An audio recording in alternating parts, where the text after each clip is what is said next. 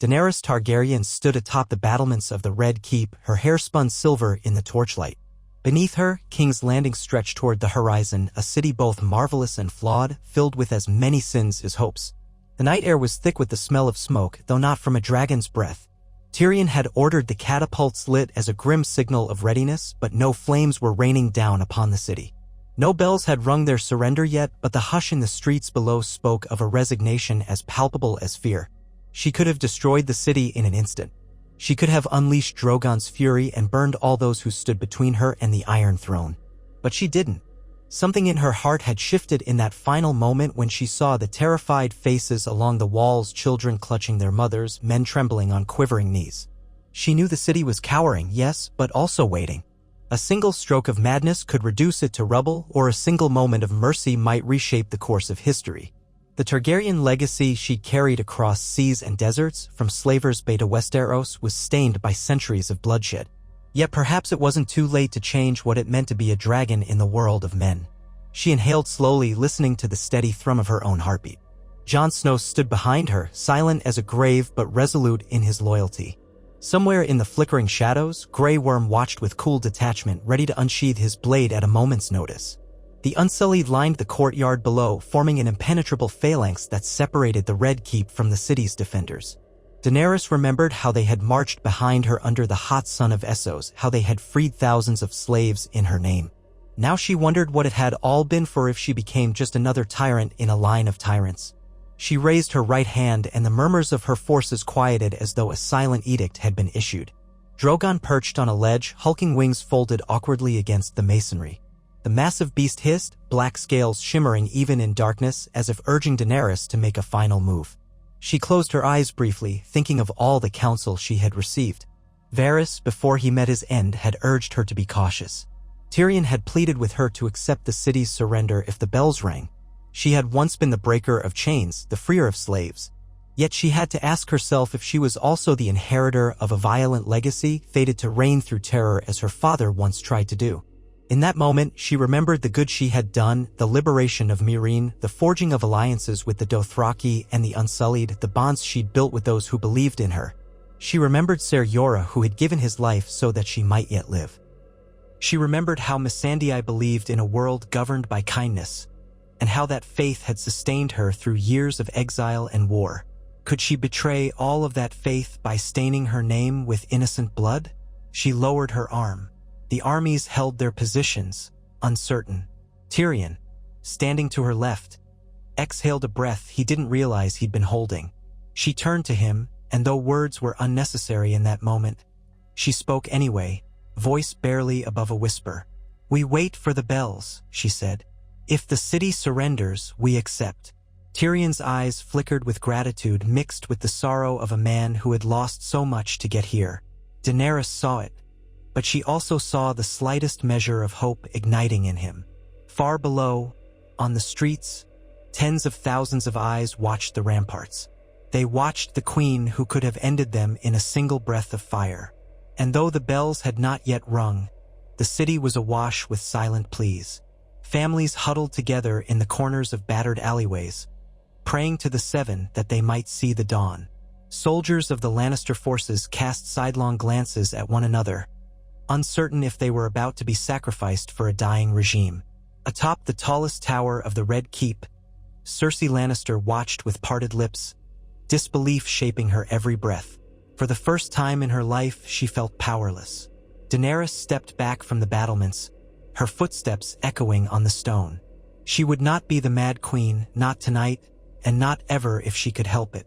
She had to believe there was more to her destiny than turning cities into cinders. With a nod to Jon Snow, she walked toward the interior corridors of the keep, toward the throne room that had once been her father's seat, then Robert Baratheon's, and most recently the seat of the Lannisters. The very bricks seemed to hum with centuries of Targaryen rule and Lannister defiance. Moonlight spilled through the high windows, casting elongated shadows across the floor. In the hush, she could hear distant shouting, the final scrapes of steel. But no roars of dragons razing the city. Jon followed her. His eyes flicked over her face, searching for signs of strain or doubt. Once he had pledged himself to her, bending a knee in the north as a show of unity. But that was before he'd learned he, too, had Targaryen blood in his veins. She wondered if he felt a surge of destiny here in this echoing hall, where the Iron Throne rose at the far end, forged from 1,000 surrendered blades. If any man had a claim to that twisted seat of metal, it was he. But Jon had never wanted crowns or thrones. He cared only for the living. Perhaps that was why she loved him in her own complicated way. She pressed forward, each step taking her closer to the seat that had haunted her visions. The seat she had dreamed of while she wandered across the sea, chased by assassins and scorned by Westerosi lords. But now, standing in the hall of her ancestors, she felt an unease. The Iron Throne was imposing, yes, but also cold and unyielding. She paused a few steps away. The enormity of this moment struck her. To sit upon it was to declare victory, but also to assume the mantle of rule. She had always believed it was her birthright to claim it, that she was the rightful heir. Yet she had learned too much in these last moons, learned that birthright alone did not guarantee the loyalty of a people or the success of a realm. Jon rested a hand on her shoulder. "If the bells ring," he said gently, "the city is yours. They will know you showed mercy." She tilted her head, meeting his gray eyes. "Will they love me for it?" she asked, the faintest quiver in her voice. She did not wish to rule through fear. She hungered for love, for the adoration she once tasted in the East. But Westeros had proven a harsher land than she had imagined. Jon considered her question for a moment. "They may not love you right away," he admitted. "People here have lost too much, seen too much. But if you spare them tonight, if you show them you are not your father's daughter in the way they fear, then perhaps, in time, they will see your heart." A memory rose in Daenerys's mind. The House of the Undying in Karth, where she had wandered through visions. She had seen the Red Keep's throne room covered in snow. At the time, she had believed it to be a symbol of the coming winter or of some ruin. Now she saw it in a different light. Perhaps it was a sign that the realm needed cooling from the fires of Targaryen vengeance.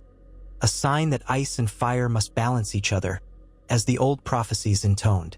She had never been one for the cryptic riddles of prophets, but standing there, she felt the intangible threads of fate weaving around her. Suddenly, the clang of a distant bell shattered the stillness. Daenerys's breath caught in her throat. Then a second toll echoed through the wide corridors, and a third, each one a little clearer than the last.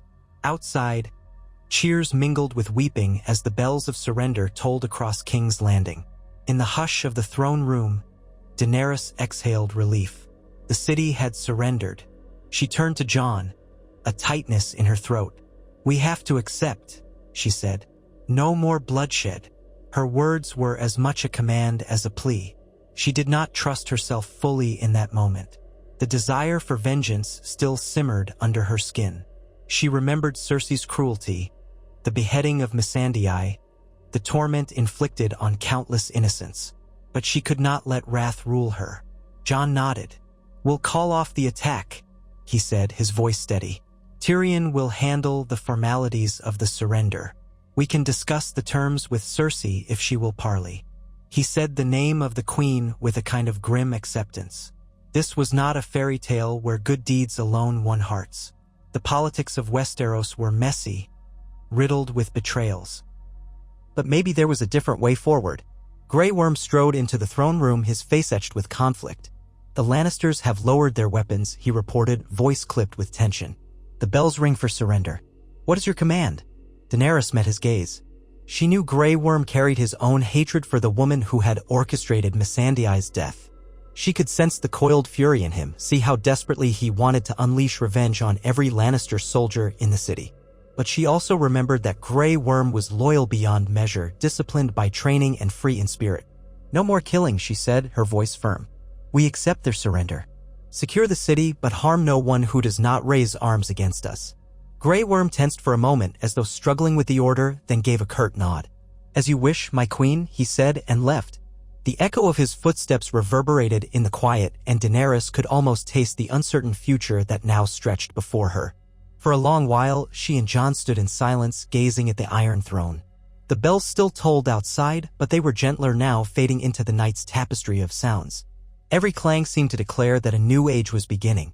The bloodshed was stayed, the city spared from dragon fire. Yet who would rule it and how remained unwritten. Her heart pounded with the enormity of the moment. She had spent years, her entire life, truly believing that her destiny was to reclaim the Iron Throne.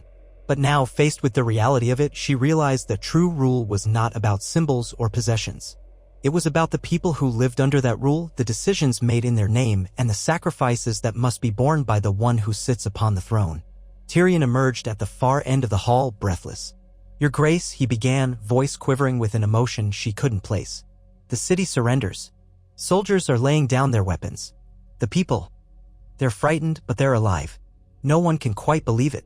Daenerys' eyes hardened with a resolve that surprised even herself.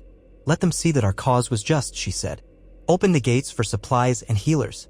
Command the Unsullied to keep order without violence. Any who resist will be subdued but not harmed unless they strike first. I do not want to rule over ashes." Tyrion's nod was almost reverent. He turned quickly, his footsteps echoing in the vastness, leaving Daenerys and Jon alone again. Slowly, she approached the Iron Throne. Each footstep brought her closer to a destiny she had often imagined in triumphant visions of walking over the scorched rubble of this hall. But now the hall remained intact, the stone unblackened by dragon fire. She raised a hand and let her fingers brush the metal swords that formed the throne. They were cold to the touch and sharp edges jutted out like broken bones. Here was a seat built on conquest and fear. She wondered if she would be the first Targaryen to reshape its meaning. Yet she did not sit. Something in her told her that doing so now, in this moment of uncertain surrender, would be premature. The city might have capitulated, but a new order was not established merely by taking a seat. She turned away from the throne, listening to the bells. King's Landing would need so much healing, so much rebuilding. The scars of war would not vanish simply because she had chosen not to burn the city to the ground. She looked at Jon. He bore an introspective expression as though he too grappled with the enormity of what came next. "Will you stand by me?" she asked softly, recalling the promise he once made. His answer was immediate. "Always," he said, the single word carrying the weight of duty, love, and the complexities of their shared bloodline. She stepped past the throne and back toward the open doors, letting the moonlight guide her. Outside, Drogon let out a guttural rumble, perhaps confused that the Feast of Flames had not been unleashed. Daenerys approached the dragon. His great red eye regarded her with an intelligence that always unsettled her. Gently, she placed a hand upon his scaly snout. "We will not destroy the city," she whispered. His eye narrowed as if acknowledging the decision. She hoped he would come to accept it, for he too had lost siblings to the machinations of the war in Westeros. Yet in mercy, there might be a measure of peace for men, for beasts, for queens. Out in the streets, the bells tolled on, not out of celebration but out of a raw, trembling relief. The people did not cheer, for they were too exhausted, too racked by fear and grief. But they lived, and that was a start. In the hush that came after the final bell stopped, Daenerys felt the shifting of 1,000 destinies. The Targaryen legacy was being rewritten by the simple act of restraint. She did not yet know if it would lead her to triumph or tragedy, but for the first time she felt she had a choice. As she looked out over the city, she sensed Jon standing behind her, warm and solid as a shield. She recalled words from her youth, whispered by her brother Viserys before his madness overtook him entirely: "You have to be the dragon." She had lived by that creed, harnessing the dragon within herself. But now she understood that to be the dragon might also mean mastering its fury. So she stayed her hand, letting the night air wash over her, letting the city remain unburnt. And in that stillness, she found a glimmer of hope. It was only the beginning. Night gave way to dawn over King's Landing, revealing the city in all its haggard disarray. The battered gates, the collapsed walls in some districts, and the scorched siege towers still stood as silent testaments to the ferocity of the recent battle. Yet the stench of mass destruction that might have filled the air if dragonfire had been unleashed was absent. Instead, a hesitant calm prevailed. People who had cowered behind shuttered windows emerged slowly to assess what remained of their homes. Daenerys woke before the sun had fully risen. She had not yet slept in the royal chambers, choosing instead a modest room in the keep that overlooked the sea. She stood at the window, hair brushing her shoulders, her mind lost in the swirl of consequences. There was so much to do. Surrender was only the first step. Governance would be the true test. Her armies had instructions not to harm or pillage, but even the best discipline sometimes failed in the aftermath of war. She recalled how, in the liberation of Yunkai and Meereen, her forces had been tested by opportunists and revenge seekers. She would need to remain vigilant here as well. Her reflection in the window caught her attention. She wondered if she looked any different, if she looked like a savior or a conqueror. The face staring back seemed much the same as it always had, only more tired. That was the price of leadership, she supposed, especially leadership taken by force. A gentle knock on the door broke her reverie. "Come," she said. Missandei's absence was still fresh, so for a moment Daenerys expected her friend to appear. But it was Ser Davos who entered, bowing his head respectfully. "Your Grace," he said, voice rumbling with a quiet courtesy. "The city stirs. People are scared but relieved. They don't quite know what to make of all this." Daenerys nodded, stepping away from the window. "And the Lannister forces? Disarmed. Some have deserted entirely, slipping out of the city in the night. Others are awaiting orders. There's no clear leadership since Cersei's hold on power seems to have vanished like last night's mist." Davos paused, then added, "We've established a perimeter. Your Unsullied and the northern forces are working together to keep the peace." Daenerys's gaze flickered with curiosity. "What of Cersei herself?" A deep furrow appeared on Davos's brow. "She's holed up somewhere in the Red Keep, from what I gather. Some say she's barricaded herself in her chambers with her remaining guards. The mountain is dead, or so they say, but there are still a few gold cloaks loyal to her." For a moment, Daenerys felt an old anger spike. She recalled how Cersei had toyed with the idea of alliance, only to betray them at the last moment. How she had orchestrated countless atrocities. Mercy might stay Daenerys's hand in burning the city, but the question remained, what justice would Cersei face for her deeds? "I'll need to speak with her," Daenerys said. "But first I must address the people." She had learned from her experiences in Essos that the public face of a ruler, the display of presence and authority, could ease or exacerbate tensions. She wanted the people to see her not as a specter of doom, but as a living queen who had spared them. Davos gave a small nod. "A wise move. The lords and ladies of the city, or what's left of them, will be at the Great September Ruins. They've been using it as a makeshift assembly point. It's not much, but it's where the people gather to pray these days, especially since the Sept itself is gone." Daenerys thought of the September of Baelor, destroyed by wildfire some years ago at Cersei's command. The city bore more scars than she had realized. "I'll make a speech there," she decided. "Gather them at midday." Davos bowed again, then hesitated. "Your Grace, if I may, I've seen how these folk react to conquerors. They can be fearful, even resentful. Tread carefully. Show them you're not here to destroy their way of life." She nodded, appreciating his candor. "I will." He departed, leaving Daenerys alone once more. She dressed in a simpler gown than her usual battle attire, pale gray, fitted at the waist, with subtle red accents that hinted at Targaryen colors but did not flaunt them. She wanted to appear regal but not menacing. In her reflection, she saw a queen striving for a delicate balance.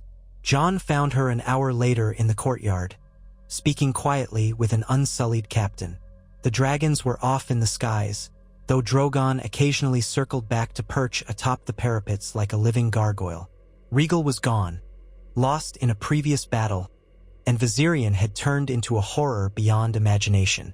Only Drogon remained to remind the world that the Age of Dragons was not over. Still, she had chosen not to flaunt Drogon in the city's streets this morning. Let him watch from above, a silent guardian and a symbol of power, but not a direct threat. Jon's stance was alert yet subdued. "We're ready," he said. "I'll walk with you." They left the keep together, guards forming a respectful escort around them. The morning light cast long shadows on the cobblestones. As they passed through the streets, Daenerys noticed the hush that followed them. People stood by doors or leaned from windows, eyes wide with both awe and apprehension. Children clung to their mothers' skirts.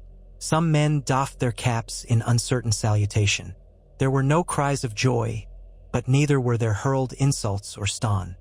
Yes, it was a start. When they reached the remnants of the Great September, Daenerys drew in a steadying breath. The once magnificent structure lay in ruins, thanks to Cersei's wildfire plot. A large clearing had become a communal space, a place for mourning and makeshift commerce. Ragged tents and hastily built stalls dotted the area. A wooden platform had been erected at one edge, a platform that someone had likely used for announcements or gatherings. It was there that Davos led her, gesturing for silence. Word had spread quickly. Dozens, then hundreds of people filed in. Some were highborn, wearing clothes still caked with dust and ash. Others were small folk with hollow cheeks and haunted eyes. Lannister soldiers, disarmed and wary, stood off to the side. A few members of the City Watch remained in their battered cloaks, uncertain to whom they owed allegiance now.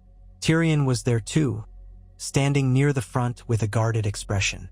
Daenerys ascended the platform with Jon by her side. She felt every gaze on her. The foreign queen, the one who had soared in on dragons but not unleashed them in the end. She lifted her hands, signaling for attention. A hush fell. "I am Daenerys Stormborn of House Targaryen," she began, her voice carrying over the crowd with clear resonance. "Mother of dragons, breaker of chains, and, by your city's own surrender, claimant to the Iron Throne." A murmur rippled through the crowd, an undercurrent of unease. Daenerys pressed on. "Last night, the bells tolled in surrender. I chose not to burn your city. I chose mercy. Many of you feared that I would follow in the path of past Targaryens who sought only to conquer, to rule through fire and blood. I say to you now that it need not be that way." She let her gaze wander over the people, searching their faces for any sign of acceptance or defiance. King's Landing has suffered greatly under the rule of those who cared little for the common folk. I have seen your fear, your loss, your despair. I come to end that cycle, to bring a new era of justice. I will not lie to you. The transition will be difficult. But I promise you this. I will strive to be a queen who hears the cries of her people. She glanced at Jon, drawing strength from his steady presence. For years, I fought across the sea to end slavery and tyranny. Here in Westeros, I see a chance to build something better. Cannot do it alone. If you wish to live in peace, if you wish to see your families grow and prosper, then join me. Work with me to restore this city, to rebuild what was lost. Silence followed, stretching taut as a drawn bowstring. Then a voice called out, "What about Cersei?" It was a woman's voice, ragged with emotion. "She killed my husband, my sons. What justice will she face?" Daenerys's chest tightened. She raised her voice, letting it carry. "Cersei Lannister will be brought to answer for her crimes. She may face trial before a council of lords and representatives of the common people. The details I will announce soon, but know that I do not intend to let her walk free." Another call came from the crowd. Why should we trust a Targaryen? The question stung, but Daenerys understood its source. The memory of Aerys the Mad King lived on in stories and nightmares. She pressed her lips together. "My father earned the name Mad King because he burned those who opposed him. He believed fear was enough to rule. I do not. I believe that if I must burn cities to make you follow me, then I am no queen at all." That stirred a reaction. Some people bowed their heads. Others looked skeptical. But Daenerys saw no immediate hostility, no rush of violence from the crowd. Perhaps a seed of cautious hope had been planted. She ended her speech with a simple pledge. "Stay if you will, leave if you must. But know that my doors are open to those who wish to help shape a fairer kingdom. I ask only for your cooperation in this time of rebuilding. In return, you shall have my protection and my word that I will do my best to earn your loyalty." Davos stepped forward, arms raised, gesturing for calm. Then he invited people to bring their grievances, injuries, and needs to makeshift stations where the Northmen and Unsullied had set up distribution lines for food and medical aid. Daenerys took a step back, exhaling. The speech was over, but the real work had just begun. Jon gave her a supportive look. "You spoke well," he murmured. "It'll take time, but they'll see your heart." She nodded, her throat tight. "I hope so." For the rest of the day, Daenerys moved through the city, accompanied by a handful of guards. She visited a burned-out marketplace, talking to vendors who had lost everything. She paused at a small sept shrine, destroyed in the earlier conflicts, and listened to the lamentations of a septa who clutched a half-charred holy book. Everywhere she went, she felt the weight of the city's sorrow pressing on her. Yet she also witnessed tiny acts of compassion, a northern soldier helping a crippled baker gather fallen loaves, and Unsullied calmly escorting frightened children to safety. These moments, though few, gave her reason to believe that her choice to spare the city had been the right one. By evening, she returned to the Red Keep exhausted. She found Tyrion waiting near the throne room, pacing in agitation. When he caught sight of her, he approached quickly, hands clasped behind his back. "We've located Cersei," he said. "She's locked herself in her private chambers with a handful of loyalists. They're asking for terms. They want safe passage out of the city." Daenerys' lips thinned. "She wants to flee." "That appears to be the case," Tyrion said with a grimace. "After everything she's done, she's hoping to slip away, perhaps across the sea, maybe to Essos. I doubt she'd survive long there without her power base, but it's what she's clinging to." Jon, standing beside Daenerys, asked, "Are we to let her go?" "That would hardly seem like justice for the countless people she's hurt." Daenerys shook her head. "She must answer for her crimes. The people demand it, and so do I. We'll not slaughter her, but we can't just let her walk away." She turned to Tyrion. "Tell her we'll grant her a formal audience tomorrow morning in the throne room.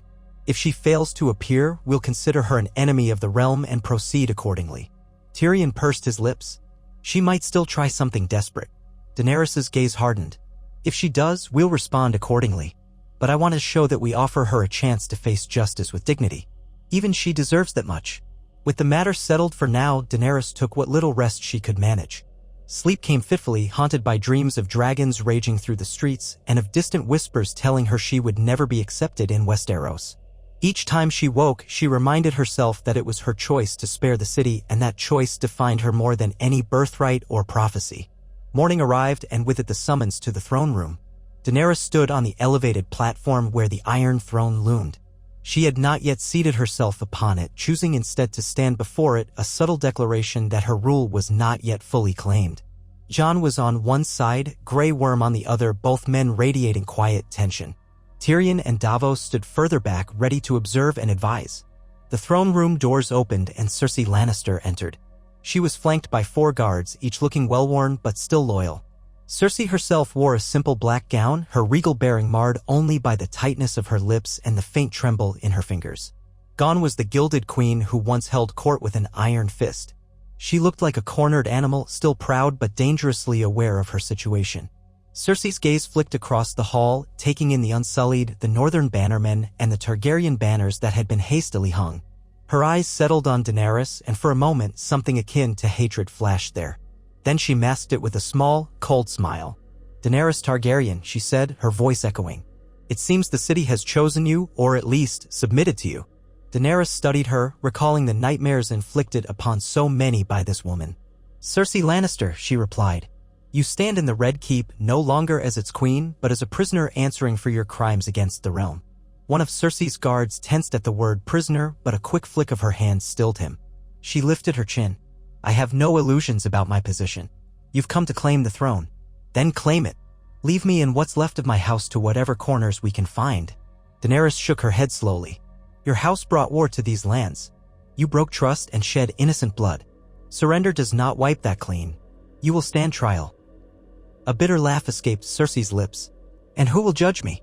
You? The people? Those who have already decided my guilt?" Jon spoke up, voice calm but resolute. "A fair trial will be held, with representatives from various houses, House Stark, House Targaryen, and the remaining loyal houses of the Crownlands. If found guilty, your sentence will be pronounced. If, by some miracle, you can defend your actions, you will have that opportunity." Cersei's eyes flicked to Jon. The bastard of Winterfell turned Targaryen champion. "Did you ever think you'd come to this, Jon Snow?" He did not rise to her bait. "I stand by what is just." Cersei's gaze returned to Daenerys.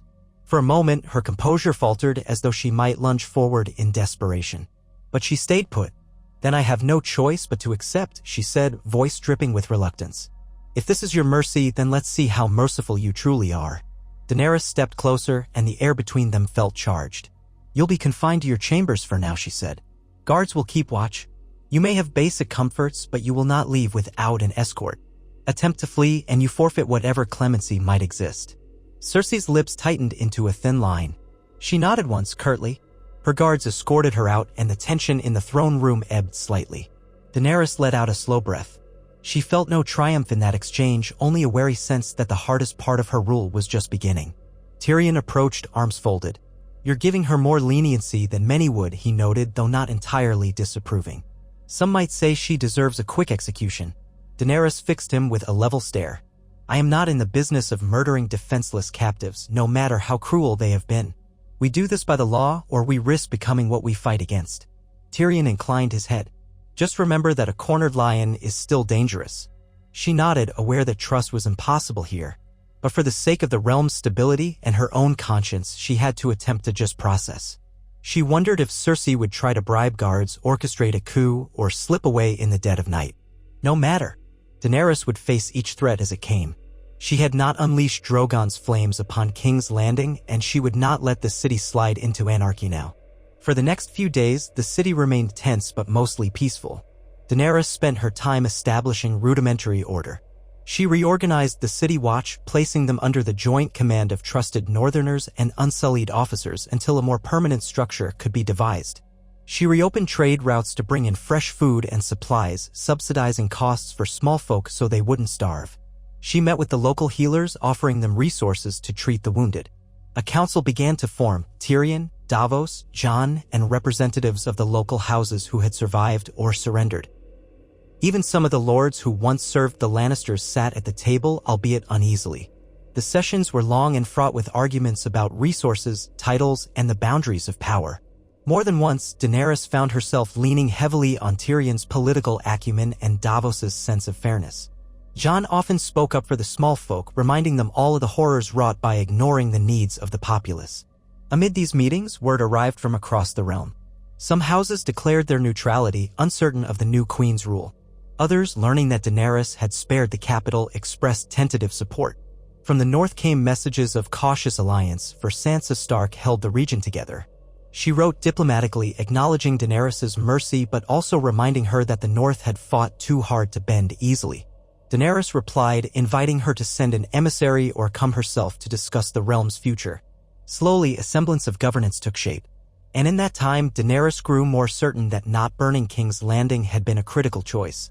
Though suspicion lingered, she saw flickers of gratitude in the eyes of the people she encountered. If she continued to rule with fairness, perhaps she could indeed break the cycle of fear. One day, after a grueling council session, Daenerys found herself on a balcony overlooking Blackwater Bay.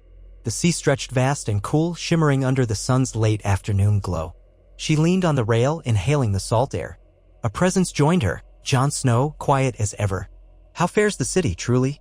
Daenerys asked, not taking her eyes off the horizon. Jon leaned beside her. "It's tense, but healing. The small folk still keep to themselves, but they're not cowering anymore. Food is reaching them. There's talk of reopening markets fully. Rebuilding is slow, but it's starting." She turned to him, searching his face. "And what of us? The realm? Do they still speak of our lineage, our claims? Are they whispering that you, not I, should be on the throne?" Jon's expression grew pained. "Some do. They see me as a Stark and a Targaryen, a bridge of sorts. But I've told them, as I've told you, I don't want the throne." Daenerys sighed, her breath catching in the warm breeze. "It won't go away, you know. This talk. People will forever wonder if the man with the better claim stands by my side." He reached out, gently covering her hand with his. "Let them wonder. I chose you. My place is here, protecting the realm. I don't need a crown to do that." Her heart softened. Sometimes the magnitude of his loyalty humbled her. She looked back out at the sea. "I want to unite this realm," she said softly. "Not just conquer it, not just inherit it. Truly unite it north to south, east to west. Let them see a queen who serves all, not just the powerful few." Jon nodded. "Then that's what we'll work for. One step at a time." Their moment was broken by a courier who arrived, breathless, holding a sealed letter. "Your Grace," the messenger said, "this just came from Winterfell." Daenerys took the parchment, aware of a sudden flutter in her stomach. She recognized Sansa Stark's seal. She broke it carefully and read the contents. Sansa wrote of conditions in the north, how the bitter cold had only just begun to ease, how the scars of war with the Night King lingered. She wrote that if Daenerys truly wished to unify the kingdom, then she should come north and see how her people fared. Only then could she hope to rule them. Sansa offered guarded hospitality, saying that if Daenerys came in peace, she would be received with the same. Daenerys handed the letter to Jon, who read it and looked thoughtful. "She wants you to come see the north for yourself." Daenerys bit her lip. "It's both an invitation and a test, isn't it?" To see if I can respect the North's way of life. Jon nodded. Sansa's protective of the North. She's wary of foreign rulers. But if we show her we're genuine, we might find real unity. Daenerys considered the challenges already facing her in King's Landing. Could she afford to leave now, even for a short time? Yet building trust with the North was vital. And perhaps seeing the North might do her soul good, remind her that this realm was vast, diverse, and that her rule must encompass all of it. We'll have to plan carefully, she said. The city still needs oversight, and Cersei's trial is forthcoming. Jon glanced toward the Red Keep. We can leave Tyrion and Davos in charge temporarily. The trial can wait a little, or she can remain imprisoned until we return. We'll bring enough forces to protect you, but not so many as to seem like an invasion. Daenerys thought of the potential benefits, forging a genuine bond with the North, showing them she respected their traditions. Perhaps she could finalize an accord that recognized the North's autonomy while still keeping it under the broader umbrella of the Iron Throne. The idea of traveling north again, this time not as a desperate ally in the war against the dead, but as a sovereign seeking friendship, stirred a glimmer of excitement in her heart. Very well, she said. We'll go to Winterfell. A week later, arrangements were made. Tyrion, though reluctant to see her leave so soon, agreed to manage King's Landing with Davos. Grey Worm and a contingent of Unsullied would accompany Daenerys for her protection, along with a group of northern soldiers who had traveled south with Jon. The city's reconstruction would continue under the oversight of local stewards, supervised by the newly structured council. Cersei remained in guarded chambers, powerless and awaiting trial. As the day of departure arrived, Daenerys mounted Drogon outside the city gates.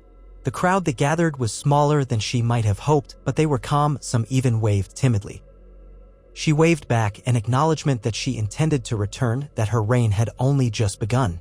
Jon stood below on a horse, ready to ride with his men. With one last look at the city she had spared, Daenerys spurred Drogon into the sky, feeling the exhilaration of flight rush through her. The wind whipped her hair back, and the ground fell away beneath them. Below, King's Landing shimmered in the midday sun, not as a ruin but as a living city, battered yet breathing. They flew northward. The land changed beneath them, farmlands giving way to rolling hills, then to the stony terrain near the neck. She saw small towns and villages, roads that twisted around lakes and forests. Everywhere was a patchwork of life, each corner of Westeros harboring its own customs and loyalties. It struck her again how large this realm truly was, and how she must earn its trust piece by piece. At Mo Cailin, they paused to rest. Jon discussed the route ahead with his men, while Daenerys found a quiet moment to sit by a small fire. Drogon lay curled nearby, ever watchful. She stared into the flames, memories drifting through her mind, memories of another fire, in another land where she had walked into the pyre of Khal Drogo and emerged unburnt, dragons at her side. That night had cemented her identity as the mother of dragons, as a figure of legend. But legend alone wouldn't stabilize the Seven Kingdoms. She would have to be more than myth. She would have to be present, just, merciful when possible, and firm when required. When they resumed their journey, the climate grew colder. The skies seemed to steal over with a northern grayness. Daenerys wrapped herself in furs, the crisp air biting at her cheeks. Even Drogon, formidable as he was, seemed to notice the chill.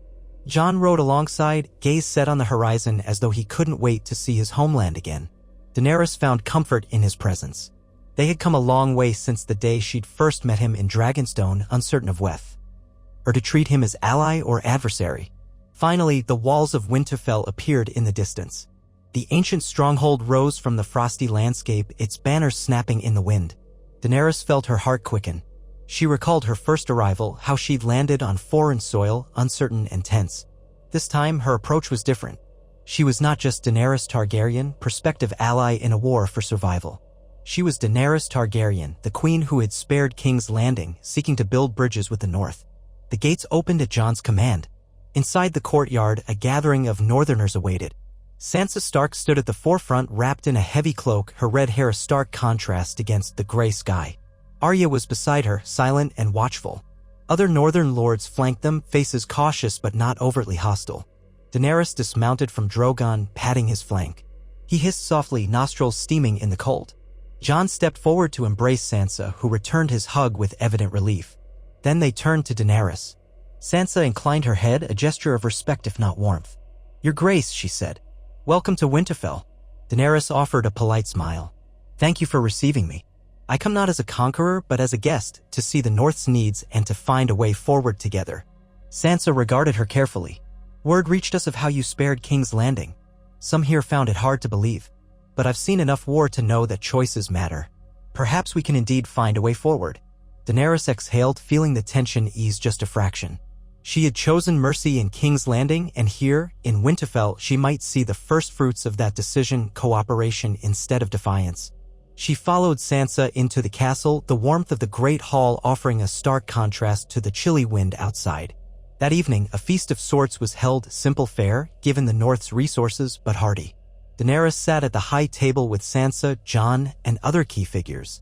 Arya ate quietly, eyes drifting over every detail as if measuring the queen's worth.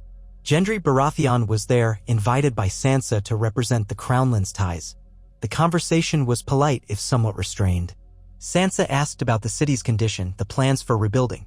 Daenerys spoke openly of her challenges, the steps she'd taken.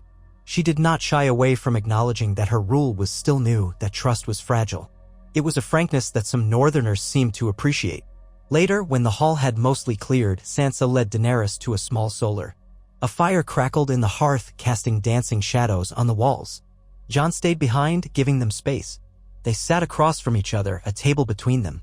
A pitcher of mulled wine steamed gently, and Sansa poured them each a cup. "You spared the city," Sansa began, her voice quiet. "I didn't think you would, given everything that happened." Many Northerners didn't either. They expected another Mad King scenario. Daenerys sipped her wine, the spiced warmth filling her.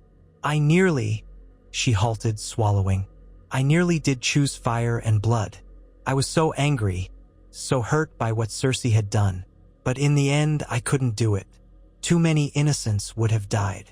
Sansa nodded, eyes reflecting the firelight. "War changes people. I've seen those who become monsters because they think it's the only way to survive. I'm glad you're not one of them." Daenerys offered a faint smile. "I want to unite this realm, not burn it. I need the North to trust me." Sansa studied her, then set down her cup. "Trust isn't granted overnight. Our people have known centuries of mistrust toward the Iron Throne. But if you continue to show mercy, fairness, and strength when needed, they might come around." Daenerys' eyes flicked to the hearth, the dancing flames a reminder of what she carried within. "I'm trying." Sansa hesitated, then spoke with measured words. "We lost so many in the war against the dead. My sister, Arya, delivered the killing blow to the Night King, but we all fought. The North is tired, rebuilding. If you truly wish to help us, then I welcome that help. But I also want clarity about the North's position." Daenerys drew a steadying breath. The question of the North's independence or subjugation was a long-standing one. "I cannot pretend I don't want the North under the Iron Throne," she said. "But I also understand that forcing you to bend the knee again might only sow further discord." Sansa's gaze sharpened. "So?" Daenerys chose her words carefully. "So I propose a compromise. The North remains part of the Seven Kingdoms, but with expanded rights and autonomy, recognized officially by the Crown.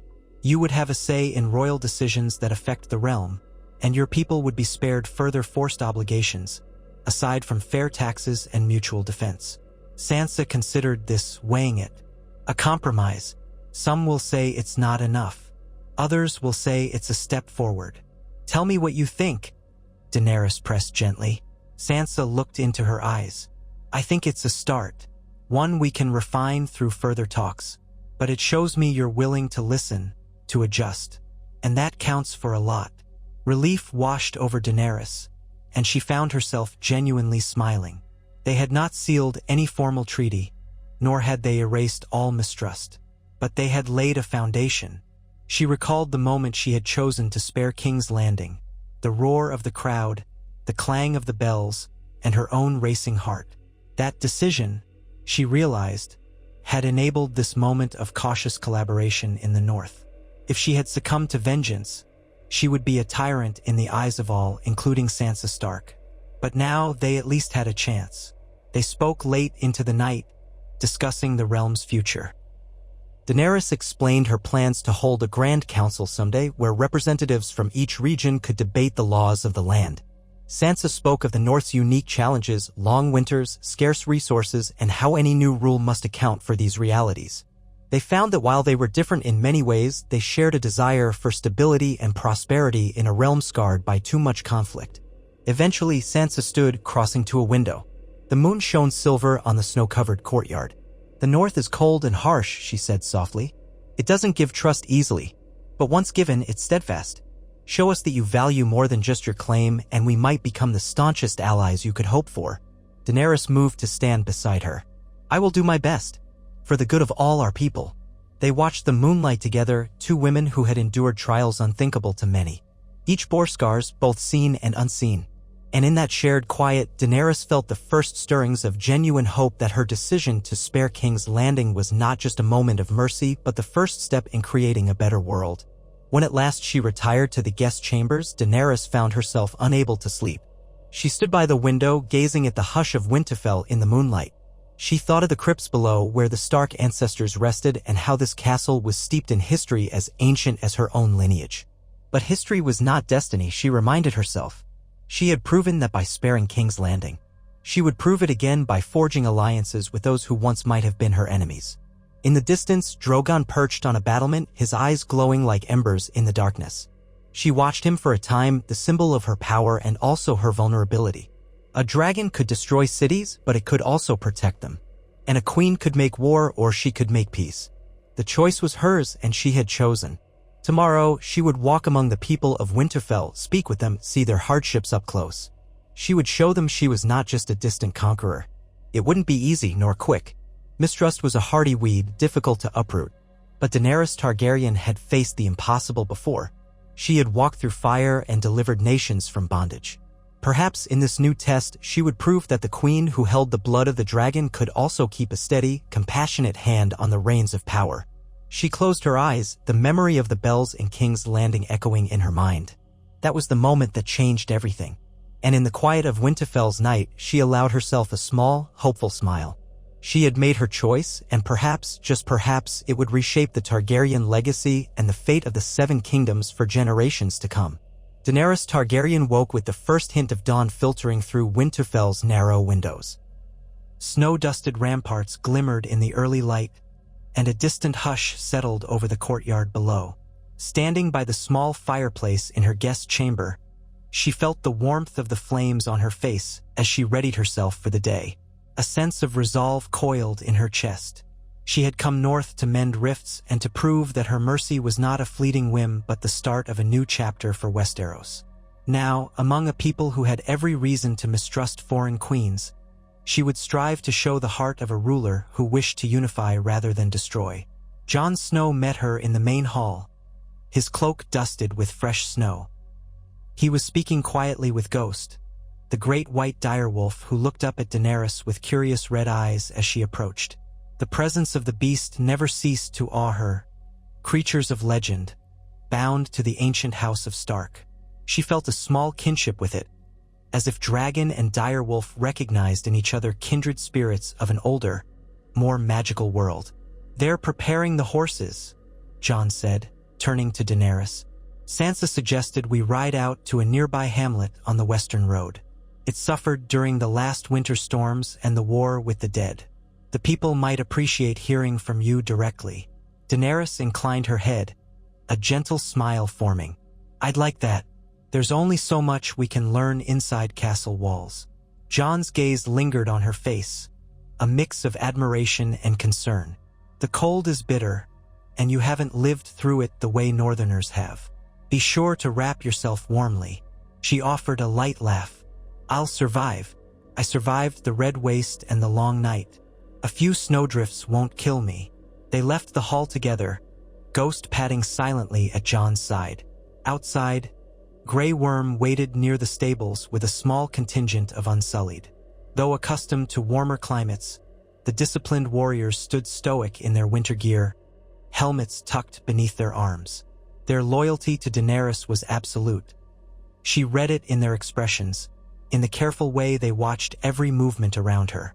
She acknowledged Grey Worm with a respectful nod, remembering the losses they had suffered. Missandei's death at Cersei's hands, the great host of Unsullied diminished from countless battles. And yet here they were, forging onward. Sansa stood by a tall mare, exchanging quiet words with a groom. She wore a fur-lined cloak of dark gray, embroidered with the Stark sigil at the shoulders. When she caught sight of Daenerys, she offered a measured smile. "Good morning, Your Grace. The roads should be passable enough. We've had no fresh storms these past days." Daenerys studied Sansa's face, seeing neither outright warmth nor hostility, just a guarded civility. It was an improvement from the open distrust they'd shared before the fight against the White Walkers and the subsequent tension over King's Landing. "Thank you for arranging this," Daenerys said. "Let's hope it helps," Sansa replied. "The people out there are proud, and pride is often built on memory. Their memory of Targaryens, well, it's not kindly, but you might offer them new stories to tell." They set out at a slow canter, a procession that would have looked modest beside the pomp of southern courts. Daenerys found she preferred it this way. She did not wish to arrive with fanfare and intimidation, but with humility. As they rode from Winterfell's gates, a handful of Stark guards joined them, flanking the party with quiet vigilance.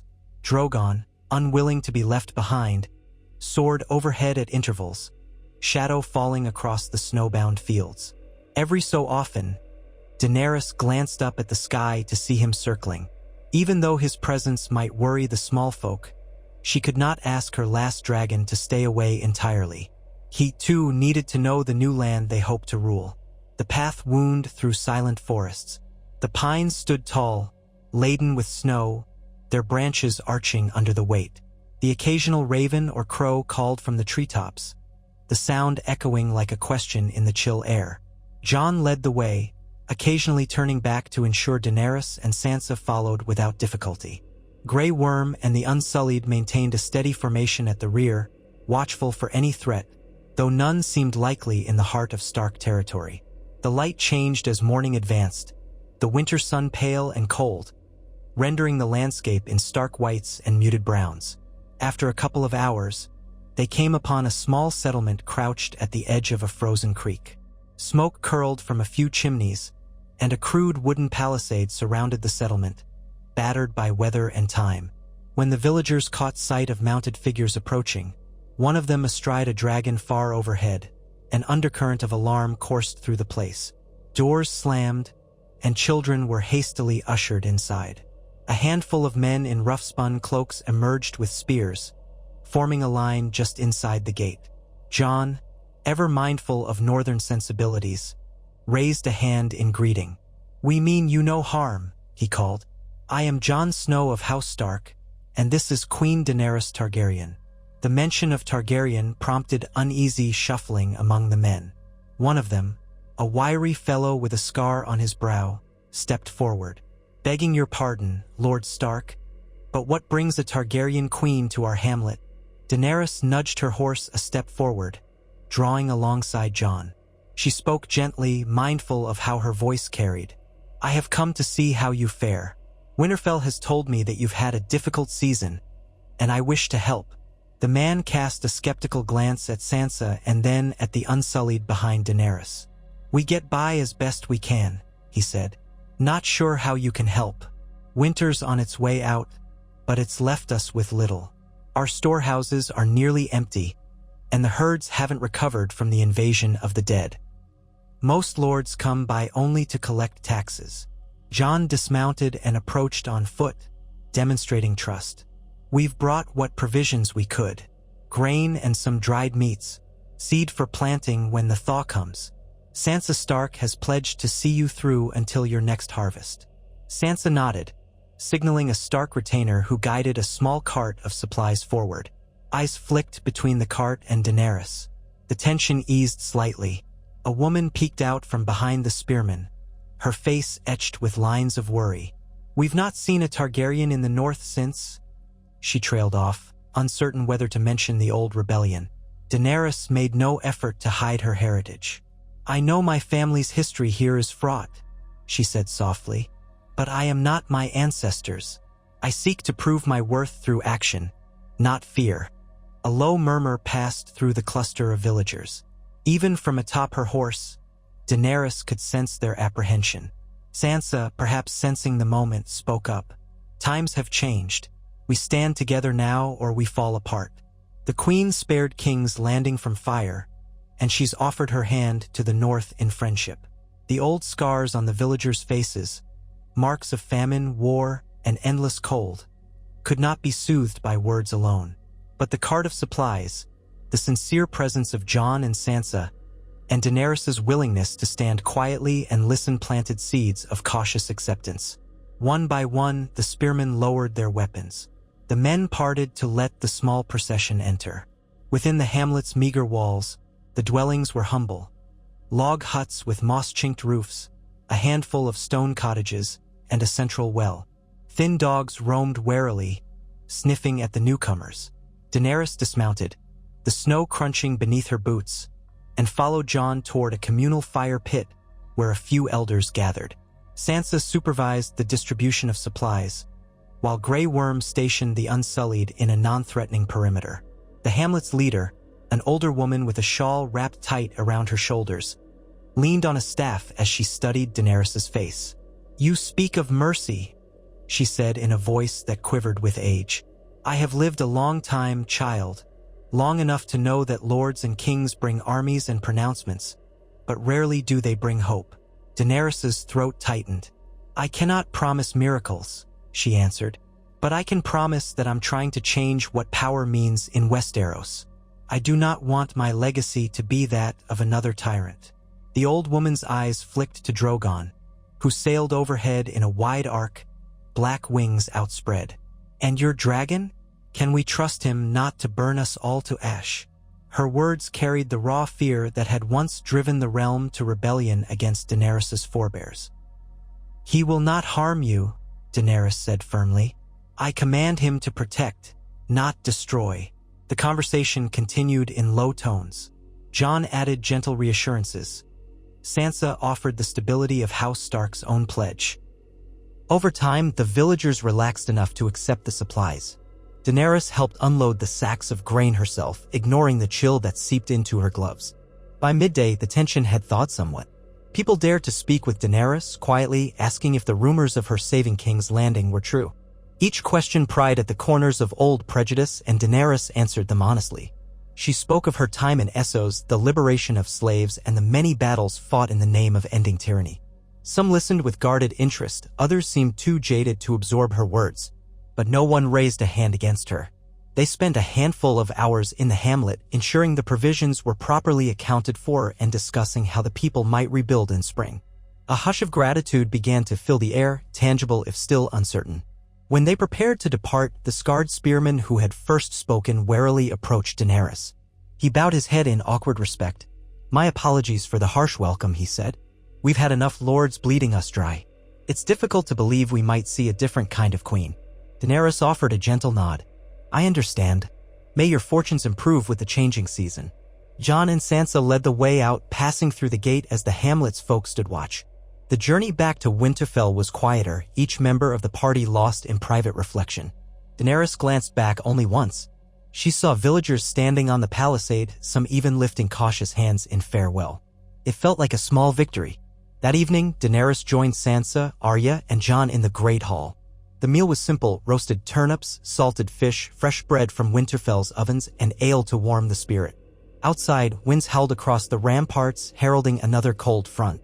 Tapestries swayed along the stone walls, dancing in the torchlight. Daenerys found herself seated beside Arya, whose keen eyes seemed always to be dissecting her every move. Arya spoke in a Maesir Ed tone.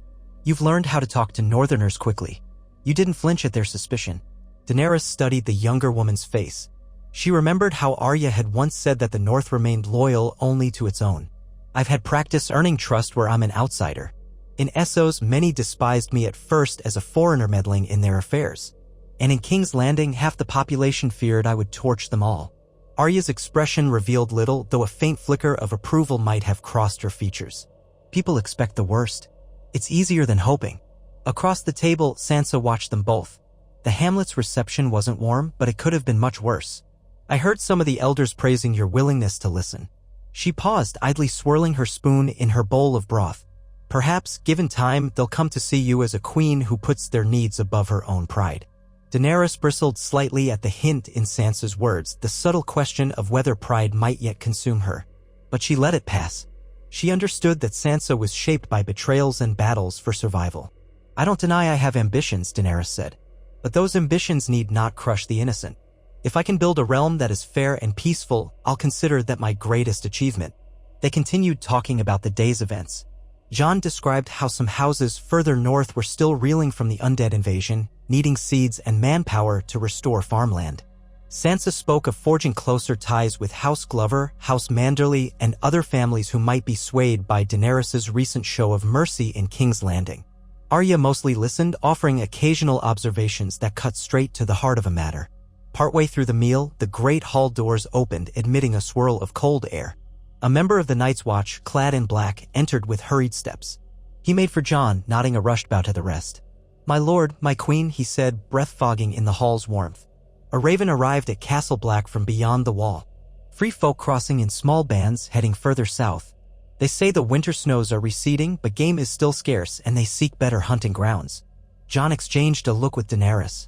Tormund said some free folk might wander south if the land beyond the wall couldn't support them. Sansa frowned. The northern houses might not welcome wildlings on their land. Daenerys recalled how integral the free folk had been in the war against the dead. "They fought alongside us," she said. "We owe them more than an arrow at the border. Perhaps we can negotiate a safe settlement area." Jon stood, running a hand through his dark hair. "We'd need to meet them, speak with them. Let them know we're willing to help if they respect our laws. Tormund can serve as a bridge." Sansa looked thoughtful. "We have some unused territory near the new gift. It's not prime farmland, but if they're determined, they could make a life there." Arya's voice was soft but unwavering. "Better that we extend a hand than create another enemy. The old ways of killing wildlings on sight should remain dead with the Night King." Daenerys saw how the North was evolving slowly from within.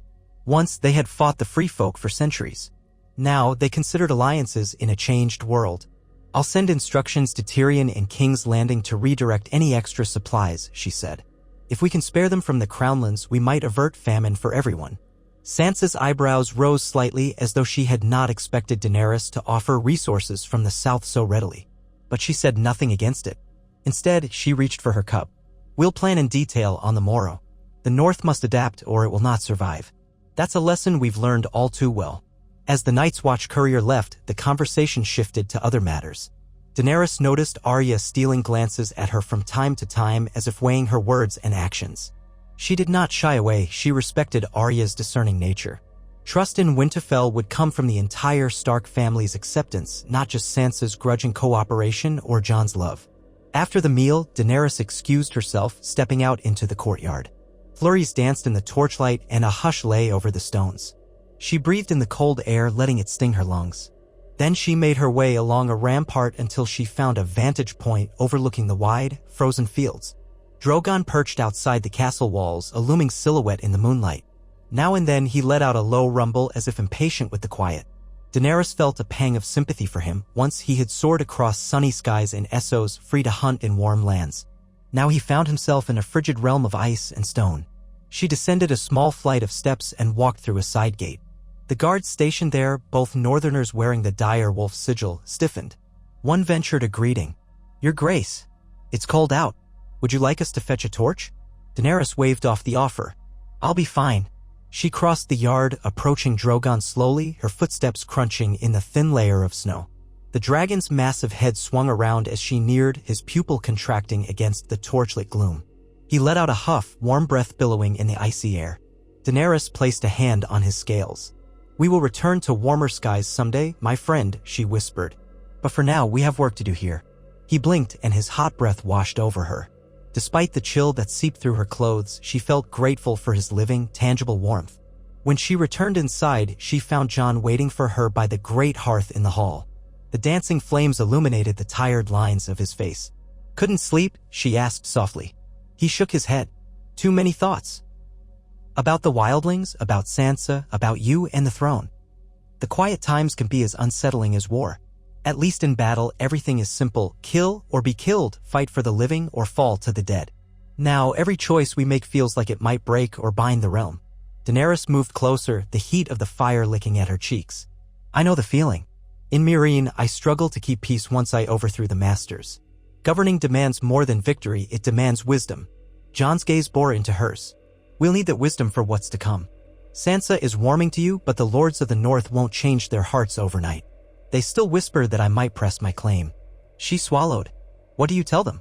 That I have no interest in the Iron Throne. He reached out and clasped her hand. I pledged myself to you. I meant it. Even knowing what I am, Aegon Targaryen by blood, doesn't change what I choose. She closed her eyes for a moment, the flicker of the fire behind her lids.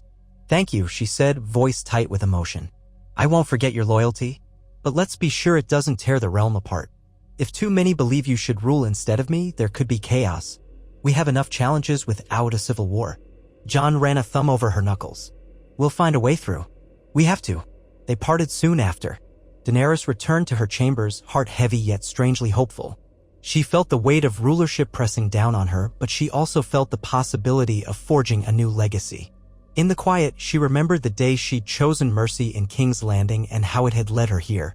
If she could continue to choose that path, no matter how difficult, she might yet unite the 7 kingdoms under a banner of justice and peace. The next few days in Winterfell passed in a flurry of meetings and preparations. Sansa presided over local gatherings, calling minor lords and stewards to the castle to discuss resource allocation. Daenerys attended each session, her presence a careful balance of authority and collaboration. She recognized that Sansa knew the North far better than she did. To rule effectively, Daenerys had to rely on that expertise. Slowly, she earned grudging respect from some of the lords who had once dismissed her. They saw she did not bark orders or threaten them with dragonfire. Instead, she listened to their concerns, offered counsel about the lessons she'd learned in Essos, and pledged Southern support where possible. Arya often sat near the back of these gatherings, silent, absorbing everything. Occasionally, her direct questions cut through the political dance. More than once, Daenerys found herself smiling at Arya's blunt honesty. If there was any chance of deception among the lords, Arya's presence alone seemed enough to root it out. Some bristled under her sharp gaze, but none dared openly defy her in Winterfell. Amid these councils, word arrived from King's Landing. Daenerys received a raven from Tyrion, detailing the city's continued recovery. Food was being distributed, albeit carefully, and so far there had been no major unrest. Cersei remained confined in a tower cell, guarded day and night. Plans were underway for her trial, which Tyrion insisted could not be delayed indefinitely. The city needed closure, and justice demanded she face the consequences of her reign. He wrote that Davos had been indispensable in quelling tensions, using his reputation as a smuggler who cared for the lowborn to calm the frightened populace. The nobility of the Crownlands, meanwhile, was torn between grudging acceptance of Daenerys' rule and a lingering fear that a Targaryen, in the end, might become what they always feared. Daenerys shared Tyrion's letter with Jon, Sansa, and Arya over supper in the solar. The candles flickered on the table, dancing in drafts of winter air. She read out portions concerning the city's reconstruction, then reached the part about Cersei's trial. It would serve the realm best, Daenerys quoted Tyrion's writing. If your grace returns soon to oversee the proceedings, the people must see that this is a queen who believes in law, not in summary judgment by dragonfire. Let them witness a fair hearing, and let us bring forth the evidence of Cersei's crimes before all. Arya leaned back in her chair, arms folded. A fair hearing for a woman who murdered, schemed, and blew up the September of Baelor. It's strange to even say the words. Sansa tapped a finger on the tabletop. But necessary. If we want to prove that Daenerys isn't a tyrant, then yes, we give Cersei a trial. Convict her lawfully, and punish her as the realm sees fit. Jon's brow furrowed. We can't delay much longer. The longer she lingers, the more time for her supporters to conspire. And Tyrion's right, the people want closure. Daenerys sighed, rubbing her temples. She felt the tug of her responsibilities in King's Landing, balanced against the delicate negotiations here in the north. If I leave now, would it undermine what we've started building in Winterfell? The lords might interpret it as me forgetting my promises. Sansa's expression was thoughtful. If you return for a crucial matter of justice, that might actually affirm your sense of responsibility. The North will watch how you handle Cersei, and if they see fairness, they might trust you more. Arya gave a small nod of agreement. The rumor that you spare even your worst enemies might travel quickly, winning hearts. Or it might mark you as weak, if you don't execute her swiftly. Daenerys considered the risk. Then we must do it carefully. The trial should be beyond reproach, impartial judges, clear charges, and a public hearing. Tyrion suggests a great gathering of lords, perhaps like the old Great Council, though on a smaller scale. Jon tilted his head. That could work. Call upon the major houses to witness it. Let them see that your rule is transparent. Sansa glanced at Daenerys. Cersei's a cunning woman. She might try to manipulate the trial, turn it into a spectacle in her favor. Daenerys' jaw set. We'll prepare for that. I won't allow her to sow more chaos. They weighed the decision late into the night and finally resolved that Daenerys and Jon would depart for King's Landing within the week. Sansa, Arya, and the Lords of the North would remain behind to continue stabilizing the region.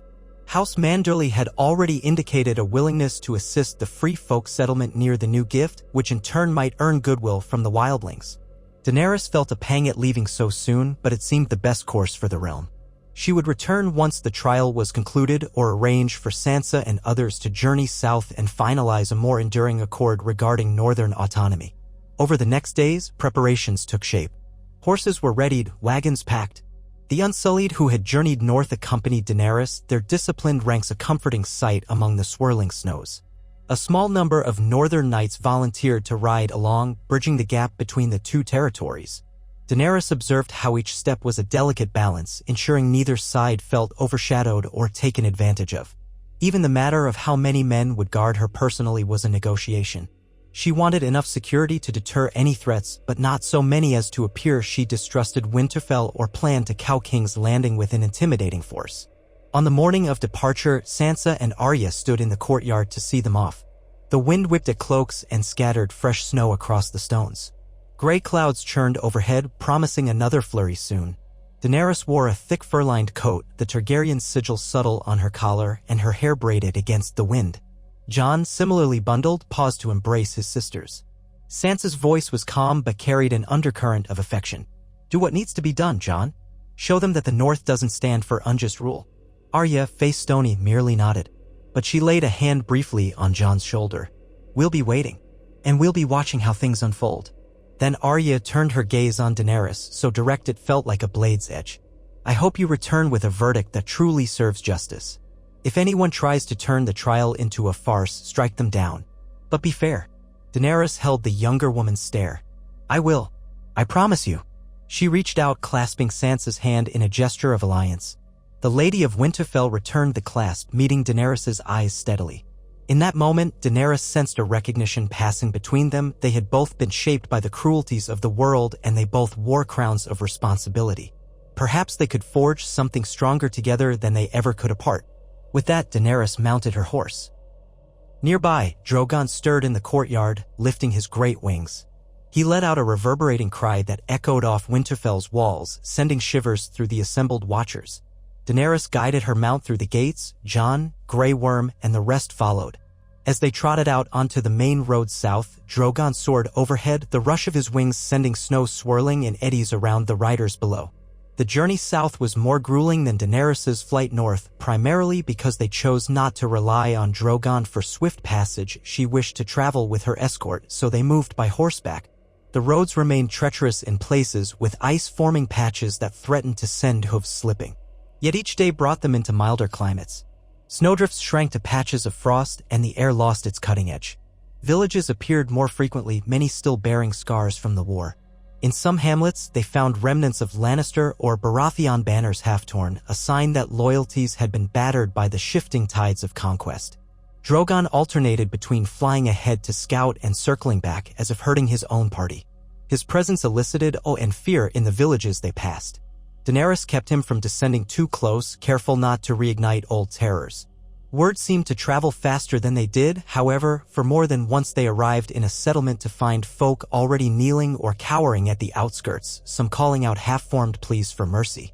Daenerys would speak to them gently, explaining she came only to restore peace. The whisper of her mercy at King's Landing was apparently spreading, but not fast enough to quell centuries of Targaryen fear. She realized again how fragile trust could be. At one larger town set along a winding river, they stopped for the night, staying in a local lord's keep.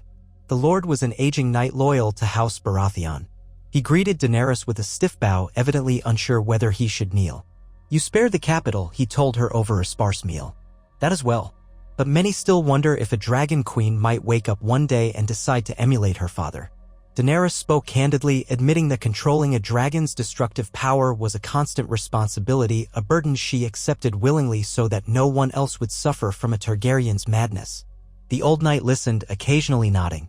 While she could not convert everyone into staunch supporters overnight, she saw how repeated conversations, repeated demonstrations of courtesy, and repeated assurances that she would not lash out in wrath slowly made a difference.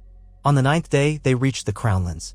The landscape showed signs of recovery, fields battered by conflict but now being replanted, roads being cleared and maintained by local laborers. Ahead, King's Landing came into view. The city's walls rose against the sky, partially repaired from the siege. The scars of the war were evident. Some towers still stood half-collapsed, and entire city blocks near the outer gates bore the blackened remains of catapults and barricades. Yet it was a living city, not a burned ruin. Smoke drifted from hearths, ships moved in and out of Blackwater Bay, and the hum of tens of thousands of souls filled the air. At the sight of Drogon, the city gates shuddered shut. The gold cloaks manning the walls called out warnings. But Daenerys's party advanced under the sigil of the Targaryen Queen, and soon the gates swung open again. Within the city, people peered from windows or crowded at street corners, straining for a glimpse of the returning queen. Some wore expressions of hope, others wore mistrust. A few, Daenerys noticed, bowed their heads respectfully while others quickly turned away as if wanting no attention. They made their way through the winding streets up toward the Red Keep. As they entered the courtyard, Tyrion emerged, flanked by Davos and a small group of guards. Tyrion looked fatigued, dark rings under his eyes, tension in his posture, but relief brightened his features when he saw Daenerys and Jon. "Your Grace," Tyrion said, bowing. "We weren't certain when to expect you. Welcome home, or as close to home as we can call this place." Davos stepped forward, offering his own nod of greeting. "Good to see you both. The city's been calmer of late. Food distribution is going well enough, though not without some arguments. No major uprisings, though. And Cersei remains under lock and key." Daenerys dismounted, wincing at the soreness in her muscles from so many days in the saddle. Grey Worm and the Unsullied formed ranks behind her. Jon dismounted as well, scanning the courtyard. "Any trouble from the Lannister loyalists?" Tyrion's mouth quirked. A few attempts to smuggle her out or bribe guards easily thwarted. Nothing large enough to threaten the city. However, we suspect clandestine messages might be traveling to certain lords who remain loyal to the Lannister name. We're watching them closely." Daenerys handed her reins to a stable hand, then approached Tyrion. "We'll need to convene the trial soon. We can't allow Cersei more time to plot. Summon the lords who are willing to serve as witnesses or judges. We must make it known that all are welcome to witness if they come in peace." Tyrion inclined his head. "I've already begun sending ravens. Some have replied. The Tyrell line, of course, is gone, but Tarly bannermen have indicated they might attend if they're guaranteed safe passage. The Stormlands under Gendry Baratheon will likely send representatives. Dorne is complicated. There's a new prince, but he's proven elusive. The Iron Islands have not responded to our messages. Only Yara Greyjoy rules there now, and her stance remains uncertain." Daenerys nodded, absorbing the news. She remembered Theon Greyjoy's redemption, his final stand. She hoped Yara might be more amenable to peace after everything that had transpired. "No matter," she said. "Those who choose not to come will forfeit their chance to be heard. This realm needs closure on Cersei's reign." Tyrion gestured toward the keep's entrance. "Come inside, Rest. We've prepared your chambers. There's much to discuss about the proceedings, the charges, the evidence, the formality of it all." As they entered, Daenerys felt a wave of familiarity mixed with unease. The Red Keep carried echoes of the night she decided not to unleash Dragonfire. The halls and corridors were intact, but they felt haunted by what could have been. Still, the Targaryen banners hung from the walls, a symbol that her rule, for now, was recognized. Drogon settled in an open courtyard, letting out a rumbling breath. Stable hands kept a wary distance, prepared to feed and water him if he allowed. Daenerys glanced back at him fondly, then let Tyrion lead her into the castle's depths. Their footsteps echoed on stone floors as they climbed the wide staircases toward the royal quarters. Passing servants stopped to bow or curtsy, eyes darting with curiosity. She could not miss the hushed whispers that followed her. Part fear, part reverence, part disbelief that the city still stood in one piece. Inside her chamber, she removed her travel-stained furs, stretching sore muscles. The room was warm, a fire crackling in the hearth. Jon joined her briefly, crossing to the window that overlooked Blackwater Bay. In the distance, the outlines of ships bobbed. A faint sun gleamed off the water's surface. "Feels strange to be back," he murmured. Daenerys exhaled. "It does." She thought of the progress they'd made in the north, the trust they'd begun to build. Now, all that momentum hinged on how she handled this trial. If she resorted to brutality, the north would see her as no better than the Mad King.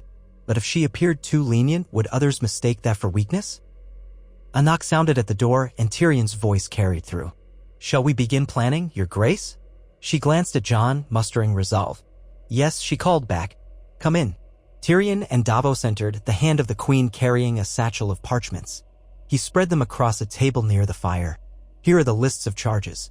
We have war crimes, regicide in the case of her husband King Robert, destruction of the September, the betrayal of alliances. The list is long." He glanced at Davos. "We'll need to structure these carefully or it'll become a shouting match." Davos nodded. "We also have witnesses. Former servants of the Red Keep who escaped her cruelty, a few gold cloaks who turned witness to her orders, plus any lords who come forward." Daenerys folded her arms. "We'll hold the trial in the throne room. Let it be seen by as many as will watch. We'll appoint a panel of judges, representatives of various houses. I'll preside, but I will not pass final judgment alone." Jon stepped closer. "A good approach. Show that you trust the realm to decide with you. Just be ready for Cersei's manipulations. She's cunning and has no scruples." Tyrion fixed his gaze on Daenerys. "She'll try to smear you, claim you're biased, that you're persecuting her for personal reasons. She'll dig into every rumor, every fear about Targaryens." Daenerys nodded. "I'll respond with facts. If she tries to lie, we counter with the truth. She took the throne illegally, used wildfire to murder hundreds at the September of Baelor, and betrayed her oath to help fight the dead. They worked late into the evening, forging the structure of the upcoming trial. Davos scouted potential neutral parties who might be willing to serve on the Council of Judges, lords not overly tied to the Lannisters or to Targaryen fortunes. Tyrion drafted the formal charges into an official scroll along with invitations to the houses that wished to attend or send proxies. Jon contributed his knowledge of the North's perspective, urging Daenerys to ensure at least one Northern representative was among the judges. That, he pointed out, would show the North that their voice mattered in the greatest matters of the realm. By the time they concluded for the night, Daenerys felt the weight of the trial pressing down on her. She knew how precarious this moment could be. A single misstep might unravel all the goodwill she had painstakingly built since that fateful night. Yet she also felt a flicker of determination. She had chosen mercy then, and she would choose justice now. If Westeros was to be truly changed, it must begin with the downfall of its most infamous queen, enacted by law, not by the flames of a dragon. Dawn broke over King's Landing with a somber hush. The city was tense, anticipating the spectacle to come. Ravened announcements had been read aloud in squares and market corners. All those who wished to see the trial of Cersei Lannister might gather in the outer courtyard of the Red Keep. Lords and ladies, knights and small folk, all were permitted so long as they came unarmed and peaceful. Extra gold cloaks and unsullied stood guard along the main streets, ensuring no riots broke out. Inside the keep, Daenerys, dressed in a crimson and black gown, a subtle nod to her house colors but devoid of overt, warlike ornamentation. She placed no crown on her head. Her very presence and the banners bearing her sigil proclaimed her queenship well enough. Tyrion and Davos met her outside her chambers, both dressed in formal yet somber attire. Jon waited in the corridor, wearing dark leathers trimmed with fur, the Stark sigil faintly visible on his left breast. Grey Worm stood at attention, ready to command the Unsullied. They moved as a group toward the throne room, each footstep echoing with tension. The halls were lined with guards. Some of the old Targaryen decor had been restored, giving the Red Keep a measure of its lost heritage. Draperies of red and black, torches flickering in dragon-carved sconces. Daenerys felt the ghosts of the past swirling around her, but she kept her head high. This day would not be one of madness and cruelty. It would be a day the realm saw the difference between a just queen and a tyrant. Entering the throne room, she saw that a large dais had been erected below the Iron Throne. Upon it were chairs for those who would serve as judges in the trial, representatives from the Crownlands, the Reach, what remained of it, the Stormlands, and the North. Ser Brienne of Tarth stood at one side, wearing her Kingsguard armor even though the old monarchy was gone. She had come to represent the memory of those knights who fought for a better realm. Gendry Baratheon was there as well, looking slightly uncomfortable in a doublet adorned with a stylized Stag-Ann hammer sigil.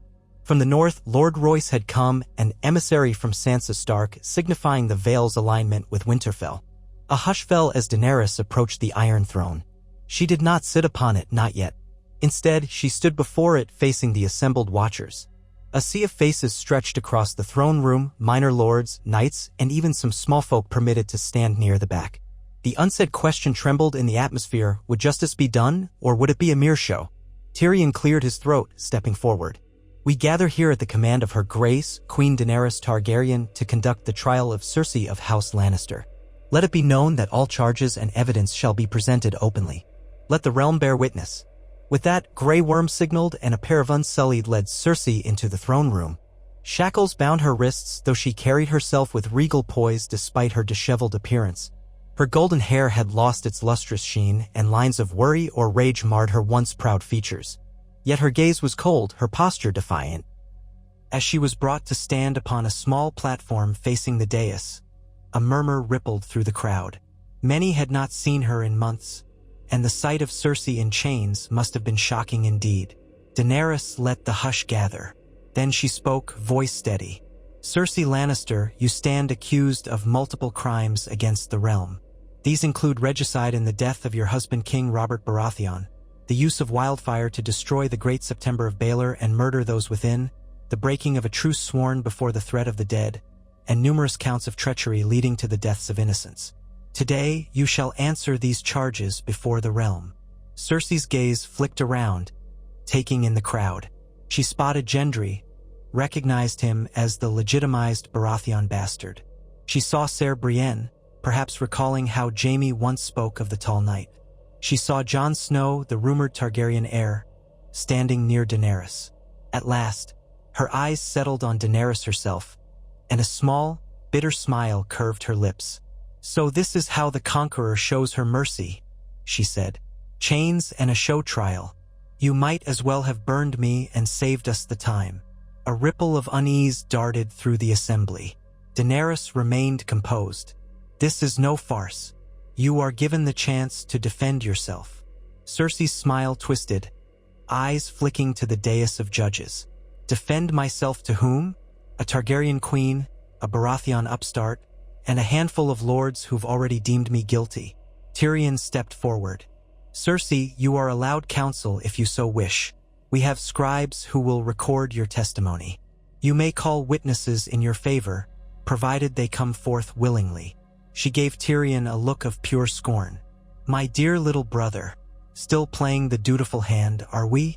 Ever the clever one, thinking you can stage a trial and wash your hands of the blood on them."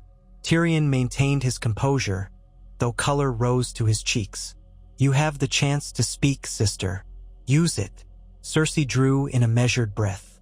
Then she began, voice low and slicing. She claimed Robert's death was no crime, since he died in a hunting accident. She tried to spin the destruction of the September as a necessary act to root out traitors of the faith militant, painting them as zealots who would have destroyed the realm. She deflected blame for betraying the truce, citing how Daenerys had brought foreign armies to Westeros, endangering them all. She turned her rhetoric on Daenerys, listing every rumor about the Mad King, about the Targaryen capacity for madness, about the dragons that threatened to immolate entire cities. The crowd stirred, uncertain. Some watched with rapt attention, some muttered curses, others studied Daenerys' reaction. Jon stood stoic at Daenerys' side, fists clenched but posture controlled. Gendry narrowed his eyes, unimpressed. Ser Brienne observed with open disapproval. Tyrion took notes, letting Cersei's words hang in the air. Then came the prosecution's turn. Davos stepped forward with a quiet authority, listing documented evidence, the confessions of Pycelle's old records that implicated Cersei in Robert's demise, the testimonies of Lancel Lannister back when he lived, and other witnesses who had fled the Red Keep or the September. He quoted from the recollections of Kevan Lannister, who had once expressed alarm at Cersei's wildfire caches. A hush fell when former Gold Cloaks stepped forward to describe how they were ordered to kill or imprison any who challenged Cersei's authority. One trembling young man spoke of being commanded to execute street orphans believed to be the children of Robert Baratheon. The horror in his voice was enough to silence even the rowdiest watchers. Cersei interjected scornful remarks, dismissing these witnesses as liars or traitors. But the wave of testimony was overwhelming.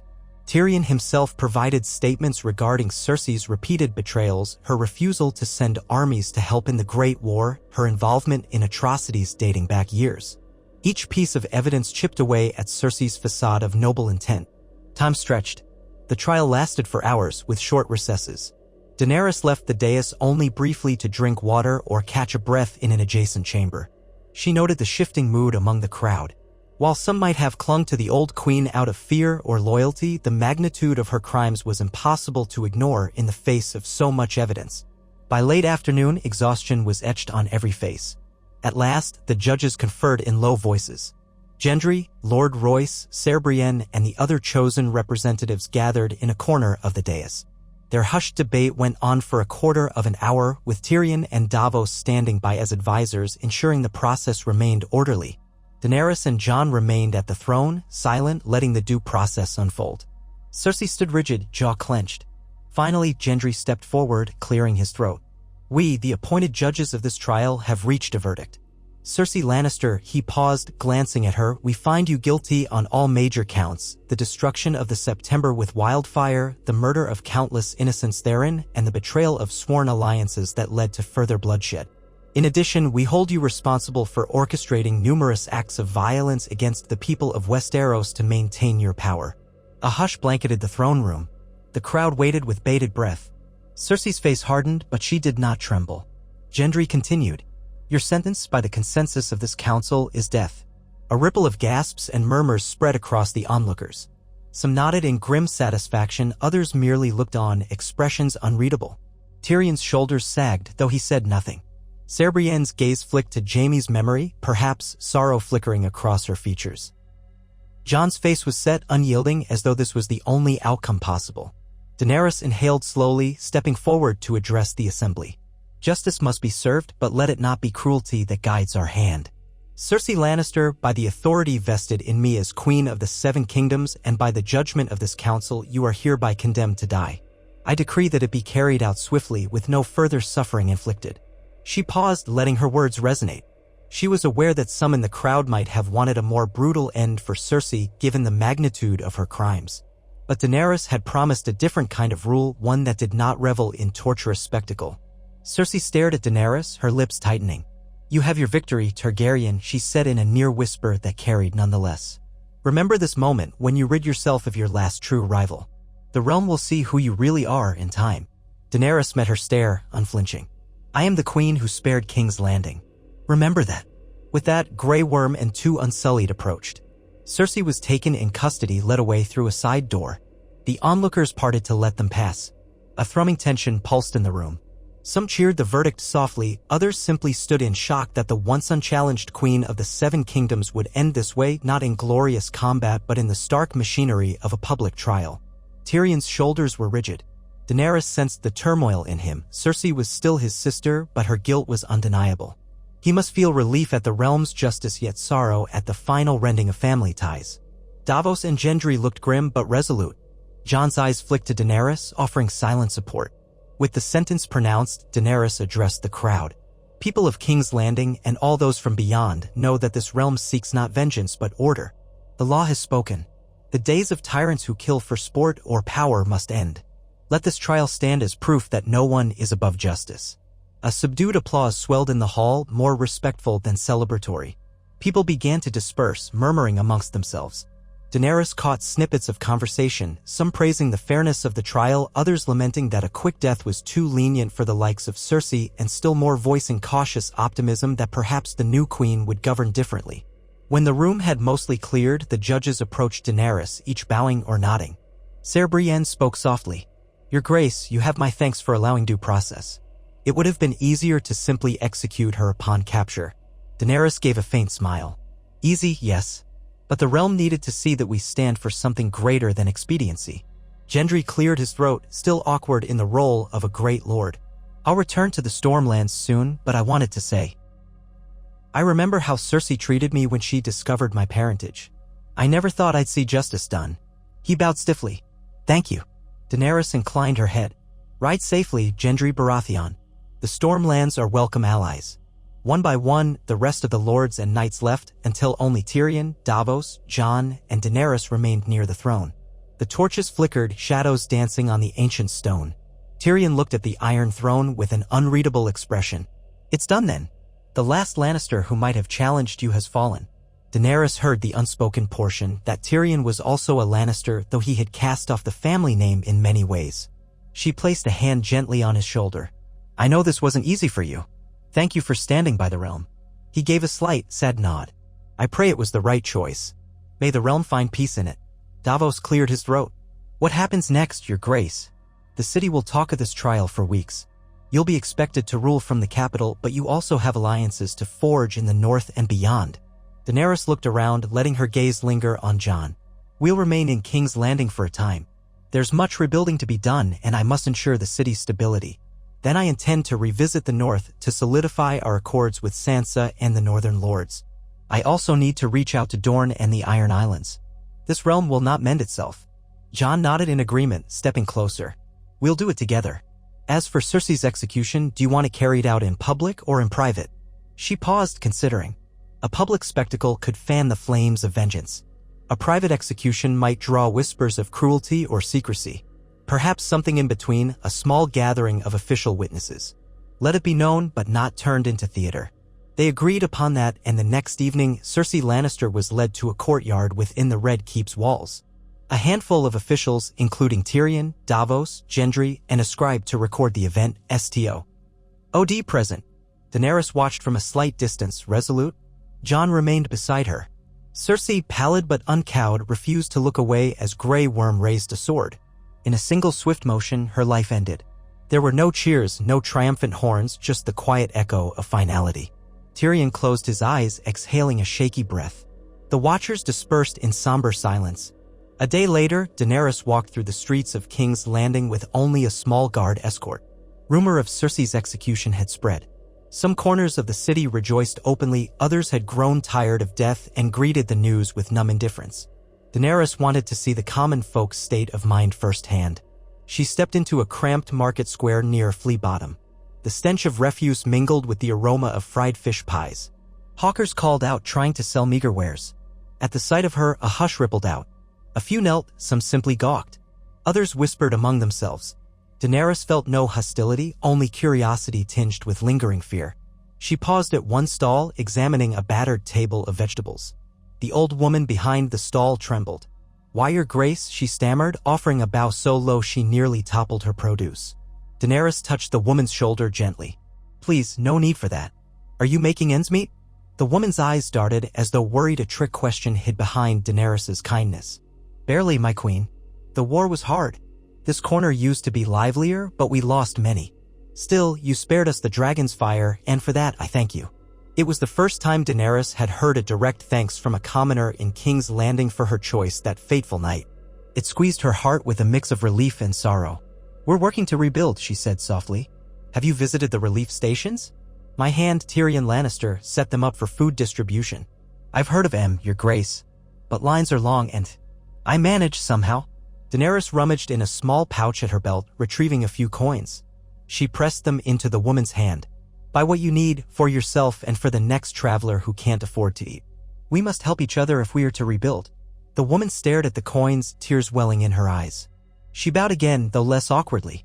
Around them, a faint rustle of acceptance spread through the onlooking crowd.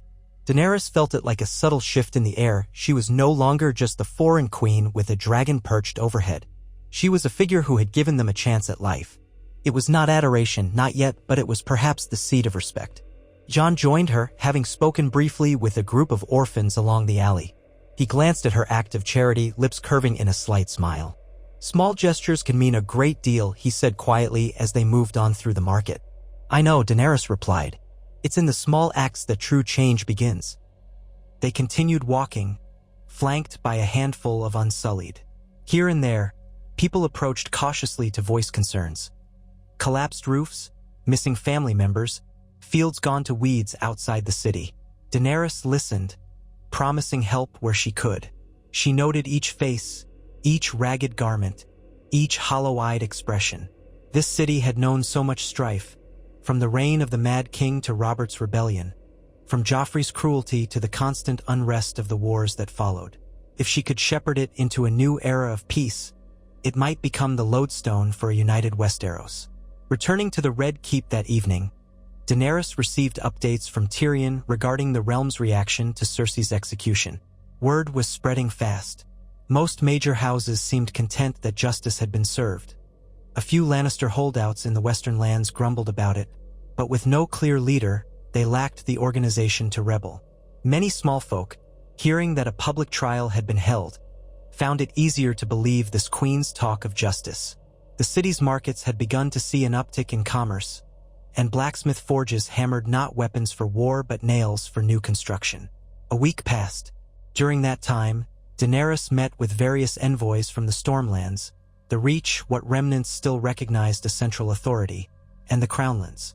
She solicited their concerns, forging alliances with an emphasis on fair taxation and mutual defense.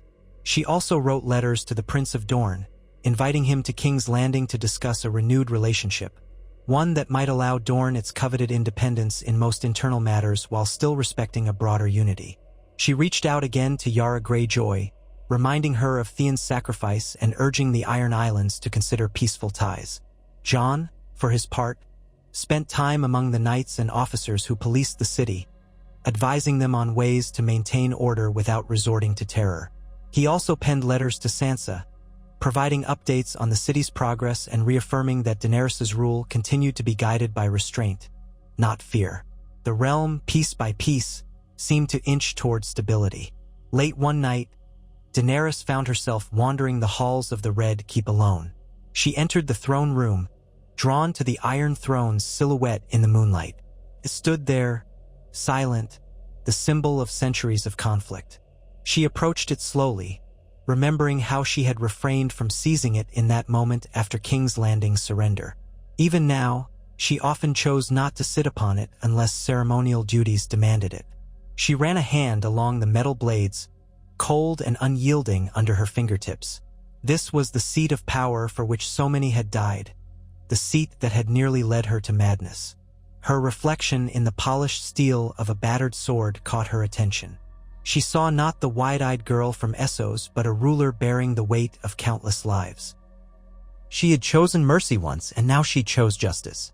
She would continue to choose, day after day, forging a new path for House Targaryen, a house once feared for its dragons and madness, now striving for a legacy of fairness and prosperity. Behind her, she heard footsteps. Turning, she found Jon watching her from the threshold, the light from the hall casting his shadow across the floor. "Couldn't sleep?" he asked gently. She shook her head. "Too many thoughts." Her gaze drifted back to the throne. "We've taken a step toward uniting the realm, but so much remains uncertain. Will Dorne accept my overtures? Will Yara Greyjoy see reason? Will the North ever fully trust me?" Jon stepped closer, the warmth of his presence easing her tension. "Trust is built slowly. If you keep your promises, they'll see it. You've done more for King's Landing than any conqueror has in generations just by letting them live. By allowing a fair trial for Cersei, you showed them that power can be tempered by law." Daenerys' shoulders relaxed a fraction. She raised her eyes to his. "What about you? How do you see me now?" He reached out, brushing a strand of silver hair from her face. "I see the woman who freed slaves in Meereen, who fought the army of the dead, who spared an entire city when vengeance might have seemed easier. You're the queen I pledged myself to." He paused, an undercurrent of sorrow in his voice. "But I also see how lonely this burden is.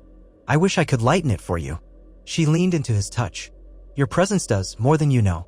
In the hush of the throne room, they stood together, the ghostly moonlight washing over them. She closed her eyes, letting the moment speak for itself. This was not the grand triumph she once imagined, no throngs of adoring subjects chanting her name. Instead, it was the quiet relief that came from knowing she had prevented the city's annihilation, that she had steered herself away from the brink of madness that haunted her family's legacy. They lingered a while in companionable silence. Then Daenerys pulled back, breath misting in the cool air. "Tomorrow, we'll send more envoys north. We'll keep building alliances, hold open talks, and see if we can formalize the North's autonomy while maintaining the throne's overarching unity. Step by step." Jon nodded. "Step by step." She glanced once more at the Iron Throne, recalling her vision in the House of the Undying, a vision of this very room torn asunder, a roofless sky dropping snow upon the broken seat of kings. Perhaps that had been a warning, a glimpse of what might have been had she chosen fire over mercy. She turned away from it now, leading Jon toward the exit. The path ahead demanded vigilance, compassion, and an iron will. But for the first time, she truly believed the realm could be saved from the endless wheel of tyranny. Over the following weeks, envoys traveled in and out of King's Landing. Some carried messages of guarded optimism. Others returned with new challenges. Prince Corran of Dorne remained evasive, sending only polite refusals to appear in person. Yara Greyjoy eventually replied, her Ravenborn letter short and pointed, "The Iron Islands do not forget your father's conquest, nor do they easily accept southern rule."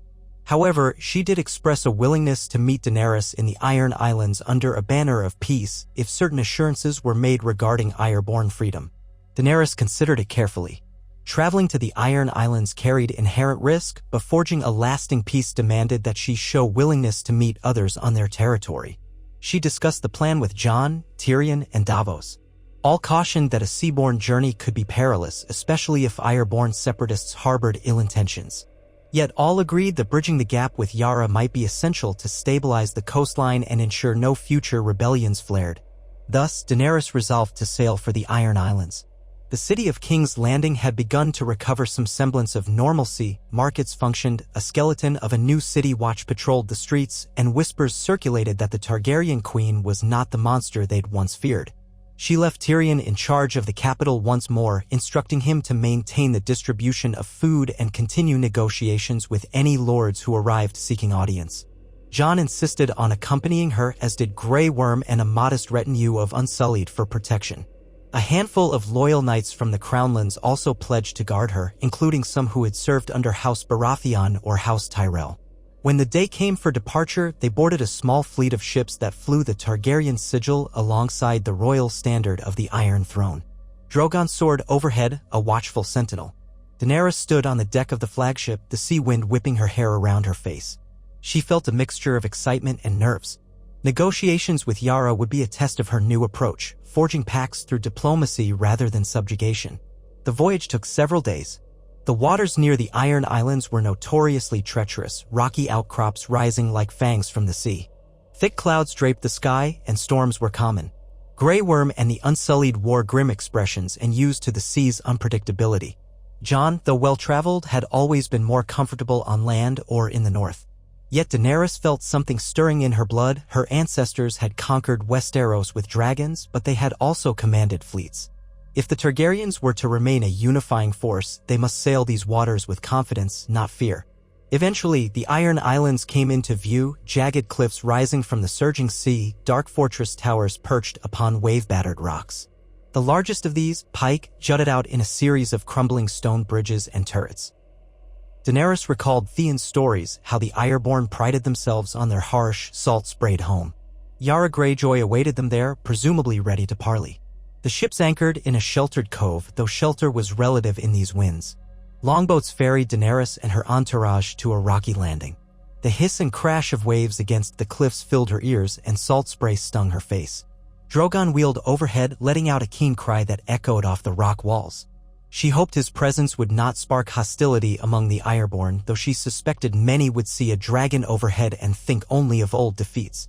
A group of Ironborn warriors waited on the landing, armed with axes and spears. They wore salt-stained leathers, many sporting mismatched bits of armor. At their head stood Yara Greyjoy, short hair whipped back from the wind, her stance confident on the uneven ground. She eyed Daenerys with a steely gaze that conveyed both respect and wariness. "Queen Daenerys," Yara greeted, voice raised to carry over the wind. "I hear you've come for talks." Daenerys stepped onto the rocky shore, waves lapping at her boots. Grey Worm and Jon flanked her, their respective guards forming a protective circle. "I have," Daenerys called back, matching Yara's tone. "We spoke once before, in another time. You pledged your support against Euron and the Lannisters."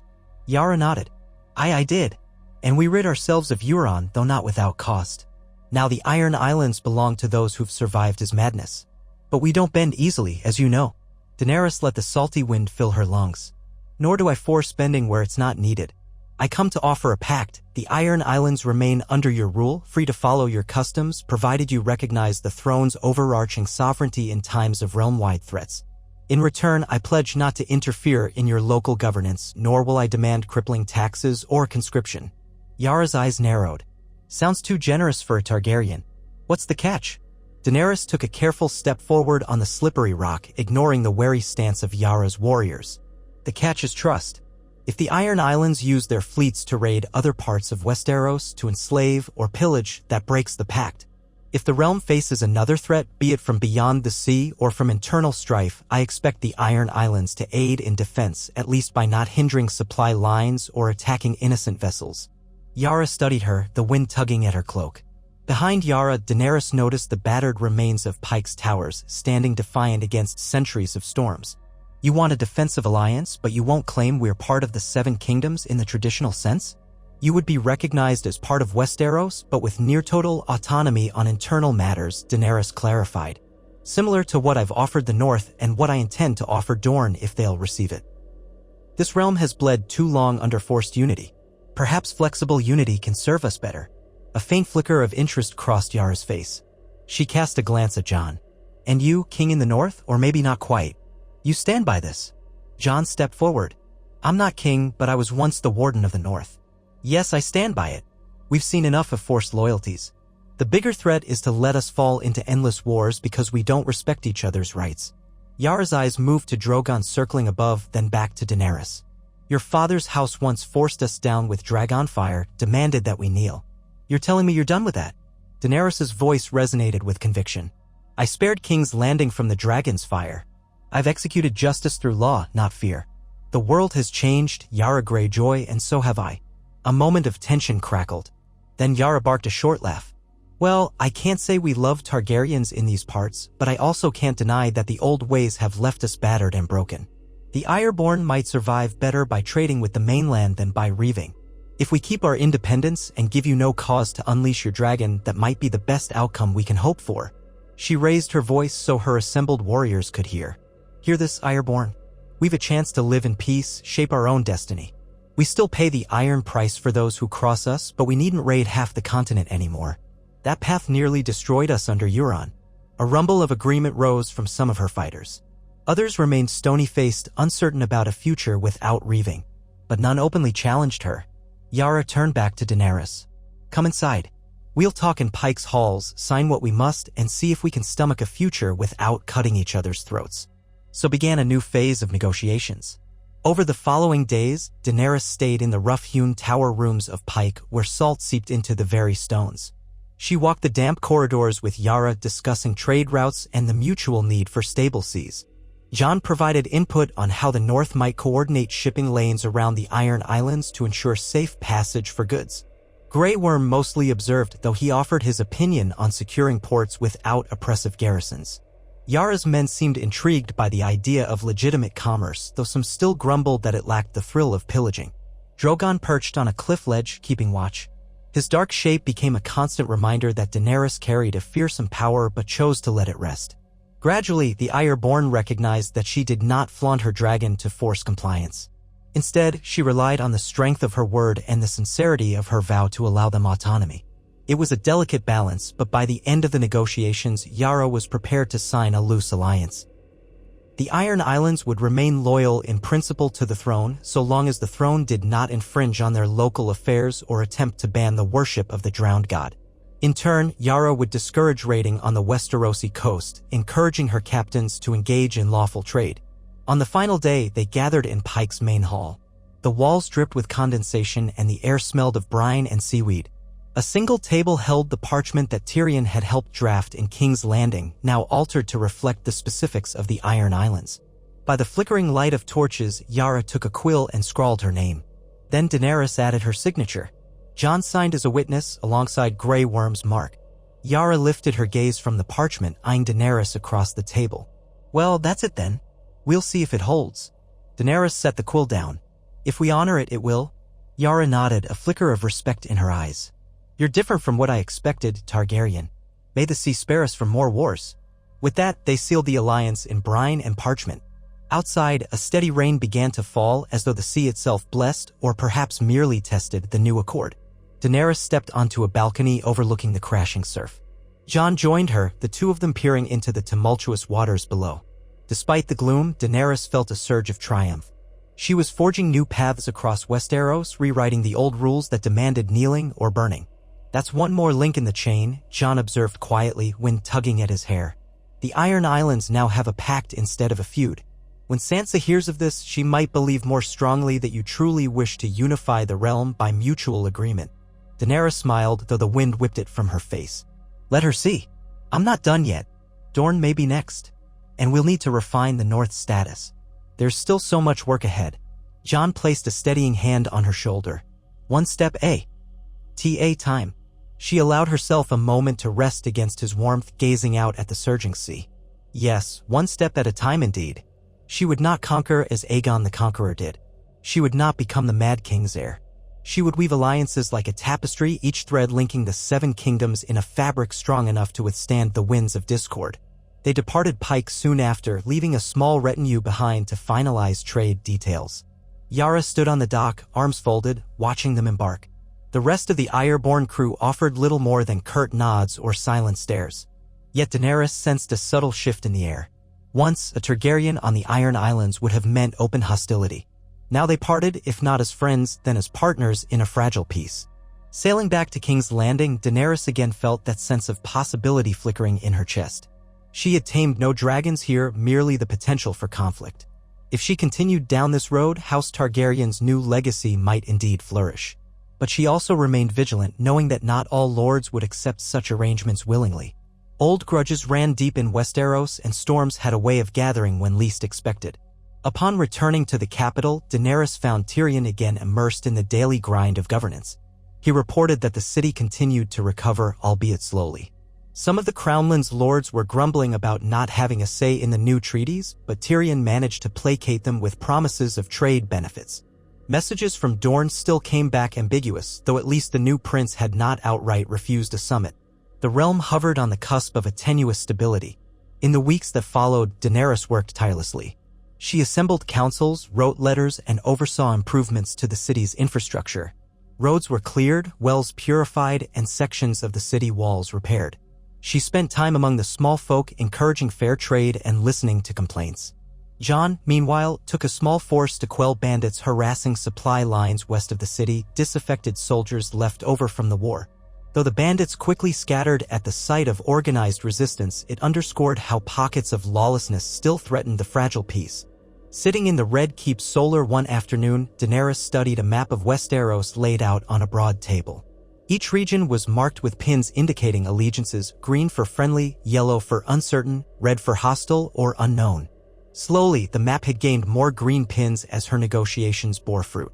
The Crownlands were mostly secure under her oversight, the Stormlands had pledged loyalty under Gendry Baratheon, the Reach was in disarray after the fall of the Tyrells. But enough lords had agreed to follow the new queen's direction for the sake of stable trade.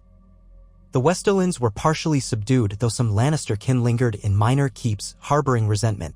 The North had its own pin, colored somewhere between green and yellow, signifying the uneasy alliance built through Jon, Sansa, and countless discussions of autonomy.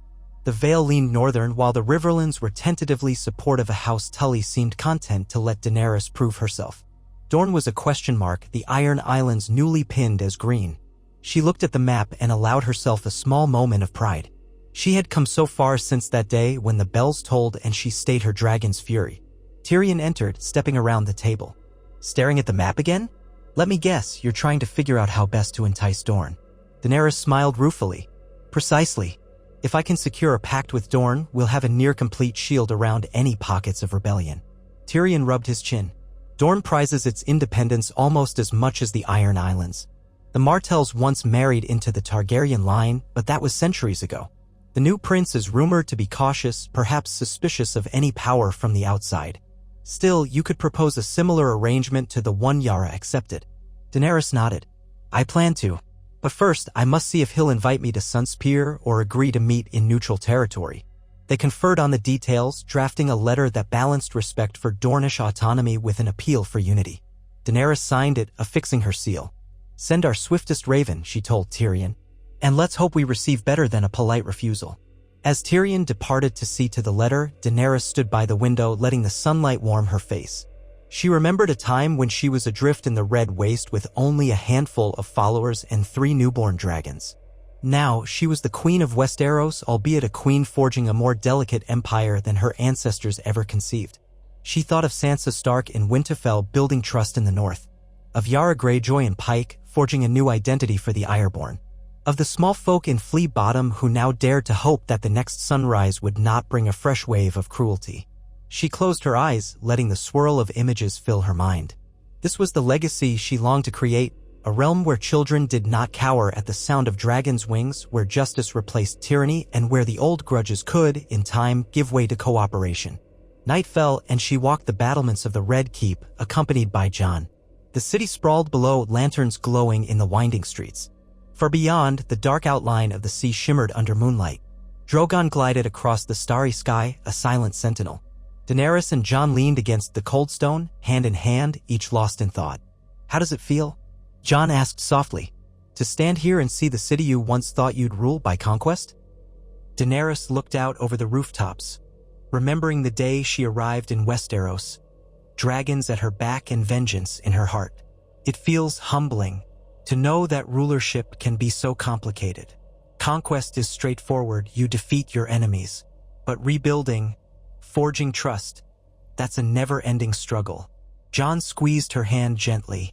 "You're succeeding, one piece at a time." She turned to face him, searching his eyes.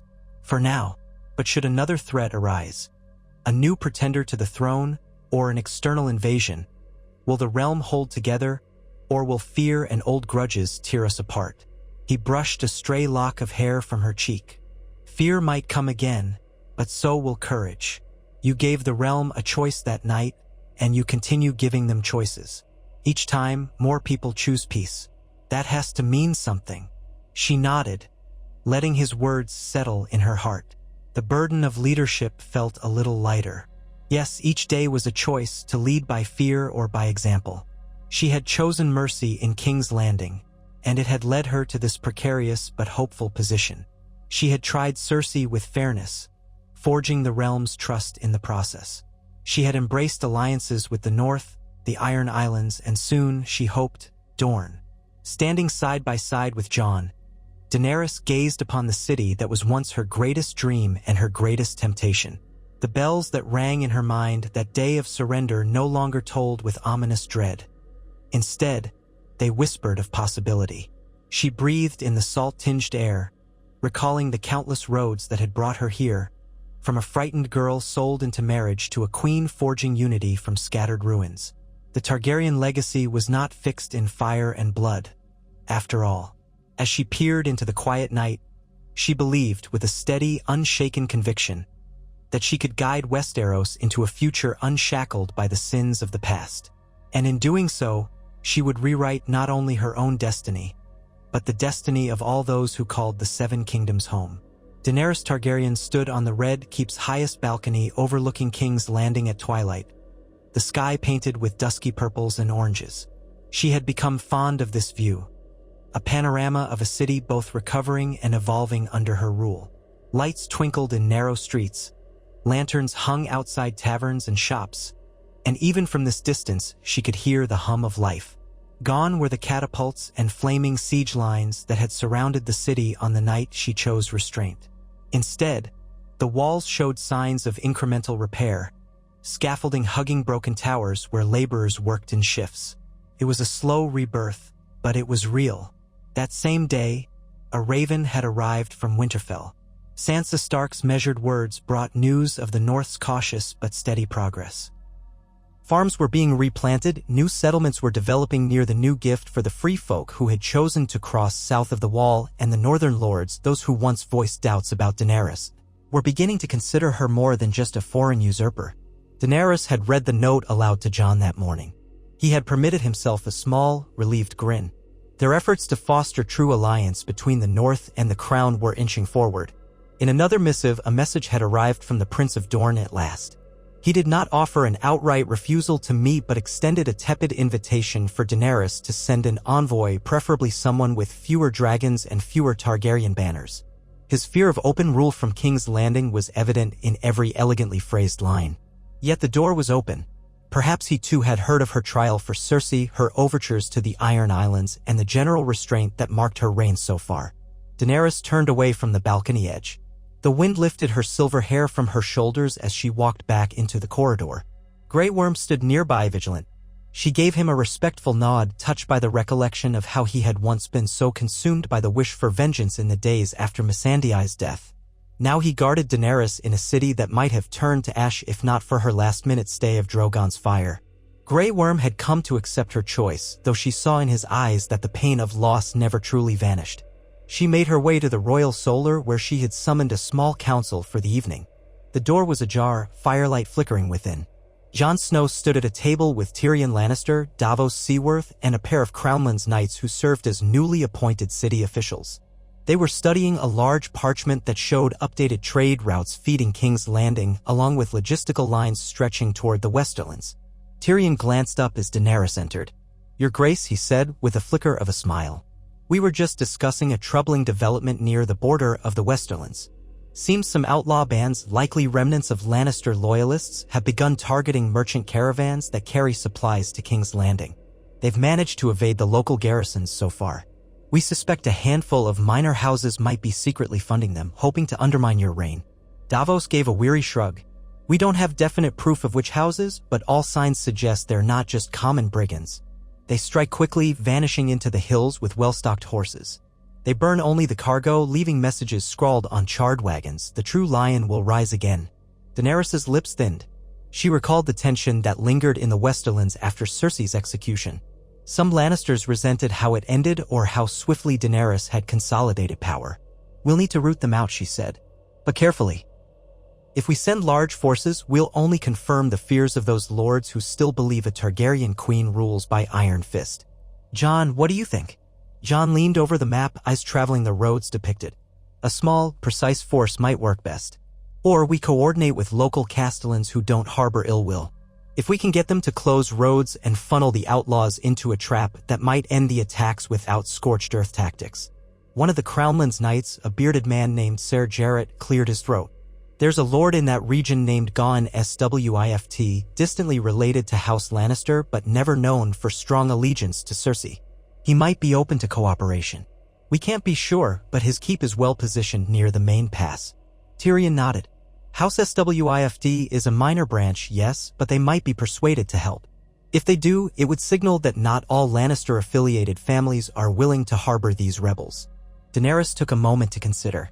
She wanted to avoid a large-scale campaign that would frighten the local folk. They had all seen too much war. "Very well. Tyrion, draft a letter requesting Lord Swift's cooperation. Offer him fair terms, protection, and recognition if he aids in capturing the outlaws. If he's complicit, we'll discover it soon enough when he refuses or stalls." Tyrion gave a small bow. "I'll see to it immediately." Davos tapped the map. "And while we do that, we can reinforce the caravans with a few discreet escorts. Nothing overtly threatening. Perhaps some of the Unsullied under Grey Worm's command can go incognito, disguised as merchants or workers." Grey Worm, quiet thus far, inclined his head. "We can manage that. My queen, if you wish, I can lead them personally." Daenerys appreciated his unwavering dedication. "Yes, but be cautious. I would rather lose a few wagons than spill more blood unnecessarily." Grey Worm accepted the order with measured calm. They shifted topics to the continuing reconstruction of King's Landing. One of the knights reported on stone shipments arriving from Tarth, gifted in part by Brienne's influence to rebuild certain key defenses. Another mentioned that the Faith, now led by a new High Septon, was petitioning for an audience with Daenerys regarding the reconstruction of the Great September. Daenerys listened attentively. She recalled how Cersei's wildfire had annihilated the Old Sept, killing the High Sparrow and many others. Rebuilding it might be a gesture of unity for the faithful and a sign that she respected the gods of Westeros, even if she had never personally followed the faith of the Seven in her youth. Jon shot her a sidelong glance as the discussion turned to the faith. "You could demonstrate your willingness to honor their traditions by aiding in the Sept's restoration," he said softly. "Might soothe the fears of those who see dragons as a challenge to their gods." Tyrion nodded agreement. "The crown could sponsor part of the cost, ensuring the building is safe and not lavish to the point of draining the royal coffers. Show we understand the city's spiritual needs without bankrupting it."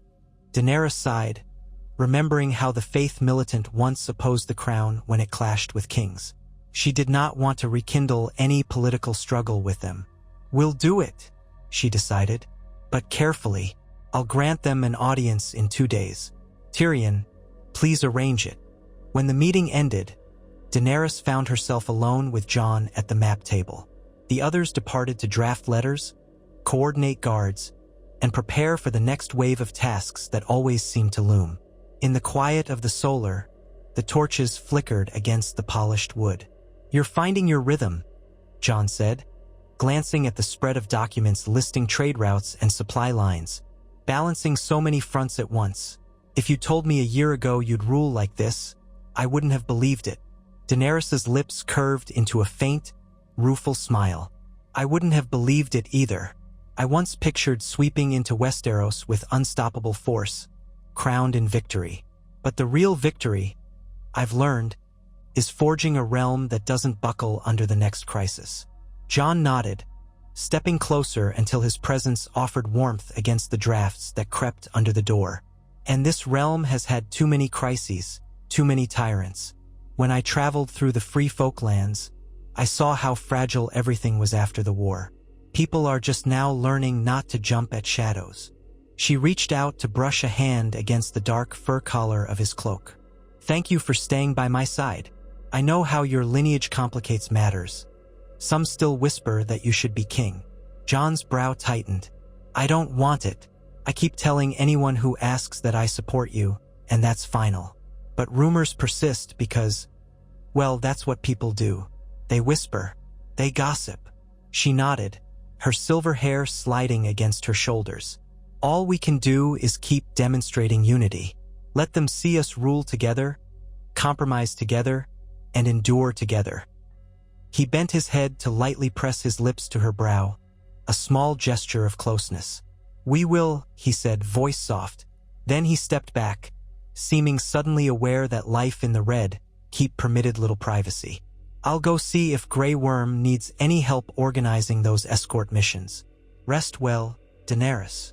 She watched him leave, heart thudding with a mixture of solace and awareness of the many burdens they shared.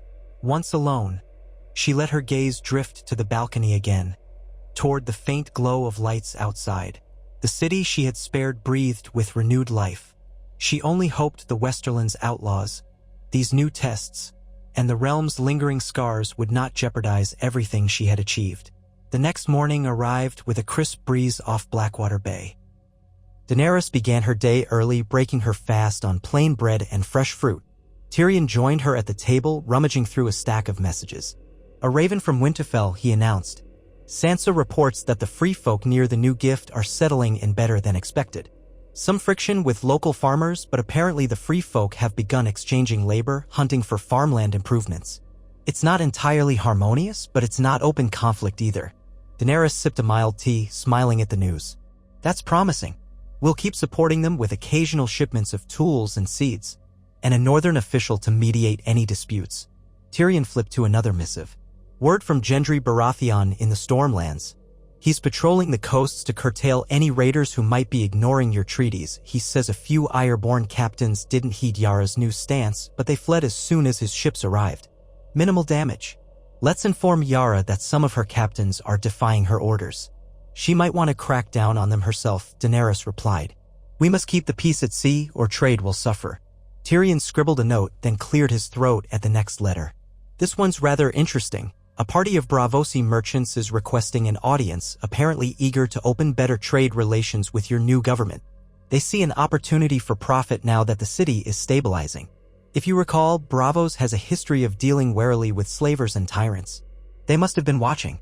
Daenerys remembered her time in Essos, how she had encountered everything from the treacherous deals of the good masters to the labyrinthine politics of the free cities. Braavos, the home of the Iron Bank, was famously pragmatic.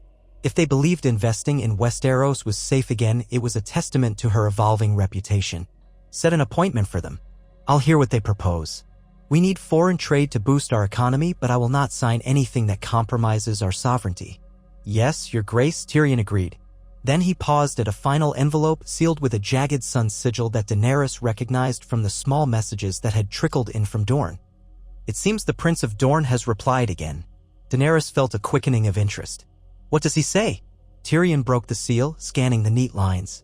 He invites you to Sunspear for discussions, explicitly requesting you do not bring the dragon. Or if you do, let it remain outside the city walls. He fears Drogon's presence could be seen as intimidation. A faint twist of irony touched Daenerys' lips. They want me, but not my dragon. Unsurprising. Dorne values its independence above nearly all else. What else does he say? Tyrion continued reading. He suggests you arrive with a modest escort. He'll do the same, ensuring no large retinues converge. He insists on neutrality within Sunspear's walls, no one to carry arms except personal guards. Tyrion looked up. He seems open to forging an alliance, but it's clear he wants to do it on Dornish terms. Daenerys set down her cup. I'll go. We need Dorne's partnership to complete this new era of stability. If I have to leave Drogon behind or keep him at a distance, so be it. I won't risk sending the wrong message. Tyrion's brow furrowed in concern. Dorne can be dangerous. The Martells may be gone, but the people remember Oberyn, Elia, and decades of resentment toward the crown. Even if the new prince is reasonable, some in Dorne might see a Targaryen as an old enemy. Your ancestors' conquest is not forgotten. You could be walking into a nest of vipers. Daenerys nodded, remembering well the stories of Prince Oberyn Martell, called the Red Viper, who despised the Lannisters and the Baratheons for what had befallen Elia Martell and her children during Robert's rebellion. I understand. But if we are to unite Westeros, I can't ignore them. I'll go in good faith. Jon arrived partway through this discussion, looking curious when he heard mention of Dorne. He listened to Tyrion relay the details, then looked at Daenerys. I'd accompany you, of course. She met his eyes. I'd want you by my side, but remember we have challenges in the Westerlands with these outlaws.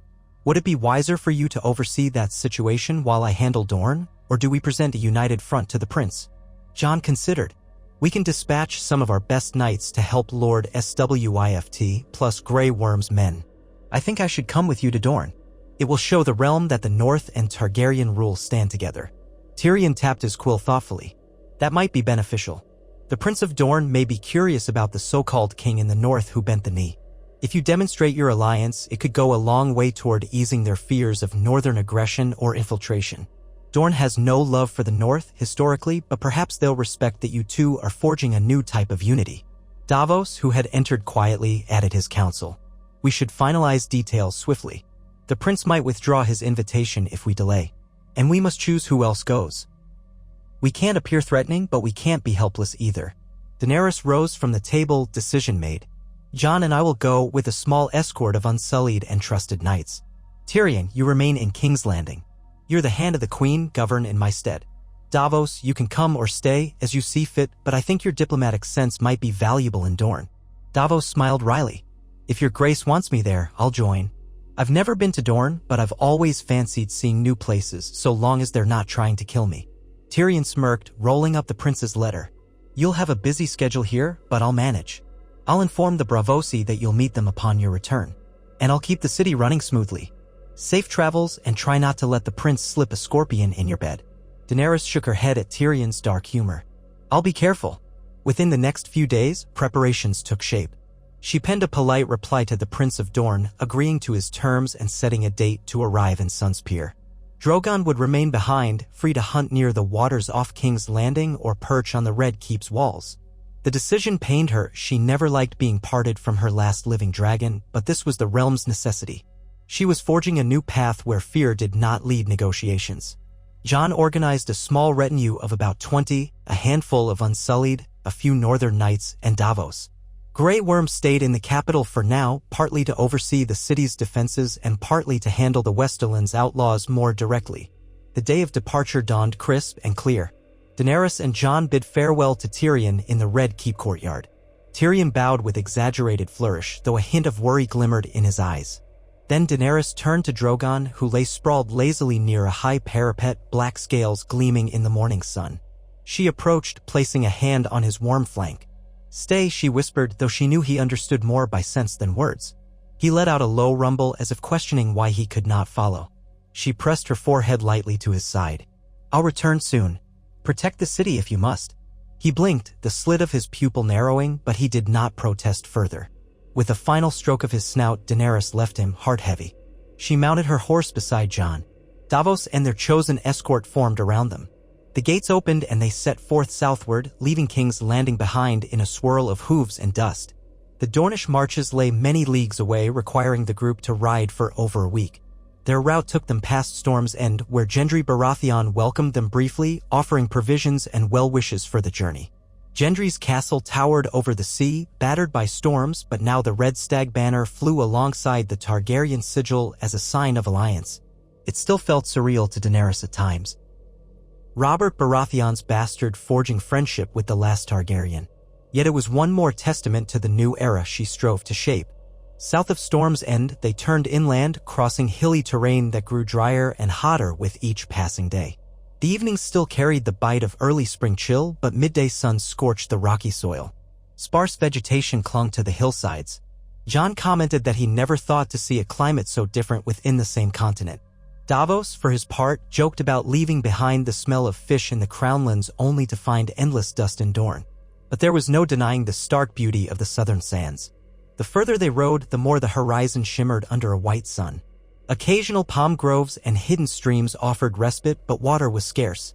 Daenerys found herself recalling the red waste in Essos. Though Dorne was nowhere near as barren, it exuded a similar air of fierce independence, shaped by punishing heat and isolation. At last, they reached the outlying forts that marked the boundary of Prince Martell's old domain. Dornish sentries in burnished helms waved them through after checking their sealed letters from the new prince. The path led to a wide, flat road that curved between low, sandy hills dotted with cacti and brush. Occasionally, they passed small settlements, adobe-like buildings with latticed windows to keep out the sun, each flying the Spear and Sun banner of Dorne. The people eyed them warily but made no hostile moves. On the final day before reaching Sunspear, a group of 30 Dornish riders approached, skilled horsemen wearing light armor. Their leader announced himself as Lord Corran Farrows, a cousin to the prince, sent to escort Daenerys' party the rest of the way. He greeted them with polite courtesy but a detached demeanor, as if constantly weighing whether to trust them. Daenerys introduced herself, Jon, and Davos, ensuring that each side was aware this was meant to be a peaceful meeting. Lord Corran gave a tight nod. The prince awaits you in Sunspear with minimal ceremony as requested. Though I must say, the last time a Targaryen came to parley in Dorne ended poorly. Daenerys understood his caution. We are not here to repeat old tragedies. If we can forge a new path, that is what we aim for. He studied her a moment, then turned, leading them down the final stretch of the road.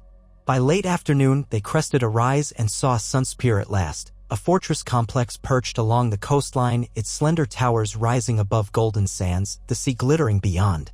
High walls of pale stone glowed under the slanting sun, and beyond them, Daenerys glimpsed the sprawl of a city that curved along the water's edge. Sleek ships bobbed in a modest harbor, sails snapping in the breeze. Though smaller than King's Landing, Sunspear had an elegant grandeur shaped by centuries of Dornish pride. They passed through heavy gates, entering the city's outer district where narrow streets wound between sun-baked walls. Crowds parted to watch them, curious or suspicious. Children darted forward to catch a glimpse of the silver-haired queen who traveled without her dragon. Dornish guards on parapets kept silent vigil, their spears shining. Daenerys noted that the city, while not as large as King's Landing, was clean and well-kept, a testament to the wealth that centuries of trade routes had brought to Dorne. Lord Corran guided them into a courtyard within Sunspear's central keep. Palm trees rustled in the warm wind, water trickled from a fountain carved in the shape of a coiled serpent, and colorful tiles adorned the ground. A half-dozen Dornish soldiers stood at attention. At the far end of the courtyard, beneath an arch of intricately carved stone, stood the Prince of Dorne. He was a tall, spare man with olive-toned skin, dark hair shot through with silver at the temples. He wore robes of deep orange and gold, clasped at the shoulder with a sunburst brooch. His posture was regal yet relaxed, and his eyes, black and sharp, took in Daenerys and her companions with keen interest. Beside him stood two women who looked like kin, possibly his sisters or cousins, each bearing short-bladed spears with etched handles. Daenerys dismounted. A wave of heat rolled across her, and she resisted the impulse to wipe sweat from her brow, determined to appear composed. She stepped forward, hand resting lightly on the hilt of no sword. She had come unarmed aside from a small dagger to honor the agreement. Prince Roan, she said, recalling the name from the letters.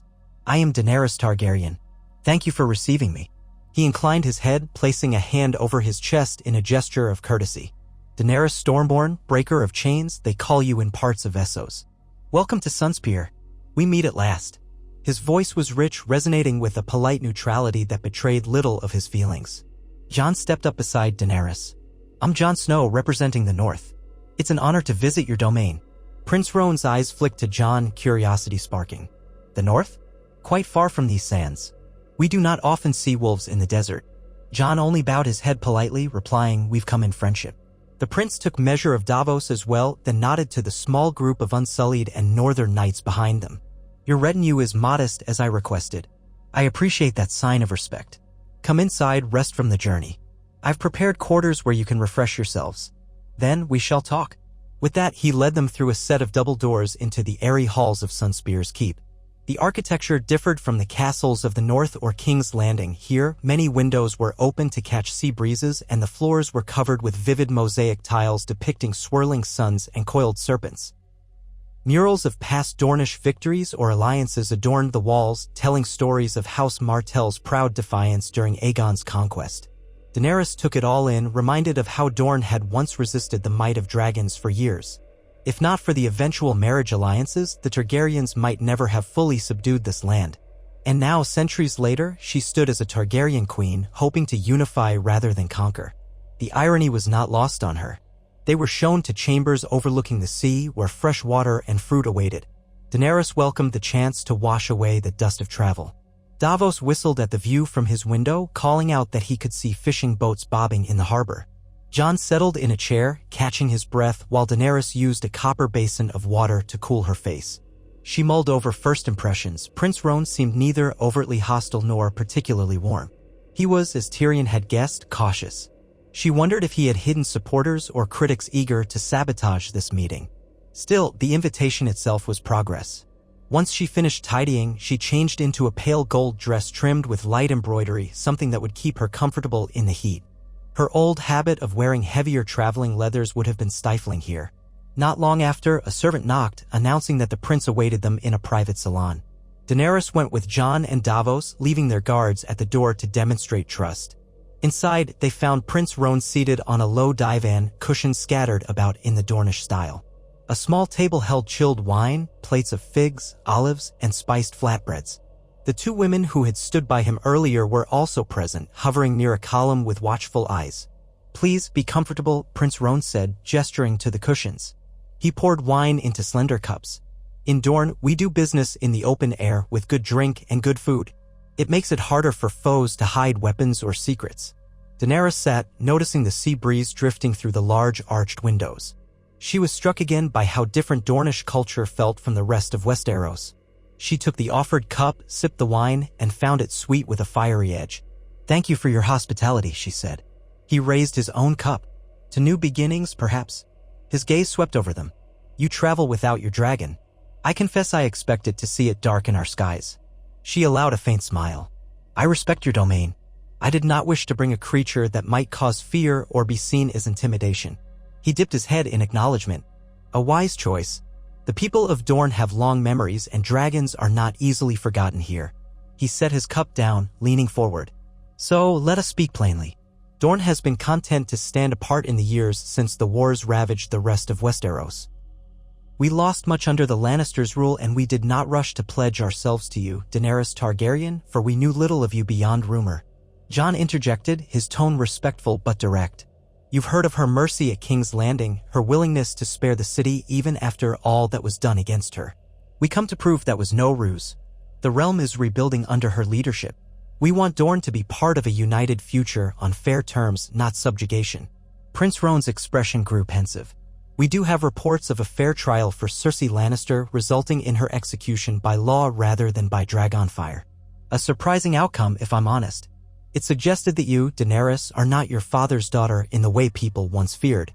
Daenerys inclined her head. "I have worked to show the realm that tyranny is not my way. I've offered independence or near independence to the Iron Islands under Yara Greyjoy's leadership so long as they honor the broader peace. I'm in talks with the North to formalize their autonomy as well, balancing their traditions with the Crown's need for unity." He steepled his fingers. "So you would offer Dorne a similar arrangement?" Davos cut in, voice gentle. "Dorne has historically had unique rights, something recognized even by older Targaryen kings once they married into House Martell. The Prince of Dorne was sometimes called a prince rather than a lord paramount. We're prepared to let Dorne self-govern in most internal matters."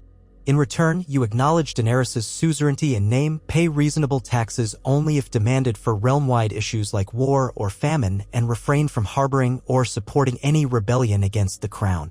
Prince Roan arched a brow. And should we face an external threat, say, from across the sea, would the crown defend Dorne?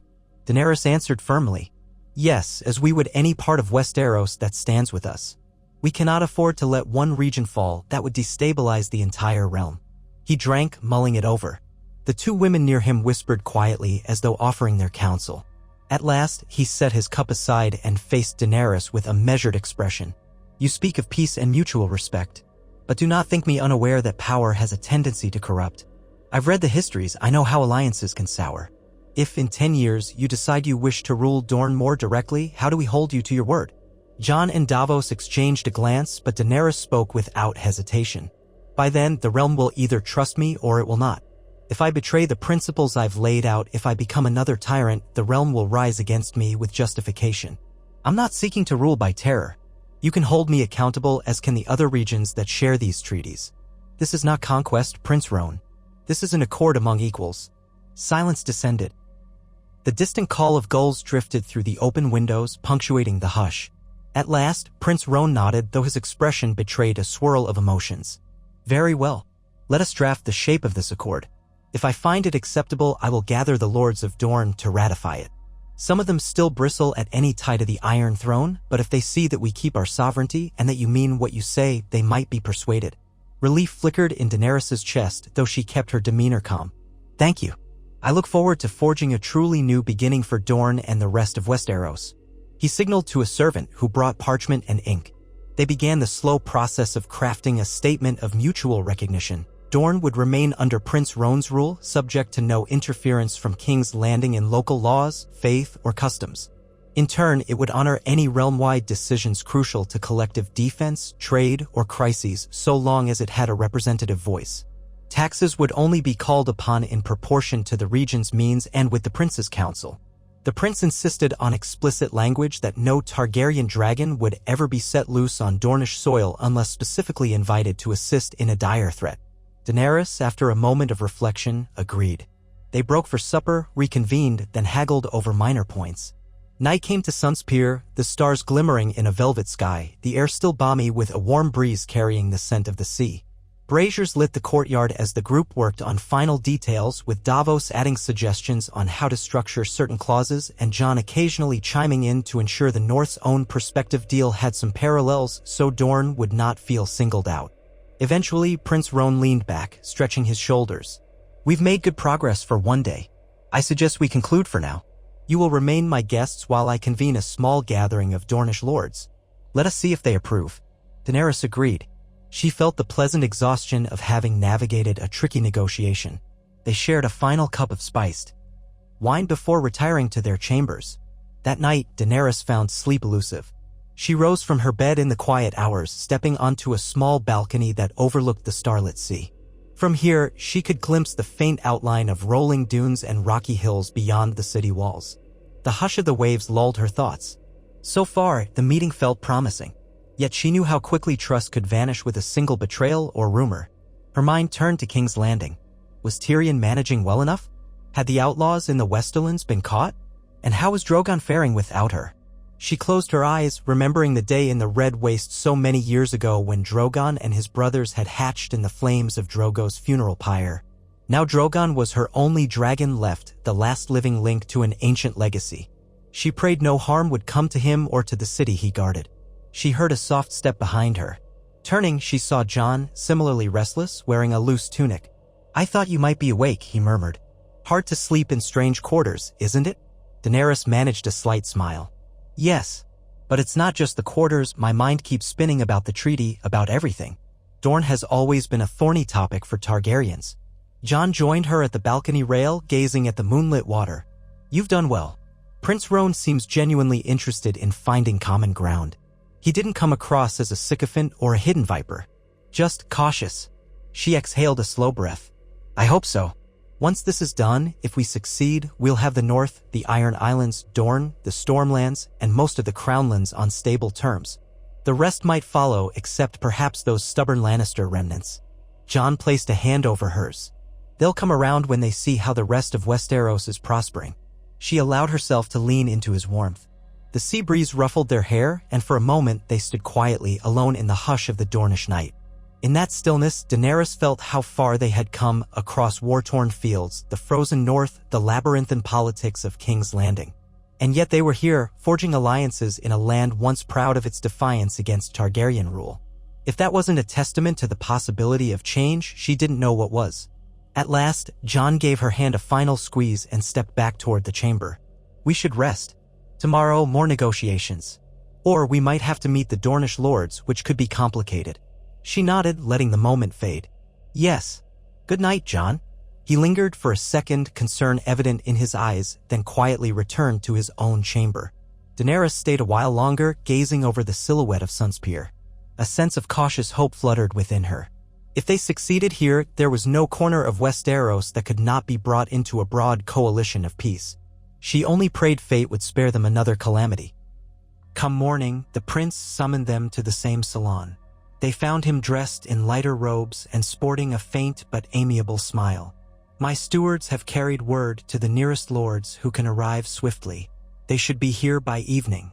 Meanwhile, let me show you some of our city. Dorne is not merely politics and swords. We have culture worth sharing." Daenerys welcomed the idea. She and Jon, with Davos in tow, followed Prince Roan on a tour through the labyrinthine corridors of the keep, descending to a wide courtyard that opened onto a public square. There, bustling stalls offered exotic spices, vibrant textiles, and fresh fruit. The aroma of grilled peppers and tangy sauces perfumed the air. Dornish music played from a corner where musicians plucked stringed instruments and tapped on slender drums. The presence of the prince caused people to bow or place a hand over their hearts, but curiosity blazed in their eyes when they looked upon Daenerys. Some children ran behind columns, peering out. An older man approached, offering a clay cup of chilled water. She sipped it, relishing the relief from the heat. Jon tried a piece of spiced grilled meat from a vendor, eyebrows lifting at the fiery flavor. Davos coughed when he sampled a particularly peppery sauce. Prince Roan led them to a low wall where one could see over the city's rooftops. Dorne has been shaped by many influences, the Rhoynar, who fled Essos centuries ago, the First Men, and even the Undulls. We pride ourselves on forging our own path, different from the rest of Westeros. It's why I hesitate to sign any treaty that might diminish our uniqueness. Daenerys understood. No treaty should erase your identity. My goal is unity without uniformity. A realm strong enough to stand together, but not so rigid that it crushes each region's traditions. He gave her a sidelong glance, the breeze ruffling his hair. If you can convince my lords of that, you'll have achieved what no ruler has done in generations. A genuine confederation of equal partners. But beware, some might test your resolve, to see if you'll revert to the old Targaryen ways of conquest. Jon's jaw set. We're prepared to face that. But you'll see, this is not a deception. They strolled deeper into the city, escorted by a handful of Dornish guards. At one point, they passed a training yard where young spear-wielders sparred under a blazing sun. Daenerys paused to watch the lithe, swift movements. Dorne was famous for its spearmen, and she admired the artistry of their style. Prince Roan noted her interest. We used to say a single Dornish spear can keep 1,000 dragons at bay, if the spear moves quickly enough. She gave a wry smile. I doubt that literally, but I respect your skill. He shrugged, the ghost of a grin on his lips. A bit of historical bravado. We do love our legends. By afternoon, lords began arriving at Sunspear's gates. Some on horseback, some carried in litters to shield them from the heat. Prince Roan arranged a gathering in a grand hall that opened onto a shaded courtyard. The hall boasted tall columns, mosaic floors, and cushions set around low tables laden with chilled wines and fruit. Perhaps 24 minor lords entered, each wearing the bright hues and sigils of their families: scorpions, suns, snakes, and stylized palm trees. A handful of ladies accompanied them, too, adorned in flowing silk robes. Daenerys, Jon, and Davos sat near Prince Roan at one end while the lords arrayed themselves in a semicircle. A hum of murmured conversation filled the air. Daenerys could feel the tension, the curiosity, the wariness. She composed her face into a calm expression, reminding herself that these negotiations would shape the realm's future. Prince Roan stood, addressing the gathered Dornish nobles. "My friends, we have with us Daenerys Targaryen, who calls herself Queen of the Seven Kingdoms, and Jon Snow of the North. They come with offers of alliance rather than subjugation. I have spoken with them at length, and we have drafted an accord that preserves Dorne's right to self-govern. Yet I wish you to hear from them directly so we may decide together how we proceed." He gestured to Daenerys. She rose gracefully, every eye upon her. The hush was palpable. Her voice, though measured, carried clear across the hall. "Lords and ladies of Dorne, thank you for welcoming me here. I know our histories are complicated. The Targaryen name in Dorne may evoke memories of battles, of dragons, of forced marriages and rebellions. But I stand before you not to repeat that past. I stand to forge something new." A ripple of muted reaction passed among the nobles. Some frowned, others tilted their heads in interest.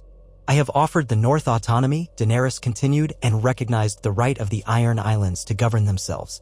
I come now to Dorne with a similar proposition. Remain Dornish, preserve your laws, your customs, your traditions, and in return, stand with the rest of Westeros when greater threats arise.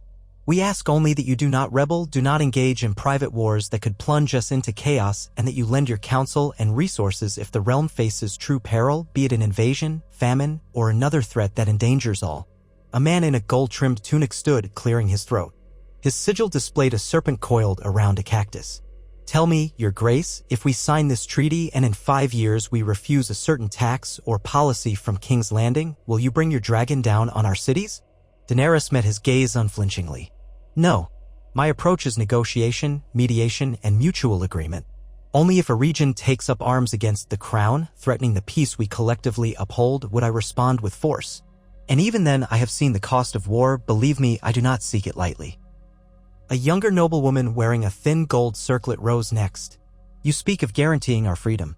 That's what the Martells once had, until they married Targaryens. And eventually we lost our ruling house." Jon spoke up, voice steady. "That was a different time and a different Targaryen rule. House Martell fell due to many factors, including the wars that erupted after the Mad King's fall. We're not demanding marriages or the dissolution of your line. Prince Roan leads Dorne as he sees fit." The woman regarded Jon coolly. "You are the one rumored to have Targaryen blood, yes? Yet you stand with her." Jon nodded. "Because I've seen her choices that saved countless lives. I once swore only to fight for the living. She fights for them as well." A low murmur swelled. Prince Roan waited, letting his nobles process the words, then raised a hand for silence. "You have heard their promises. Now I will read the draft of the accord. If you have concerns, voice them freely." He read aloud, line by line, the terms hammered out with Daenerys and Davos. The crowd occasionally interjected, questioning specific details: how taxes would be assessed, what form of representation Dorne would have at any future Grand Council, and the extent of the Crown's right to pass laws that affected trade or ports. Daenerys answered with calm clarity, explaining that any realm-wide laws would be debated among regional representatives first. She felt the intensity of their scrutiny but recognized their caution as fair. They had every right to protect their homeland from exploitation. At one point, an older lord with graying temples slammed a palm on his cushion. "We see the benefit of peace, but what if another Targaryen emerges with less mercy in their heart? You might be honorable, but bloodlines endure." Daenerys' expression softened, remembering how her father's madness had cast a shadow over her entire lineage. "No one can promise future rulers' hearts, but we can establish precedents and councils that hold rulers accountable. By signing this, we shape a system that transcends a single monarch's whims. If my successor proves unworthy, the realm will have the mechanisms to oppose them. That is my hope, to break the wheel of endless tyranny." A hush followed. Prince Roan's gaze flicked between Daenerys and his lords. Then he set aside the parchment. "We will give you our decision by tomorrow's sunset. I urge all of you to reflect on this accord, for we stand at a crossroads. Dorne can remain isolated, risking slow decline and vulnerability, or we can link our fate to a realm that might at last move beyond the cycles of war." With that, the gathering dispersed. Some lingered to murmur in corners, casting suspicious glances at Daenerys' party. Others approached Prince Roan to confer privately. Daenerys noticed a few ladies in bright orange silks quietly regard Jon with open curiosity, perhaps intrigued by the so-called Targaryen Stark mixture. Jon exhaled once they stepped into the courtyard beyond. That was intense. Davos rubbed a hand over his bald head. "Aye, but not unexpected. Dorne's always been prickly. I'd rather see them fiery in debate than silent but plotting. This way we know their doubts. Daenerys forced a small smile. Let's hope they decide in our favor. Prince Roan has influence, but if the majority refuse... Jon touched her arm. If they do, we move on. We won't force them. They'll see, over time, that peaceful unity benefits everyone. Perhaps in a year or two they'll come around.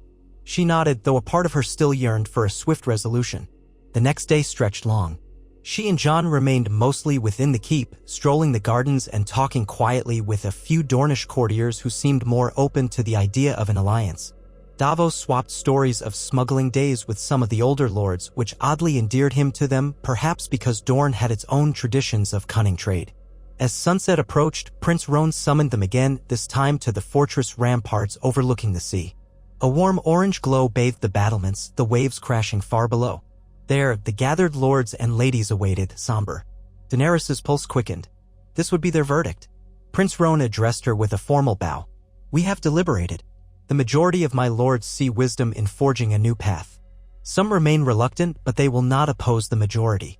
Therefore, we accept the accord with the stipulation that we finalize a system of representation, some sort of Grand Council, to ensure Dorne's voice is heard in future decisions. If you agree, then so do we. Relief surged through Daenerys, and she let out a breath she hadn't realized she was holding. I agree wholeheartedly, she said. Jon glanced around at the assembled Dornish lords, noticing how many wore expressions of cautious acceptance rather than elation. That was enough for him, acceptance would do. Prince Roan produced the newly revised parchment, all carefully inked. He offered Daenerys a quill. She signed with a flourish, then passed it to him. He added his signature and seal. One by one, the key lords stepped forward to add their marks. The women near Prince Roan followed, pressing their personal seals into the wax. A hush settled as the final imprint was made, the wax cooling in the desert breeze. It is done, Prince Roan declared. He glanced at Daenerys. We will not celebrate with lavish feasts. Dornish tradition calls for more discreet acknowledgments when forging uncertain alliances. But let this stand as a foundation for a peaceful future. Daenerys inclined her head, matching his solemn tone. Thank you. May this be the start of genuine friendship. If any of you wish to speak with me further, my door remains open. The group began to disband, some lords exchanging guarded courtesies with Daenerys' retinue. Prince Roan lingered, pulling Daenerys aside near a crenellation. The last rays of sunlight caught the silver in his hair, and he studied her face with a hint of curiosity. I find it remarkable, he said quietly, that after everything you have not resorted to your father's brand of rule. Power can tempt even the best of us. She met his gaze. I've been tempted many times, Prince Roan. That night in King's Landing, I nearly unleashed dragons as a final solution to my enemy's deceptions. But in that moment, something held me back. Maybe it was all the people I'd sworn to protect, or maybe it was the memory of those who died believing in a better world. I chose mercy, and now here we are. He nodded, the wind plucking at the edges of his robes. I only hope your successors follow your example. For now, you have Dorne's support. We'll see what the future holds. After Prince Roan departed, Daenerys found Jon waiting, gazing over the battlements at the last glow of twilight. Davos stood a short distance away, engaged in conversation with a pair of Dornish courtiers about shipping routes. Daenerys slipped an arm through Jon's. Victory? He asked, voice low. She gave a subdued nod. Yes, though in Dorne, victory seems a quiet affair. He smiled, eyes fixed on the distant horizon. Quiet suits me. Too much noise in the world already. She leaned her head against his shoulder for a moment, letting the hush of the sea soothe her weary mind. They had done it. Another piece of the realm aligned, not through fear, but through trust, cautious, well-negotiated trust. Soon, word would spread across Dorne that an accord with the Targaryen Queen had been signed. In time, perhaps these lords and ladies would see tangible benefits in trade, security, and a seat at whatever Grand Council Tyrion was devising for the future. Then, maybe the name Targaryen would no longer evoke only memories of fire and conquest. They stayed another day as courtesy, finalizing minor details. Prince Roan hosted a modest banquet that evening in a covered courtyard. Musicians played soft, lilting tunes, and servants brought platters of spiced fish, pomegranate salads, and fragrant rice. Daenerys sampled them all politely, mindful of the watchful eyes of the Dornish nobility. Jon drank carefully, flushing at the strong wines. Davos kept an attentive ear for any hushed talk of betrayal, but he found none. It seemed that while reservations remained, Prince Roan's acceptance had paved the way. At dawn, Daenerys prepared to depart, leading her retinue back up the coast road. She and Prince Roan exchanged formal farewells in the courtyard of Sunspear's keep. He promised to send a representative to King's Landing eventually, once the details of a realm-wide council were clearer. Daenerys inclined her head, pledging to do likewise. Thus, they rode out under the rising sun, returning the way they had come. The city's gates opened for them. People paused in their morning routines to watch the Targaryen Queen depart. A few bowed or offered small salutes, likely having heard the rumors of a new peaceful alliance. The sands beyond the city glowed orange in the early light. Daenerys felt the warmth on her face, thinking it a sign of the new bond with the Southern Kingdom. 3 days into their journey north, traveling at a measured pace, Daenerys and Jon rode side by side while Davos kept watch with the Unsullied. The roads were quiet, the sky mostly clear. Occasionally they camped by a spring or found lodging in a small holdfast where local folk greeted them with curiosity. As they approached the Stormland's border, the terrain grew greener, rolling hills replacing the sandy dunes. Late on the 4th day, an unexpected rider caught up to them. One of the Unsullied scouts hailed the traveler, who emerged from behind a copse of trees at a brisk canter. He wore the livery of King's Landing, a gold cloak. Daenerys tensed, mind racing with possibilities. Had something gone wrong in the city? The scout led the rider to her, and the man dismounted, panting from his hurried pace. "Your Grace," he gasped, bowing. "A message from Lord Tyrion in King's Landing. He bids you read this urgently." He extended a sealed parchment. Daenerys broke the seal quickly, heart pounding. Jon peered over her shoulder, Davos stepping closer. The letter was brief, penned in Tyrion's familiar tight script. "Your Grace, we have contained the Westerland's outlaws, but new trouble arises. Reports indicate a fleet of suspicious ships has been seen off the Crownland's coast, possibly from Essos. They might be mercenaries or pirates, sources differ. We fear an incursion or a raid. Additionally, rumors swirl of a new pretender claiming Targaryen blood in the east, though unconfirmed. The city remains stable, but vigilance is advised. Please return with due haste if you can. Tyrion." Daenerys's pulse quickened. A pretender claiming Targaryen blood? Had someone in Essos decided to exploit O.L.D. rumors? Could it be one of the Blackfire lines rumored to exist? Or was it a simple scheme by mercenaries to rally men under a false banner? Either way, it threatened the precarious stability she had fought so hard to establish. Jon frowned, reading over her shoulder. "We should make for King's Landing as fast as possible." Davos nodded grimly. A fleet from Essos could bring Sellswords or trouble. With the realm still in recovery, it's a risk we can't ignore. Daenerys folded the letter, mind churning with questions. "We ride with all speed," she declared. "If there's a challenge to my claim, I must address it openly. And if raiders threaten our coasts, I won't let them terrorize innocent towns." Jon signaled the group. "We make haste, then. Full gallop where the road allows." Their retinue spurred their horses onward, leaving the gentler pace behind. Daenerys felt a surge of urgency, the triumph of her Dornish treaty overshadowed by this new threat. She silently prayed that Tyrion had matters under control until she returned, and that the rumored pretender was little more than a puff of rumor, not someone who could truly destabilize the realm. They galloped through the Stormlands, stopping only for brief rests.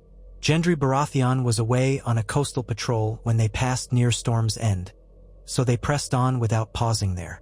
The weather shifted, bringing occasional drizzles, turning the roads slick. Still, they pushed forward, day by day, covering as much ground as possible. At last, they saw the rising walls of King's Landing in the distance. The bustle near the city gates was more pronounced than usual. Merchants, travelers, and a noticeable uptick in gold cloaks checking arrivals. Daenerys' party was recognized at once, the gates swinging open to admit them. Inside, the streets teemed with life, but she sensed a current of tension. Whispered rumors about an eastern threat might be fueling anxiety. They ascended to the Red Keep. Tyrion was there to greet them in the courtyard, looking more tired than usual. He bowed quickly. "Your Grace, Jon Ser Davos, you made excellent time." Daenerys dismounted, handing her reins to a stable hand. "We came as soon as we received your letter. What's happened?" Tyrion ushered them inside, speaking rapidly. "The fleet was sighted 2 days ago near Massey's Hook. Then it vanished. Some say it's moored off a hidden cove, possibly resupplying or waiting for reinforcements. We're not sure who commands it. As for the rumor of a Targaryen pretender, news from Essos suggests someone calling himself Aegon Targaryen, sixth of his name, has raised a small army in Lys or Tyrosh. It sounds absurd, but Sel's words might flock to such a banner if they smell profit." Daenerys' brows knitted. "Aegon Targaryen? Ridiculous. Another false dragon." Jon's gaze darkened. Could it be a descendant of the Blackfyres? Or someone posing as Rhaegar's lost heir? Tyrion shrugged helplessly. "I've heard enough tales of lost heirs to fill 1,000 books. Most are hoaxes.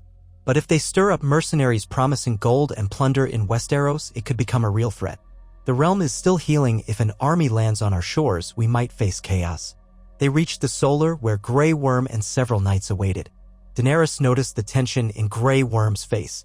He saluted. "My queen, I've strengthened the garrisons. The city watch is on alert. Drogon has been restless, but he remains near the keep. I've also sent scouts along the coast to track that fleet." Daenerys nodded, pressing her lips together. "Well done. We'll need to confirm whether this rumored pretender truly means to invade or if he's content to stay across the sea. If he tries to land, we'll repel him. In the meantime, we can't let the city succumb to panic." Davos approached the table where a map of the eastern coastline was spread. "We might dispatch a small naval force to locate and confront them before they land. Gendry's ships could be of use. If the rumors are exaggerated, we'll find out soon enough." Tyrion concurred. "Agreed. We can't wait passively. The best outcome is that we discover it's a minor band of pirates or smugglers using the Targaryen name to scare coastal towns. But we must prepare for worse." Daenerys took a steadying breath, glancing at Jon. She remembered how close she had come to letting vengeance rule her once. Now she faced a potential challenge from an unknown figure claiming her house's name. She would not revert to paranoia or cruelty. She would address it head-on, with clarity and resolve, just as she had done with Cersei, the Iron Islands, and Dorne. She turned to Tyrion, Grey Worm, and the others. "Let's assemble our commanders. We'll plan a coastal defense. I'll send ravens to the major lords, Stormlands, the Reach, the Vale, requesting they remain watchful. We'll show the so-called Aegon that the realm stands united, not ripe for conquest." Jon placed a supportive hand on her shoulder. "We'll face it together." She met his gaze, recalling how they had once stood together against the Night King and his Legion of the Dead. This threat might be different, but the principle was the same, standing for the living against those who would bring destruction. And so, another challenge took shape on Westeros's horizon. Daenerys felt the familiar anxiety of potential war stirring in her blood, but she also felt the grounding knowledge of all she had achieved: alliances built, cities spared, oaths sworn in earnest. This realm was no longer a patchwork of distrustful states, but a growing network of allies who had chosen peace. If the false dragon came in search of chaos, he would find no easy prey. The bells in her memory that once threatened to toll for devastation now tolled for unity, for a chance at real stability. And Daenerys Targaryen, the queen who had turned from fire to mercy, stood ready to defend the realm she had united through restraint and hope. Daenerys Targaryen studied the letters strewn across the map table in the Red Keep Solar, a growing sense of tension coiling in her stomach. The reports spoke of unknown ships off the Crownland's coast, perhaps pirates, perhaps mercenaries, and of a man in Essos now calling himself Aegon Targaryen, sixth of his name, gathering forces under a black dragon banner. Though the rumors were thin, the realm's fragility made any threat dangerous. She ran her fingers across the parchment, recalling how each step toward peace had required such painstaking effort. Her alliance with the North, her accord with the Iron Islands, the treaty just forged in Dorne.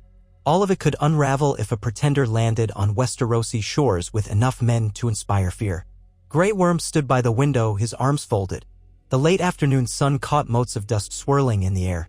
Jon Snow, at Daenerys' side, read from a dispatch that had arrived from Gendry Baratheon. "He's scouring the coastline near Shipbreaker Bay," Jon murmured, eyes narrowed.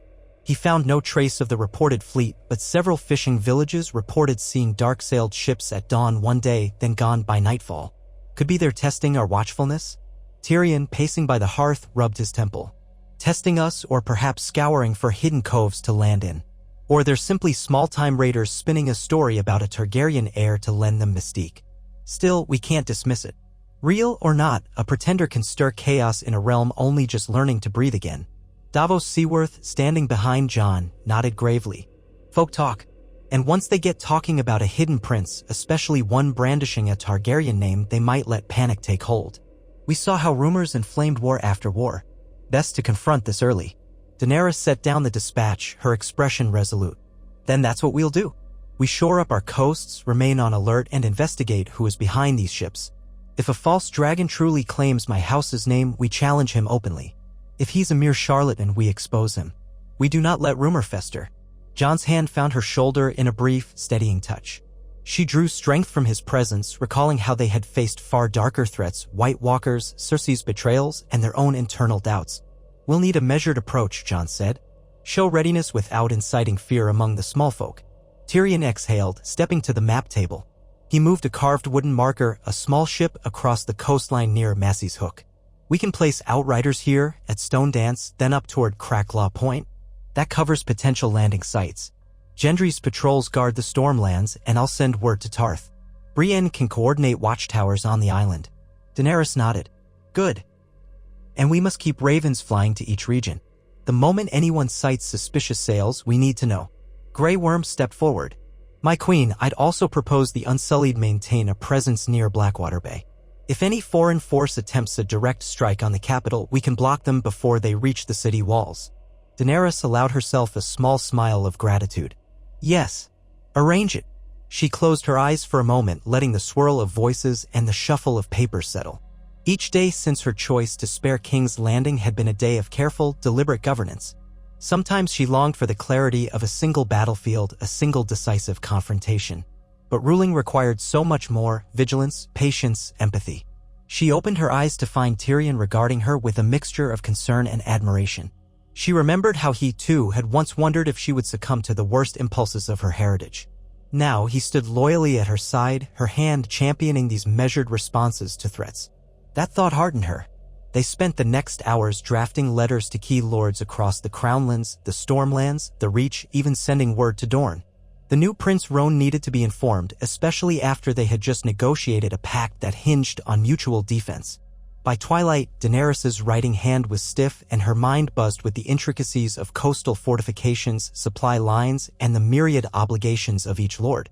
Jon insisted she rest, so she rose from the table, letting Tyrion finalize the scribe's transcripts. In the corridor, the lingering heat of a warm day clung to the walls. Candlelight gilded the stone archways. Outside, the sky darkened to a deep purple. Daenerys sighed, mentally picturing the ships that might prowl the waters of Blackwater Bay. Almost unbidden, her thoughts turned to Drogon. She had parted from him when traveling to Dorne, and now that she was back, she found little time to fly with him. Yet a part of her ached to share the skies, to see the city from above, to remind herself of the power she contained. But for now, she suppressed that impulse. Fear was not the message she wished to project, only readiness. She made her way up a winding staircase to her private chamber. 2 unsullied guards stood sentinel at the door. Inside, she lit an oil lamp, the warm glow chasing away shadows. The day's tensions began to soften. Jon arrived shortly after, having excused himself from the final dispatches. His dark hair was slightly disheveled, his expression thoughtful. They'll be at it until midnight, he said, motioning downstairs where Tyrion, Davos, and Grey Worm sorted out details. I told them you needed some quiet. Daenerys managed a small smile. Thank you. I fear quiet is a fleeting luxury these days. She settled into a chair near a low-burning brazier. How did we ever believe the realm would find peace so quickly? Jon lowered himself onto a nearby bench, resting his forearms on his knees. We didn't. We knew it'd take time. We've made such progress, but there will always be new threats. A pretender, or a band of pirates, or old grudges flaring up. She ran her fingers over the carved arm of her chair, recalling how she had once sat in the throne rooms of Meereen, Yunkai, and Astapor, each time imagining that once she conquered, peace would follow. But real peace, she learned, was not a single victory. It was an endless sequence of choices.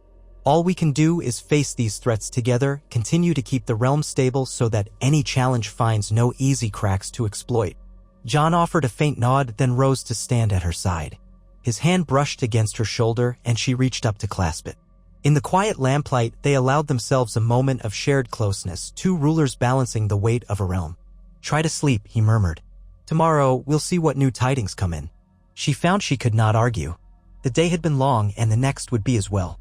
Taking his advice, she prepared for bed. Yet as she drifted into restless slumber, her mind conjured fleeting images of a black-sailed fleet, distant horns blowing across the water, and a false Targaryen brazenly claiming what she had bled to secure. Morning arrived with a crisp breeze off Blackwater Bay.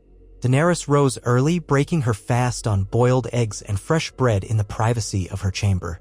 By the time she stepped into the throne room, the day's business was underway. Petitioners from the city waited, among them a group of builders requesting funding for additional housing in Flea Bottom, a scribe representing the new High Septon seeking donations for the Sept's reconstruction, and a wine merchant complaining about tolls on incoming shipments. Daenerys listened carefully to each, mindful of how these local matters were the foundation of trust. If the small folk saw that she cared about their day-to-day struggles, they would be less likely to fall prey to fearmongers or sedition. By midday, she dismissed the last petitioner, promising to consult with Tyrion about the toll issue. Grey Worm escorted her out, and she found Jon waiting in the courtyard, squinting against the sun. Two figures stood with him, Brienne of Tarth, newly arrived from Tarth, and Ser Podrick Payne, her loyal squire-turned-knight. Brienne bowed upon Daenerys' approach, Podrick following suit. "Your Grace," Brienne said in her low voice. "I came as soon as I received Lord Tyrion's raven. Tarth stands ready to guard the narrow sea if need be. Our islands might be small, but we have strong galleys and loyal captains." Daenerys smiled in genuine relief. "Welcome, Ser Brienne.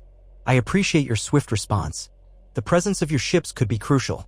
If these rumored pirates or sellswords attempt to slip through the Straits of Tarth, you might intercept them."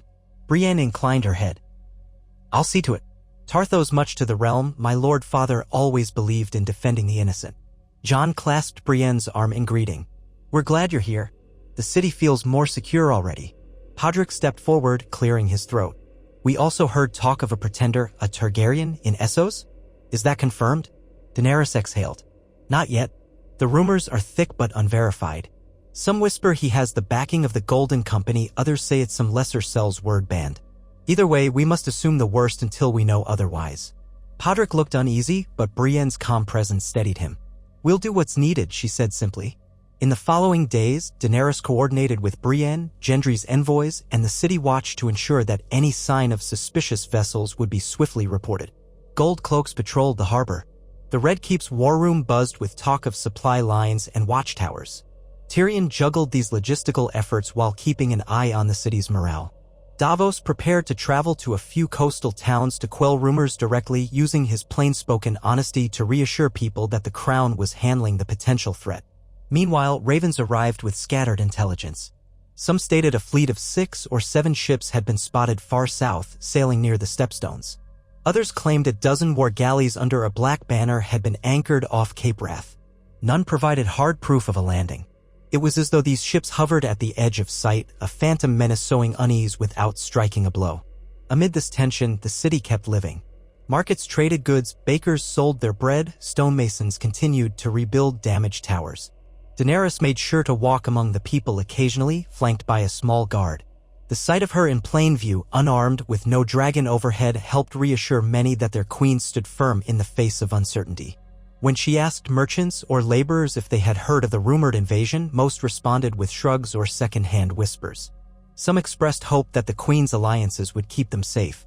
A few raised concerns about old taxes or the scars left by the last war. Daenerys listened patiently, promising to address what she could. One afternoon, as she concluded her walk through the city's eastern district, the sudden roar of wing beats overhead made her look up. Drogon soared low, casting a broad shadow across rooftops. People scrambled momentarily, fearful of a surprise, but the dragon merely let out a mighty cry and circled back toward the Red Keep. Daenerys frowned slightly, wondering if Drogon sensed her own tension or if he simply grew restless without the freedom of wide flights. She resolved to spend time with him that evening. When she did, just before dusk, she found him perched on the remnants of a high turret, his black scales blending with the dim sky. She approached slowly up the steps, mindful that Grey Worm had posted guards at a respectful distance. Drogon's great head turned, nostrils flaring as he recognized her scent. His rumble made the stone under her feet vibrate. Placing a hand on his flank, she felt the residual warmth of his breath against her cheek. "We may have to fight again, my friend," she whispered, pressing her forehead to a patch of scales. "There's talk of a false Targaryen. If he comes here with an army, I can't promise you won't be called to defend these walls." Drogon's response was a low growl, as though challenging any threat to approach. She remembered the devastation he could unleash, flames scorching entire battalions. Yet she also remembered the moment she had chosen not to use that power on King's Landing. Drogon himself had seemed confused, but had ultimately abided by her will. If another war came, would she once more try to restrain such destructive force? She sighed and stroked his jaw. The sun slipped below the horizon, painting the clouds in dusky pinks and purples. "We'll see," she murmured. Then she made her way down, the watchfires on the battlements flickering to life. She met Jon in the courtyard, who had just returned from coordinating with the city watch. His brow creased with concern. "No news of the fleet today," he reported quietly, "which is almost worse. The not knowing." She agreed, feeling the weight of uncertainty. "We'll remain vigilant. Tyrion suggests we invite key lords to the capital for a council, show a united front. If an invader lands to sow discord, they'll find no easy allies among the Westerosi houses." Jon's mouth twitched in a faint smile. He never misses a chance for more councils. "But it may help. I'll write to Sansa, see if she can spare an envoy or come herself. The North can stand as proof that you grant real autonomy. We can do the same with the Iron Islands and Dorne, so no one believes this is a forced coalition." So it was decided. Ravens flew across the land once more, inviting prominent lords and ladies to gather in King's L. Ending within the fortnight, not only to discuss the rumored pretender but also to formalize a broader council for the realm, a step toward the representative body Daenerys had envisioned. The notion stirred both hope and wariness among the invitees. Some wrote back with excited curiosity, others with reluctant acceptance, and a few with overt cynicism. Yet Daenerys believed that simply convening them under one roof was already a step forward. In that interim, everyday governance marched on. Daenerys and Jon found themselves attending to disputes between Crownland's lords over boundary lines, hearing petitions from traveling merchants about the levies for market stalls, and, in a poignant moment, meeting with the new High Septon regarding the partial rebuilding of the Great September. That meeting took place in a quiet courtyard where the High Septon, a kindly man with a lined face and gentle eyes, spoke of how the faithful saw her mercy at King's Landing as a sign of the gods' intervention. Daenerys felt uncomfortable with any notion of divine anointment, but she recognized the political importance of the faith's support. They agreed that the crown would help fund the Sept's reconstruction, but only up to a reasonable limit, ensuring no extravagance overshadowed practical repairs in the city. As the fortnight neared its end, the first arrivals for the Grand Council began to trickle in. Lisa Royce came from the Vale, representing her house in place of Lady Sansa, who was busy fortifying the north but intended to send a delegation soon. Edmure Tully arrived from Riverrun, accompanied by a handful of Riverlands knights. Gendry Baratheon rode in from the Stormlands with a small retinue, greeted warmly by Daenerys at the keep's gates. The black stag banner fluttered beside the Targaryen standard, a symbol that still felt strange after years of Baratheon-Targaryen enmity. Even from the Westerlands, a cautious delegation appeared, a minor Lannister cousin named Myles Lannister leading the group. Though they seemed guarded, they recognized that ignoring the Queen's invitation would leave them isolated. Daenerys studied Myles Lannister's body language, noticing how he kept glancing at unsullied guards. She guessed the Lannisters had not forgotten or forgiven Cersei's fate, but they came anyway, perhaps out of pragmatic self-preservation. Most intriguing was the arrival of a small Dornish group, Ryman Pharaohs, a cousin to Prince Roan, escorted by half a dozen spearmen. They brought a letter praising the new alliance with Dorne and expressing that Prince Roan's health required him to remain behind, but he sent his kin to maintain the bond. Daenerys met them cordially, remembering how delicate her negotiations had been in Sunspear. If Dorne stood with her now, that alone showed tangible progress. King's Landing's streets bustled with these new visitors and their entourages. The City Watch scrambled to maintain order while taverns filled with knights and bannermen. Tyrion worked double time to coordinate lodging within the keep for the highest lords and safe accommodations outside for their retinues. Daenerys sensed an undercurrent of excitement among the small folk. This was no forced muster for war, but a gathering to solidify an era of cooperation. The last time so many lords came to King's Landing, war loomed. Now maybe a better outcome awaited. On the appointed morning, Daenerys rose before dawn, dressing in a gown of dark red silk, her hair braided back to keep it from her face. She stepped into the throne room where a large circular table had been set in front of the Iron Throne. Chairs circled it for each representative, along with a seat for Daenerys as the nominal head of the council. Jon would sit to her immediate left, Tyrion to her right, representing the Queen's hand. The rest would take seats in an order determined loosely by region. Grey Worm and a contingent of Unsullied maintained watch at the perimeter, while city watchmen kept the door. The hustle of last-minute preparations filled the air, servants laying out parchment, scribes positioning themselves to record the proceedings. One by one, the delegates arrived. Gendry Baratheon wearing his new sigil on a leather jerkin. Lady Lisa Royce of the Vale, tall and composed. Edmure Tully, his kind face lined with the burden of years. Myles Lannister looking wary but outwardly polite. Raymond Pharaohs of Dorne, clad in light robes, eyes sharp. A few others trickled in, including a northern delegation led by Lady Alice Karstark. Sansa had sent her to speak for the north. They filed to their seats, exchanging nods or cursory greetings. Some had not met under pleasant circumstances in the past, but Daenerys sensed a cautious willingness to move forward. When all were settled, Daenerys stood, the only one not seated at the table. She cast her gaze around, letting silence build, ensuring she commanded the room's attention not through intimidation but through poised presence. "Lords and ladies," she began, voice resonating. "We gather here to shape the future of Westeros. We face rumors of a pretender, someone claiming the Targaryen name across the sea, along with sightings of unknown ships near our shores. We do not know if this threat is real or exaggerated, but we will address it together, for if war returns to these lands, it will harm us all." She paused, her eyes traveling across each face. "We have a choice. In the past, each region might react alone, uncertain of the other's loyalties. But I say no more. We have forged pacts with the North, with Dorne, with the Iron Islands, with House Baratheon, and many others.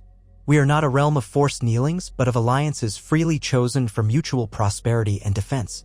Let us prove that unity here and now." Murmurs of agreement and thoughtful silence spread through the assembled group. Tyrion gestured for a scribe to begin recording. Jon spoke next, succinctly explaining the known intelligence regarding the rumored fleet, how Gendry's ships and Brienne's watchers had yet to confirm a landing, and how any force from Essos would likely appear near one of the many secluded coves. Edmure Tully asked about the possibility of infiltration over land, to which Grey Worm, from the sidelines, confirmed that the Gold Road and Rose Road watchtowers had been reinforced. When Gendry rose to speak, his voice carried the blunt honesty of a blacksmith-turned-lord. "My scouts near Storm's End have found no sign of a large hostile force, but we did discover wreckage of a small skiff that washed ashore with foreign markings. Could be a merchant's dinghy, or could be a scout boat from these rumored ships. We'll keep looking." Myles Lannister demanded to know if the Crown expected the Westerlands to send men. Daenerys answered carefully, "If a threat arises, each region must help defend the others. But let's not raise armies prematurely. We only ask for vigilance. Should war come, we'll coordinate a unified response." Lady Alice Karstark said little about the North, but she relayed Sansa's message of solidarity. Sansa stood behind Daenerys' leadership so long as the realm's freedoms were respected. This statement, coming from a northerner, visibly eased some tensions around the table. Daenerys was grateful for it, knowing how many once doubted her intentions. Raymond Pharaohs from Dorne spoke next. "Prince Roan's official stance is that Dorne will not raise armies unless an invader truly threatens us or our allies. We do not seek preemptive war, but we will honor the accord if you are attacked." Daenerys inclined her head, understanding the delicate lines Dorne walked. "I respect that stance. We do not seek to drag Dorne into needless conflict, but your readiness reassures the realm." With the threat of the rumored fleet addressed, Tyrion guided the conversation to the next item: the possibility that this so-called Aegon Targaryen might be collecting Cell's words to challenge Daenerys' claim. A hush fell in the throne room. Some, like Gendry or Lisa Royce, openly scoffed at the idea that a true Targaryen heir remained undiscovered for so long. Others, particularly Myles Lannister, eyed Daenerys with suspicion, as if half believing the possibility that Rhaegar Targaryen's line might not have ended. Daenerys maintained her composure, though inwardly she felt the old wound of her family's tragedy. Rhaegar was killed, his children murdered. The notion that one survived seemed an outlandish story, but she had encountered outlandish stories enough in her life not to dismiss it fully. Gendry bluntly asked, "What will we do if this person does show up? If they come preaching that they're the rightful king, or gather an army to put you from the throne?" Daenerys answered calmly, "I will meet him, in public if possible, to expose him. If he can prove a legitimate claim, we will address that. But I strongly doubt his legitimacy. More likely, he is an opportunist stirring up Cell's words with golden promises. Should he land with an army and refuse talks, we defend the realm. We cannot let war ravage us again." Jon added, "We'll do everything in our power to confirm or deny his lineage. There are ways to test such claims: maesters, historical records, possibly even some old signifiers. But in the end, the realm's loyalty cannot be swayed by one man's rumor." The council murmured, some lords glancing uneasily at one another. Finally, Myles Lannister spoke, voice then. "What if he's favored by certain houses who disliked your execution of Queen Cersei? The Westerlands remain uncertain. While we do not condone rebellion, I know some who might be swayed if he arrives spouting promises of restoring Lannister influence." Daenerys kept her tone even. "I do not blame the people of the Westerlands for mourning, but Cersei was tried and found guilty of heinous crimes. If this pretender seeks to exploit that sentiment, he will only breed more suffering. We stand ready to listen if the Westerlands wish to discuss old grievances, but we will not welcome an invader." Myles Lannister inclined his head, mollified if not entirely content.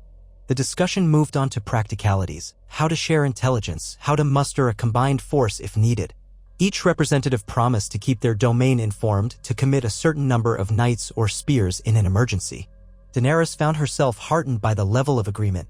This gathering, messy and tense as it was, still marked a profound shift from the days when the great houses schemed and fought in endless cycles. Not everyone liked her or trusted her fully, but they sat together, building a framework of mutual defense. When the session concluded, they agreed to reconvene in 2 days. Daenerys rose, offering a gracious word of thanks to all who attended. The lords and ladies dispersed in small clusters, heading for their chambers or the city's inns. The Solar took on a quieter air, leaving only Daenerys, Jon, Tyrion, and a few close advisors. Tyrion stared at the empty seats, exhaling. "That went as well as we could hope." Davos, who had been observing from the side, gave a tired smile. No one threw a goblet or stormed out. "That's progress." Daenerys sat, exhaustion tugging at her. "Indeed, but we still face so many unknowns. At least we've signaled unity. That might deter any fleet waiting to see if the realm is too fractured to defend itself." Jon joined her, resting a hand briefly on the back of her chair. "Let them test us if they wish. We'll show them we're not so easily undone." Over the next few days, the delegates mingled in King's Landing, forging small alliances or bargains among themselves. Daenerys observed from a distance, content to let them build connections that might further stabilize the realm. Occasionally, she hosted small gatherings, informal feasts in the gardens or terraces where the lords could speak freely. She saw Myles Lannister sharing a table with Lisa Royce, discussing trade routes for the Vale's grain. She noticed Edmure Tully conversing with Gendry about common farmland concerns in the Riverlands and Stormlands. Even the Dornish envoys occasionally joined these discussions, forging cautious ties. Bit by bit, the realm was knitting itself into a patchwork of cooperation. Still, the shadow of the rumored pretender lingered. Scouts came and went with no definitive sign of an invasion. Tyrion quietly arranged for informants in the free cities to gather more intelligence on the so-called Aegon Targaryen. They returned uncertain whispers. A young man with silver hair, accompanied by a mysterious group of retainers, had indeed appeared in lists, seeking funds to raise an army. Some said he had the backing of a wealthy Lyseni magister, others insisted he traveled on an old Volantene warship. In any case, nothing was confirmed. On the final evening of the council, Daenerys convened a banquet in the Great Hall. Not a lavish, reckless feast, but a respectable affair with ample food and drink, a few minstrels for music, and plenty of space for conversation. Banners of each represented region hung from the walls: the crowned stag for the Stormlands, the trout of the Tullus, the crescent moon of the Vale, the golden lion of Lannister, even the sun ant spear for Dorne. Beneath them, the Targaryen sigil presided, a reminder of the new queen's overarching position. Daenerys made sure to greet each delegation personally. Myles Lannister bowed stiffly, murmuring formalities. Lisa Royce thanked her for the courtesy. Edmure Tully seemed at ease, enjoying the spirit of cooperation. Gendry hovered near a table piled with roast venison, exchanging occasional banter with Davos. Ryman Farrows, the Dornish envoy, sipped wine while discussing building styles with an architect from King's Landing. Jon circulated, exchanging polite words about northern progress, occasionally pausing by Daenerys' side to ensure all was well. Partway through the evening, Tyrion tapped his goblet gently, calling for attention. Lords, ladies, and loyal subjects, he began, a grin tugging at his mouth. We gather tonight as a realm determined to move past old grudges. You have shown that when a threat looms, or even if it only might loom, we can stand side by side rather than draw swords at each other's throats. For that, as Hand of the Queen, I thank you. A round of polite applause followed. Tyrion gestured to Daenerys, who rose from her seat at the head table.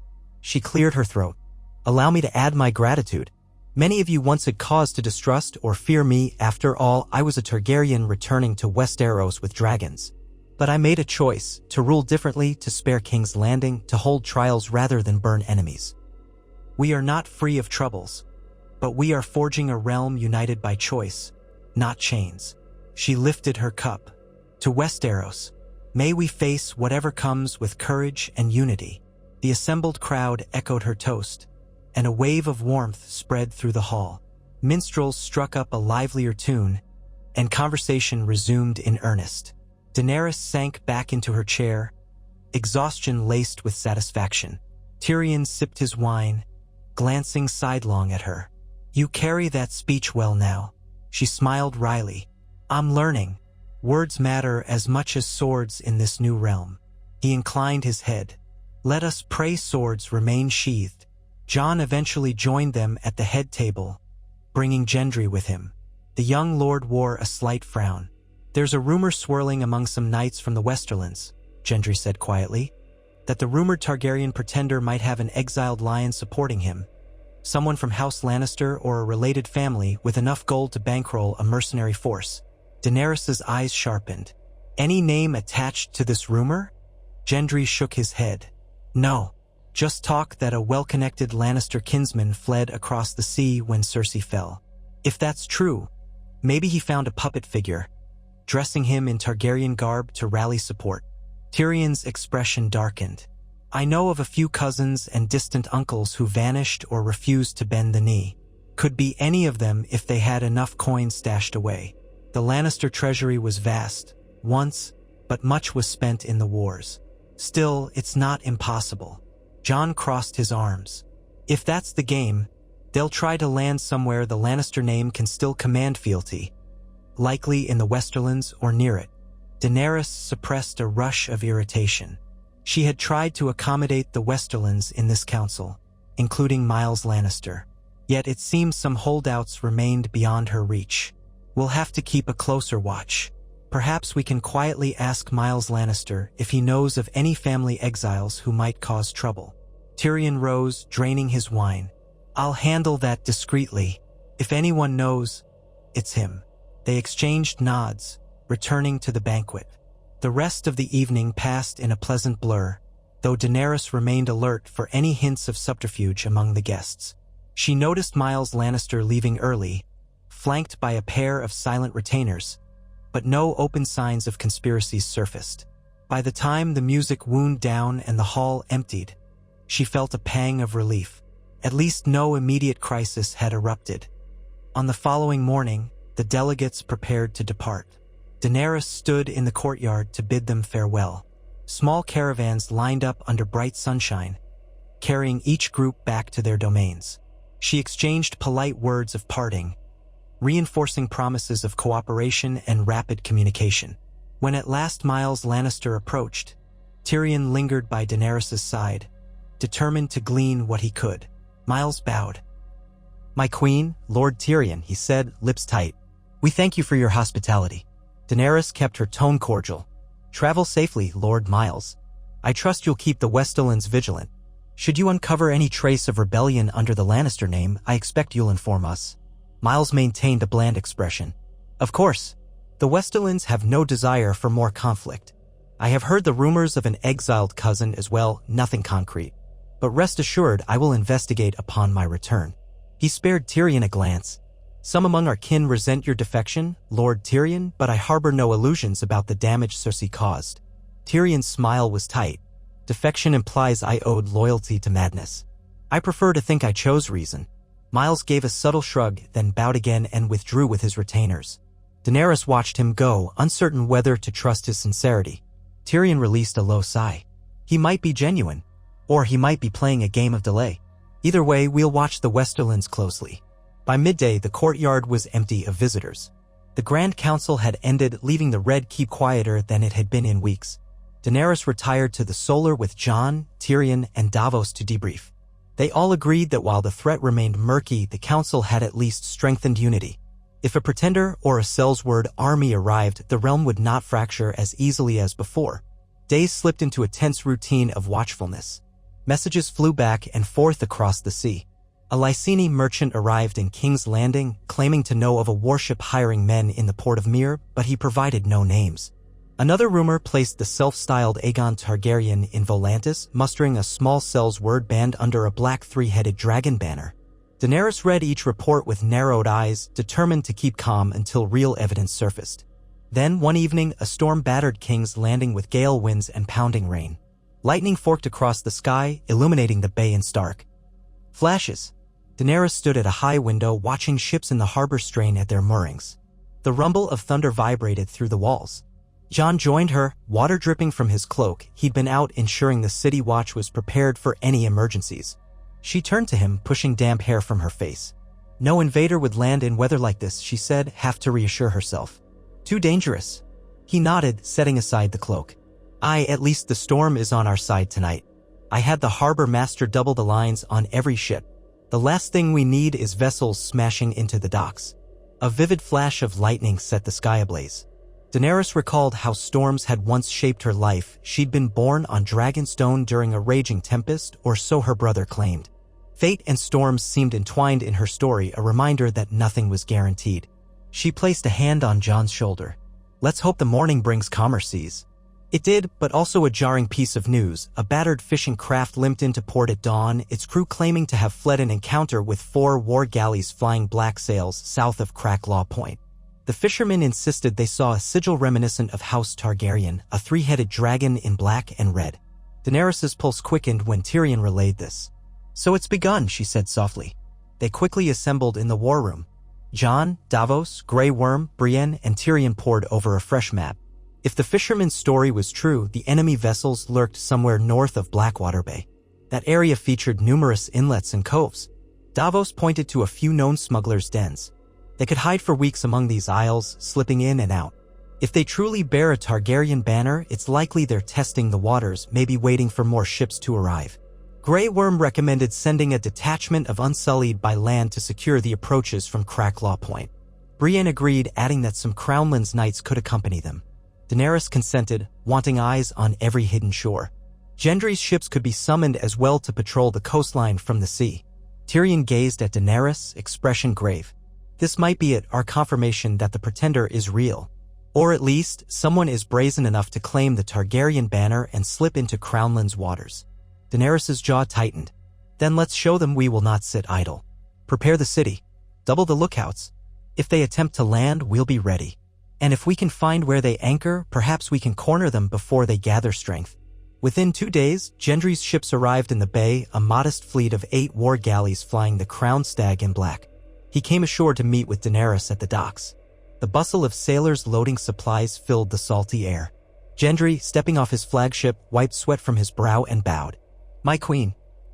My men stand ready to hunt down these black-sailed galleys. We've bested pirates before." Daenerys thanked him. "Be cautious. We still don't know how large their force might be or what they plan. But I want them found.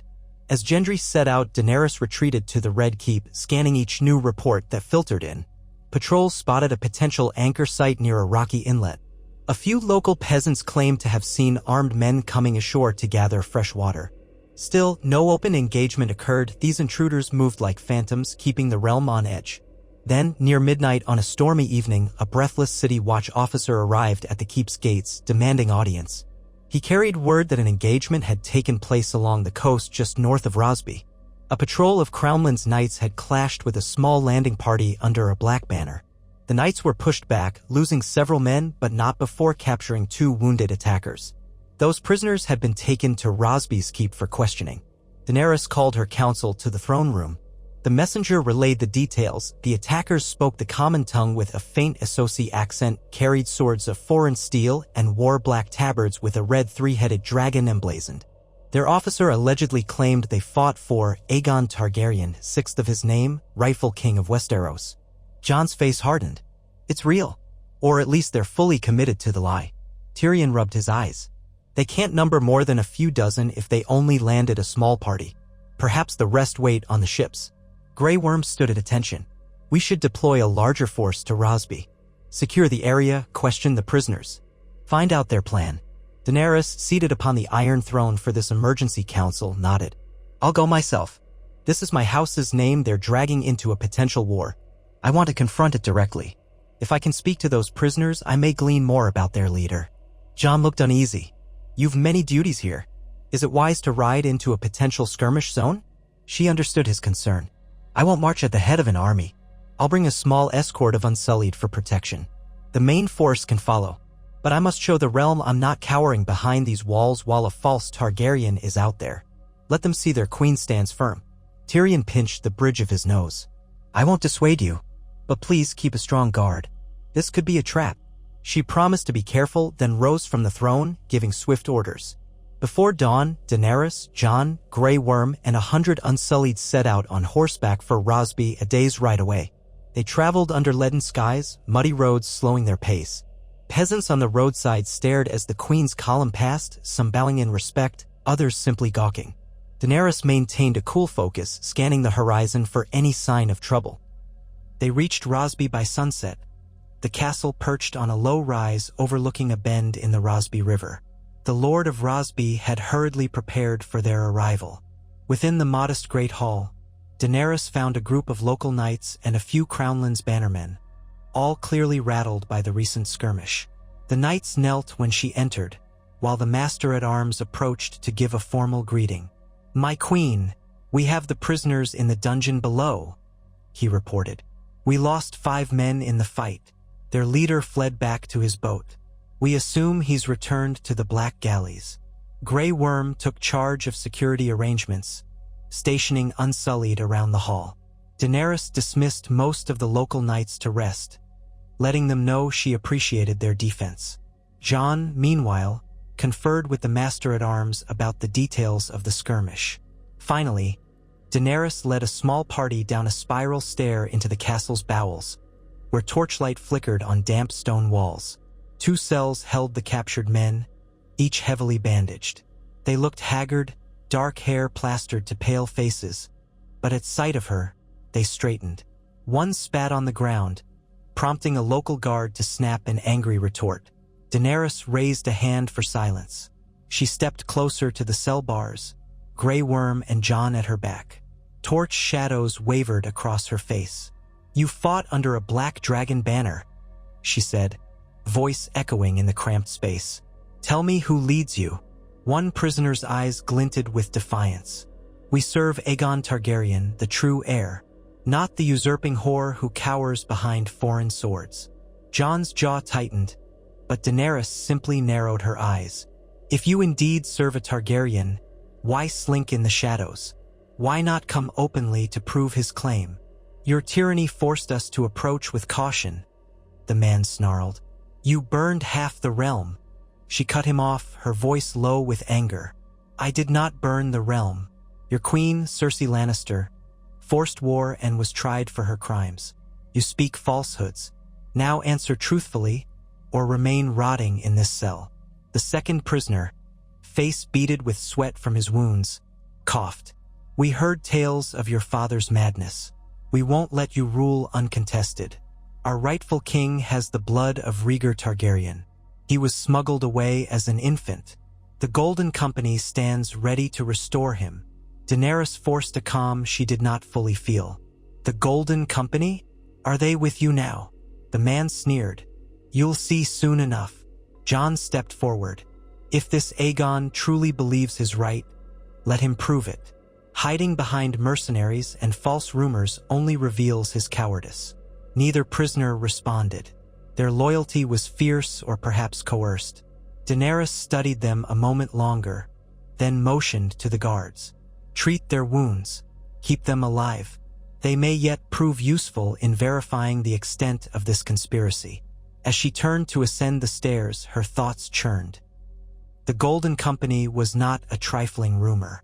It was the greatest sellsword company in Essos, once rumored to be founded by House Blackfyre, rival Targaryen bastards.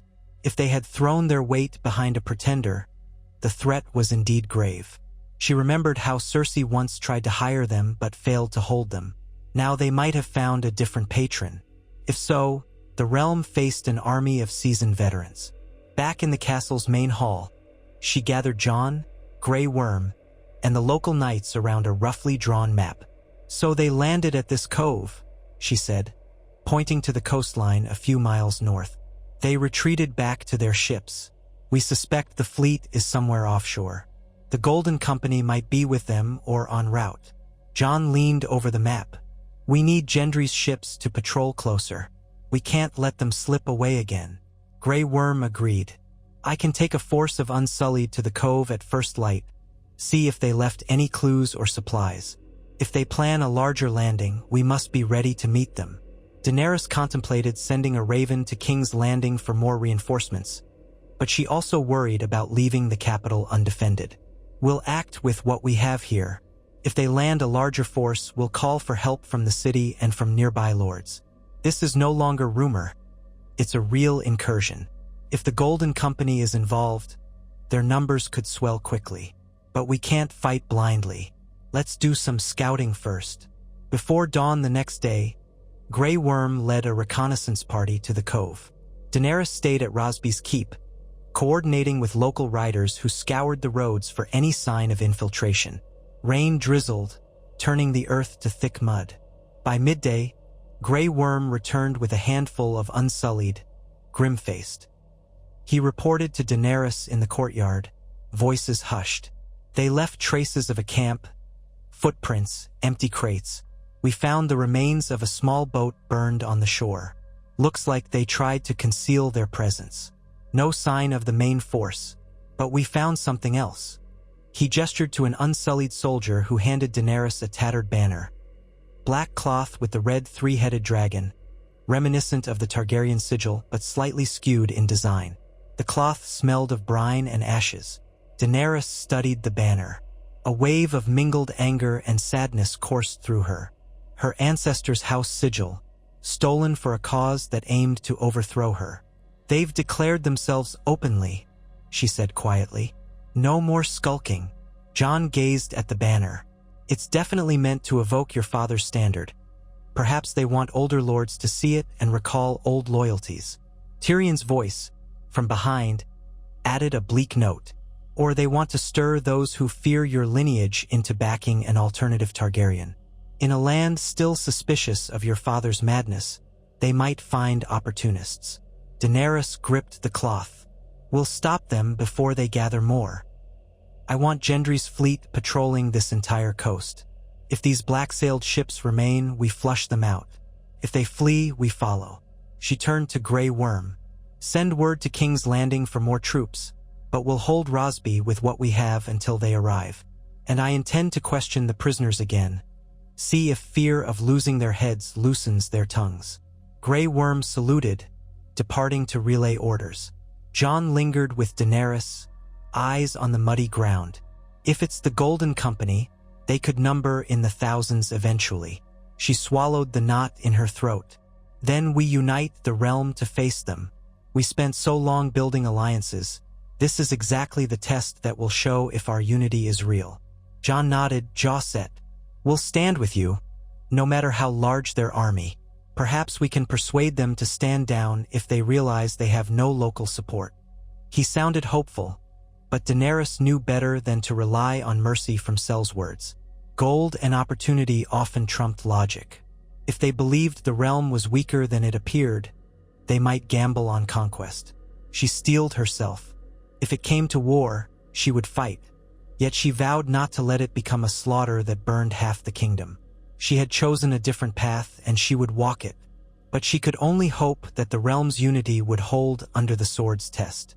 That night, she tried again to pry more information from the prisoners in the dungeon, threatening them with the knowledge that the realm would unify against their so-called king. One man simply spat curses. The other let slip that their leader was preparing to land more troops before the next moon. That was all. Daenerys left them to the gloom, unsettled by the notion of a bigger landing soon. Outside, the wind whistled across the battlements of Rosby, reminding her of how precarious the future remained. She wrote letters to Sansa in Winterfell, to Dorne, to the Vale, the Reach, all summarizing the urgent threat. She asked them to remain vigilant and, if needed, to send contingents. She stressed that they needn't muster full armies yet, only be ready. Her words hammered home the same point. An invader claiming to be a Targaryen may attempt to sow chaos. Stand firm and we will prevail. Each raven flew into the night, carrying her message across the realm she had painstakingly stitched together.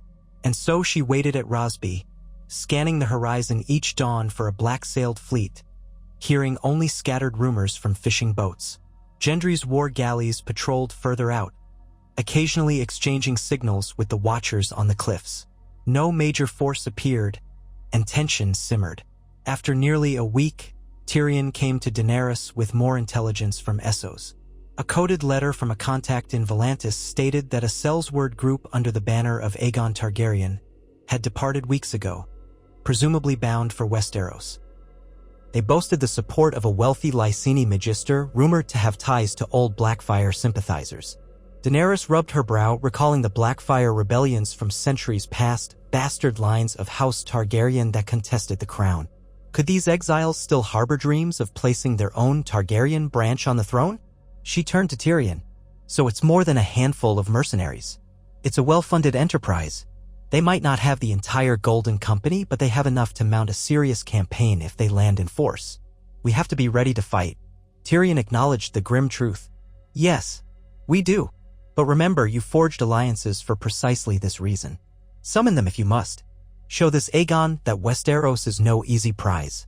Daenerys stared at the map pinned to the wall. The realm she had to protect was vast: the North, the Vale, the Riverlands, the Westerlands, the Stormlands, the Reach, Dorne, the Iron Islands. Each corner owed her some measure of fealty or friendship. If they all stood behind her, any invader would be outnumbered. But if some houses wavered or believed the pretenders' claims, the land could fracture into civil war.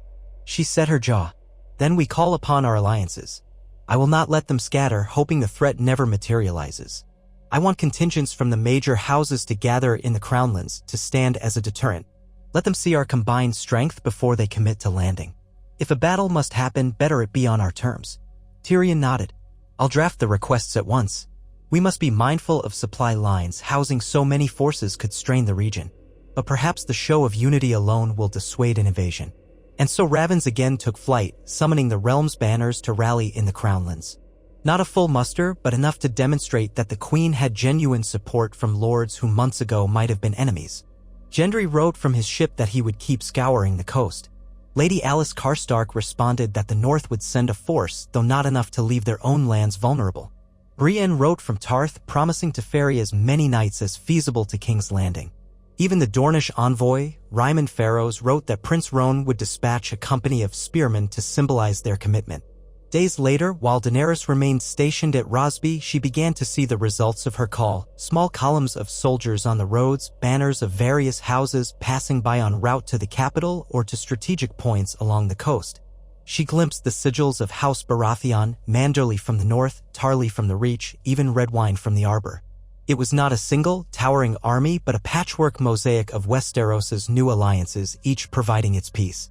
And as each group passed, Daenerys felt a swell of cautious hope. Perhaps they truly could stand as one. Yet no sign of the black galleys came. Scouts found only empty coves. Some suspected the enemy had withdrawn.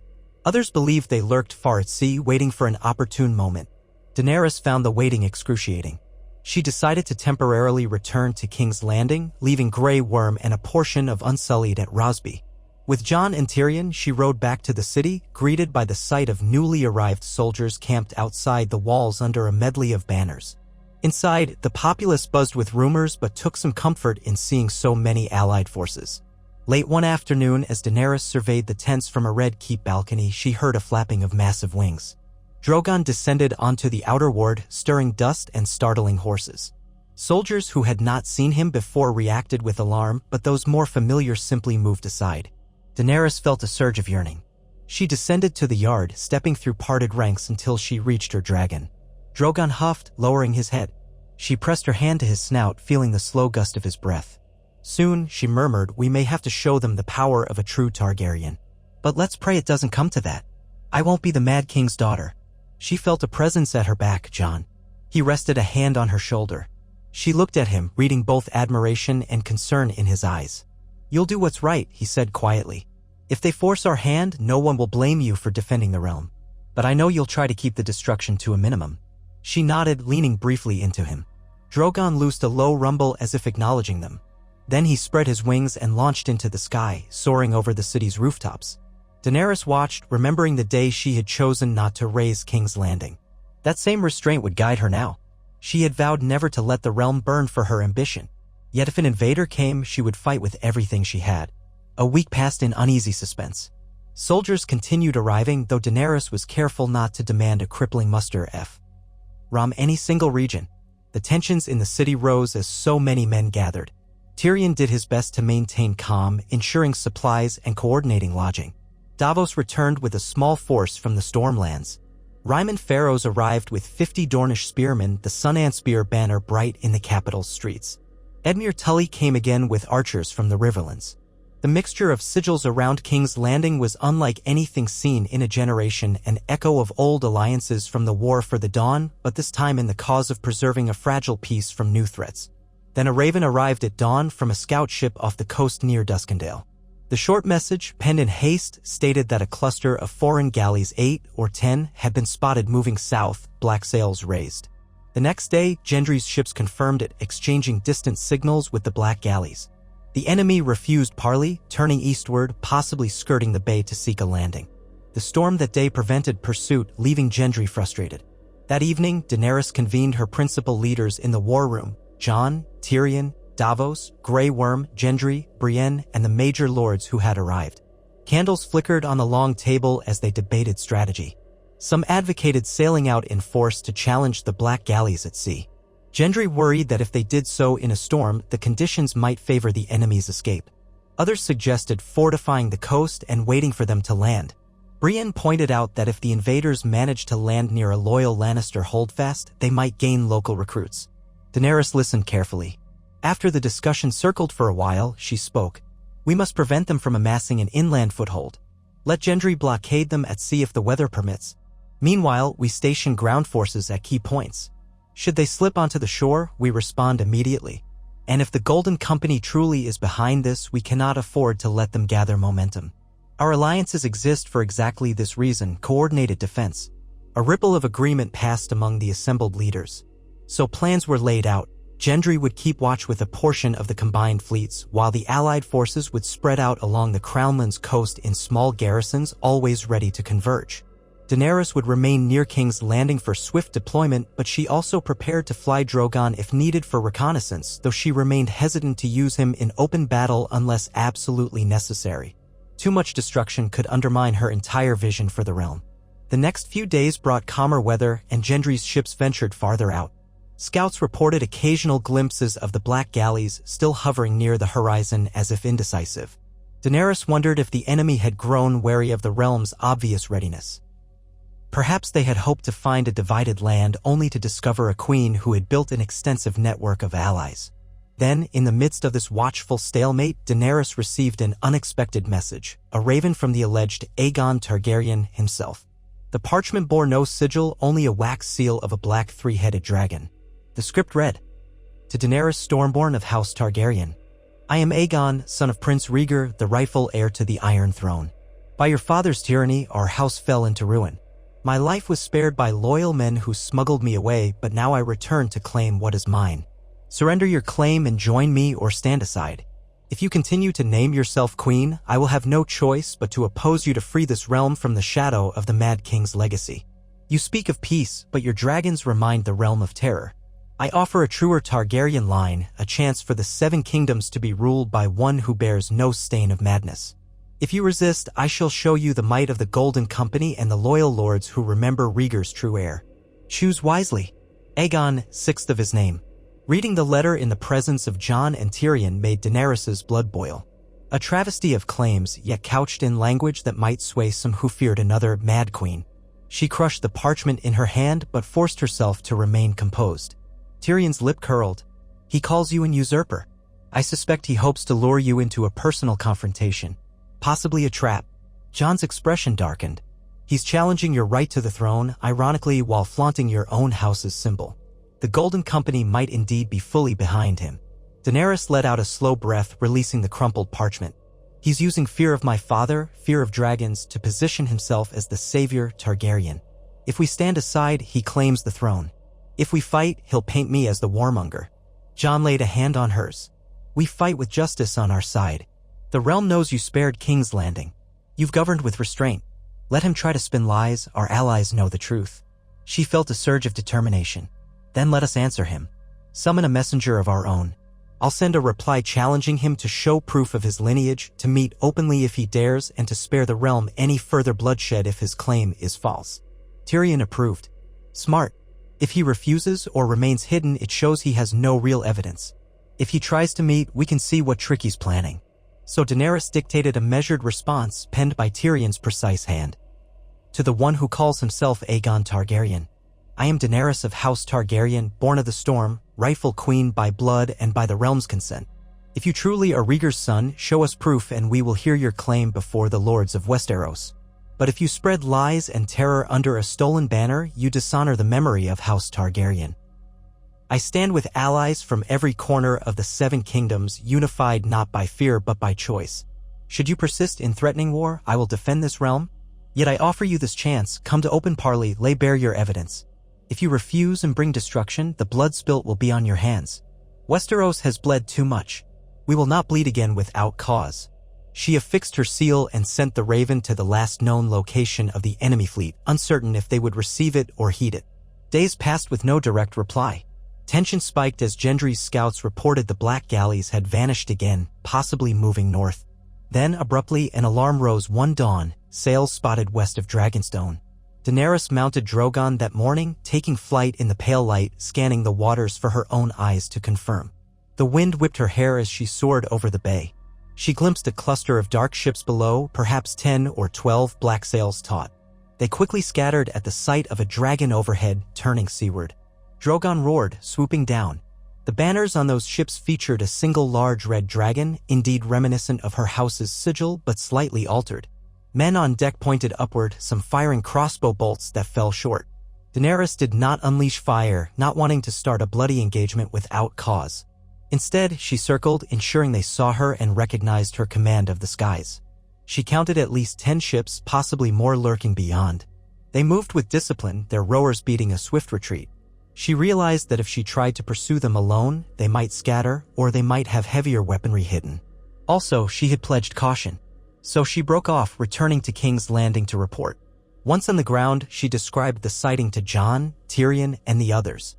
The question arose, should they mount a full naval assault with Gendry's fleet and Daenerys' dragons to wipe these invaders out at sea? Tyrion cautioned that open water battles could be unpredictable, especially if the enemy had scorpions or hidden allies. Jon reminded them that if they destroyed the fleet but missed the main body of Sel's words, they might still face a land invasion. Grey Worm argued for a decisive strike, but Daenerys, remembering the cost of unbridled dragonfire, hesitated. Finally, she decided on a compromise. Gendry and allied ships would try to engage them if conditions were favorable, while Daenerys would lead a ground force on Dragonstone, resecuring that island as a forward base.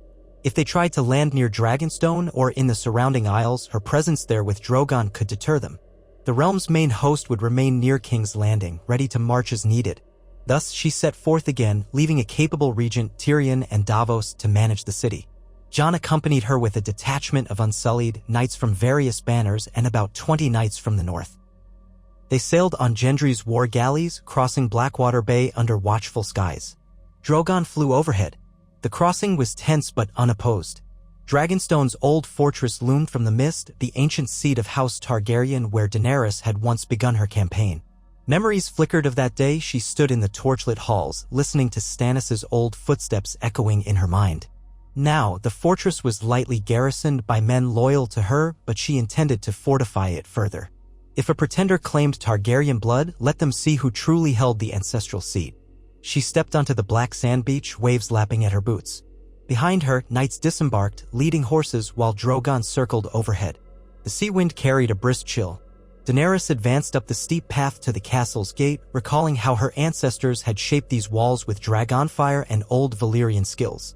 Inside, the fortress was austere, cold halls of dark stone, gargoyles perched on ramparts. Daenerys' men took up positions, stabling horses in the cavernous courtyards, setting up watch posts along the sea-facing walls. Jon explored the castle's corridors, observing the ancient Targaryen sigils carved in basalt. He rejoined Daenerys on the upper battlements, gazing at the churning sea beyond. "How does it feel to return here?" he asked softly. She stared out at the horizon. "Strange. When I first came, I believed I would conquer Westeros by sheer will. Now, I govern with alliances and councils, hoping to avoid the very wars my ancestors reveled in. This castle stands as a reminder of the old ways of conquest and dragons." Jon's hand found hers. "Yet you've changed that legacy. We stand here as defenders, not conquerors." She nodded, leaning against the parapet. "Let's hope the Pretender's challenge does not force me to become what I once dreaded, a Targaryen waging open war for the throne. I have no choice if they come in strength, but I won't let them tear this realm apart." His reply was a firm squeeze of her hand. "We'll face it. Together." In the days that followed, Daenerys oversaw the reinforcement of Dragonstone's defenses, more archers on the walls, catapults repaired, supply stores brought from the mainland. Gendry's ships patrolled the waters nearby.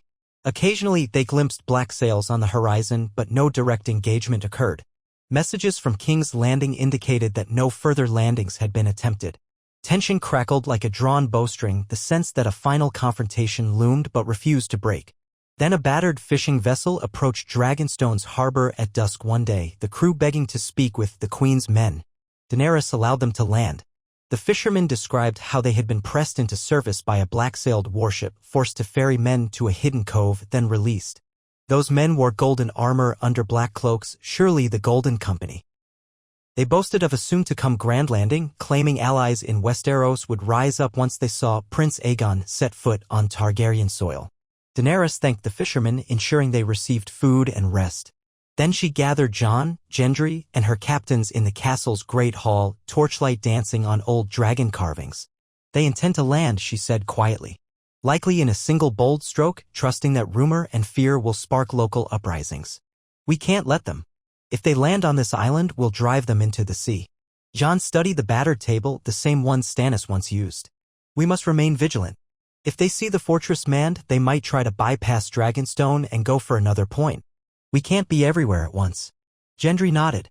"My ships can scout multiple approaches, but if the weather turns foul, they might slip past." Daenerys let out a tense breath. "Then we do all we can. I'll keep Drogon airborne, scouting the waters at least in fair weather. We can signal King's Landing if we sight the main fleet.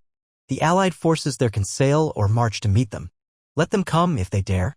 So they waited day after day, scanning the seas. Rain showers rolled in, limiting visibility. Gendry's men reported glimpses of black sails drifting in and out of the mist, never engaging. It felt like a slow war of nerves. Every dawn, Daenerys rose to check the horizon. Every dusk, she retired with no battle joined. Meanwhile, news from King's Landing indicated that the allied lords grew restless, but none withdrew. They remained in uneasy readiness. At last, on a cloud-streaked morning, the watchman on Dragonstone's highest tower gave a cry.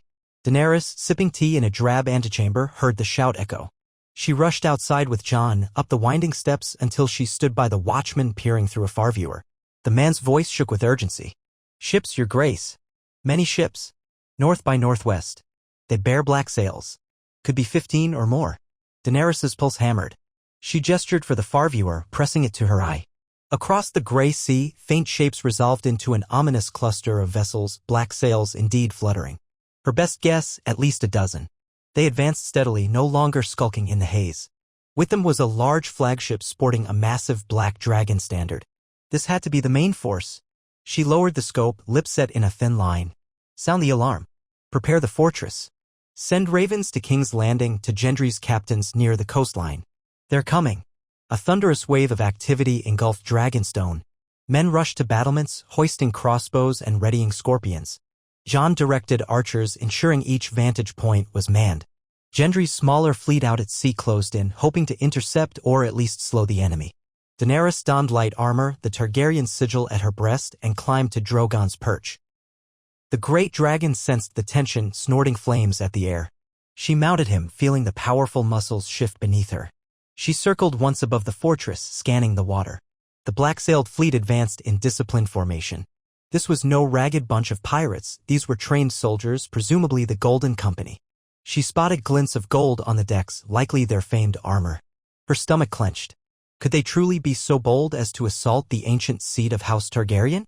She guided Drogon westward, aiming to get a closer look without diving into a direct fight. The wind whipped her hair. Soon, she hovered over the waves, maybe half a league from the enemy ships. Archers on those decks raised bows and she saw large mounted ballista-like devices, scorpions. So they did plan for dragon combat. She felt Drogon's rumble of anger. She pulled back, wanting to avoid a barrage of bolts. Let them come to Dragonstone's formidable defenses. She'd not risk an aerial assault on a line of scorpions unless absolutely necessary. Returning to the fortress, she landed in the courtyard, dismounting swiftly. Jon approached, eyes anxious. They're close. We're ready as we can be. Daenerys nodded, removing her riding gloves. If they land troops, we defend the beaches. Gendry's ships will try to outflank them. We have the scorpions on the walls if they come within range. I want to avoid a mass slaughter, but I will not let them take Dragonstone. From the walls, Daenerys watched the black-sailed galleys maneuver. Some turned broadside, perhaps seeking to bombard the fortress. Gendry's smaller fleet approached from the south, exchanging distant catapult fire. Smoke rose from a collision near the back of the enemy line. Daenerys's heart pounded. This was truly happening, a new war for the Targaryen legacy. And in that moment, she vowed that if blood must be spilled, it would be the invaders, not the innocents of Westeros. Cannons boomed, an unfamiliar sound, but apparently the Golden Company had brought some form of explosive artillery. The fortress walls shook as a shot impacted near the main gate. Daenerys shouted orders to archers and catapult crews. A volley of flaming missiles arced out, splashing into the sea near the enemy hulls. One ship caught fire, men yelling frantically on deck. Jon, at her side, pointed to where small boats were being lowered from the enemy galleys. They're launching landing craft, heading for that rocky beach on the north side. We should meet them there. Grey Worm, overhearing, nodded curtly. I'll take a company of Unsullied and block them. Ser Brienne, if you join me with your knights. Go, Daenerys said. I'll remain here to coordinate the fortress defenses. I'll mount Drogon if needed. Jon paused, clearly torn between staying with Daenerys and aiding Grey Worm. She gave him a firm nod. Help hold the beach? I'll manage the walls. He squeezed her hand in passing, then ran after Grey Worm. The courtyard erupted in activity as knights and Unsullied mobilized to repel the landing. Overhead, Drogon circled, roaring. Daenerys inhaled the tang of burning pitch. She ascended to a higher vantage point, wanting to see the broader engagement. Across the bay, Gendry's galleys had engaged the main body of the black-sailed ships. A fierce naval skirmish flared, ballista bolts and catapult shots launching back and forth. Flames danced on the water's surface. The enemy flagship pressed forward, ignoring the smaller craft, perhaps aiming to bombard the fortress. Daenerys spotted the glint of scorpions on its deck. She tensed. If they came too close, she might have to risk an aerial strike with Drogon. A distant horn echoed. She peered down at the rocky beach. Through drifting smoke, she could see longboats scraping ashore, men leaping out in black and gold armor. The Golden Company's discipline was evident as they formed ranks on the sand. Grey Worm's Unsullied advanced in perfect lockstep. Jon, astride a horse, flanked by northern knights, took position on higher ground. A swirl of conflict erupted, shields clashing, spears thrusting. Daenerys's heart clenched at the sight of battle. She prayed Jon and Grey Worm could drive them back without massive casualties. Up on the walls, her archers rained arrows down on any invaders who crept too close. She directed a scorpion to target the approaching flagship. A moment later, the scorpion's massive bolt streaked across the sky, striking the ship's hull but failing to hole it significantly. The enemy responded with a catapult shot that impacted near the fortress gate, shattering stone. Dust plumed. Daenerys coughed, calling for more men to repair the battered section. A hail of smaller bolts whistled overhead. One scorpion bolt smashed into a turret, showering the ramparts with rubble. Soldiers cried out as they scrambled away. Daenerys clutched the battlement, unsteady. She glanced upward. Drogon roared again, unleashed a burst of flame that scorched the sky but stayed aloft, beyond the range of the scorpions. She realized he was waiting for her command, but she hesitated. A direct assault on the ships could see him riddled with bolts if she wasn't careful. She needed a plan. Suddenly, horns from Gendry's side signaled a maneuver. Two of Gendry's galleys swung around, catching an enemy frigate off guard. They grappled side to side, boarding parties crossing. Through the haze, Daenerys saw men in the Crowned Stag sigil fighting black-cloaked mercenaries. Another black-sailed ship drifted, aflame, as archers from the fortress found their mark. On the beach, the battle raged. The Golden Company, though skilled, found themselves under a brutal pincer, unsullied spears from the front, northern knights from the flank. Daenerys glimpsed Jon dismount, sword in hand, cutting through mercenaries who tried to charge him. Grey Worm's stoic discipline anchored the line. Step by step, the invaders were driven back to their landing boats. Some tried to flee, others fought desperately. The beach grew thick with bodies. Daenerys' heart hammered. This was a real battle, blood staining the sand, men screaming. She forced herself to remain focused on the broader fight. The enemy flagships still pounded the walls, but their accuracy faltered as allied archers peppered them. Another scorpion bolt from the fortress found its mark in the flagship's prow, splintering timber. Daenerys seized the opportunity. She shouted to a nearby guard, "Signal Drogon. We'll attempt to strike on that flagship while they're distracted." The guard waved a bright banner. Drogon, high above, let out a deafening roar. Daenerys ran down the steps to the courtyard, launching herself onto the dragon's back with practiced ease.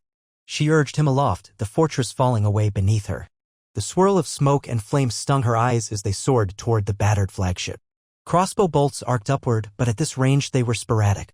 She guided Drogon into a swift dive, avoiding the direct line of the scorpions. Closer, closer. At the last moment, she signaled for Drogon to exhale flame. A torrent of fire engulfed the flagship's middeck, sending men scattering.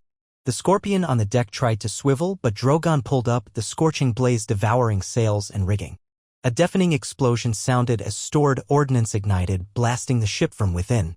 Timbers flew, and the vessel began to list, smoke pouring from its hull. Daenerys circled back, chest heaving. She spotted a handful of smaller enemy vessels turning to retreat, the black sails hauling away from the carnage. On the beach, mercenaries scrambled for their boats, chasing a diminishing hope of escape. Grey Worm's formation closed in. Jon stood near the water's edge, sword bloody, as the tide of invaders receded. The Golden Company's discipline was broken, many surrendered or lay dead. Others rowed frantically, pushing off into the surf. Within an hour, the battle wound down. Gendry's ships harried the fleeing vessels, capturing some, sinking others. On the beach, the water lapped at the bodies of fallen mercenaries. Daenerys returned to the fortress courtyard, dismounting Drogon with a trembling mixture of relief and horror at the cost. She found Jon there, breath ragged, a shallow cut on his arm. Grey Worm stood, exhausted but triumphant, unsullied helmet tucked under his arm. Casualties on their side existed, but far fewer than might have been in a more evenly matched fight. The enemy, expecting confusion and division, instead found a well-prepared defense. Daenerys surveyed the scene. Smoke drifted over the sea where the remnants of the black-sailed fleet either burned or fled. She took a shaky breath, collecting herself. "We won," she said simply, voice hoarse. Jon nodded. "They landed a strong force, but not nearly enough to overwhelm us." He wiped blood from his brow. No sign of their so-called Aegon on the beach. Likely he stayed safe on one of the ships. Grey Worm spoke grimly. "The main flagship was destroyed by your dragon fire. If he was aboard, he's likely dead. But we can't be sure." Daenerys turned toward the horizon. The sea was littered with wreckage, and a few black sails disappeared into the distance, pursued by Gendry's ships. "We may not have ended it entirely, but we broke their main assault. If their prince still lives, he'll find no easy landing now. The realm stands as one." Soldiers nearby broke into weary cheers at her words. She forced a small nod of acknowledgement. Then she spotted the wounded among her forces, knights and unsullied moaning in pain. She moved among them, offering what comfort she could. Jon organized triage, ensuring the wounded were carried to the castle's halls for medical care. Brienne, battered but unbroken, arrived from one of Gendry's ships reporting victory at sea. Some mercenaries were taken captive, others drowned. The overall sense was clear: the invaders had been decisively repelled. By nightfall, the fires on the wrecked ships died down, the sea an eerie reflection of moonlight over drifting debris. Daenerys, exhausted and spattered with soot, convened with Jon, Grey Worm, and Gendry in the fortress's old hall. "We'll question the prisoners," she said, voice subdued. "But I suspect the Golden Company took heavy losses. This will discourage any second wave." Jon's gaze was distant, still haunted by the brutality of the beach. "We fought for the right cause, but the blood spilled weighs on us all." She placed a hand on his. "We did what we had to do. We protected the realm." Gendry nodded. "And we'll remain watchful. If any straggling ships try again, we'll meet them with the same resolve." Daenerys managed a weary smile. "Yes. I'll send word to King's Landing at once. The threat is broken, at least for now. Let the lords know we stood together and prevailed." So the ravens flew, carrying news of victory across Westeros. The realm breathed a sigh of relief, though some pockets of doubt might remain. Daenerys took no pleasure in the carnage, but she felt vindicated that her alliances had held firm, her vow of measured defense proven. She had not unleashed indiscriminate dragon fire upon a city, she had used her power precisely against an invading force. Perhaps that would reassure any who still feared a second coming of the Mad King. Days afterward, captured officers confessed under questioning that the prince escaped on a smaller galley. They claimed he was indeed calling himself Aegon Targaryen, though they had never seen him present proof. He promised them gold and power once he took the throne. The Golden Company's main leadership apparently stayed in Essos, skeptical of the plan. So the invaders had been a faction or splinter group. That revelation explained the smaller scale of the assault. Daenerys shuddered at the thought of a full Golden Company invasion. This had been bad enough. At least the realm's unity and her own readiness had thwarted the attempt. In time, Daenerys sailed back to King's Landing, greeted as a returning protector. The allied forces that had gathered to repel the threat cheered her arrival, though she felt more relief than triumph. Some lords departed for home, satisfied that the immediate menace was gone. She promised them continued cooperation in building a lasting peace. From the west, Myles Lannister wrote that any exiled cousins were unaccounted for, but that the defeat at Dragonstone ended their plans. Dorne congratulated her on the victory. The North's envoys expressed gratitude that the conflict had not spread. All around, the message was clear: Daenerys Targaryen had faced a direct challenge from a pretender wearing her house's crest, and she had stood fast without burning the realm in the process. Late one evening, Daenerys walked the Red Keep's battlements with Jon, gazing at the city lights below. "So it ends," she murmured. "At least for now. The false dragon is gone, scuttled back across the sea. We prevented war from engulfing Westeros again." Jon slipped an arm around her waist, the mild breeze ruffling their hair. "You proved what no one thought possible before, that a Targaryen could wield power without drowning the land in blood. The alliance is held. The people saw how you led. That might mean more than any single battle won." She leaned her head on his shoulder. "We'll still face threats. Rivals, schemes, perhaps even more pretenders. But the realm is no longer fractured. They stand with me, with us." Jon pressed a gentle kiss to her temple. "We keep building on that unity, step by step. We'll root out the last pockets of doubt and fear, not by force, but by fairness. And if another threat comes, we'll meet it the same way." She closed her eyes, letting the warmth of his presence and the hush of the city at night envelop her. Memories flickered. The House of the Undying Prophecy, the moment she spared King's Landing, the trial of Cersei, the forging of alliances from the north to Dorne, the battle at Dragonstone. All had led her here, standing on these walls as a queen who had chosen mercy without forsaking strength. That choice had shaped the realm more than any dragon's fire could. In the silence of that moonlit night, Daenerys resolved to continue walking this careful path, leading not by fear but by respect, fighting only to defend, never to conquer for conquest's sake. The Targaryen legacy had been tested once more, and once more, she refused to let it fall into the cycle of madness and ruin. Instead, she held to mercy and unity, forging a future in which the Seven Kingdoms might truly know peace under a dragon queen who had learned the value of restraint, and a realm that stood beside her, unburnt, unbowed, and unbroken. Daenerys Targaryen awoke in the early gloom, the faintest glow of dawn filtering through the high windows of her chambers in the Red Keep. A deep ache weighed on her, half fatigue, half the lingering heaviness of war. She had returned from Dragonstone not long ago, triumphant over the would-be invasion by the false Aegon Targaryen. Thanks to the unity she had painstakingly forged among the Seven Kingdoms, the challenge had ended swiftly, its remnants scattered at sea. Yet she felt no exhilaration, only a weary satisfaction that this time, the realm had been spared from a cataclysmic conflict. She rose and dressed quietly, slipping into a simple gown of charcoal gray. The faint sound of footsteps in the corridor told her that the castle staff had already begun their day. Outside her window, King's Landing stretched under a cool morning sky, tinged pink and pale gold by the rising sun. The city still dozed in a hush, but soon the streets would awaken with the clatter of hooves, the calls of hawkers, and the buzz of thousands of lives. Though the memory of the night she had chosen mercy, holding back Drogon's flames over King's Landing, felt like a distant dream, its consequences shaped every moment of her rule. She had proven that a Targaryen could hold power without repeating the devastation of the past. The alliances she had forged, north to Dorne, Iron Islands to the Crownlands, had upheld her claim when the false Aegon tested it. Each day, she reminded herself that she must continue choosing the path of compassion and careful governance. She left her chambers and walked the corridors alone, greeting a handful of Unsullied posted at intervals. They bowed with measured respect. The residual tension from the recent battle lingered in their eyes, but they did not question her decisions. She had once led them across the sea to break chains. Now they served her in protecting a realm from tyranny. Some had died on the beaches near Dragonstone, and their absence cut deep, yet Daenerys kept her sorrow private. Arriving at a small antechamber near the throne room, she found Jon Snow waiting. He stood by the window, arms folded over a dark leather jerkin trimmed with light furs. At the sound of her footsteps, he turned and offered a gentle smile. The cut on his arm from the Dragonstone battle had healed to a faint line. Still, she saw echoes of fatigue in his posture. Neither of them had found true rest since repelling the invaders. "Good morning," Jon said softly. "Couldn't sleep either?" She shook her head. "Too much to think about. The realm heals from one crisis, and I already see signs of the next." He moved to her side, their fingers interlacing in a small moment of closeness.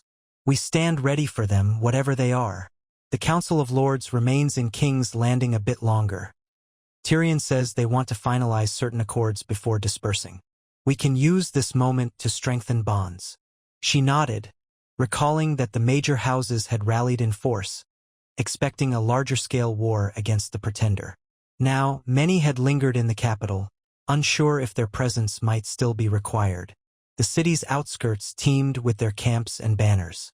Though no great battle threatened at the moment, Daenerys was reluctant to send them all home until she confirmed the realm was truly safe. "How fares the North's contingent?" she asked. "Alice Karstark's men, and the Glovers who arrived late?" Jon rubbed his chin. "They're well. A few minor squabbles in the camps, but nothing serious. Northern soldiers aren't fond of southern heat, even in early spring. I'll check on them later." Daenerys inhaled a calming breath. "Let's meet with Tyrion and Davos. We should plan how to address the aftermath of this false Aegon's invasion. I want no confusion among the small folk or any lords about who sits the Iron Throne." Jon offered a faint smile. "They've seen you defend it once already, but clarity never hurts." They walked together to the throne room, finding Tyrion, Davos, and Grey Worm already present. The hall lay mostly empty that early, save for a few gold cloaks near the doors. The Iron Throne loomed at the far end, the same seat Daenerys had chosen not to scorch in Dragonfire so many moons ago. She studied it briefly, then turned her focus to the men waiting for her. Tyrion gave a half-bow. "Your Grace, I trust you slept passably?" "Well enough," she replied. "What news?" He guided her toward a side table where a map of Westeros lay stretched. Davos stood with arms behind his back, Grey Worm at attention. Tyrion ran a finger over the eastern coast. Gendry's scouts confirm that the enemy fleet has scattered. A handful of black-sailed ships limp back toward Essos. We've captured or sunk nearly a dozen in total. Some outliers may remain, but they pose no major threat. Davos added, "The men we captured have been interrogated. Most are typical sellswords from the free cities. They still claim allegiance to Aegon Targaryen, but none have provided convincing proof of his identity. Some mention a man with silver hair, but that's about it.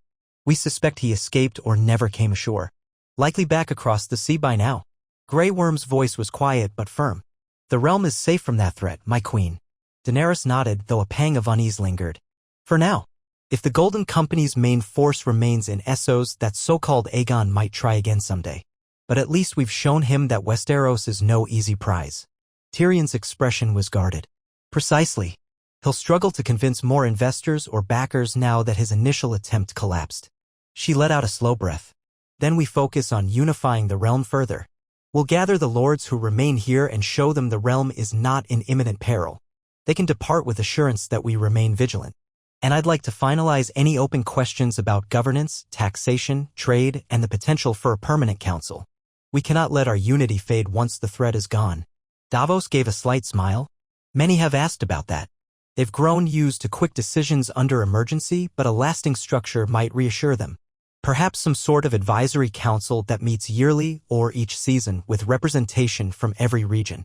Daenerys exchanged a look with Tyrion. She remembered how, in earlier discussions, they had toyed with the idea of a great council or a parliamentary body to prevent tyranny. "That might be the next step," she said. "We ask each region to elect or appoint delegates.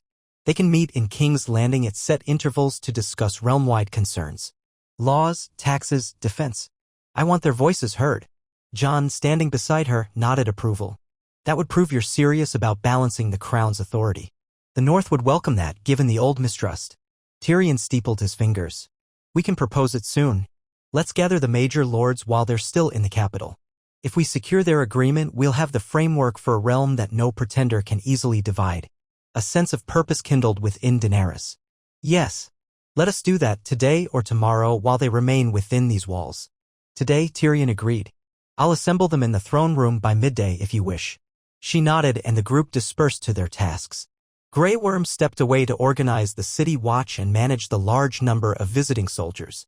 Davos and Tyrion headed off in different directions to coordinate the upcoming council. Jon lingered with Daenerys for a moment at the foot of the Iron Throne. "How do you think they'll receive the idea of a permanent council?" he asked quietly. Daenerys allowed a thoughtful pause. "Some will embrace it, those who want a say in governance. Others might fear losing their own local power. But if we reassure them that each region retains its autonomy and traditions, it could work. I don't want a realm bound by fear anymore. Better a realm where voices guide the queen, not cower before her." Jon's eyes shone with warmth. "That's a realm worth defending." She felt a flutter of affection. The uncertain roads they had traveled, winter battles, southern politics, betrayals, hard-won alliances had forged between them an unspoken closeness. In quiet moments, they remembered they were also two people who cared for each other deeply, though the demands of rule left little time to dwell on it. "I'll see you at midday," she said, giving his hand a squeeze before he left to attend Northern Knights camped outside the city. That noon, the throne room bustled with representatives of every major region still present: the North's Lady Alice Karstark, the Vale's Lisa Royce, Edmure Tully of the Riverlands, Gendry Baratheon for the Stormlands, Myles Lannister representing the Westerlands, Rymond Pharaohs from Dorne, and a handful of Reach lords led by a cautious Tarly cousin. The Iron Islands had sent a small delegation too, albeit grudgingly, wearing the Kraken sigil. This time, the vibe was less tense than it had been before the potential war. Relief colored the air. They had braced for an invasion that never fully materialized. Daenerys, seated before the Iron Throne rather than on it, allowed each representative time to speak. They detailed their troops, asked about the final mopping up of any surviving mercenaries, and inquired when they could safely return home. She listened patiently, then cleared her throat to address them. "My lords and ladies, you have my gratitude for your swift cooperation. Together, we thwarted the so-called Aegon Targaryen's attempt to sow chaos. Our victory was shared. Now, as the immediate threat recedes, you may wonder, what next? Do we simply part ways, returning to our lands until another crisis arises, or do we forge something more enduring?" She paused, letting her gaze move from one face to the next. I propose a permanent council to guide the realm. Not a council of my hand-picked advice. Ors alone, but a body where each region sends delegates chosen by your own methods to meet at set times. This council would have the authority to discuss realm-wide matters, taxes for essential projects, trade pacts, defense. My hope is that through shared governance we remove the seeds of distrust that have pitted our houses against one another for centuries. A murmur rippled through the gathered lords. Some exchanged glances. Lady Alice Karstark wore a slight smile. Gendry Baratheon nodded vigorously. He had seen enough war to appreciate a system that might prevent more. Myles Lannister shifted in his seat, lips pursed. Ryman Farrows, representing Dorne, stroked his short beard, thoughtful. Edmure Tully rose first. Your Grace, I see much sense in a structured council. My ancestors watched the realm tear itself apart more than once. If we can prevent further destruction, I support it. Lisa Royce added, the Vale lost many men over the last decade. We stand in a precarious state, but the idea of a realm that shares decisions and respects each region's autonomy is appealing. We too support it. Gendry offered a grin. Storm's End doesn't want to see the realm battered by war again. If you'll have us, we'll send delegates when called. We do wonder how often this council would meet and how. But those details can be worked out. The conversation continued. Myles Lannister raised concerns about whether the crown might still override the council's decisions if it chose. Daenerys answered with care. We must preserve the monarchy's ability to respond in emergencies, say, a sudden invasion. But on matters of peacetime policy, the council's voice will carry great weight. I will not ignore its will. Ryman Farrows, from Dorne, looked pensive. Prince Roan would insist that Dorne's agreements remain intact, our near-complete autonomy. But if this council respects that, then yes, we shall join. It's safer to share information and weigh decisions together than to stand alone. Daenerys inclined her head. Exactly my hope. As the discussion unfolded, Tyrion took notes, occasionally interjecting to clarify possible structures like having each region send a lord and a second delegate or allowing each region to rotate representatives. Davos mentioned that smaller houses should have a say too, lest the great houses dominate. Jon, who arrived partway through, lent his voice in support of inclusion for lesser lords, recalling how House Mormont and others in the north had influenced crucial decisions despite not being the largest families. By the end of the meeting, they had a broad agreement to form what some began calling the Grand Council, though the official name was not decided. It would convene at least once every 2 years in King's Landing, with extraordinary sessions summoned during crises. Each region was free to decide how to appoint or elect its representatives. Daenerys promised that no Targaryen decree would override a majority consensus on domestic matters unless extraordinary circumstances demanded swift royal action. The final resolution passed with more acceptance than Daenerys had dared hope. Some lords were cautious, but the memory of standing together against the false Aegon fueled a sense of camaraderie. If not for the alliances Daenerys had built, half of them might still be fighting among themselves. Afterward, as the lords filed out, Tyrion whispered to Daenerys, "This is a milestone. If we can keep it from dissolving in petty rivalries, it will reshape Westeros. And you'll be the first Targaryen monarch to truly share power." She allowed herself a small smile. Sharing power is better than losing it in another civil war or a vengeful uprising. Let the realm see that House Targaryen learned from past mistakes. He nodded, seemingly proud. Perhaps this is how we break the wheel at last. In the days that followed, delegations departed the capital, each carrying news of the new council arrangement back to their homelands. The mood in King's Landing turned from tense vigilance to relief as soldier encampments thinned out. Some friction arose, clashes over supplies, minor scuffles among bored men, but overall, the city took pride in having weathered yet another storm. Daenerys remained busy receiving final reports about the false Aegon's remnants. Gendry's navy had captured a few straggling mercenary ships. From their interrogation, it seemed the pretender had indeed fled to Essos with a handful of loyal officers likely skulking among sympathetic exiles. The immediate danger had passed, though Daenerys told Gendry to keep a few ships on watch. One evening, as the sun dipped low, painting the sky orange, Daenerys found Jon in the Red Keep's Godwood courtyard. It was a small patch of greenery near the castle's back walls, not as grand as the Godwood of Winterfell, but it offered a quiet place away from the bustle. She joined him on a stone bench beneath a slender weirwood transplanted decades before, its bark pale in the sunset glow. He glanced at her with a gentle expression. "You look tired." She exhaled. "I am. But also, I feel a sense of possibility. The Grand Council, the realm's unity, these could be the cornerstones of lasting peace." Jon nodded. True. And the North, ironically, is more open to you now than ever. Alice Karstark wrote to Sansa praising your restraint. Sansa, in turn, acknowledges the success at Dragonstone. The old fears of a mad queen are fading. Daenerys curled her fingers over the edge of the bench. I wish Missandei were here to see it, or Ser Jorah. They believed in me long before Westeros did. I only hope I'm making good on their faith. Jon's gaze dropped, remembering the lost as well. They'd be proud of what you've done. They died believing you'd break the cycle of tyranny. She leaned back, gazing up at the weirwood leaves rustling in the soft breeze.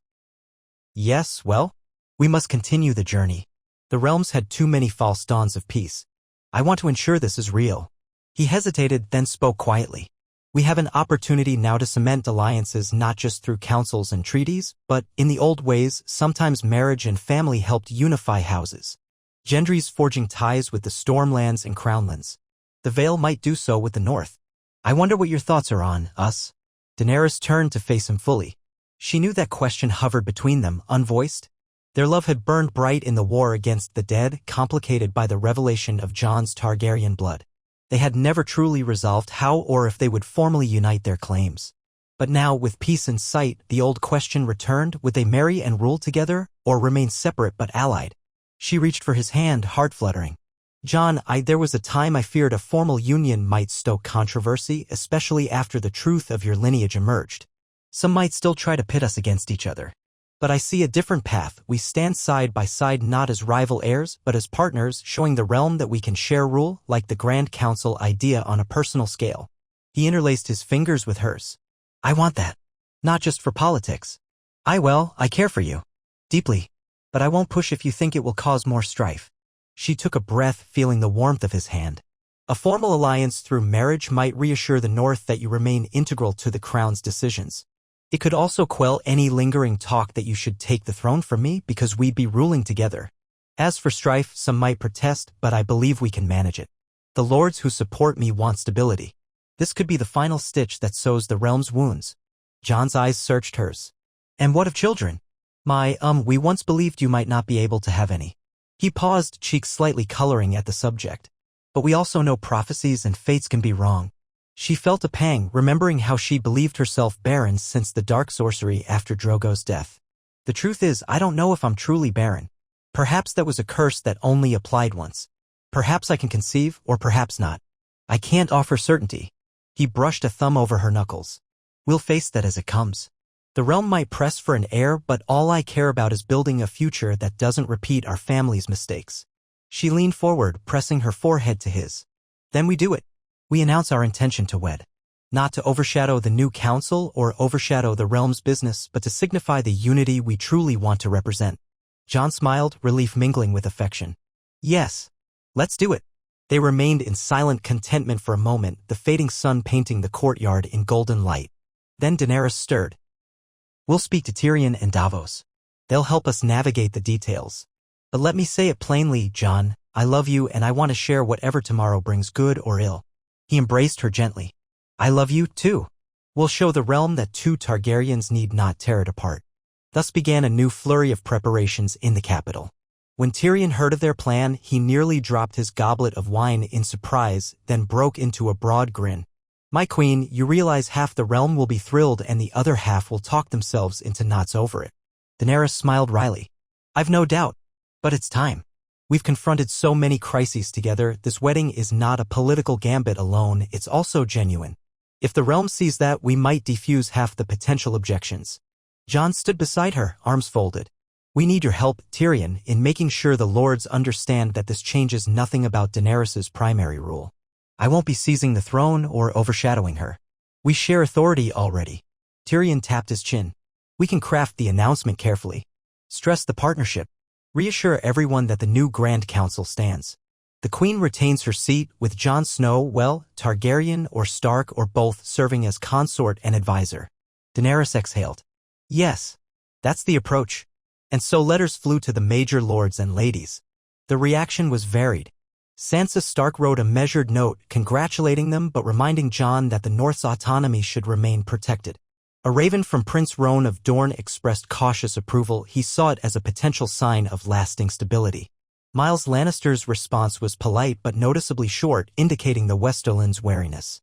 Gendry Baratheon sent an enthusiastic message, convinced it would unite the Crown and the North in an unshakable bond. Within King's Landing, the news spurred a wave of rumors and excitement. Some small folk whispered of a king and queen together, while others repeated the story that Jon Snow was a Targaryen by blood.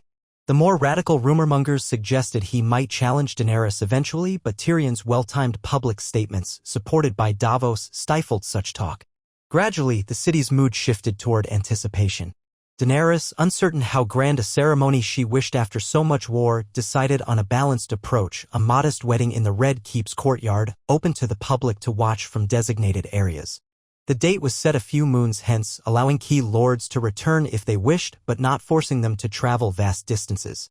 In the weeks leading up, King's Landing bustled with an unusual sense of festivity. Merchants sold keepsakes, innkeepers prepared for an influx of visitors.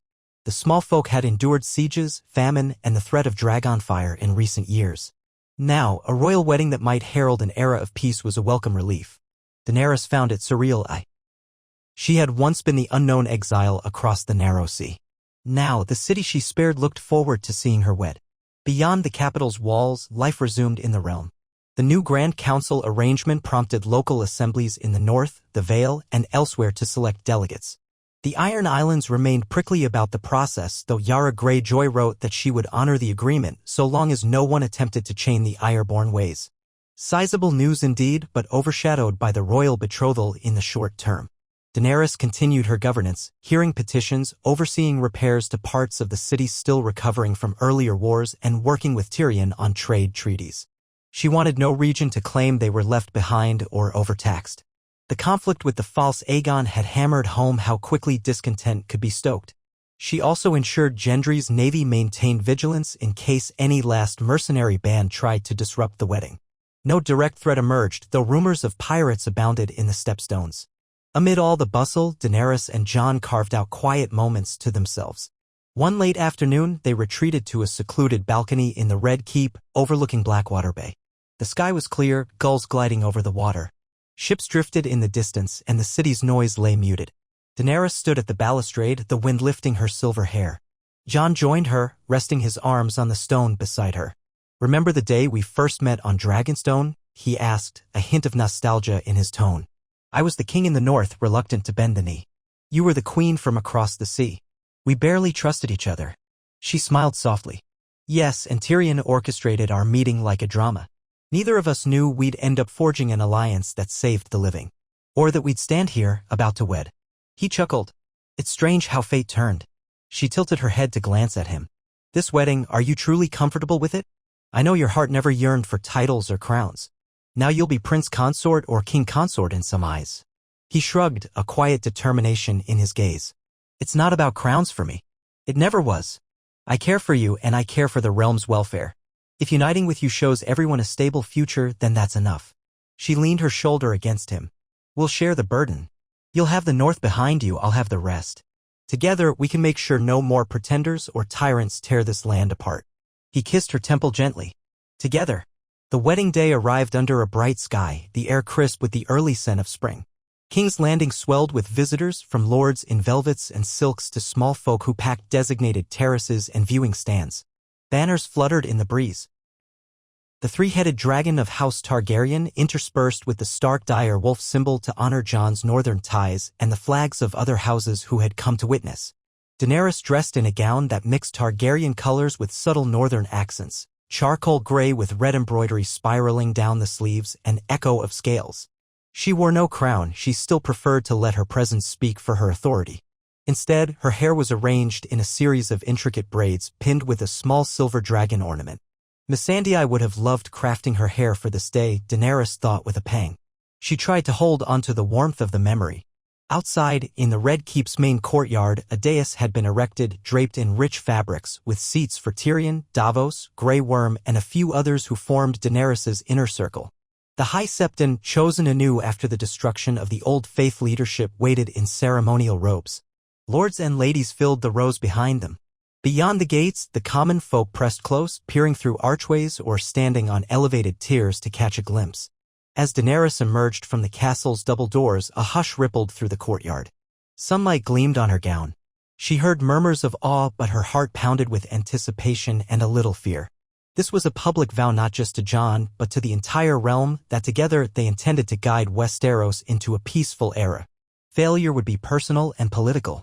She stepped along the carpeted path, glimpsing Sansa Stark among the northern contingent. Sansa had come after all, traveling swiftly once she realized how important this was for the realm's future.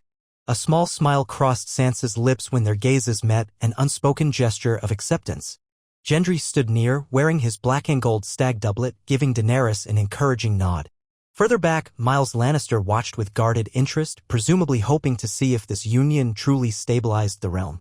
Ryman pharaohs from Dorne wore desert orange robes, flanked by a few Dornish spearmen. Everywhere, the hush of hundreds of watchers pressed in. At the dais, Jon Snow waited, clad in black leathers accented by subtle Targaryen red stitching and a fur-trimmed cloak that spoke of the north.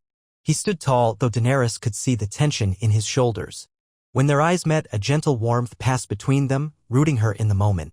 She ascended the low steps to stand before him. The High Septon raised his hands for quiet. The ceremony blended faith of the 7 traditions with some northern elements. Sansa had provided a symbolic piece of weirwood for the vow recitations and olive branch to show the North's presence in these southern customs. The High Septon recited the usual lines about union, love, and duty to the realm, but Daenerys barely heard them. Her attention was on Jon's steady gray eyes, the memory of battles fought side by side, and the sense of relief that they might finally share a life beyond war. Then came the moment for their vows.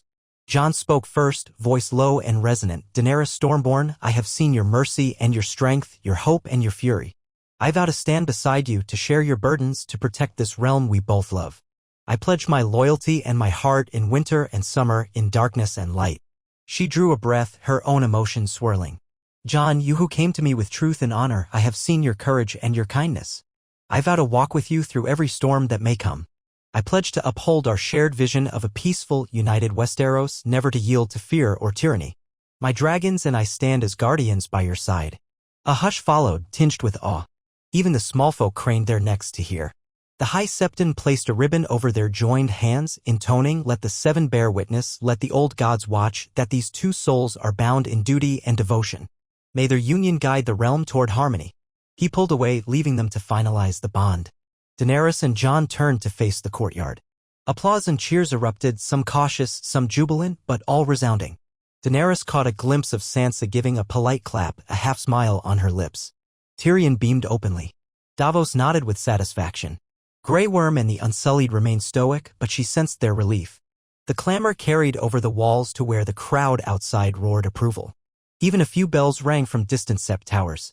Daenerys turned back to Jon, letting herself smile in return.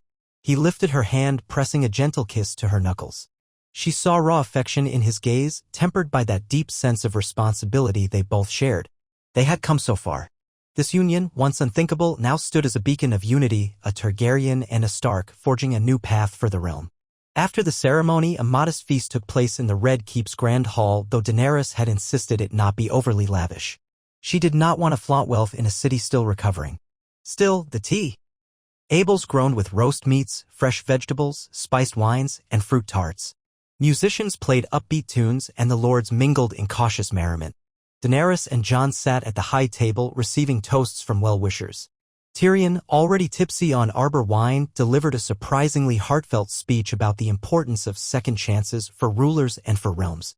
Sansa gave a brief address, acknowledging that while the North would remain somewhat apart, she believed Jon's wedding to Daenerys reinforced the kingdom's new harmony.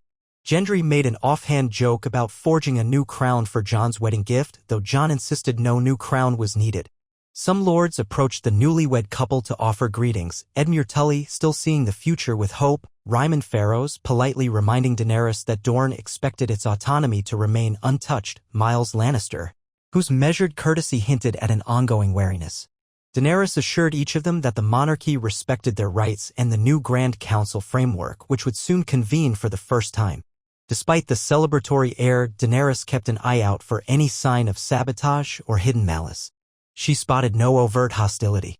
The darkest rumor was that a few Lannister bannermen had quietly left the city rather than witness the wedding, but none had made trouble. Perhaps they accepted that a united realm would stifle attempts at rebellion. As the feast wore on, Daenerys found herself weary from conversation. She and Jon circulated among the guests, exchanging pleasantries. Eventually, Tyrion and Davos effectively shielded them from further political demands, letting them slip out of the hall. They retreated to a secluded balcony lit by torches flickering in the night breeze. Below them, King's Landing glowed with hundreds of lanterns. Cheers and laughter drifted from the feast behind them. Jon exhaled. "We did it somehow. We reached this day. Still feels unreal." She leaned against him, the night air cool on her cheeks. "I know. But I feel content. Something I haven't felt in ages. The realm saw us pledge ourselves to each other, and no war overshadowed the moment. It's a blessing." He pressed his cheek to her temple. "Let's hope it's a new beginning. For us, for everyone." They stayed there for a while, savoring the quiet. In the sky above, Drogon soared, a silhouette against the stars, issuing a distant roar that sounded almost triumphant. Daenerys smiled. Her dragons, once symbols of unstoppable conquest, now served as guardians of a realm-forging peace. She recalled again that night she nearly burned the city, how differently things might have turned out. This moment, with the realm united behind her and Jon, felt like fate's reward for choosing mercy. Eventually, they withdrew to the private chambers prepared for them as a wedded couple. Red and gray drapes hung along the walls, a subtle blending of their sigils. The night passed in a tender hush, free of the burdens that so often weighed on them. For once, they let themselves be simply Daenerys and Jon. Not queen and commander, not Targaryen heirs overshadowed by prophecy. Just two people who had survived war and found each other. Over the following weeks, the realm settled into an uneasy but growing peace. The roving bands of mercenaries from the false Aegon's invasion were either captured or driven off. The final two black-sailed ships that refused to surrender vanished beyond the stepstones, rumored to be heading back to Tyrosh or Lys. No sign of the Pretender himself arose, and Daenerys suspected he would not dare return soon. The new Grand Council convened for the first time within a month of the wedding, drawing delegates from each region. They gathered in a large assembly chamber that Tyrion had refurbished in the Red Keep, a circular hall with enough space to seat dozens around a broad table, with an upper gallery for onlookers. Daenerys presided, but she did not sit on a throne. Instead, she took a seat at the table's head, with Jon to her right. Each region's envoys carried local concerns. The Reach wanted confirmation of fair trade routes. The Vale requested assistance with repairing mountain roads. The North voiced concerns about how taxes for Crownland's projects would be handled, and so forth. Though the session was lengthy and at times heated, Daenerys saw the brilliance of this arrangement. No single voice dominated. No one feared immediate retribution from her dragon for speaking their mind. She participated in debates, listened to proposals, and offered reasoned compromises. Tyrion, skilled at negotiation, guided the conversation. By the end, they reached a consensus on moderate taxes for rebuilding roads that benefited multiple regions, along with a plan to bolster trade from the Riverlands to the Stormlands. It was a remarkable shift from the days when great houses only gathered to outmaneuver each other or wage war. After the session, Daenerys walked the corridors with Jon, reflecting on what they had achieved. "This is what I dreamed of, in a sense. A realm that addresses its own problems without turning to swords the moment there's a disagreement." Jon gave a soft chuckle. The meeting was still tense. "Did you see Lord Trant and Lady Glover nearly shouting over shipping fees? But yes, it ended with an agreement, not a blood feud." "That's progress," she said, smiling. They parted ways to handle separate matters. Daenerys went to her solar, meeting with Davos to finalize a new trade pact with Braavosi merchants who had arrived in the city. She negotiated fair tariffs, mindful of not undercutting local craftsmen. Braavos once warily viewed her as a conqueror. Now they saw a stable queen, open to profitable relations. That evening, a Braavosi envoy thanked her for her reasonableness, promising to spread word that the new Targaryen reign was not what some feared. The next day, Daenerys reviewed a letter from Sansa Stark.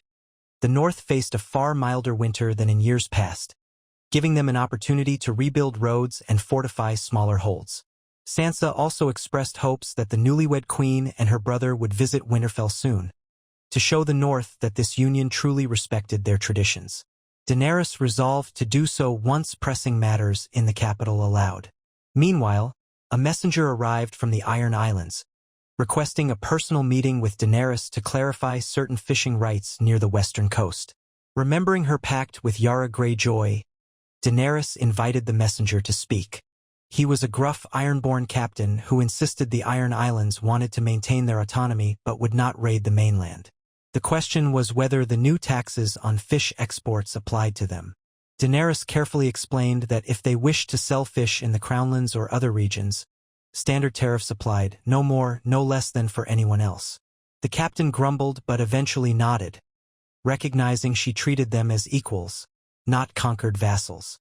Such daily negotiations formed the bedrock of the new era. Daenerys found it draining yet strangely fulfilling. She no longer felt like a conqueror imposing her will, but a ruler striving to keep a fragile web of alliances intact. The fleeting triumph of battle was replaced by the slow satisfaction of collaborative governance. She reminded herself that Yora and Missandei would have wanted this, for her to rule not through fear, but through mutual respect.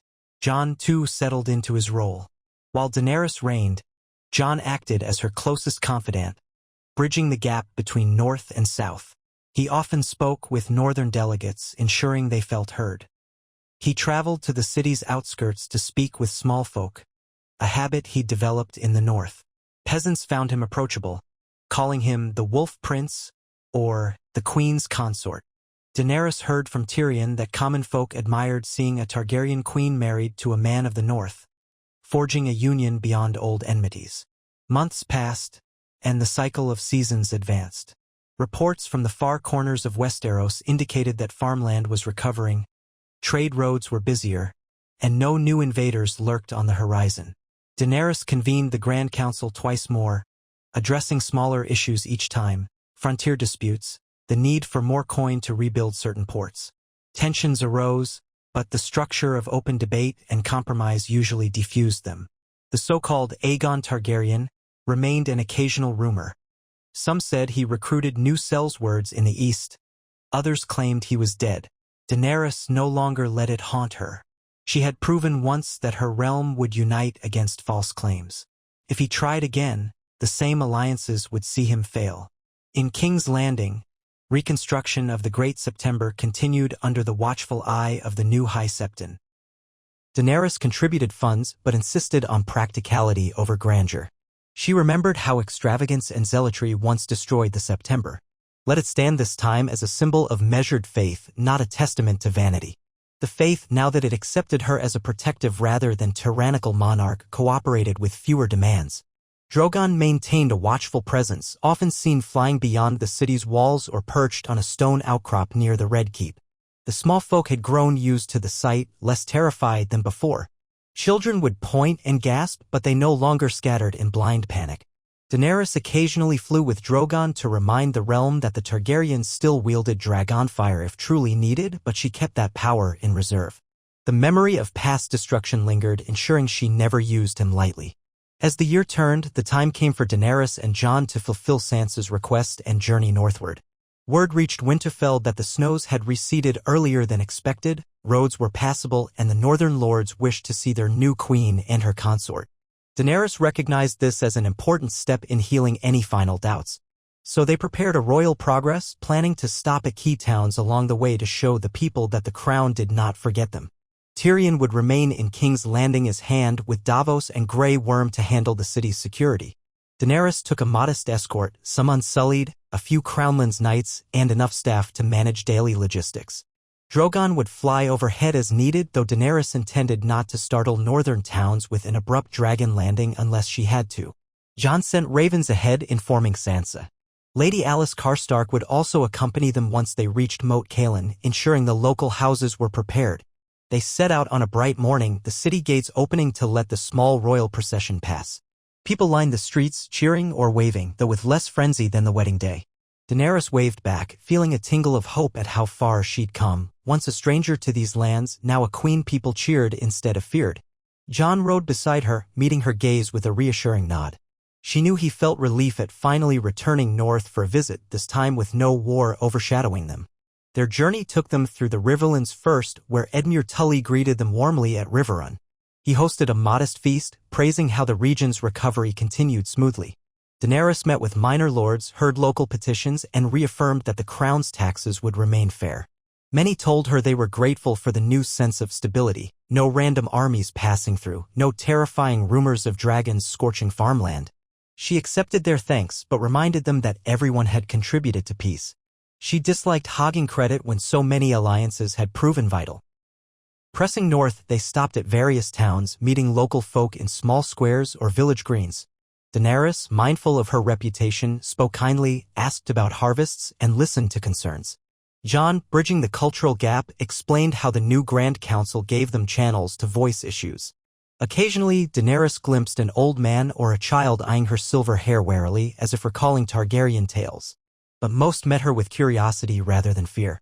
When they reached Moat Cailin, the towering ruins that once guarded the gateway to the north, Alyce Karstark and her riders joined them. Alyce, serious and competent, expressed delight that the queen traveled in simpler style. Together, they rode past the neck into the heart of the north, the air growing cooler. The forests thickened and patches of snow still dotted the ground, though much had melted.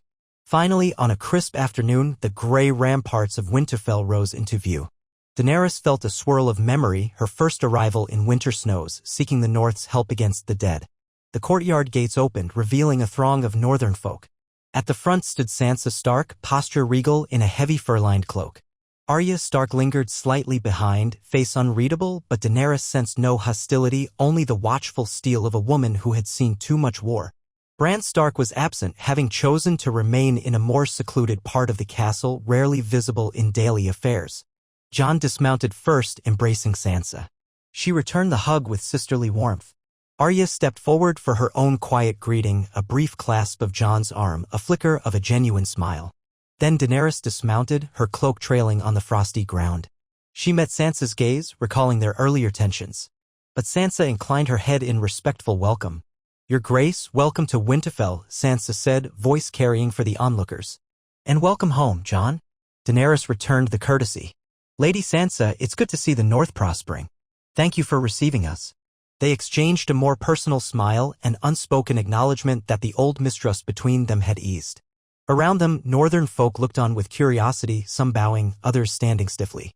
But Daenerys sensed no open hostility, only caution. Perhaps the memory of a Targaryen queen was still raw here, but her choice to spare King's Landing, to ally with Jon, had softened hearts. Sansa escorted them into the great hall where a modest feast had been prepared. The customary northern dishes, roast game, hearty stews, and fresh bread, greeted them. Arya sat near the head table, contributing little to the conversation but studying Daenerys quietly. Over dinner, Sansa updated them on the North's state, improved harvest yields, rebuilding efforts, a few border disputes with mountain clans, but nothing major. Daenerys commended the diligence. After the meal, they withdrew to a smaller solar, warmed by a crackling fire. Sansa and Arya joined, along with a few key northern lords like Alyce Karstark and Lord Glover. Bran Stark did not appear, apparently choosing solitude in the Godwood or his private chambers. Daenerys had grown used to his aloofness. Sansa addressed Daenerys with calm politeness. "Your Grace, we appreciate your journey north. Many here only remember Targaryen stories from old rebellions, but seeing you in person, married to Jon, helps dispel those tales. Word of your victory at Dragonstone also impressed them. They see you as a protector, not a threat." Daenerys smiled slightly. "I'm grateful. The North's trust is precious. Jon and I want to affirm your autonomy. If any issues arise, the new Grand Council is there to ensure no region is overlooked." Lord Glover, a stout man with a ruddy beard, spoke. "We see that. And we trust Jon. If he believes you carry no ill intent for the North, we accept it. We only ask that you keep us informed of any realm-wide taxes or policies that might affect our people. We prefer not to be surprised." Daenerys nodded. "Of course. Communication is the core of how we govern now." Arya watched her with bright, penetrating eyes. "Some in the North will always be wary of outsiders. But you've proven your word by deeds, more than I can say for most who claimed this throne before. That's enough for me." Daenerys sensed that Arya's grudging respect was a valuable gift, remembering how fiercely protective Arya was of her family. She inclined her head. "Thank you, Lady Arya." They talked further, discussing small local concerns. The mood remained businesslike yet civil, a far cry from the friction of the past. Jon seemed relieved to see Sansa and Daenerys exchanging practical dialogue rather than barbed comments. A sense of familial and political synergy settled over the gathering. In the days that followed, Daenerys toured parts of the winter town near Winterfell accompanied by Jon and Sansa. The townsfolk offered mild courtesies, bowing or curtsying. Some children peeked from behind corners, intrigued by the silver-haired queen. Daenerys asked about their livelihood, listened to local elders, and heard only minor complaints about a shortage of certain southern goods. She promised to coordinate with traders. Arya occasionally joined them, though she often slipped away on her own, vanishing into the countryside for reasons unknown. Daenerys didn't pry. She respected Arya's independence. Meanwhile, Sansa showed her the granary stocked for the next winter. The improved yields left them better prepared than in previous years. It struck Daenerys how far the north had come since the night they almost fell to the undead. One crisp afternoon, Daenerys walked the walls of Winterfell alone, breathing the cold northern air. Memories of the White Walkers and the Battle of Winterfell brushed her mind. She recalled how she had lost so many Dothraki that night, how Yora died in her arms protecting her from whites. Yet from that darkness, she had forged alliances that now held the realm together. She offered a silent thanks to those who sacrificed so that peace might be possible. Footsteps approached. She turned to find Arya standing there, wearing a thick cloak and her customary reserved expression. "Enjoying our northern chill?" Arya asked wryly. Daenerys smiled a little. "It's bracing. Reminds me of the raw desert nights in Essos, only colder." They stood a moment, looking over the white frosted grounds. Arya's voice turned contemplative. "I've traveled far, across the sea, into the darkest corners of the world. I never expected to see someone from across the narrow sea join our family. But here you are, and you've proven genuine. Jon believes in you. Sansa sees it, too." Daenerys nodded. "I'm glad. I know how fiercely you love your family. I never wished to supplant that, only to stand with it." Arya's lips quirked in a half-smile. "The realm's better off if we can avoid more bloodshed. I can't say I love the idea of dragons overhead, but I respect that you use them sparingly." Daenerys recalled how Arya once watched her with open suspicion. "I'd rather keep Drogon aloft for show than for burning. We've all lost too many to war." Arya studied her, seemingly satisfied. "Good. I don't doubt you. Just remember, if you ever start becoming the thing we all feared, you'll find me at your door." Her eyes glinted with a subtle threat, but also trust that Daenerys would keep her word. Daenerys accepted that with calm grace. "I'd expect nothing less from you." They parted on that note, each acknowledging the other.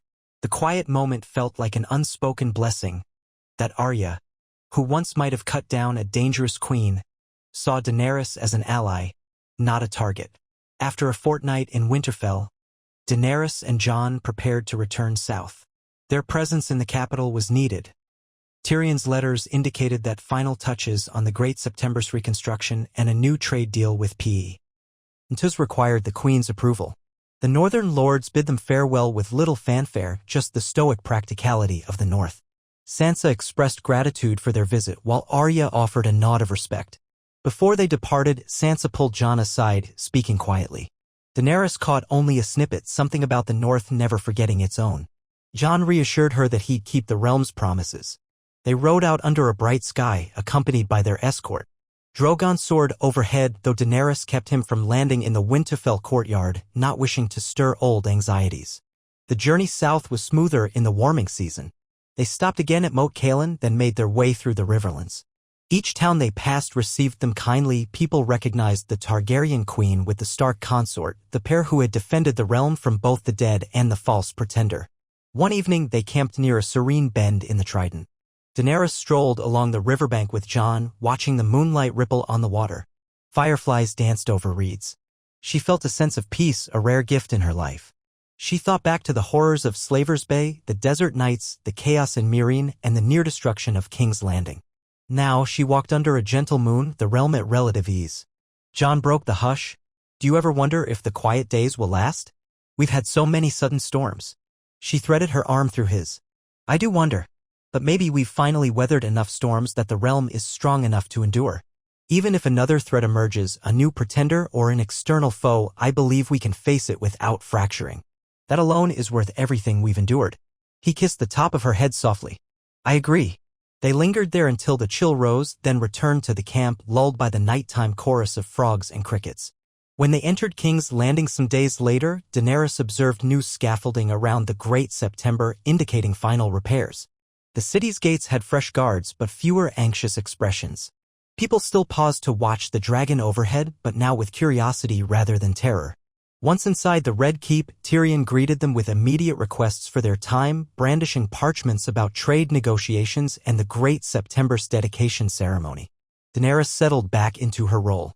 She and Jon resumed their routine of morning councils, meeting with Grey Worm about city security, discussing the first official session of the new Grand Council that would happen in a few months. The Lesser Lords would send delegates soon, ensuring representation from corners of the realm rarely heard. She tasked Tyrion with drafting a code of conduct for council debates so minor disputes didn't devolve into brawls. Tyrion, half amused, half exasperated, teased that it was more complex than any war plan he'd composed. As the days passed, new visitors arrived seeking the Queen's audience, including a delegation from Pentos hoping for a more favorable trade pact. Daenerys studied the proposals with care, recalling her time in Essos. She insisted that any agreement not support slavery in any form. The Pentoshi envoys, suitably polite, agreed to disclaim all involvement in the slave trade. She knew well how some free cities might hide their practices, so she demanded oversight. Tyrion negotiated the finer points, forging a treaty beneficial to both sides but avoiding moral compromises. One afternoon, Daenerys found herself alone in the throne room, having dismissed the court for a short recess. She drifted across the marble floor until she stood at the foot of the Iron Throne. Memories came unbidden, her father's madness that once stained these halls, her own near temptation to unleash dragon fire. She ran a hand along the iron blades that jutted from the seat's sides, a reminder that power came at a cost. "You will not define me," she whispered, as if speaking to her ancestors' ghosts. "I choose a different legacy." Outside, she heard a commotion of footsteps, someone calling her name. She turned to see a breathless messenger dashing in, flanked by a gold cloak. "Your Grace," the messenger managed between gasps. "News from the west, Miles Lannister sends urgent word." Daenerys' stomach tensed. "Speak." The messenger held out a sealed letter, panting. "Bandits, or possibly ex-soldiers, have been raiding outlying farmland near Casterly Rock. Miles Lannister suspects they might be ex-followers of Cersei or the false Aegon, turned to brigandage. He requests the Crown's assistance." She took the letter, scanning it quickly. Indeed, Miles Lannister described roving marauders harassing villages, stealing grain, kidnapping local peasants. The local garrison struggled to contain them. Some rumors even suggested one band flew a battered lion banner. Possibly Lannister loyalists who refused to accept the new order. Miles asked for help in rooting them out lest they destabilize the Westerlands. Daenerys handed the parchment to the gold cloak to pass on to Tyrion. Her mind raced. "We can't ignore this. Let's summon my council. If bandits are terrorizing farmland in the name of old loyalties, that threatens the peace." Within an hour, Tyrion, Jon, Davos, and Grey Worm had gathered. Tyrion, after reading Miles's account, pursed his lips. The Westerlands once housed many who felt shortchanged by Cersei's downfall. Some believed she'd restore Lannister grandeur. With her gone, their bitterness might drive them to brigandage. Davos frowned. "If we let them run wild, it undercuts the realm's unity. Others might see weakness." Jon considered the map. "We should respond with a coordinated approach as we did for the false Aegon. Not a full army, just enough to show we won't tolerate armed rebellion. Work with Miles Lannister's forces." Daenerys nodded. "Yes. We'll treat them like criminals, not rebels.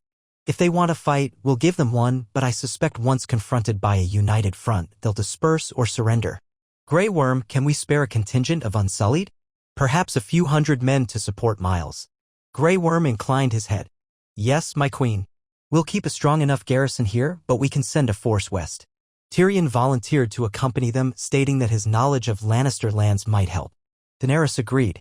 She glanced at Jon, who seemed torn between going himself and staying to rule at her side.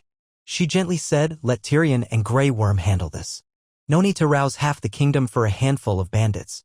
Besides, we should remain in the capital to oversee other matters." Jon nodded. "All right. But if they discover anything bigger, a real uprising, send word and we'll muster more." So the plan was laid. Within days, Grey Worm departed with 200 Unsullied, Tyrion, and a small cavalry escort to join Miles Lannister near Casterly Rock. Their orders were to quell the brigands swiftly, offering them a chance to surrender. If they resisted, the crown's justice would be enforced. Daenerys felt a pang letting Tyrion go. He had become a vital anchor in daily governance. But this mission might also prove to the Westerlands that she did not hold grudges, that she wanted them safe and stable. If Tyrion could solve the problem with minimal bloodshed, so much the better. During the weeks of Tyrion's absence, Daenerys and Jon handled the city's routine, trade negotiations, local disputes, minor updates from the new Grand Council delegates. Davos assisted whenever possible, his common sense invaluable. The redone Great September neared completion, with talk of a dedication ceremony that might involve the Queen's blessing. Daenerys agreed to attend, though she remained slightly uneasy around the faith's pomp. Ravens arrived periodically from Tyrion. His reports indicated success. They tracked the bandits to hidden enclaves in the craggy hills, used local knowledge from Myles Lannister's men to corner them. Some surrendered upon learning the crown itself opposed them. Others fought and died. Tyrion's last letter mentioned capturing a ringleader who'd once served in Cersei's personal guard. The man admitted he still believed the Lannister queen should rule, but had no illusions after seeing the realm's unity. Daenerys felt relieved. Another minor threat contained another test of their alliances. She wrote back, praising Tyrion's swift action and instructing him to ensure captured bandits were tried fairly. Perhaps a few would reform if given a chance. She had no desire to fill the Westerlands with gallows. Some might call it soft, but she believed clemency, when possible, reduced future grudges. At last, Tyrion and Grey Worm returned, their forces in good order. Tyrion was dusty but triumphant. Meeting Daenerys in the throne room, he reported that Myles Lannister expressed gratitude for the crown's help, promising to uphold the new era. "We left the local holdfasts more secure," Tyrion concluded. "I doubt we'll see more trouble from those quarters." Daenerys offered a grateful nod. "Well done." Another spark of rebellion snuffed out without igniting a larger fire. Grey Worm's expression was impassive. "We lost few men. The local peasants cooperated. They prefer peace to being harassed by outlaws." Jon squeezed Daenerys' hand discreetly. "We'll record this as another sign that the realm stands stronger together than alone." The realm's daily life continued, each success adding a layer of stability. Over time, the tragedies that once loomed large, Cersei's cruelty, the near destruction of King's Landing, the terror of the Night King, began to recede into memory. People spoke instead of reconstruction, harvest yields, new trade routes, and the curious phenomenon of a Targaryen queen who governed by a mixture of law and counsel. Daenerys occasionally recalled the House of the Undying visions she once experienced in Qarth, seeing the throne room in ruin, the roof gone, snow drifting in. At the time, she interpreted it as a sign of winter's devastation. In another sense, perhaps it had been a glimpse of a broken monarchy, one that needed rebuilding after so many wars. She had not let it end in flames. Instead, she now presided over the forging of a monarchy supported by shared governance. The monarchy itself was not destroyed, but reshaped. She spent quiet evenings with Jon, discussing the future, from the possibility of an heir to plans for more widely establishing law courts in each region. Their union, once overshadowed by the question of lineage, now felt a natural foundation for all they built. Jon occasionally spoke of how the North had rarely been so at ease with a Southern ruler. She credited him with bridging the gap. He credited her choice of mercy. They both thanked each other. As the seasons turned again, the second official gathering of the new Grand Council approached. Delegates from across the realm prepared to converge in King's Landing. This time, smaller houses also sent representatives, not just the great ones. Daenerys ensured the city was ready to host them, mindful that more voices meant more complexity but also more legitimacy. She had never expected governance to be so intricate, but she preferred this to the lonely weight of absolute rule. On the appointed day, the Red Keep's assembly hall bustled with color and heraldry. Over 50 delegates took seats around the broad table. Some wore fine silks, others plain leathers. Each region had at least 2 voices, some more for large or diverse territories. Daenerys, seated at the head with Jon, welcomed them formally, acknowledging that this council was a new tradition. She reminded them that her door was open to reasoned debate. The session ran for hours, addressing issues ranging from a fisheries dispute in the Iron Islands to the construction of a major trade road linking the Westerlands and the Reach. Daenerys steered the debates calmly, letting each side speak. Tyrion and Davos facilitated. Jon interjected with a measured point now and then. Sometimes tempers flared, but the presence of the Queen, the memory of their alliances, and the knowledge that House Targaryen would not strike them down for disagreeing tempered the arguments. By day's end, they emerged with a set of resolutions: moderate improvements to the fisheries pacts, a plan to finance the trade road with shared contributions, a reaffirmation of Dorne's right to set its own local laws while upholding realm-wide defense. The delegates parted in relative harmony. As Daenerys watched them leave, she felt a stirring of pride. Warlords and rebels had once dominated these halls. Now, a collective of distinct regions shaped policy side by side. In the corridor, she took Jon's arm, letting out a breath. It feels like every step is negotiation, but we're forging something real. He nodded. A realm that can adapt without the sword being the first answer. It's worth every hour of debate. She leaned against him briefly, a soft smile on her lips. It's exactly what we fought for, and as long as we stand for it, I believe it will last. Time flowed onward. Seasons drifted. Daenerys's rule stabilized. The tensions once ignited by the Targaryen name largely soothed by her consistent fairness and measured leadership. The memory of her mercy at King's Landing, the trial of Cersei, the forging of alliances, and the repulsion of the false Aegon's invasion had all proven that a Targaryen queen need not be an unchained dragon. Though occasional pockets of resistance or banditry arose, each was handled through swift cooperation between the crown and local lords.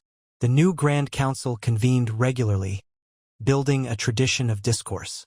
While not all problems were solved without friction, Westeros had centuries of grudges. No region threatened open revolt. Even the Westerlands, once proud and resentful, saw the benefits of stable trade and the Queen's willingness to dispatch aid. Dorne maintained its partial independence but participated enough to share in mutual defense. The Iron Islands tested the boundaries of autonomy, but Yara Greyjoy's word held. No major raids on the mainland. Within the Red Keep, Daenerys and Jon found small joys in everyday life. They walked the city incognito sometimes, hearing from fishmongers or bakers about how taxes felt fair or how street repairs were progressing. They spent quiet nights discussing the future or reading letters from Sansa, Arya, Bran. Grey Worm gradually found contentment in a city that no longer bled. Tyrion managed to curb his drinking somewhat, immersed in the intellectual challenge of building a new governance system. Davos lent his plain-spoken wisdom, bridging common folk concerns with noble demands. Drogon, freer these days, often roamed the skies beyond the Crownlands, hunting in distant fields. He remained Daenerys' reminder of the power she wielded but chose not to unleash. When she soared with him above the city, she felt pride that no screams rose from below. Instead, the city carried on, trusting their queen not to burn them. It was a trust hard-earned but now deeply valued. Long after the events that had once threatened to destroy Westeros, Cersei's tyranny, the Night King, the false Aegon, the realm indeed found itself living in a time of relative calm. The wheel of war, which had ground the small folk underfoot for generations, was at last slowing. Daenerys Targaryen, whose ancestors conquered with fire and blood, had forged a new legacy by sparing the innocent, building alliances, and ruling through a council that gave voice to lords and commoners alike. In her private moments, she sometimes grieved those who could not witness this new age Missandei, Yora, Rhaegal, Viserion. But she honored them by ensuring no more innocent blood was spilled needlessly. She embraced the love she shared with Jon, the partnership they presented to Westeros, a living proof that Targaryen and Stark together could be a healing force, not a destructive one. One day, standing on a balcony that overlooked a city at peace, she quietly recalled the tolling of bells that had once nearly heralded King's Landing's fiery doom. In another timeline, she might have burned it all. Instead, she had chosen mercy, and that choice had changed everything. Now the bells rang only for celebrations, the birth of a new era, the forging of alliances, the possibility of children who might inherit a realm that knew less fear than generations past. She placed a hand over her abdomen, recalling the faint suspicion she had felt for weeks. A mist cycle, a lingering wave of morning nausea. She had not told Jon yet, fearing false hope. But if life quickened within her, then the future shone even brighter. She shut her eyes, offering silent thanks that the child, if one indeed grew, would be born into a Westeros that had stepped back from the brink of perpetual war. The housewords of Targaryen might forever evoke dragons, but she hoped her children's inheritance would be the tapestry of unity she had woven, not more ashes. In that quiet moment, she felt destiny settle gently across her shoulders. The final piece in the grand puzzle, continuing a line that might finally break the cycle of tragedy. A line that would stand for the realm's well-being, shaped by kindness and justice as much as by ancient power. She let the hush of the city envelop her, hearing the faint hum of life. Soon, she would share this news with Jon. Their child, a living symbol of a Targaryen queen and a Stark consort, might be the next step in the story of a realm freed from the wheel of endless tyranny. Hope blossomed in her chest, bright as the midday sun. She smiled, remembering once more the day she decided not to burn the city. The day she chose to break the old cycle. That single choice had led here, to a realm forging its own future, to a queen who found love without succumbing to madness, to a kingdom that might finally know lasting peace. And so Daenerys Targaryen, at last unbound by the ghosts of her lineage, stood gazing over King's Landing with a light in her eyes. She had overcome every obstacle with Jon Snow at her side, forging a new Targaryen legacy on the bedrock of mercy, justice, and collaboration. If her father or forebears had watched, they would scarcely recognize this realm. But she did not fear their disapproval. She had walked through fire, crossed deserts, sailed seas, and confronted nightmares, all to choose a different path for herself and Westeros. The bells no longer tolled in dread. They tolled in hope, and Daenerys Targaryen, mother of a realm's rebirth, would ensure that hope carried onward for generations to come. Daenerys Targaryen stood at the balcony of her private solar in the Red Keep, gazing out over King's Landing as a gentle haze of dawn light filtered through the city. From here, the streets and squares seemed peaceful. Smoke curled from cook fires, and the spires of the redone Great September caught early morning sun. She felt a curious mixture of serenity and quiet apprehension, her hand gently resting over the subtle curve at her lower belly. Nearly 4 moons had passed since she first suspected she was carrying a child, and each day her conviction grew. The sickness in the mornings, the irregular appetite, the faint hints of heaviness. Her instincts whispered that new life stirred within her. She had told no one yet, not even Jon. She wanted confirmation from the healers or a few more weeks of certainty before she voiced so momentous a truth. A hush hung over the city, as most citizens still slept or stirred only slowly. Daenerys had risen early, restless with hope and a subtle concern about the next chapters of her reign. She heard a soft knock at the solar door and turned to see Jon Snow enter. He wore a dark leather tunic, his hair still damp from a quick wash. His eyes, steady and thoughtful, caught hers. "Couldn't sleep either?" he asked gently. She beckoned him closer, and he joined her by the balcony rail. Dawn wind ruffled his hair, and she breathed in the faint smell of soap. "My thoughts spin," she said. "Sometimes I think about the realm's future, our future. The new Grand Council, the continuing reconstruction. There's so much left to do, and I find I don't want to waste a moment sleeping when I can be planning." He gave her a half-smile. "You'll wear yourself ragged, Daenerys. There will always be more tasks. Even after we achieve stability, governance never ends." She nodded, resting a hand on the balcony's carved stone. "I know, but I also feel something stirring in me, driving me forward." Her thoughts flickered to her condition. The small life she believed grew inside her. Soon, she resolved, she would share it with him. She just needed that final bit of confirmation from the court healers. But the prospect made her heart flutter with both excitement and nerves. Jon's hand brushed against hers. "Promise me you'll take a measure of rest when you can," he said, a teasing note in his voice. "The city can survive a day or two without your constant vigilance, especially after the success of the latest council session." She let out a soft laugh. All right, I'll try." They lingered together, enjoying the hush. Then a gentle rap at the solar entrance signaled the arrival of a messenger. They turned as a young scribe stepped in, bowing. "Your Grace, Prince Consort," he greeted them. He offered a small scroll. "A raven arrived from Winterfell, addressed to you both." Jon accepted the scroll, broke the seal, and read swiftly. His eyes flicked across the lines, and Daenerys read over his shoulder. Sansa had written, "A new wave of settlers from the southern parts of the north were moving closer to the new gift, seeking farmland. Some free folk were present as well. The integration was mostly peaceful, though disputes flared over property boundaries.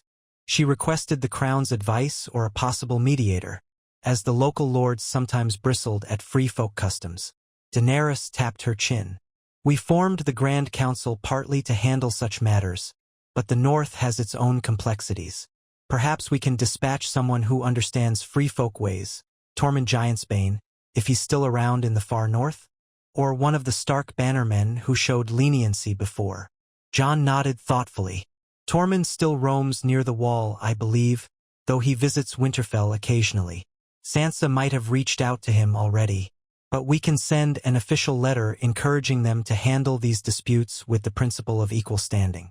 The free folk are not subjects by tradition, but they accepted living under the crown's peace.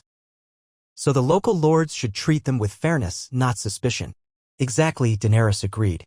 All right, Sansa, offering the crown's stance, the North remains autonomous in many respects, but we ask them to keep the free folk integrated without harsh prejudice. We can't have them forced into second-class status. The scribe bowed, departing to prepare fresh quills and parchment. Daenerys turned to Jon, swirling with the usual swirl of daily tasks. I'll compose the letter soon. In the meantime, shall we break our fast in the council chamber? Tyrion said he wanted to speak with us about the new trade route from Dorne. Jon's wry smile told her he, too, recognized the avalanche of responsibilities that each dawn brought. Lead on, my queen, he said, offering her his arm. She took it, a faint sense of warmth blossoming in her chest as they moved through the corridors. She wondered how different her life might soon be if she carried a child, how much she would have to delegate as her belly grew as the demands of pregnancy caught up with her. She both dreaded the vulnerability of it and felt an inward stirring of excitement that overshadowed the dread. Let the realms see that House Targaryen could produce an heir in peace, not war. They reached the small council chamber where Tyrion, Davos, and Grey Worm awaited. A map of the southern coastline lay spread across the table. Tyrion's finger tapped a region near the Red Mountains separating the Stormlands and Dorne. Ah, good morning, Your Grace, Jon, Tyrion greeted. We were just discussing the proposed trade route from Dorne's southern coast up through the Stormlands. Prince Roan's envoys say they want a safer passage for their goods, but that means passing near mountainous terrain once dominated by raiders. We'll need to ensure it's secure. Grey Worm's demeanor was calm. I can spare some Unsullied to station near the border, if necessary, or we can coordinate with Gendry's men in the Stormlands. But that area used to be rife with smugglers. The Iron Throne should guarantee the caravan's safety if we're granting them passage. Davos, arms folded, offered his perspective. Better to negotiate a small toll system along that route. The local lords can maintain watchtowers and the caravans pay a modest fee for safe passage. That way we encourage them to keep the roads free of bandits. Daenerys nodded, leaning over the map. A fair toll, not an extortionate one. Something that ensures the roads are patrolled but doesn't stifle commerce. Then we can sign a formal agreement with Prince Roan. That means we'll need to invite his representative or perhaps journey south ourselves. She glanced at Tyrion. What do you recommend? He shrugged lightly. Given that the council session just concluded, it might be wise to let the realm settle. Summon Prince Roan's envoys here again. Once we have the toll details hammered out, we can finalize it in King's Landing. Let's proceed with that, Daenerys decided. We'll dispatch ravens to the Stormlands local lords, ensuring they accept a standard set of tolls and pledge men for watchtowers. I'll write to Prince Roan personally so he knows we treat this as a priority. They discussed the finer details, the conversation flowing with comfortable familiarity. Over these past years, they had learned to meld Daenerys' leadership with Tyrion's cunning, Davos' level-headedness, and Grey Worm's disciplined approach. Jon contributed pointed questions about the local populations in those border regions, reminding them that forced patrolling might cause friction if the local lords disliked outside meddling. Daenerys made a mental note to handle the negotiations delicately, mindful of how easily proud lords took offense. Once the matter was decided, they briefly touched on updates from the Iron Islands. Yara Greyjoy had reaffirmed her willingness to stand by the crown as long as the Iron Islands' freedoms were respected. She had driven out a minor rebellious captain who thought the old ways of reaving might return. Daenerys allowed herself a moment of relief, another challenge averted. Finally, Grey Worm reported on city affairs. The Gold Cloaks had cracked down on a ring of petty thieves in Flea Bottom and food supplies were stable. The Great September's official dedication ceremony was a fortnight away, with the High Septon keen on a public blessing from Daenerys. She pursed her lips, not overly fond of pageantry, but she recognized the faith's role in unifying the city. She'd appear, deliver a short message, then let them proceed with their devotions. Davos asked if she intended to bring Drogon for such an event. Daenerys shook her head. No, best not. A sept dedication is a solemn ceremony for many.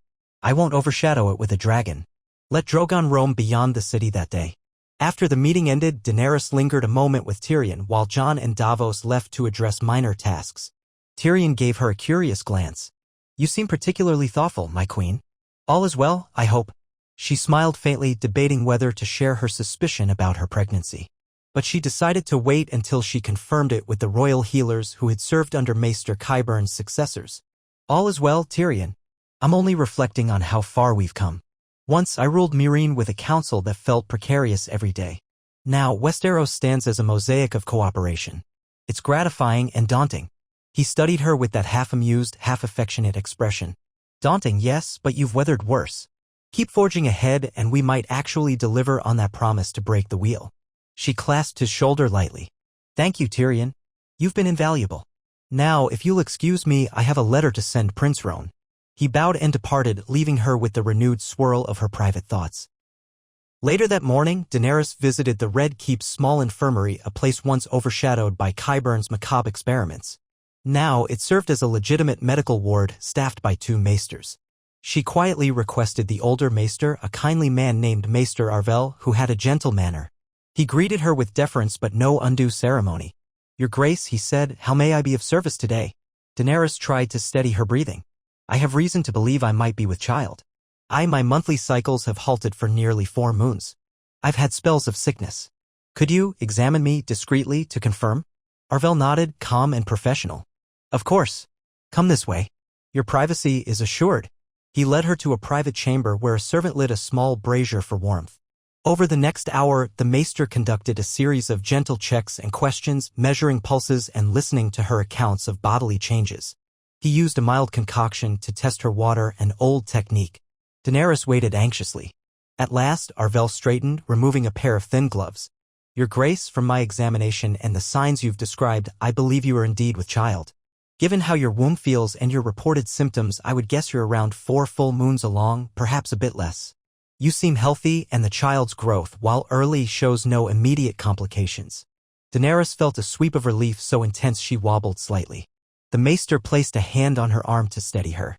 She exhaled, a smile tugging at her lips. She had long feared she might never conceive again after what Mirri Maz Dur once told her. But that was a curse spoken amid bitterness and magic. Perhaps it had not been absolute. Or perhaps the fates had shifted. Thank you, Maester Arvel, she whispered. I must share this news with Jon. But carefully. We want to ensure the realm doesn't react with hysteria. Arvel nodded. I advise rest when you feel fatigued and regular check-ins. Your appetite may fluctuate, and as you near the later moons, your balance might shift. But thus far, I see no danger. Congratulations, Your Grace. She thanked him quietly, slipping out of the infirmary with her heart thudding. Each footstep down the corridor felt surreal. She was truly pregnant, carrying a child fathered by Jon Snow, who was both Targaryen and Stark. If the realm learned this, it might rejoice or fear. She recalled the cautionary tales of Targaryen lineage, but also the new path she and Jon had forged. She would ensure no harm befell this child. Fear was not her guiding force anymore, love and hope were. She found Jon in a small library alcove, conferring with Davos about a prospective envoy to Braavos. Dismissing Davos gently, she beckoned Jon to a more private corner. He frowned, noting the flush in her cheeks. Daenerys, is everything all right? She drew a breath, taking his hands in hers. Jon, I just came from Maester Arvel. Her throat constricted unexpectedly, tears pricking her eyes. She had never imagined she would be so emotional. But the words tumbled out. I'm with child. For a heartbeat, he stared at her, uncomprehending. Then a wave of amazement swept his features. Truly? He whispered, voice thick. She nodded, tears slipping free. He wrapped her in a gentle embrace, pressing his forehead to hers. But you once thought, he trailed off, recalling her old fears of barrenness. I know, she murmured, voice quavering with a stunned kind of joy. But sometimes fate changes. Or curses fail. Either way, our child grows in me, about 4 moons along. I wanted to be sure before I told you. He drew back slightly, eyes shining with unshed tears. 4 moons, you've known for a while? She gave a shaky laugh, brushing tears from her cheeks. I suspected. Didn't want to raise your hopes if it was a false alarm. But the Maester confirmed it. Jon, we're going to have an heir. The magnitude of it washed over her. This child would be Targaryen and Stark both, a living emblem of the realm's unity, a child who would never know the horrors of war she had faced if Daenerys and Jon protected them from it. Jon pressed her hands to his chest. You've made me the happiest man alive, Daenerys. I never dared dream of fatherhood. I wasn't even sure if I'd outlive the wars, let alone have a family. She leaned into him, letting the joy unfurl. After a moment, reality reasserted itself. Soon, they'd need to announce this. The realm would buzz with speculation. We should plan how to tell our closest advisors, she said softly. Then we can share it with the lords and the people. But carefully. Some might worry about a new Targaryen line or use it to stir conspiracies. Jon nodded, the protective note in his voice already evident. Yes. But we'll face that. Your reign is stable, the realm stands behind you. A child won't undermine that, it might strengthen it. Show them all that House Targaryen and Stark truly has a future. They parted only when a passing scribe lingered curiously. Daenerys discreetly wiped her tears, adopting a composed facade. Inside, she felt a flood of warmth, imagining the day she would hold their baby in her arms, proof that the blood of the dragon could continue without repeating the cruelties of old. That afternoon, Daenerys summoned her hand Tyrion to the solar. She included Davos and Grey Worm as well, wanting the immediate circle to be informed before the news spread. Jon stood beside her, expression calm but carrying an undercurrent of excitement. Tyrion glanced between them, brow furrowed. Some urgent matter, Your Grace? Daenerys folded her hands. Yes. I have news. I'm with child. She watched them absorb the statement, noting how Tyrion's face went slack with astonishment, how Davos's eyes lit up with delight, and how Grey Worm's stoic composure flickered into a faint smile. Tyrion blinked, then let out a short laugh. My queen. That is quite a development. You once said you believed yourself barren. So this is cause for celebration and a re-evaluation of future plans. Davos stepped forward, voice thick with genuine happiness. Congratulations, both of you. This realm is blessed indeed to have new life in House Targaryen and Stark. After so much war, it's good to see such hope. Grey Worm bowed his head in respect. I am glad for you, my queen. We will protect your child as we have protected you. Daenerys felt gratitude for their warmth, though a subtle tension stirred in her chest. Thank you, all of you. We want to handle this with care. Some lords might react strongly, remembering the lineage of Targaryens. We must reassure them that this child is part of the realm's future, not a harbinger of old tyranny. Tyrion nodded vigorously. We'll spread the message that this child cements the union of Targaryen and Stark. An heir who will one day inherit a stable, peaceful kingdom. The Grand Council remains in place. This changes nothing about your vow to govern fairly. Davos stroked his beard. And we should consider the timing of the announcement. We don't want idle gossip or alarm. But you can't hide a pregnancy indefinitely. Daenerys sighed. I plan to announce it soon, perhaps at the Great September's dedication ceremony or shortly afterward. Let it be a moment of unity, a blessing upon the realm. Jon added, agreed. We'll need to prepare for all the ceremonial expectations. But let's keep it modest, no grand carnival. Just a clear statement that the queen carries an heir and we remain committed to the realm's well-being. Tyrion rubbed his hands together, already thinking strategy. Then I'll craft a preliminary statement. We'll release ravens to the major houses. The small folk might celebrate it with great joy, no reason to keep them in the dark for too long.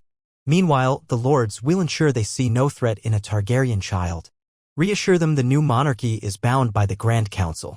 Daenerys placed a hand lightly on her belly, a gesture of wonder she couldn't quite resist. Yes. And let them see that fear no longer drives us. Let the child's birth herald a realm that's truly beyond the shadow of old curses. The meeting adjourned on a hopeful note. That evening, Daenerys and Jon sat together in their private chambers, quietly discussing potential names for the child.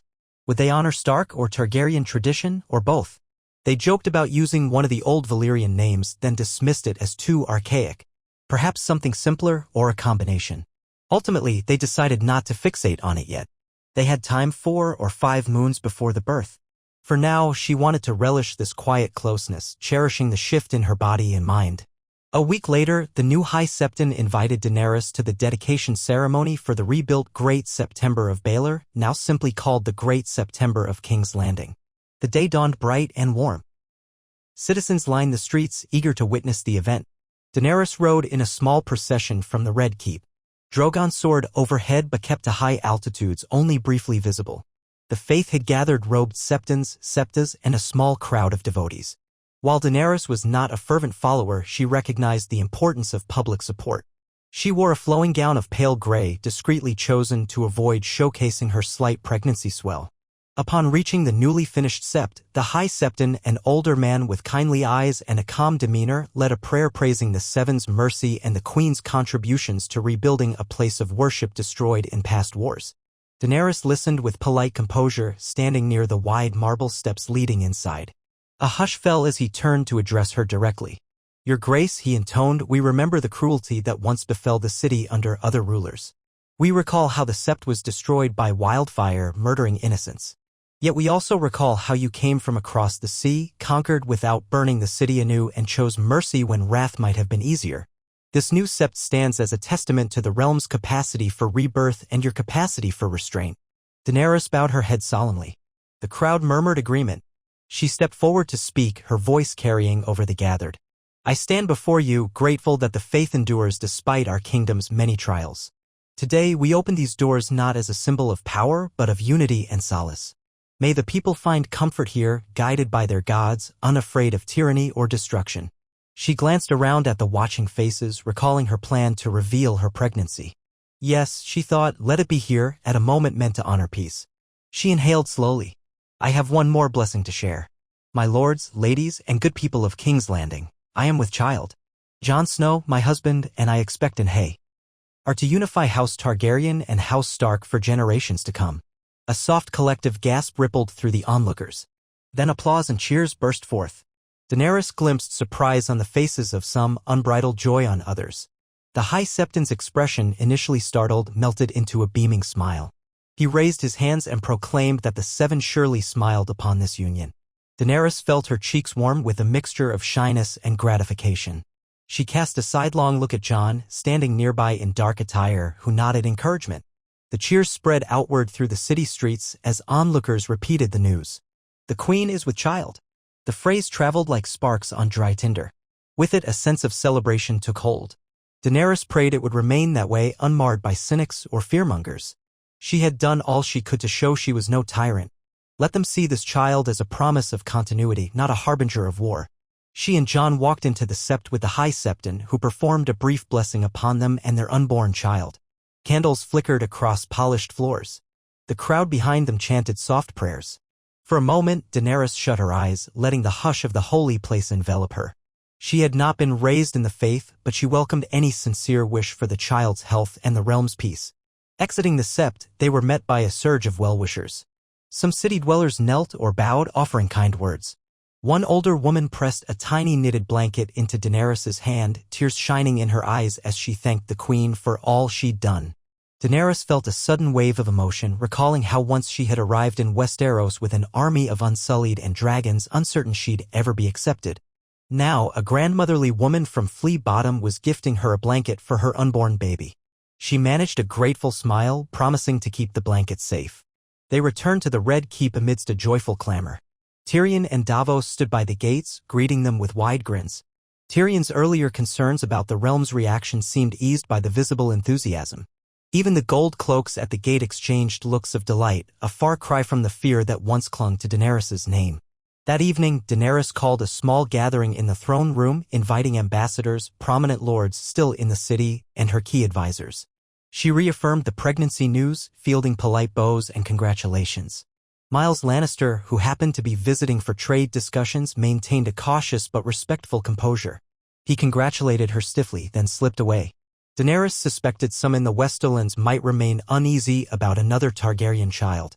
But the new monarchy, supported by the Grand Council, gave them little reason for alarm. The days of absolute Targaryen might were gone. Now it was Targaryen power balanced by cooperation. Over the next moons, Daenerys' pregnancy progressed steadily. She found herself fatigued more often, occasionally dizzy, prompting Jon and Tyrion to insist she delegate tasks. She practiced more structured rests, letting Davos or Tyrion handle routine disputes. The realm's routine carried on. Gendry oversaw Stormland's shipping. Yara Greyjoy wrote from the Iron Islands, politely acknowledging the future heir. Prince Rowan of Dorne sent a set of finely wrought baby gifts with a note of sincere well-wishing. From the north, Sansa's letter was short but warm. May this child know a better world than we did. As Daenerys's belly grew, the small folk saw visible proof of her condition, and their curiosity mingled with optimism. The queen who once soared over them on a dragon now walked with a gentler step. Whispers spread that this child might unite the realm's bloodlines permanently. Some old cynics muttered about Targaryen madness passing down, but they found little audience. Daenerys felt the shifting climate, people wanted a stable future, and they believed in the monarchy that had chosen to spare them from war. By the time she entered her 7th moon, the realm had largely settled into a calm equilibrium. She was grateful for each day of peace. Only minor bandit raids or local disagreements troubled the Grand Council, easily resolved. Jon's presence, bridging the north and the south, remained crucial. At times, Daenerys worried about the child's birth coinciding with a crisis, but so far the gods seemed merciful. The day of the birth drew near in early spring. Maester Arvel prepared a birthing chamber in the Red Keep, ensuring warmth and privacy. Daenerys sometimes recalled the dreadful night she lost Rhaego, her first child, with Khal Drogo due to blood magic. A flicker of old fear haunted her, but she pushed it aside. That was another life, shaped by a vengeful witch's curse. Now she had capable maesters, no dark sorcery, and a realm supporting her. One crisp night, she awoke to a wave of pain low in her belly. The moon was high, silver light spilling across the bedchamber floor. Jon stirred beside her, instantly alert. When she gasped, the pain subsiding for a moment, she realized with a jolt that her waters had broken. The child was coming. Servants rushed to summon Maester Arvel and the midwives. Jon called for Grey Worm to ensure quiet in the corridors, preventing a panicked commotion. Daenerys found herself half laughing, half shaking with adrenaline. This was truly happening, her second chance at motherhood. The midwives helped her into the birthing chamber, lighting candles and placing warm water basins. Tyrion and Davos hovered in the hall, anxious but out of place in the actual process. The pains came in waves, intensifying with each hour. Daenerys clenched the sheets, breathing through them. She glimpsed fear in Jon's eyes, but also unwavering support. He stayed by her side, letting her grip his hand so tightly that he winced. Maester Arvel's calm instructions guided them: push when the contractions peaked, rest between them, sip water. Time blurred in a haze of pain and determination. She refused to let fear from her past birth steal her resolve. Each contraction reminded her that this child was truly alive, and soon he or she would fill the air with cries. She pictured the realm at peace, a new life entering a land no longer torn by war. That vision steadied her. At last, near dawn, after hours of exhausting effort, the midwife gave a joyous exclamation. Daenerys felt one final surge of pain, then a sudden release. A thin wail sliced the air, bright as a trumpet. Collapsing back against the pillows, drenched in sweat, she heard the midwife's words, "It's a girl, Your Grace. A healthy girl." Jon's face lit with astonished joy, tears streaking his cheeks. Daenerys let out a soft sob, relief flooding every fiber. The midwife wrapped the squalling infant in linen, placing her gently in Daenerys's arms. She was tiny and pink, her hair dark fuzz. The baby's cry quieted as Daenerys touched a trembling finger to the little brow. "She's perfect," Daenerys whispered, tears spilling freely. She felt Jon's arm around her, his eyes shining with the same overwhelmed love. The child squirmed, letting out a small whimper. Daenerys breathed her in newborn warmth and the faint tang of birth. Despite her exhausted body, a fierce protectiveness welled up. After so many heartbreaks, so many wars, here was the realm's new hope incarnate. Jon kissed Daenerys's temple. "Thank you," he murmured, voice thick. "Thank you for this life." She closed her eyes, recalling how once she feared never to hold a child again. Now she felt the little heartbeat against her chest. The midwife hovered to check the baby's vitals, smiling. Maester Arvel pronounced mother and child healthy. Servants scurried in the corridor, exclaiming the news that the queen had safely delivered a daughter. Daenerys heard a distant roar of cheering from the keep's outer halls, presumably from guards and staff. The city would know soon enough. Tyrion and Davos gingerly entered, eyes red-rimmed from waiting. They beheld the tiny infant with wonder. Grey Worm stood behind them, stoic, but Daenerys saw the flicker of awe in his gaze. "A girl," Tyrion breathed. "The realm's new princess, I suppose?" Daenerys managed a weary smile. "Yes, she is." She hadn't chosen a name yet, but one drifted into her mind, shaped by memory and love. "We'll call her Riella after my mother, if that's acceptable," she told Jon. He blinked, then nodded, an emotional wave crossing his face. "Riella Targaryen," Daenerys repeated softly. "But she's also of House Stark. Her father's legacy must be honored. Perhaps Riella Stark Targaryen, or we'll find a way to unify the names." Jon brushed a gentle thumb over the baby's tiny brow. Riella is beautiful. We can show the realm we needn't discard either family name. She's a child of both. They marveled at how quiet the baby became in Daenerys's arms, gazing up with dark, curious eyes. Tyrion coughed discreetly, struggling with tears. I never thought I'd see a day like this, where a Targaryen child is born without war overshadowing it. The city will rejoice. Davos's grin crinkled his face. A new life for a new realm. The men outside are already cheering. Should I tell them the princess's name? Daenerys nodded, inhaling the sweet scent of her newborn. Yes, please. Let them know Riella Targaryen is here. And that I'm well. Jon's eyes glistened as he kissed the baby's forehead. Welcome to the world, Riella, he whispered. News spread like wildfire across King's Landing. Bells rang in the morning light, echoing throughout the city. Small folk poured into the streets to celebrate the royal birth. Musicians played lively tunes and vendors gave out free cups of watered wine or small pastries. Outside the Red Keep gates, a throng gathered, hoping for a glimpse of the queen or just a cheer. The black and red banners of Targaryen fluttered alongside the dire wolf of Stark in a symbolic union. Men hoisted children onto their shoulders, telling them stories of the mother of dragons who had chosen mercy, now blessing them with a new princess. Across the realm, ravens carried the tidings. The response was overwhelmingly congratulatory. The North hailed the baby as a sign of Daenerys' acceptance of northern blood, while the southern houses saw it as a solidification of Targaryen rule in a new, tempered form. Dorne's prince wrote a letter praising the child's birth as a continuation of a peace that defied old cycles. Even the Westerlands, though cautious, sent formal gifts, gilded cradles, embroidered blankets, tokens of goodwill. Miles Lannister penned a note that stated, "May your daughter usher in an age free of the tragedies that once plagued both our houses." Polite, if distant. Inside the Red Keep, Daenerys spent her days recovering, bonding with Riella, who nursed hungrily and slept in fits. The exhaustion of childbirth lingered, but her spirit soared each time she gazed upon her daughter's tiny face. Jon was equally enthralled, spending hours watching the infant sleep or softly humming old northern lullabies in her ear. The routine affairs of state proceeded with Tyrion's oversight. Daenerys contributed by letter or short meetings in her chambers. The realm showed no sign of crisis. Peace for once cradled them. As the moon turned, a small ceremony was held in the Red Keep's courtyard to introduce Princess Riella formally to gathered lords, ambassadors, and any small folk who wished to witness. Daenerys, still regaining her strength, stood with Jon at the dais. The baby, swaddled in soft gray and red cloth, blinked at the world. Tyrion delivered a short speech, followed by a blessing from the High Septon. Applause swelled, and Daenerys glimpsed tearful smiles among the watchers. Perhaps they saw in this child everything the realm had fought for, a living testament to the union of houses, to the choice of mercy over destruction. Amid the applause, Daenerys caught the eye of Grey Worm, who stood behind the dais.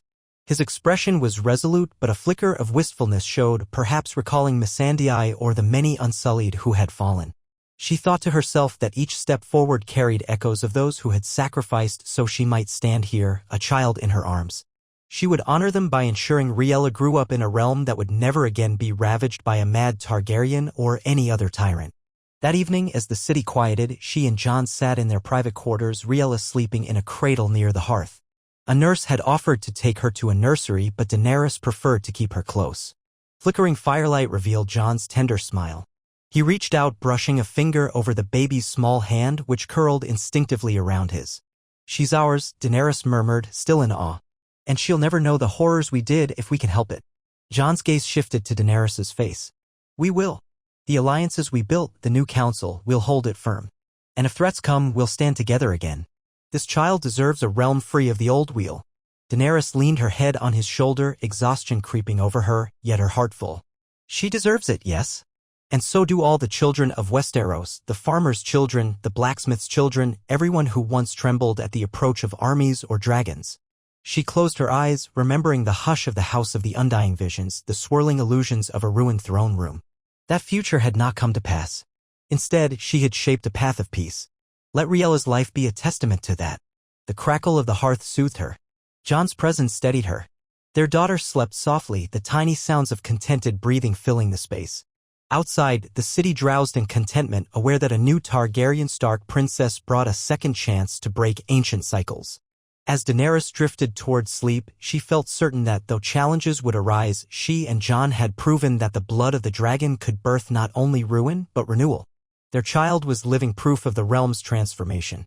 In the ensuing moons, life found a gentle pattern. Daenerys juggled motherhood with the duties of the throne. Though she still attended council sessions, her advisors urged her to rest more frequently. She discovered that her determination had softened at the edges, less consumed by the day-to-day struggles and more mindful that she was raising an heir. She wanted to be present for Riella's first gurgles, her first attempts to grasp a rattle.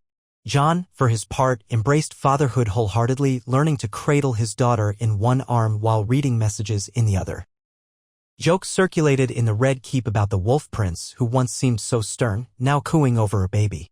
The realm, too, adapted. The notion of a baby princess in the Red Keep no longer caused alarm. The Grand Council continued to function, ensuring no single region felt overshadowed.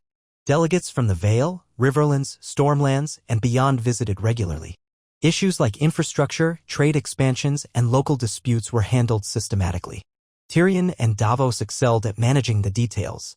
Grey Worm maintained unwavering security, though with no major threats, the city's guard remained calm. Brienne of Tarth, who occasionally returned to the capital, often advised on nightly matters and ensured the budding peace endured. One day, a sudden letter arrived from the east. It bore the seal of the Golden Company, once rumored to have supported the false Aegon. Daenerys opened it warily, reading that their new commander denied involvement in any future attempts at invading Westeros. They sought to re-establish some measure of cordial relations, or at least a ceasefire agreement that would ensure no further hostility. Daenerys studied their words, suspecting they merely recognized the realm's strength. She responded with courtesy, "We do not seek war across the sea. So long as you do not plot against us, the crown wishes you no ill." It might be empty politeness, but it reaffirmed that Essos's Cell's word companies saw no easy profit in Westeros anymore. At times, Daenerys wondered if the false Aegon still lived, lurking in the shadows. But with each passing moon, his memory faded. He had lost any chance to rally the realm. Perhaps he lingered in some corner of Essos, bitter and forgotten. In truth, she preferred him far away, no longer a threat. If he tried again, the realm would unify as it had before. Nearly 2 years passed after Riella's birth, a period of stable governance and incremental progress. The roads connecting the Westerlands and the Reach were completed, spurring trade. Dorne's caravan route through the Stormlands grew busy, bringing exotic spices and wines north. The North and Free Folk coexisted more peacefully than ever, thanks to Sansa's steady leadership and the Crown's supportive stance. Daenerys occasionally journeyed to the major seats, Winterfell, Sunspear, Storm's End, witnessing the realm's patchwork of cultures flourish under the new norms. Riella herself grew into a vibrant toddler, bright-eyed and eager. She had the pale silver hair of Daenerys with faint streaks of Jon's darker tone. The entire palace staff doted on her. She waddled through corridors, chasing after Ser Podrick Payne's jingling keys. Once she toddled her way to the courtyard, enthralled by a passing cat, prompting a minor panic among the guards until Jon scooped her up, laughing. Daenerys marveled at how an entire kingdom seemed gentler in the presence of a small child. Perhaps the realm truly felt it was building a safer future for the next generation. Drogon, for his part, proved surprisingly gentle with the princess, though Daenerys kept a close watch. She introduced Riella to him from a safe vantage, letting her see the great dragon perched in a courtyard. Riella stared wide-eyed at the scaled beast, giggling when Drogon snorted warm air. Daenerys's heart swelled with relief. Here was a child who might inherit the bond with dragons without fear or tyranny. She dared hope that no new dance of the dragons would ever stain these lands again. In the third year of Riella's life, Daenerys prepared for another Grand Council session, this one of particular significance. They planned to finalize a charter formalizing the council's powers, ensuring that future monarchs could not easily revoke it. The realm's lords had gradually adapted to the idea, seeing that a stable monarchy balanced by a representative body worked in everyone's favor. Daenerys wanted to enshrine it so that even if Riella inherited someday, she would not revert to absolute rule. Some might see it as limiting the monarchy. Daenerys saw it as preventing a repeat of the Mad King's horrors. Delegates arrived in King's Landing from every corner: the North, the Vale, the Westerlands, the Reach, the Stormlands, Dorne, the Iron Islands, the Riverlands. The city buzzed with diplomats, scribes, and retinues. Taverns filled, merchants sold trinkets proclaiming "Long live Queen Daenerys, King Consort Jon, and Princess Riella." A celebratory air enveloped the capital, reminiscent of the wedding days. But beneath it, serious negotiations loomed. This was a foundational document for the realm's future. On the morning of the council's commencement, Daenerys stood before her mirror adjusting a modest crown that Tyrion insisted she wear for ceremonial effect. It was not the tall spiked circlet of old Targaryen kings, but a slimmer band of black metal set with small rubies, symbolizing House Targaryen's heritage. Jon teased her that it suited her, though she usually preferred to go without. Riella toddled about the chamber, chasing a wooden dragon toy that squeaked. Daenerys scooped the girl into her arms, smoothing her silver-white hair. "Behave while mother and father attend the council, sweetling," she murmured. Riella blinked solemnly, as if understanding. Jon smiled, stepping up to kiss the child's cheek. A nurse stood ready to escort the princess to a safe playroom where she'd remain while the council convened. Before they left, Daenerys set Riella down and knelt to her eye level. "One day," she said softly, "you may stand in these halls to guide the realm. But not with fear, my little dragon. With wisdom. Remember that." Riella babbled in response, oblivious but precious. Daenerys straightened, heartwarm, and let Jon lead her from the room. They passed guards saluting, courtiers bowing, and stepped into the bright corridor, heading toward the assembly hall. The hall itself had been transformed for the event. A massive round table dominated the center, ringed with seats for each regional delegation. Banners hung overhead: Targaryen, Stark, Baratheon, Lannister, Martell, Greyjoy, Tyrell, what was left of them, Arryn, Tully, Manderley, Glover, Royce, an array that once might only have come together for war. Now, they convened in the name of forging an unassailable peace. Tyrion, as hand, stood to welcome them. "Lords and ladies, you know our purpose, to formalize the Grand Council's charter. This realm has enjoyed relative peace these last years. Let us preserve it for our children by ensuring no future monarch can dissolve the council on a whim and no single house can drag us into ruin again." Daenerys and Jon sat at the head of the table, though it was intentionally less elevated than a throne. She observed the delegates. Myles Lannister, older and more accepting now, gave a curt nod. Gendry Baratheon, confident in black and gold, offered a grin. The new Prince Roan's cousin from Dorne wore bright orange silks, eyes keen. From the north, Sansa Stark herself had come, along with Alice Karstark. Arya remained up north, apparently traveling again, but Sansa's presence was enough to represent House Stark's stake. The Iron Islands had sent a captain loyal to Yara Greyjoy, clad in salt-stained leather. Edmure Tully represented the Riverlands. The Vale's seat was filled by Lady Royce. Here was the tapestry of Westeros, each region distinct, yet woven into one council. The debate began. Tyrion read out the proposed clauses: the council's right to meet regularly, the procedures for summoning extraordinary sessions in crises, the crown's obligation to present new realm-wide taxes for council approval, the regent's right to send delegates as they chose, and the oath that no monarch would disregard the council's decisions without demonstrating dire emergency. Some lords quibbled about details. How to handle ties, what powers the monarch retained if the council was deadlocked, and how punishments would be handled for delegates who violated the council's trust. It was a labyrinth of legal language, hammered out over hours of discussion. Daenerys listened intently, occasionally intervening with a suggestion. Jon spoke up when northern perspectives needed clarifying. Sansa contributed sharply, ensuring the North's autonomy remained inviolate. Gendry made sure the Stormlands' concerns about shipping rights were addressed. Myles Lannister demanded clarity on the Crown's final say, worried about an overly powerful council. He wanted to ensure the monarchy still acted swiftly if needed. But with each objection, the group found compromise, forging a balanced structure that let the monarchy lead yet not trample the realm's voice. Evening came, torches and lamps lit. The delegates pressed on, determined to finalize the charter. Daenerys marveled at how no single person dominated. Even the once proud Lannisters accepted a portion of shared governance. She thought back to the day she spared King's Landing. That single moment had undone centuries of fear, culminating in an unprecedented willingness to cooperate.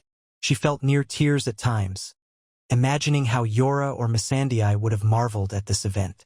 Their faith in her had helped lead here. At last, near midnight, a sense of conclusion settled. Tyrion read the final version aloud, each clause tested by the group. No one found it perfect, but all recognized it as a milestone. Daenerys stood, the polished table glinting in the lamplight. "Lords and ladies, are we agreed on this charter? Will each region sign in good faith, binding ourselves to a new era?" A hush blanketed the chamber. One by one, Delegates rose to voice approval. Sansa gave a measured yes. Miles Lannister gave a quiet assent. Gendry a hearty affirmation. Rymond Pharaohs from Dorne nodded.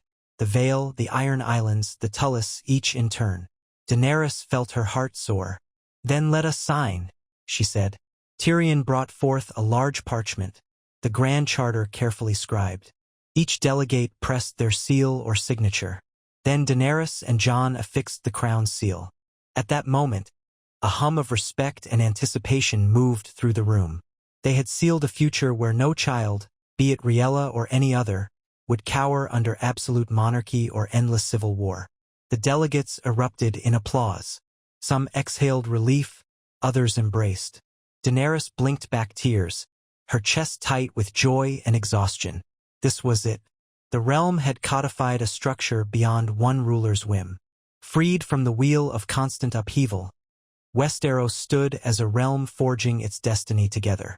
She could feel the echoes of her ancestors stirring in the walls of the Red Keep.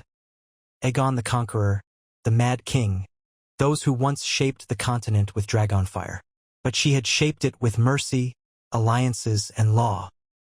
Jon slipped an arm around her waist, voice low in her ear. "We did it," he murmured. "Truly broke the wheel?" She nodded, letting the delegates' cheers wash over her. "Yes," she whispered, "and we'll keep it broken. For Riella, for everyone." She recalled the shy smile of her baby girl, imagining a future free of the nightmares Daenerys had endured. This was the realm she had dreamed of building, not a land cowering before a Targaryen queen, but a union that embraced her leadership as part of something bigger. Days later, the delegates departed King's Landing in a celebratory mood. Sansa lingered for a private meeting with Daenerys, Jon, and Tyrion. In a small garden courtyard, she spoke her mind. "I'll admit, I never imagined we'd see a Targaryen line continue in the North's lifetime. I once feared it might all end in flames. But now this new era is real. I see no reason the North should fear the crown anymore." Daenerys dipped her head. "I'm glad, Lady Sansa. Our alliance has shaped the realm's survival. Without the North's trust, I doubt we'd have come so far." Sansa glanced at Jon. "You're still a Stark to me, no matter your Targaryen blood. And I'm proud of what you two have built. The North stands behind you." She paused, a soft smile tugging her lips. "May your daughter grow up wise, and if she visits Winterfell, I'll happily spoil her with northern tales." Jon chuckled. "She'd love that, I'm sure." They exchanged farewells with genuine warmth, Sansa departing for the roads north. Arya had not come, but Daenerys gathered from Sansa that Arya roamed the far west, exploring. The realm was free enough that even a Stark could wander without fear of wars. Another testament to how things had changed. In the following weeks, Daenerys felt a lightness in the Red Keep's corridors. The new charter stood as a living commitment to shared power. Some cynics might still lurk, but the vast majority recognized it as beneficial. She continued her queenly tasks with renewed vigor, receiving foreign envoys, monitoring local improvements, training a new generation of leaders who embraced open dialogue. The city thrived with new shops and artisans. The roads and ports bustled. Overland caravans from Dorne and the Stormlands brought spices and exotic wares, delighting King's Landing's markets.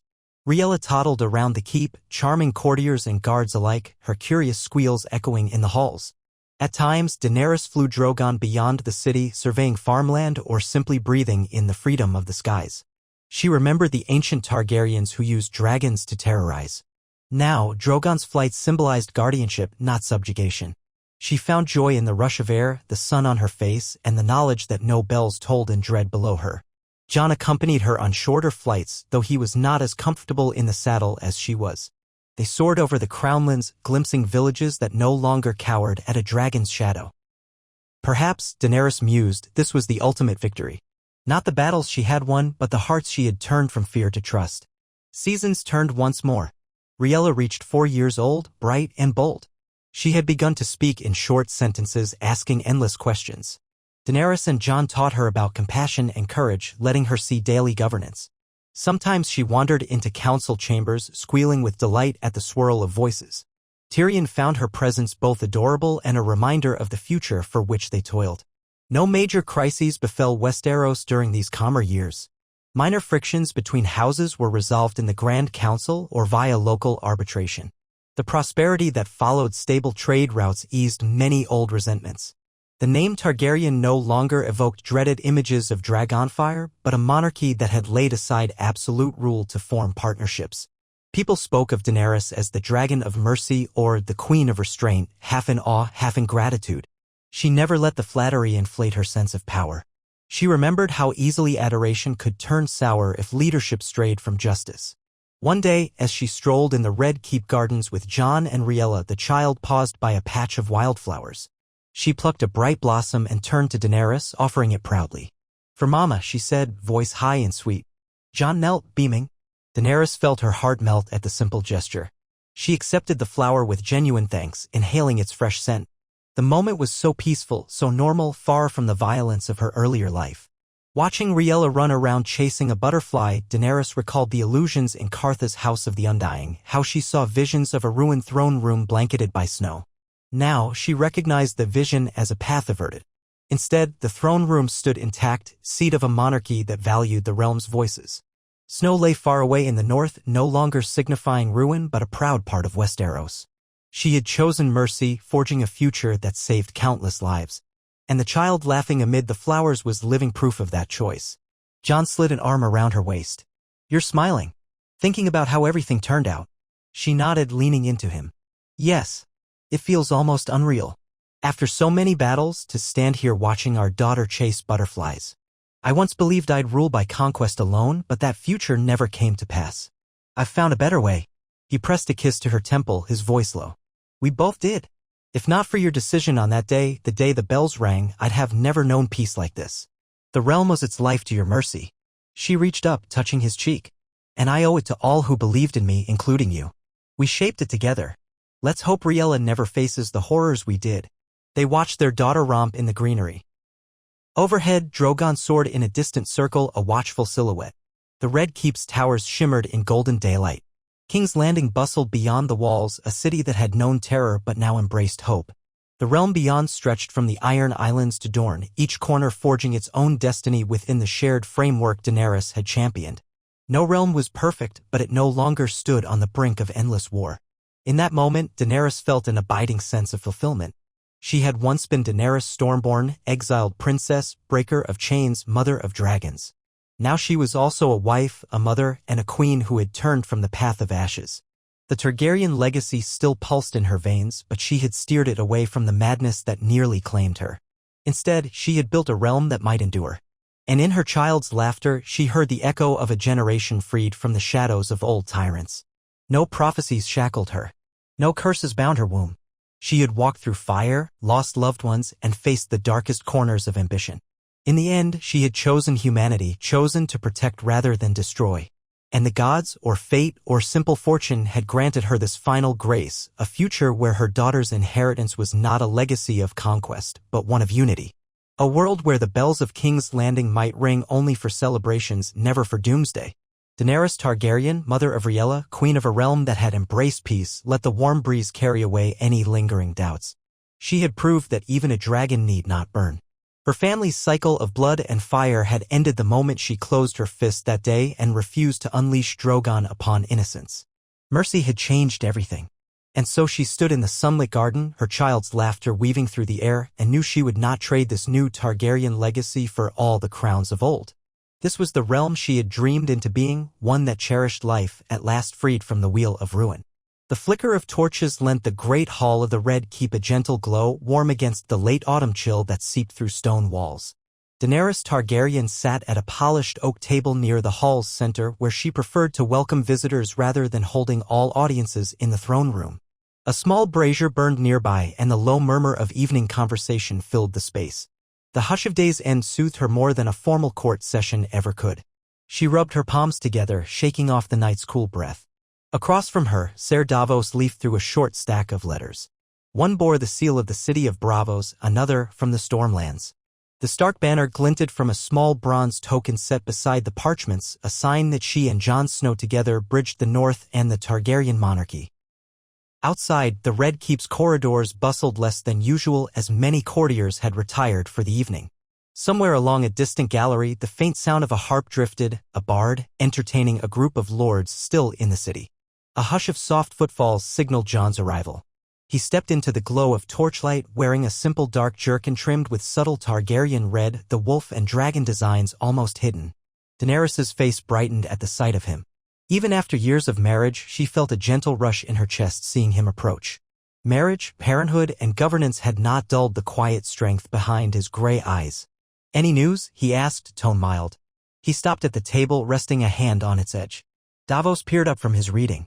"A letter from the Braavosi Magisters. They wish to expand their shipping lanes to dock in King's Landing, claiming they can help refurbish our navy in exchange for lower tariffs. The Stormlands letter is from Gendry, confirming the final watchtowers near the Dornish border are complete." Daenerys nodded, lacing her fingers together. "We'll consider Braavos' offer carefully. Over-reliance on foreign coin can make us vulnerable. But if the terms are fair, we can accept. As for Gendry, good. The caravans from Dorne have grown to the point that watchtowers are necessary." Davos slid one letter across the table, then stood. "I'll see to drafting preliminary responses. If you'd like me to remain, you're graced." She shook her head. "You've done enough for tonight, Davos. Go rest. We'll finish here." Davos bowed with a wry grin. He never minded late hours, but age had set lines around his eyes. "As you wish, my queen, my king," he said, using that informal title many had bestowed on Jon, though Jon had never sought it. Exiting with quiet steps, Davos left them in the gentle warmth of the hall. Jon moved around to Daenerys' side, resting a light hand at the small of her back. "You're tired," he observed, noticing the faint circles beneath her eyes. She exhaled, pressing her lips together. "It's been a busy night. The charters for the Grand Council keep me up half the night, reading over each region's recommended amendments. I also spent half a day listening to trade envoys from Pentos who want special privileges." A wry smile curled her mouth. "A queen's work never ends." Jon's expression softened. "Still better than war, though. Easier to negotiate cargo fees than face swords on the battlefield." She nodded.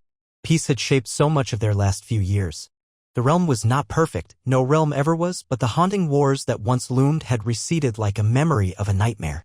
Under the structure of the Grand Council, each region had a voice, and though arguments erupted, they now ended in talk, not blood. Looking up at Jon, she murmured, "How's Riella tonight?" He brightened at the mention of their daughter.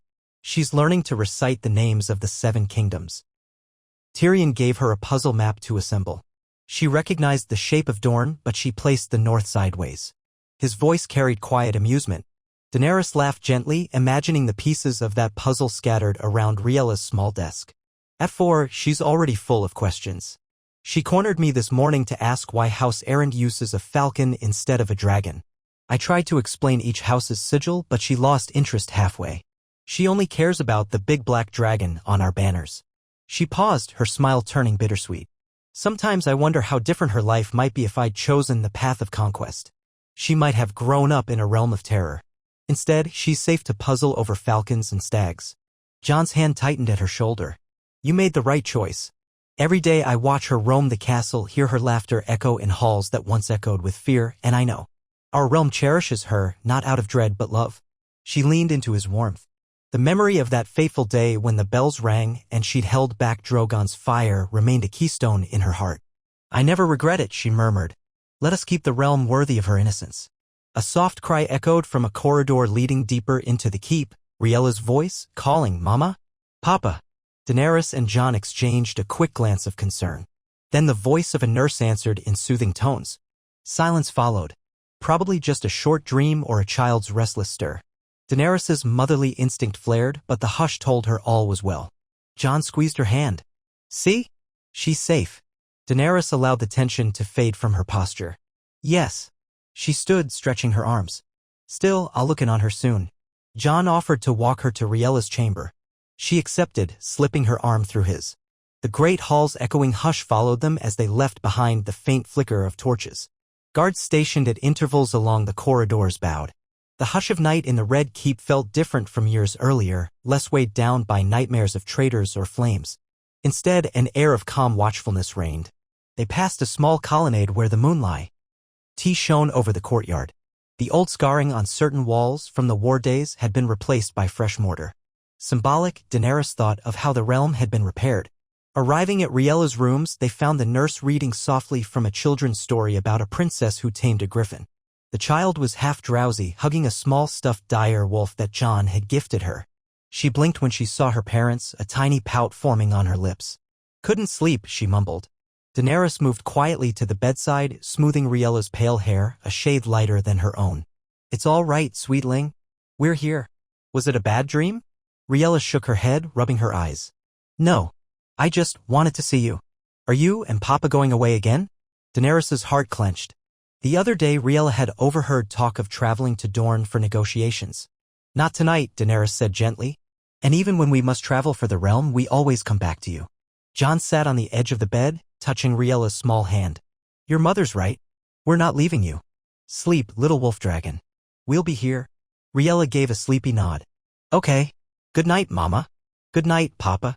She nestled back into the covers, eyes drifting shut. The nurse resumed her soft reading, letting the child's eyelids grow heavy until she fell into quiet slumber. Daenerys and Jon departed on silent feet, hearts warmed by Riella's trust. Back in their own chambers, Daenerys felt the day's weight release fully. She found herself reflecting on how children perceived the world. Riella was secure enough to fear only the occasional dream or the possibility of her parents traveling. If Daenerys had burned King's Landing, Riella might have grown up in a castle of ash with the realm's hatred simmering. Instead, the child's biggest worry was that her parents might journey to treat with a foreign prince.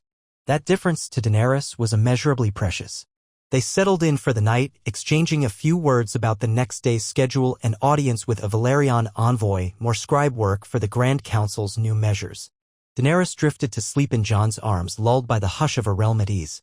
The next few days passed in a steady rhythm of governance.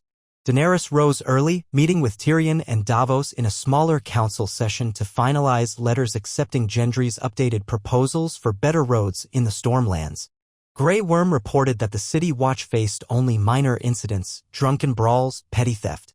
In the southwestern Crownlands, a few scattered brigands prowled, but local lords managed them. With no large war or invasion looming, the monarchy's daily tasks revolved around ensuring the realm's smooth function. One afternoon, a raven arrived from the Iron Islands. Yara Greyjoy's envoy declared that certain captains grumbled about the realm's trade regulations. They missed the old days of reaving. Yara reaffirmed her vow to keep them in check, but she asked the crown to reaffirm the Iron Islands' freedom to fish and sail without burdensome taxes, so long as they didn't raid.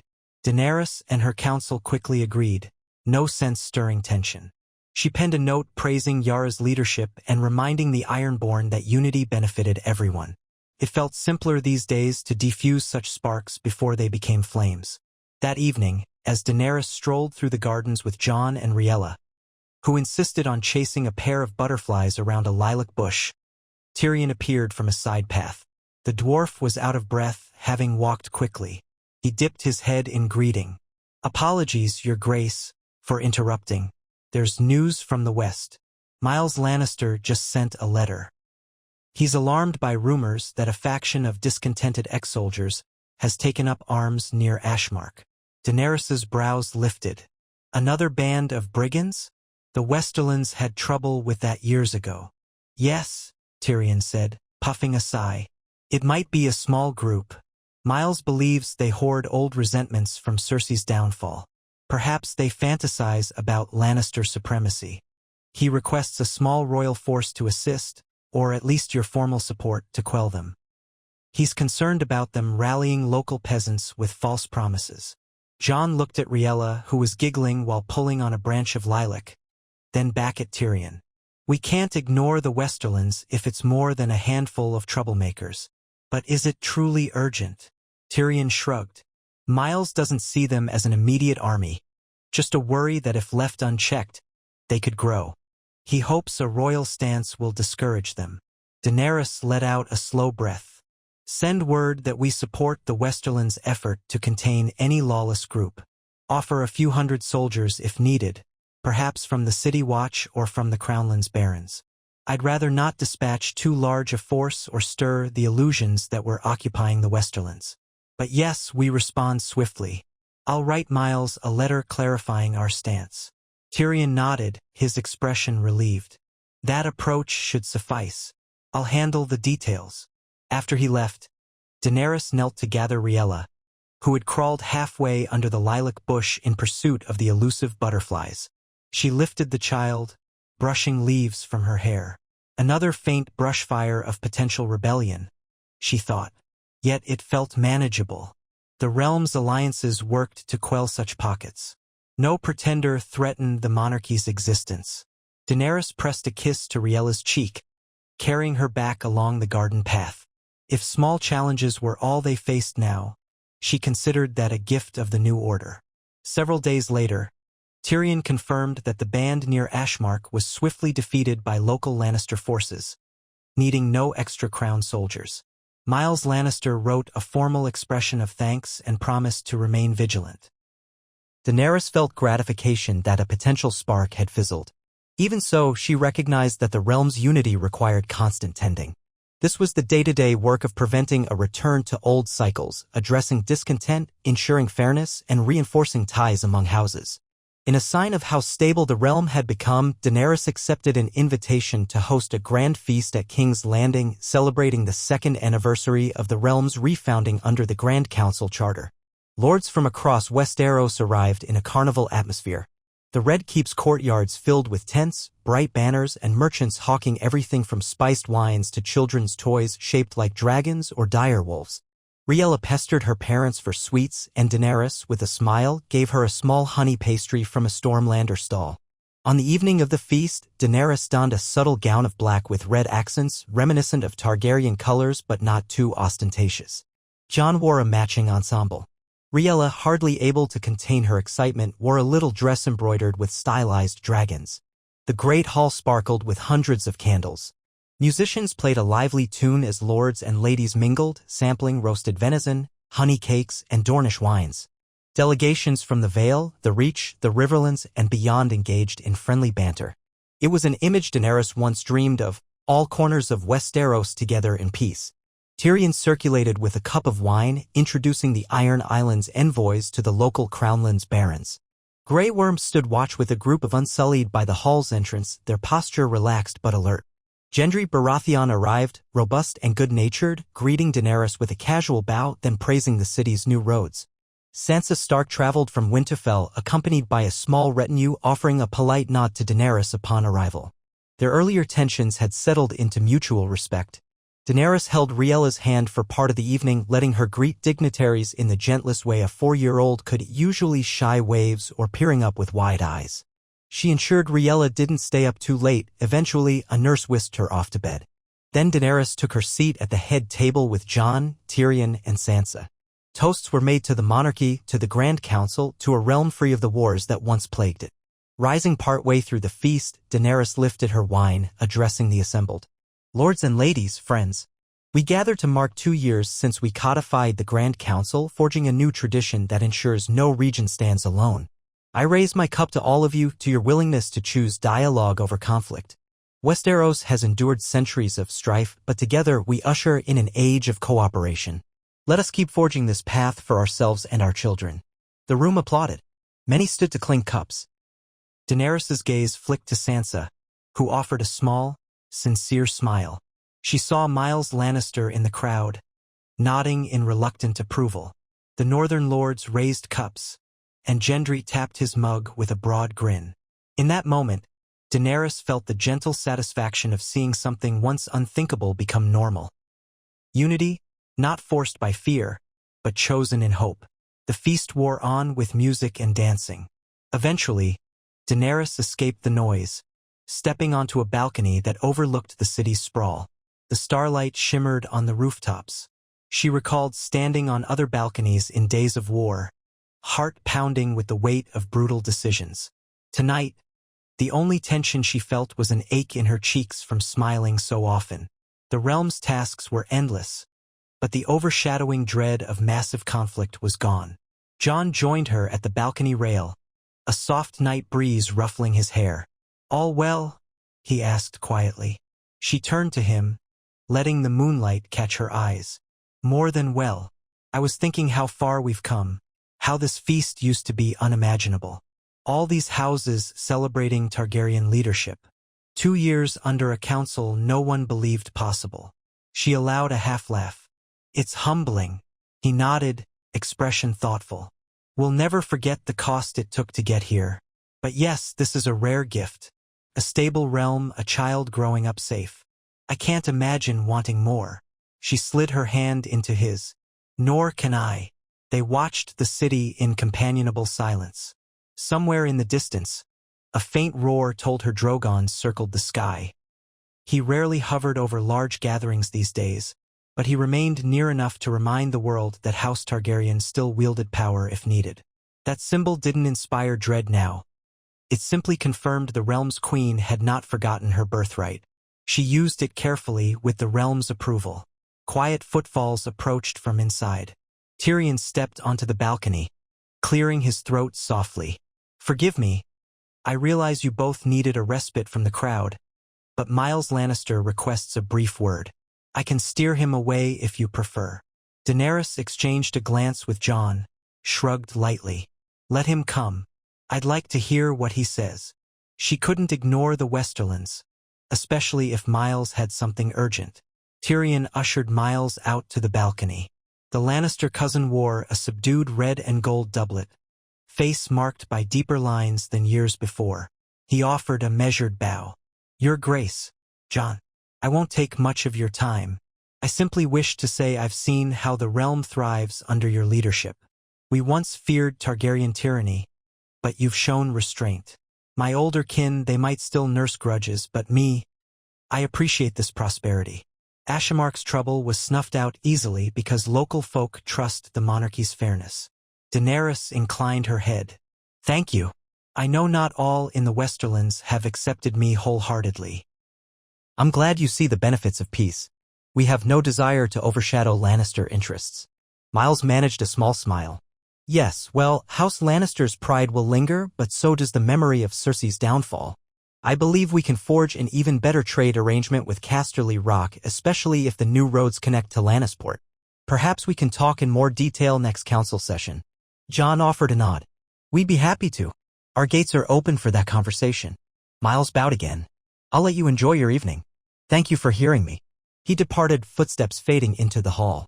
Tyrion waited until Miles was gone, then let out a low breath. He's come a long way from the stiff, suspicious man who once found every excuse to oppose you. This is good. If the Lannisters remain collaborative, the realm's bedrock is truly stable. Daenerys and Jon both agreed. Tyrion lingered a moment, glancing at the city lights. Then he said, we should return inside before we're missed. Gendry's threatening to challenge me to a drinking wager. I can't let him claim victory by default. They chuckled, allowing Tyrion to lead them back into the feast. Yet Daenerys' heart felt lighter. If even Lannisters praised the monarchy's approach, the old cycles of hate truly were losing ground. Over the following months, small developments arose that tested the realm's cohesive structure. In the Riverlands, a major flood threatened farmland, so the crown coordinated relief supplies. In the Vale, a minor lord refused to pay a trade toll, leading to a council hearing that ended in a negotiated compromise. Dorne proposed an ambitious plan to build a large desert-to-coast caravan route, seeking the crown's endorsement. Daenerys facilitated each matter systematically: letters, visits, council debates, local solutions. It was slow, meticulous governance with no single triumphant victory but a steady layering of stability. Riella turned 5, her curiosity growing. She peppered her mother with endless questions about Drogon, or about the North's snowy winters, or about the breezes that blew from the narrow sea. Jon would frequently take her to the castle's training yard so she could watch knights spar, and she'd cheer them on with wide-eyed fascination. Tyrion even taught her a few High Valyrian words which she repeated in a lilting accent that made Daenerys grin.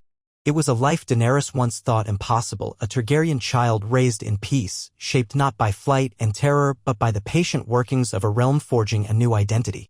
Drogon, for his part, remained the ever-watchful guardian. He'd taken to perching on the Red Keep's highest tower in the early mornings, letting the sun warm his scales.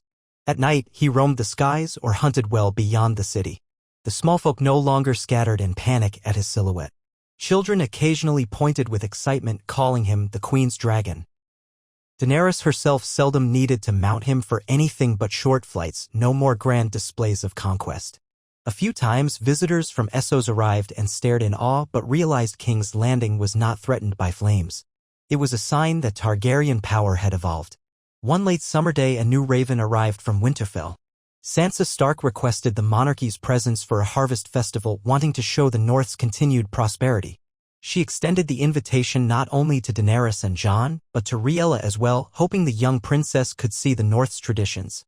Daenerys, always mindful of bridging north and south, accepted with eagerness. Riella had never traveled so far beyond King's Landing.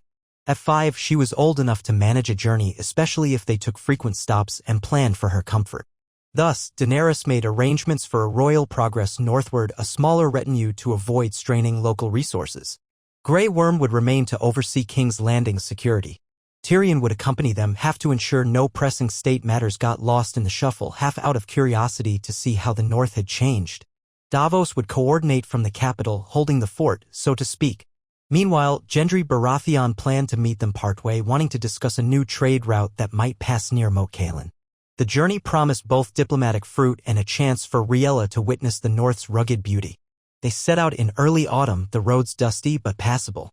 Daenerys, Jon, and Riella traveled in a sturdy carriage for part of the way. Riella's small legs couldn't manage extended riding on horseback. Behind them trailed a modest column of Crownlands knights and a few loyal houses who volunteered an escort. Drogon soared overhead at intervals, though Daenerys tried not to alarm local villages by bringing him too close. Their path led them through the Riverlands first. Edmure Tully greeted them at Riverrun with typical warmth, offering the child a chance to feed fish scraps to the local cats by the river's edge. Riella giggled as the cat circled her feet, vying for bits. Daenerys used the stop to update Edmure on new trade expansions. He, in turn, boasted about record harvests. The Riverlands still bore scars from earlier wars, but they had mostly healed. Farmers thrived under stable conditions. Moving onward, they crossed the old boundary of the north near Moat Cailin. Gendry Baratheon indeed arrived from the Stormlands, riding up with a pair of well-armed knights. He greeted Daenerys and Jon with hearty enthusiasm, explaining how a new trade route might link the Stormlands to the north through a corridor near the neck. Daenerys listened, Riella perched on her lap in the carriage, occasionally yawning at talk of roads. Gendry found the child's bored expression amusing. "She's not too impressed with roads yet," he joked. Jon shrugged, remarking that at 5, roads hold no charm compared to stories of dragons. Finally, they pressed into the thick forest of the north. As they traveled, the air grew crisper, and at night the wind carried a subtle bite. Riella, half drowsing in the carriage, peered out at tall pines, wide lakes, and glimpses of distant moorland. She exclaimed in excitement whenever she saw a fox darting between the trees. Jon explained the North's wildlife, pointing out a shape that might have been a distant elk. Daenerys found herself enthralled by Riella's wonder. Her own first approach to the North had been fraught with tension and war, but the child encountered it as a place of quiet magic. They reached Winterfell in late afternoon. The castle rose from the rolling northern plains, its gray walls carrying centuries of history. A hush of respect claimed Daenerys as she remembered past visits, forging alliances to fight the dead, surviving that brutal war, seeing the snows turn red with blood. Now the gates stood open in welcome. Banners depicting the dire wolf fluttered. A cluster of watchers on the walls cheered at the sight of the royal carriage. Overhead, Drogon circled, letting out a low, echoing cry that might have startled some if they hadn't grown used to the concept of a Targaryen queen flying a dragon. Sansa Stark waited in the courtyard, wrapped in a warm cloak embroidered with a white direwolf. Arya stood beside her, clad in practical leathers. Their gazes swept over the arriving party. As Daenerys stepped from the carriage, Riella hopped down, gripping her mother's hand. Jon followed, inhaling deeply the northern air. Sansa, Daenerys greeted with a warm nod. "It's good to see you. Thank you for inviting us." Sansa offered a genuine smile, her tone affectionate though still reserved. "Welcome back to Winterfell, both of you, and your child, of course." She knelt briefly to Riella, who stared with wide eyes. "Greetings, Princess Riella. I'm your Aunt Sansa. Shall I show you the winter town and the castle?" Riella blinked, then gave a shy smile. "Yes, please." She was used to calling Sansa Aunt, though they'd met only a few times. The concept of extended family was somewhat abstract to her. Arya, arms crossed, nodded to Jon. "Good to see you back. So, you finally brought the little one?" Jon grinned. "She's old enough for the journey, yes." "Riella, this is your Aunt Arya." Arya raised a brow.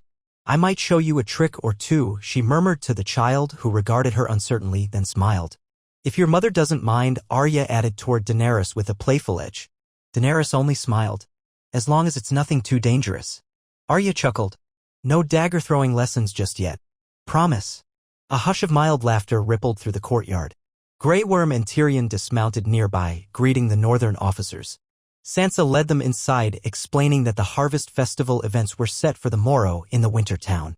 A feast in Winterfell's great hall would follow, featuring local dishes, steaming stews, fresh bread, roasted game.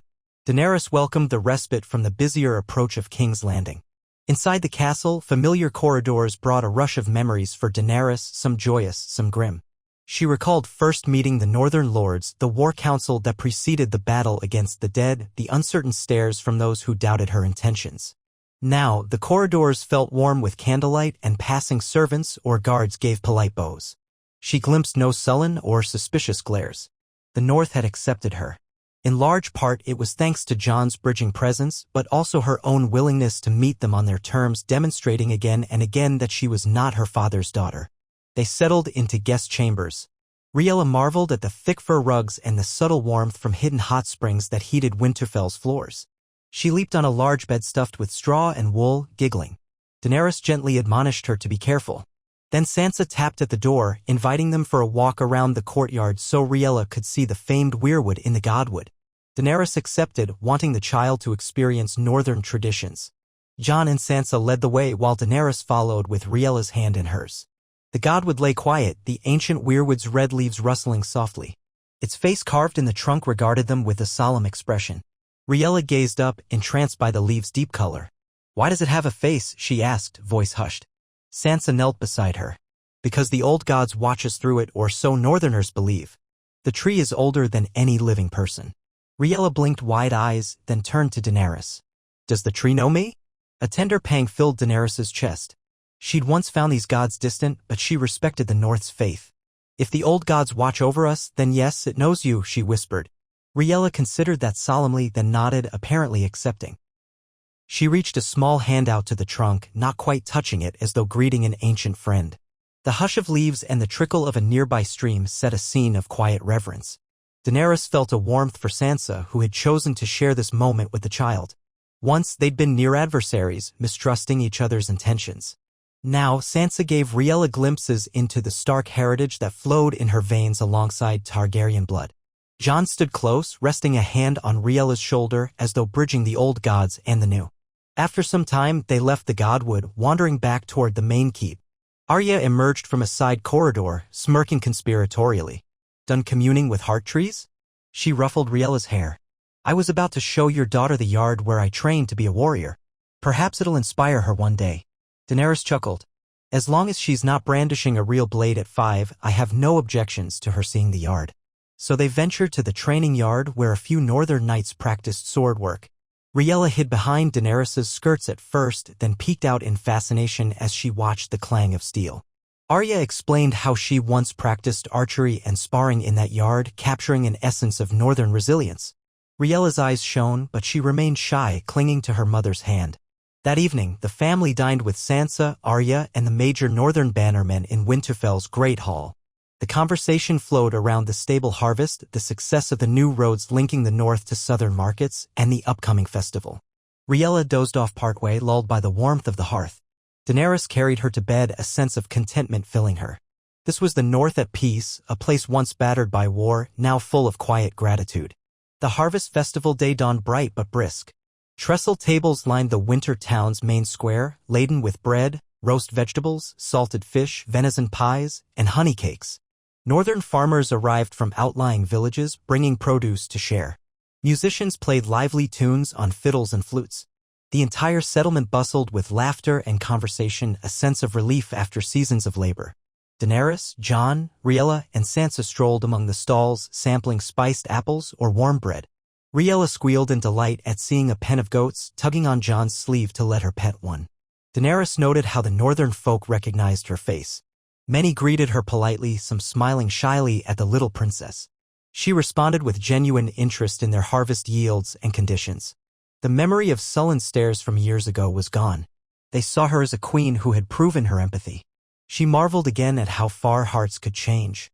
A large circle formed near the open ground by the town's palisade, where men and women performed northern dances accompanied by a drumbeat. Arya, wearing a half-smile, demonstrated a quick, spinning step.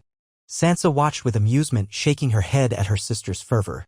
People cheered when Jon joined for a moment, showing the footwork he recalled from childhood feasts. Riella giggled, clapping her hands. Daenerys, though not a skilled dancer of the North styles, eventually tried a few steps guided by Sansa. She stumbled, but the watchers only laughed kindly. The old barriers of suspicion dissolved in such moments of humble joy. Later, they gathered for a short ceremony where the local septon and a representative of the old gods each offered thanks for a bountiful harvest. Jon, as Warden of the North, gave a brief speech acknowledging how unity with the crown had eased old burdens, no more fear of southern invasion, no more armies draining the North's resources. Daenerys added a few words, promising to continue the monarchy's support and praising the North's resilience. The crowd applauded. Children ran between the tables, chasing each other with sticks, while older villagers sipped ale in contentment.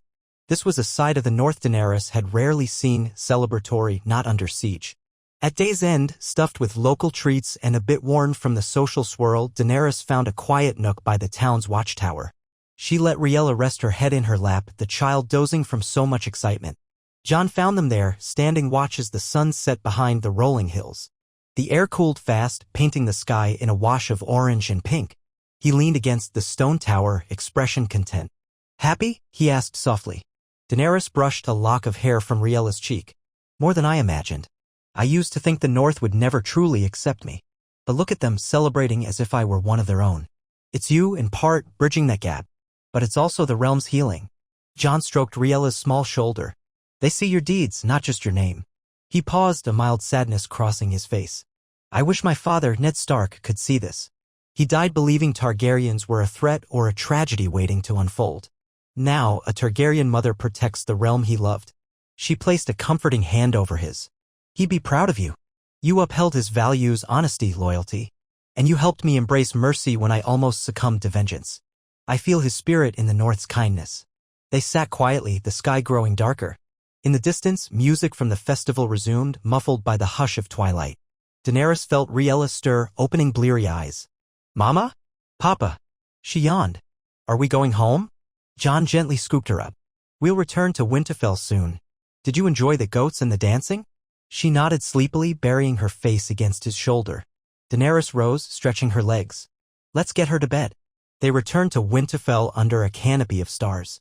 Torches flickered along the castle walls. Arya passed them on the walkway, giving a brief wave. Sansa had lingered in the winter town, ensuring all guests were content. The day had shown how even a region once ravaged by the White Walkers could recover and rejoice. Over the next few days, the Harvest Festival continued in smaller events. Daenerys spent time meeting local lords, ensuring that the North's concerns were heard. Jon, meanwhile, conferred with Sansa about any new developments requiring crown assistance. He discovered only minor issues, disagreements about grazing lands or smallfolk migration. Riella roamed with Arya, glimpsing the stables, squealing when introduced to a half-wild pony. Daenerys observed from a safe distance, heart-fluttering at her daughter's fearless curiosity. One afternoon, Sansa led Daenerys up to a high vantage on Winterfell's walls, letting them overlook the land. A crisp wind tugged at their cloaks. In the middle distance, the winter town spread out, busy with wagons. Beyond lay farmland and forests with the faint silhouette of mountains. Sansa's voice carried a thoughtful hush. "We once braced ourselves for an endless winter with the dead marching on us. Now we stand here, seeing life flourish." Daenerys nodded, remembering the terror of the long night. "We overcame that. We overcame so many evils. You and I had our differences, but we found common ground." Sansa's posture was poised, her eyes flicking with distant memory. "You proved you were not your father's daughter. I used to fear a Targaryen would burn us to force fealty. Instead, you knelt to help and you let the North remain strong. I respect that. And so do the lords here." Daenerys studied Sansa's face, reading sincerity. "Thank you. I once braced for Northern revolt, but Jon always said we could unify if we listened to each other. He was right." Sansa's lips curled in a small smile. "He usually is." Then she added, quieter, "You know, if anything ever happened, if you or Jon needed support, Winterfell stands behind you. Our families are bound, not just by treaties, but by affection for that little girl of yours. Riella is half Stark in blood. The North would protect her if times grew dark." A wave of gratitude swelled in Daenerys's chest. "I appreciate that, truly." She paused, letting her gaze drift over the horizon. "I hope times never grow dark like that again, but it's good to know we have such allies." They lingered there, the wind ruffling their cloaks, two women who once eyed each other with wariness now standing in a bond that transcended old feuds. The gentle swirl of autumn leaves in the courtyard below reminded Daenerys of the cyclical nature of life. Even if new storms came, they had built a fortress of unity that might outlast any threat. Eventually, Daenerys's visit drew to an end. She, Jon, and Riella prepared to journey back south. Sansa's farewell was warm, with a promise to visit King's Landing within the year. Arya, typically restless, mentioned she might roam the west again, but she offered Riella a small wooden wolf figurine as a gift. Riella clutched it, beaming. The heartfelt gestures said more about the North's acceptance than any formal decree. Their departure from Winterfell was accompanied by mild fanfare, knights saluting, townsfolk waving. Riella sat in the carriage window seat, peering out until the castle walls faded from view. The ride south was smooth, the roads well-maintained. Tyrion, traveling with them, used the opportunity to discuss upcoming Grand Council matters, another petition from Braavos, a set of proposals from the Vale's lesser lords. Daenerys found it easier to discuss such details on the road, with no pressing city bustle around them. They paused a few days in the Riverlands again, exchanging courtesy with Edmure Tully. Another day, Gendry parted ways, riding for Storm's End. At last, they approached King's Landing once more. The city's walls and towers came into sight at dusk. Fires and torches glimmered behind the battlements. A wash of familiarity and relief came over Daenerys. This was home, the seat of her monarchy, and it felt good to return even though the North had embraced them kindly. Inside the Red Keep, Grey Worm greeted them. The city remains calm, Your Grace. No major incidents. A few trade disputes, but nothing urgent. He bowed lightly, then offered a polite greeting to Riella, who waved sleepily. Daenerys thanked him, feeling the lull of routine settling in. Another successful trip, forging stronger ties with the North, letting her child see that part of her heritage. She thought about how once the Iron Throne felt like a distant goal overshadowed by visions of fire and destruction. Now, the throne was simply her seat in a governance system anchored by councils and mutual respect. The real measure of her reign was in the contentment of a realm that no longer flinched at every rumor of dragons. That night, after tucking Riella into her own bed, Daenerys strolled the Red Keep's balconies. Jon joined her, the two winding through torchlit corridors until they emerged on a high vantage that overlooked Blackwater Bay. The moon's reflection shimmered on the water. She inhaled the salt-tinged breeze, recalling the day she first sailed into this harbor, a young queen burning with ambition. She had never guessed she might one day stand here as a mother who governed by cooperation rather than conquest. Jon drew her close, sharing in the hush. How does it feel to be home? She glanced at him. The North was once a place I barely understood, but it welcomed us. King's Landing was a city I nearly lost myself to in wrath, yet now it shelters our family. Both are home in different ways. Her voice trembled slightly with emotion. I suppose I feel gratitude. A sense that what we've built truly endures. He placed a soft kiss on her temple. It does endure. We'll keep building day by day. Riella might one day walk these balconies, older and sure, seeing a realm shaped by your mercy and all that followed. Daenerys laced her fingers through his. Let her see it well. Let her see that Targaryen power can stand for more than fear. She remembered how her ancestors unleashed dragons on unsuspecting towns. That era was gone, replaced by a monarchy that soared but did not scorch. When she's older, we'll show her Dragonstone, too, so she knows the roots of House Targaryen. But I want her to understand that legacy need not define us. Jon gave a firm nod. We choose our destiny. You proved that. They gazed over the moonlit bay, the city's lights twinkling. Drogon soared far above, a faint silhouette crossing the silver moon. Daenerys felt a welling sense of peace, an echo of all she'd lost, all she'd gained, and the gentle grace that the realm carried forward. Not every day was easy. She still faced negotiations, fleeting rebellions, the hustle of a capital city. But overshadowing wars had receded. Children grew unafraid of dragons, lords debated laws without raising armies, and the bells of King's Landing tolled only to mark feasts or solemn events, never again the dread of a city under imminent destruction. She closed her eyes, recalling her earliest arrival to these shores. She believed she must reclaim the throne through fire and blood, as her ancestors had. Yet at the crucial moment, she chose mercy, forging alliances that changed history. That one choice, Daenerys reflected, was more powerful than any dragonfire she could have unleashed. Because of it, Riella walked the castle halls unscarred by nightmares of war. Tyrion served faithfully without fear, Davos guided governance with common sense, and the North stood side by side with the Iron Throne. The swirl of all these memories and realities soothed her heart. Jon's voice came softly, we should rest. Tomorrow, the city wants to greet you. Word is, the small folk plan to gather near the gates with flowers, welcoming you back from the north. Daenerys let out a gentle laugh. All right, let them. They're free to do so. I'll greet them kindly. This is the monarchy we created, accessible, not aloof. He guided her off the balcony, torchlight dancing on the stone arches as they went. She thought of Riella, likely dreaming in her bed, free from the fear of war. She thought of the realm, forging a patchwork unity. She felt no illusions that hardship could never return, life was never so simple. Yet she believed that if another threat arose, the realm would unite again as it had against the false pretender, the brigands, the pockets of rebellion. The Grand Council, the monarchy's measured power, the alliances among once hostile houses, these provided a foundation that no single tyrant could easily break. Entering their chambers, Daenerys felt the hush of the room envelop her. The bed's plush covers promised rest. Outside, the city's hum faded to a nocturne. Jon helped her loosen the ties of her gown and she eased onto the bed. He slid in beside her, candlelight revealing the tenderness in his gaze. This simple closeness, once unimaginable, had become her anchor. They lay there, silently letting the day's dust settle in their thoughts. Daenerys found her mind drifting to the future. Riella's growth, possibly more children. The realm's continued efforts to link houses, quell old feuds, and expand stable trade. She pictured Sansa visiting with the Northern Lords or Yara Greyjoy docking ships peacefully at King's Landing. She recalled the hush of the Godwood, the lively harvest festival, the crowned stag of Gendry, the golden lion of the Lannisters now tempered with reason. Every house had found a place in this new tapestry. A flicker of candle flame drew her eye. The small flame danced in the still air, reminiscent of how her dragon's flames once dominated her destiny. Now, that flame served a gentler purpose, illuminating the room, giving warmth. She had learned to harness the dragon in herself, using it for protection, not destruction. A half-smile touched her lips. Jon noticed her expression, quietly curious. What is it? She turned her head on the pillow. I was just thinking how the realm's flame, my flame, became a light rather than a weapon. It's a better legacy than what I once imagined. He brushed a strand of hair from her face. It's a legacy shaped by all we lost and all we saved. No child of ours will grow up in a realm cowering before the Iron Throne. They'll grow up in a realm that stands with it. She wrapped her arm across his chest, letting her head rest near his shoulder. Yes. Let it be so for them and for all the families who deserve peace. A wave of contentment washed over her.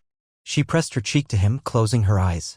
In the corridor, a guard patrolled softly, the city beyond lulled by the hush of night. Drogon's distant roar mingled with the lap of water against the harbor.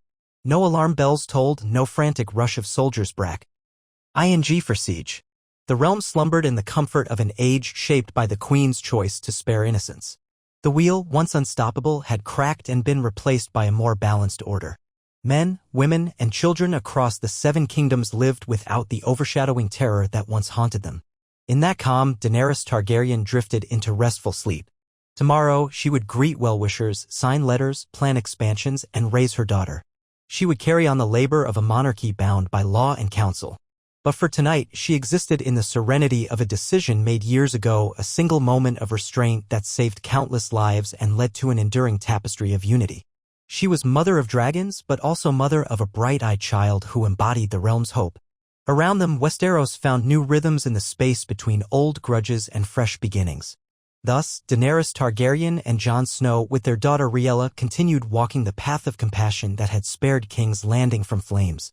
Their monarchy, built on the bedrock of that mercy, sustained a realm once broken by war, forging a tomorrow shaped by conversation, compromise, and the gentle acceptance of differences. And if storms brewed on any horizon, the realm's alliances and the guiding principle of unity would see them through, ensuring that the bells that once rang for terror and surrender now rang only to mark the steady cadence of peace. Daenerys Targaryen stood at the wide window of her solar in the Red Keep, morning light spilling across the smooth stone floor. Though the sun shone bright, the air carried a late autumn coolness, a gentle reminder that even in King's Landing the seasons would slowly shift. She took in a slow breath, gazing out over rooftops that stretched toward the horizon. Dragonstone's distant silhouette was invisible in the haze, but she sometimes imagined she could sense Drogon soaring out that way, free to patrol the skies around Blackwater Bay. Her days of conquest had long since faded into memory. Now she ruled not through fear but by the steady rhythms of governance. She turned at the sound of shuffling paper behind her. Tyrion Lannister was already seated at the small table near the hearth, sorting through letters and scrawling notes in his neat, compact script. The table was strewn with reports from various corners of the realm, a testament to how thoroughly the Grand Council's networks tied each region together. A plate of bread and fruit sat mostly untouched at Tyrion's elbow, and she wondered if he had again forgotten breakfast in his zeal for administrative tasks. She moved to join him, the folds of her dark gown whispering along the stone. "Any urgent matter?" she asked, settling into a chair. She felt the weight of her responsibilities as a calm pressure in her chest, no longer a frantic worry. Over the years, she had grown used to the steady flow of crises and solutions, big and small. The realm no longer teetered on cataclysm, but it required constant tending. Tyrion slid one letter aside. A messenger from Pentos arrived this morning.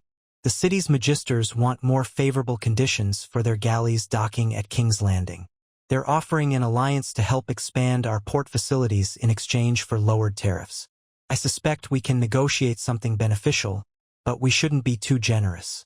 We must avoid over-reliance on foreign coin. Daenerys nodded. Agreed. Bravos tried something similar last year, and we found a middle ground that kept our autonomy. Perhaps we do the same with Pentos.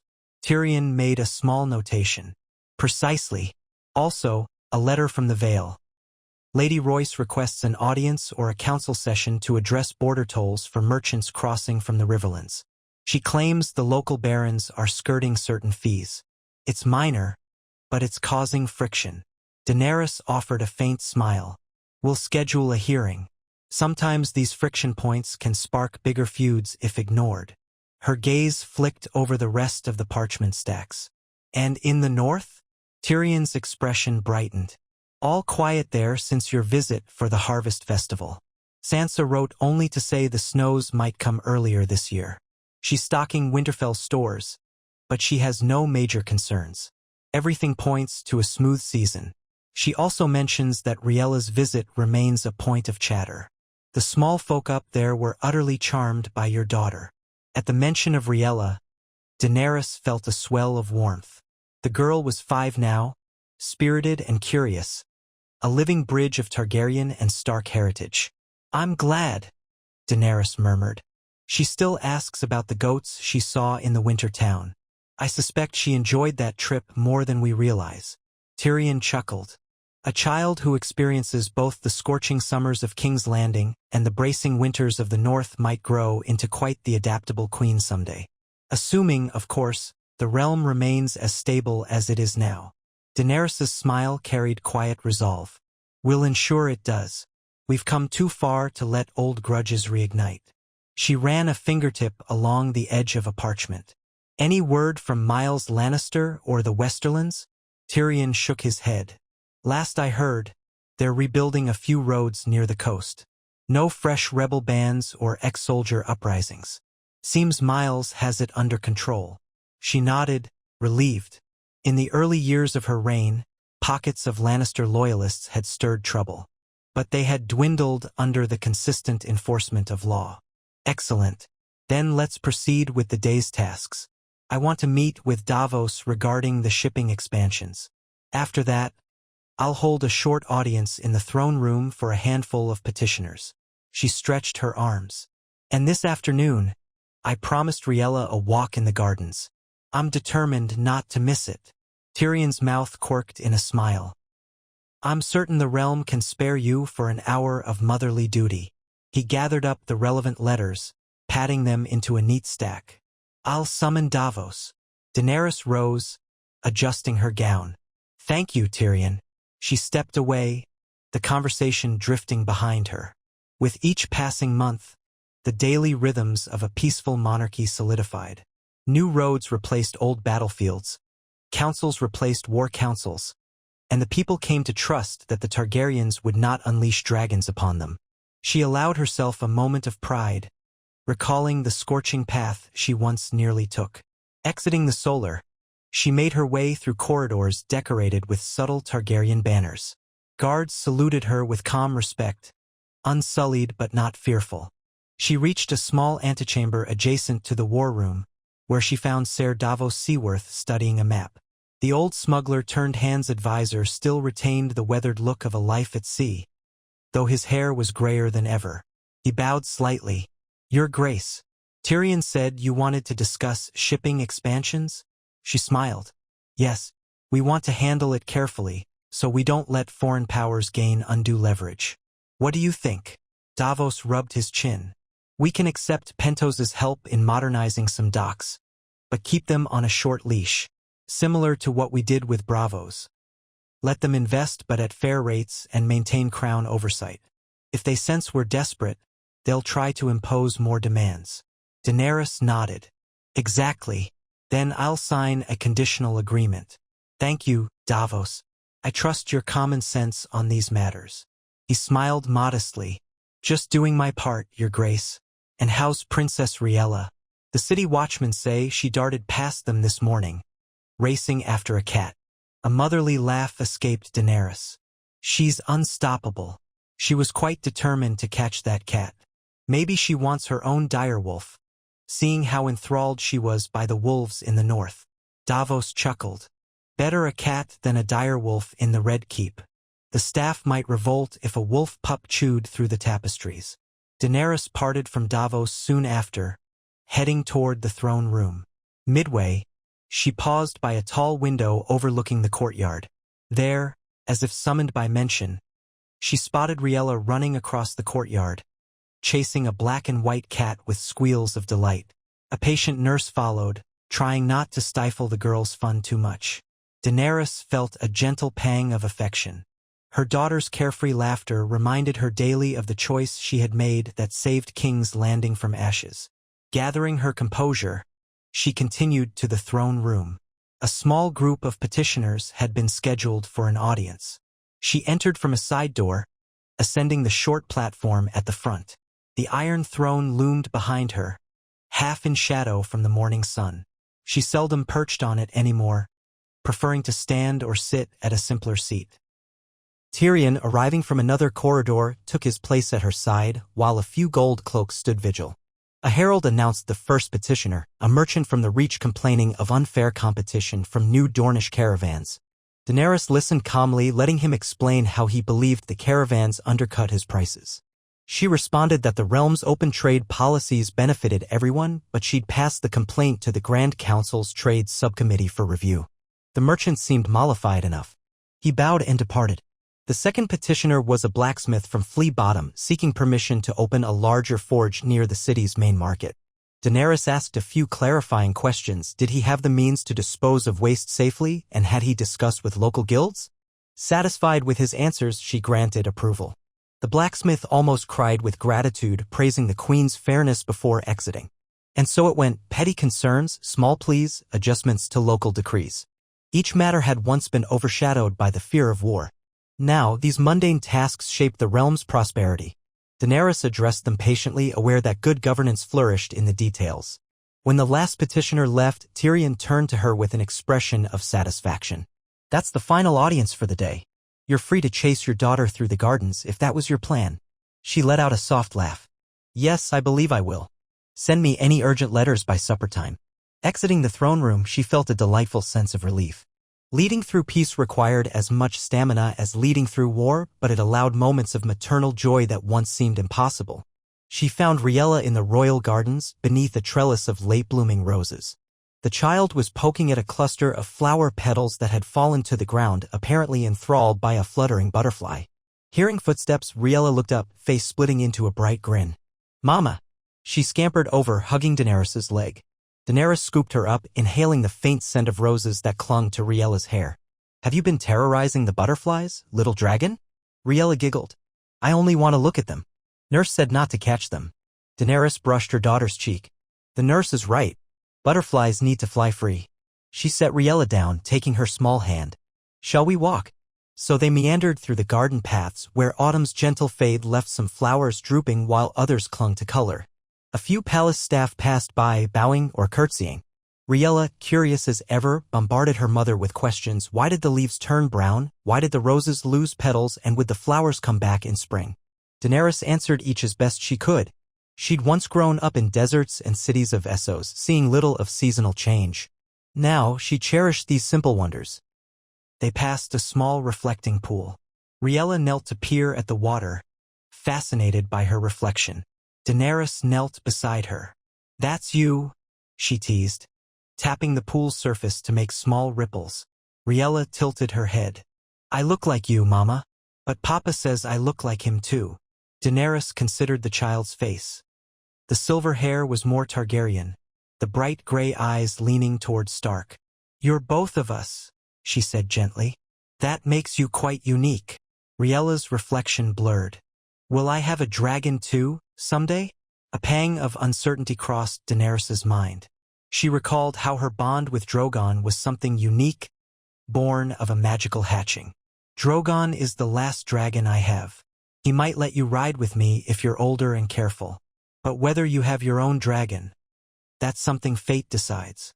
Riella accepted it with a child's easy acceptance. She splashed the water lightly, giggling at the ripples. Daenerys stroked her hair, feeling a surge of gratitude for the realm that allowed this carefree moment. So many had died to ensure this peace.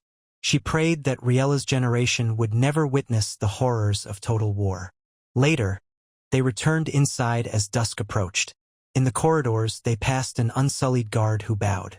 Riella waved, unabashed.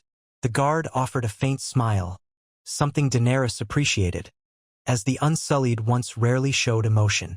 Perhaps, over time, they too learned to savor small joys in service of a realm that did not demand endless bloodshed. They reached Daenerys's chambers, where Jon was waiting with a soft expression. He crouched to greet Riella, who ran into his arms. Did you find your butterflies? He teased. Yes, Riella boasted, voice bright. But Mama said not to catch them. He hoisted her up. Very wise of your mother. Butterflies must be free. Riella nodded solemnly, as if that was the day's lesson. Daenerys watched them, heart stirring again with affection. She took Jon's free hand, guiding them into the chamber, where a warm brazier crackled. The day's labors melted from her shoulders as she embraced this moment of family closeness. As night deepened, they dined in private with simple fare. A vegetable stew, fresh bread, a carafe of watered wine. Riella chattered about the butterfly chase.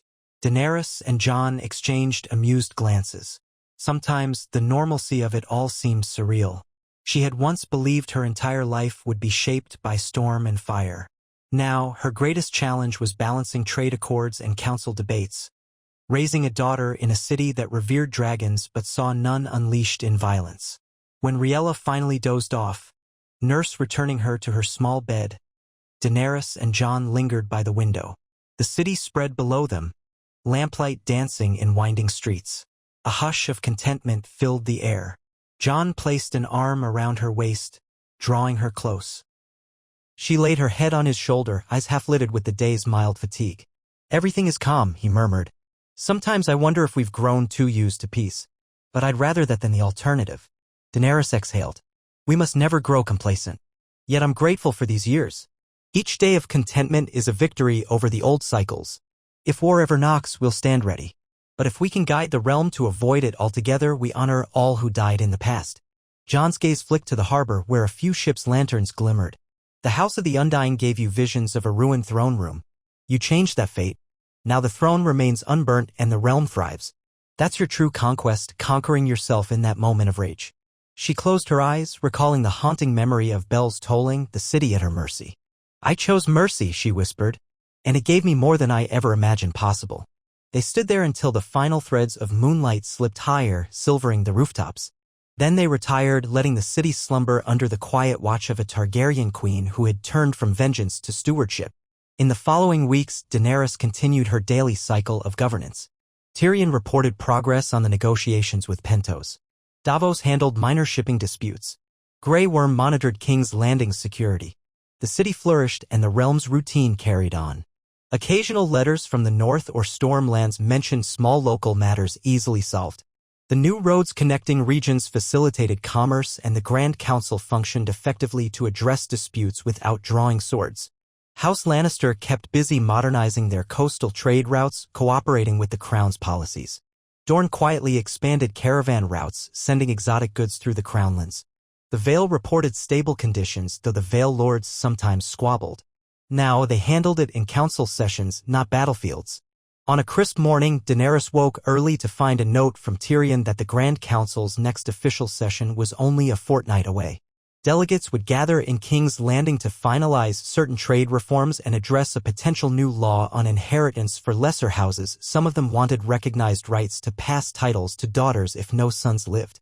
This was a progressive idea in many regions, but Daenerys supported it. She scribbled a quick reply to Tyrion, consenting to place it on the council's agenda. As she left her bedchamber, she heard Riella's excited voice down the hall. The child dashed around a corner, brandishing a small wooden sword, likely a toy from the training yard. Daenerys raised her brows, amused. Riella swung the toy in a clumsy arc at a tapestry, the nurse trailing in exasperation. Catching sight of her mother, Riella froze, eyes wide with half-guilty delight. Daenerys held back a laugh. "Practicing your swordplay, dear one?" Riella nodded. "Arya said I might learn. But she's not here, so I tried alone."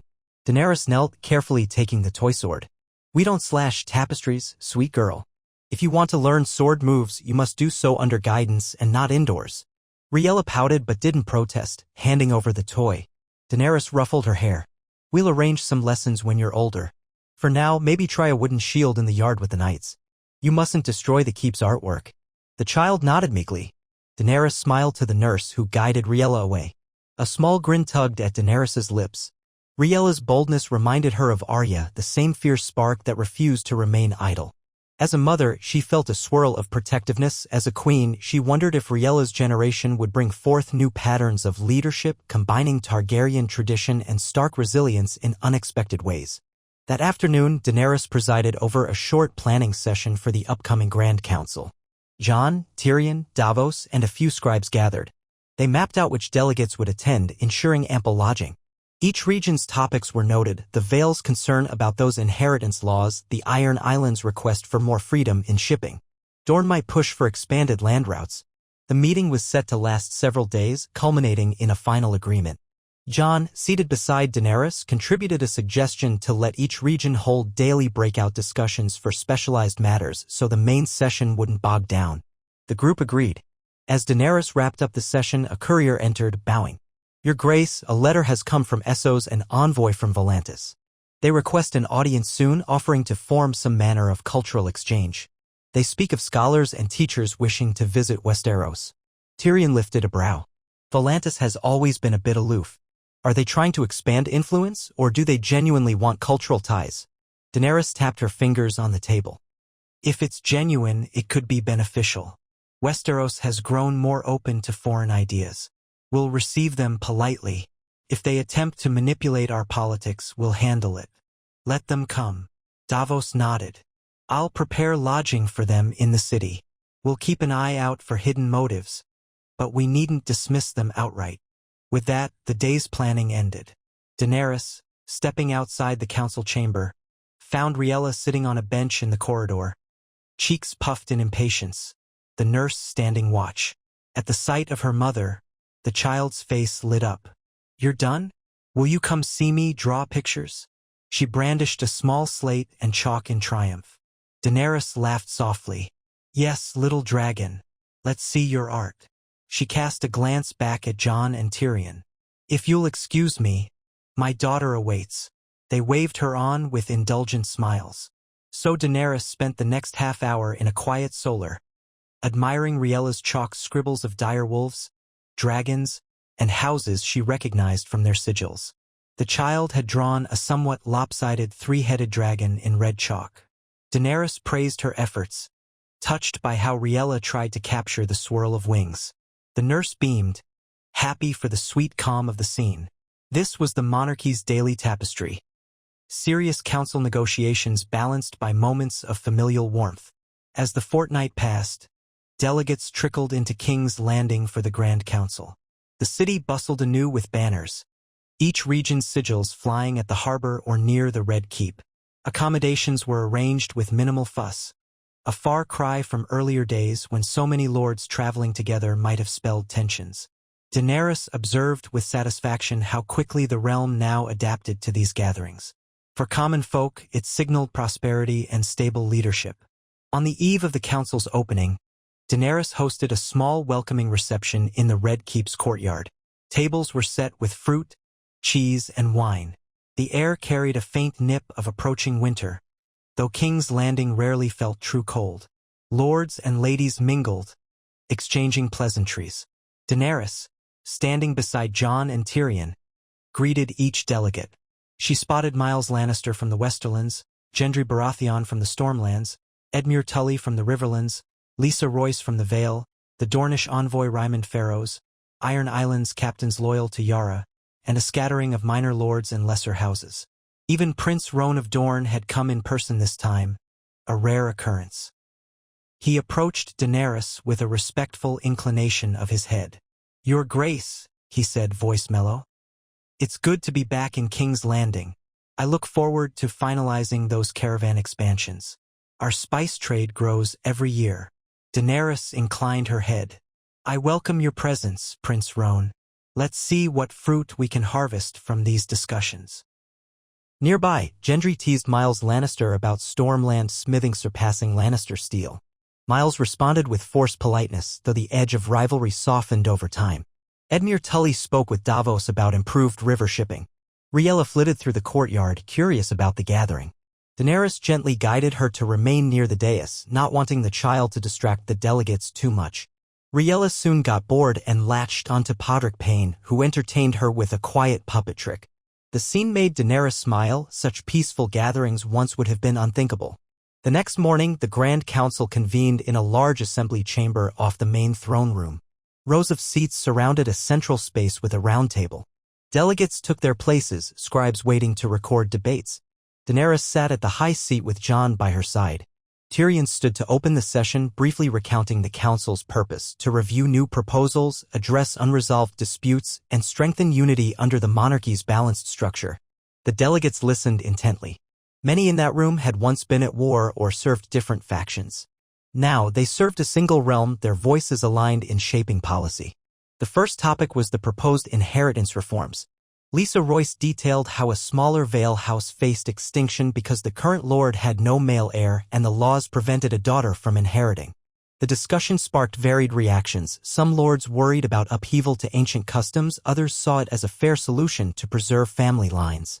Daenerys, careful not to override the council, offered her stance that giving daughters inheritance rights when no sons lived would ensure stability, preventing smaller houses from collapsing or being seized by distant male kin. Jon supported it, recalling how the North recognized Lady Mormont's rule. Over hours, arguments flew. Tyrion managed the flow, diplomatically guiding the conversation to a near consensus. At day's end, they agreed in principle to pass a law allowing female inheritance if no direct male heir existed, with certain conditions. Daenerys considered it a step forward for women's rights in the realm. The second day tackled the Iron Islands' request to reduce certain shipping taxes. Yara's captains insisted they contributed robustly to the realm's defense. Others countered that the Ironborn had once reaved the coastlines, so leniency might embolden old habits. Daenerys listened, occasionally intervening to remind them that reaving was outlawed and the Iron Islands had proven their good faith for years. In the end, a compromise was forged, a slight reduction in taxes if the Iron Islanders dedicated a set number of ships to patrolling the western seas for pirates. Scribes recorded the final agreement. The third day covered a wide range of smaller disputes. Dorne's caravans, the caravans from the Stormlands, the arrangement with Bravos, the new roads in the Westerlands, and so forth. Daenerys let the delegates debate, stepping in only to break deadlocks. Tyrion's skillful mediation smoothed rough edges. Jon contributed the northern perspective. That fair trade served all if everyone abided by the council's rulings.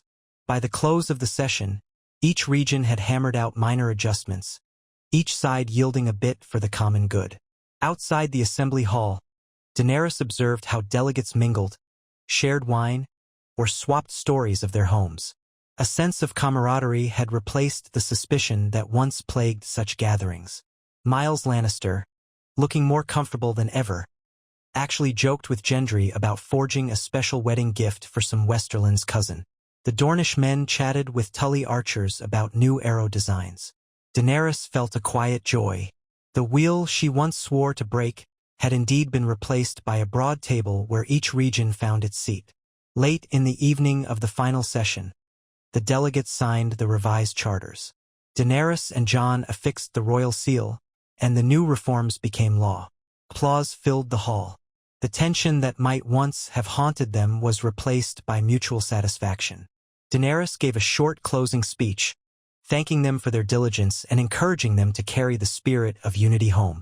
She noticed how men from houses that had once warred against each other offered handshakes or warm nods. That night, a modest feast was held to celebrate the council's success. Daenerys allowed Riella to attend briefly, though the child soon grew tired and left with her nurse. The adult conversations spanned trade expansions, border cooperation, marriage alliances among lesser houses, all under the light of torches that lent the Red Keep's halls a rosy glow. Tyrion found himself cornered by a pair of Dornish envoys who teased him about his long-ago escapade in Volantis. Grey Worm stood watch in the background, calmly ignoring drunken jests or boisterous laughter. At one point, Daenerys slipped away to a quieter terrace with a cup of mild wine, her mind buzzing from hours of negotiations. Jon joined her there, leaning on the stone balustrade to watch the city below. The moon hung low, near full, illuminating the bay. A faint ocean breeze stirred Daenerys's hair. She inhaled deeply, letting the cool air clear her senses. "I never tire of seeing them all come together," she said, voice hushed. "Do you remember a time when each house was a threat to the other? When the slightest spark could ignite war?" Jon gazed at her, nodding slowly. "Yes, I remember. The fear in Winterfell after Robert's rebellion, the tension that reigned during the War of Five Kings. Now houses that were once mortal enemies share a table." He turned, meeting her eyes in the moonlight. "You made that possible." She felt a twist of humility. "We all did. You, Tyrion, Davos, Grey Worm, each region's willingness. I only refused to become what so many expected me to be, another tyrant." She sipped her wine, the tang of grapes on her tongue. "In the hush of night, I recall the day I nearly let Drogon loose on the city. A single different decision, and none of this would exist." Jon set a hand on hers. "You chose mercy. That single choice changed the realm's entire fate. Now we govern through talk, not flames." They stood in comfortable silence for a while, the noise of the feast distant. Daenerys thought about the legacy that might outlive her. If Riella inherited someday, she would step into a monarchy structured by law and counsel, not personal might. A monarchy that soared with dragons but did not brandish them as instruments of terror. Perhaps that was the greatest gift she could give her daughter. Eventually, they returned to the hall, rejoining the last of the delegates. The evening wound down amid friendly chatter. Edmure Tully departed with well wishes, eager to return to Riverrun's harvest tasks. Myles Lannister, politely satisfied, left for the Westerlands. Prince Roan planned to stay a few more days in King's Landing, trading with local merchants. One by one, the swirl of lords and envoys drifted away, leaving the city calm and unified once more. Days passed. Life returned to normal in the capital. Daenerys continued her routine, meeting with Tyrion and Davos, occasionally flying Drogon for short reconnaissance flights, overseeing city improvements. The city's watch reported no major incidents. The flickers of trouble near the boundaries of the realm seemed subdued. Daenerys recognized that nothing guaranteed eternal peace, some cunning opportunist might emerge. Yet in the quiet, she found grace enough to enjoy motherhood and the daily joys of listening to Riella's chatter. One bright afternoon, as Daenerys stood on a platform in the training yard, watching some knights practice archery, Jon approached with a letter in hand. His expression was intrigued. "A raven from Meereen," he said softly, stepping close so the yard's noise wouldn't drown his words. Daenerys turned to him with surprise. "Meereen? It's been years since I had direct news from there, aside from general updates about their governance. Did they sign a name?" Jon scanned the letter. "It's from a councilman named Saba, though, claiming to represent a new generation of Meereen's city leadership. They say the city thrives, trade is strong, but they want to deepen ties with you, inviting you to return for a visit or at least send an official envoy. They mention wanting to show how far they've come since your rule ended." A swirl of memory jolted Daenerys, the scorching sun of Slavers Bay, her war against the Masters, her forging of a fragile peace in Meereen. She'd left the city under a council that included freedmen and former elites, trusting them to shape a new future. It seemed they had done well enough to maintain stability. Now they beckoned her back, if not physically, then at least in recognition of their growth. She felt a pang of nostalgia for that land where her revolution took root. But returning across the sea with her responsibilities in Westeros was complicated. "I'm glad they flourish," she murmured, gaze drifting to the yard's archers loosing arrows into targets. "But traveling there could take months. We can't leave the realm for so long. I must remain accessible. Jon nodded. Yes. You could send a delegation. Or write them a letter expressing pride in their progress. Perhaps reassure them that your vow to end slavery remains unwavering. Daenerys half-smiled, recalling how at times she yearned to see the city she liberated. A letter for now. I'll mention that someday if the realm is stable enough I might journey back. But not soon. She paused, memories flickering of Missandei translating for her in Myreen's throne room, the Red Pyramids, and the tension of rebuilding a city shattered by the overthrow of the old slaver order. Tell them I remain invested in their freedom, that I applaud their success, but I trust them to chart their own path.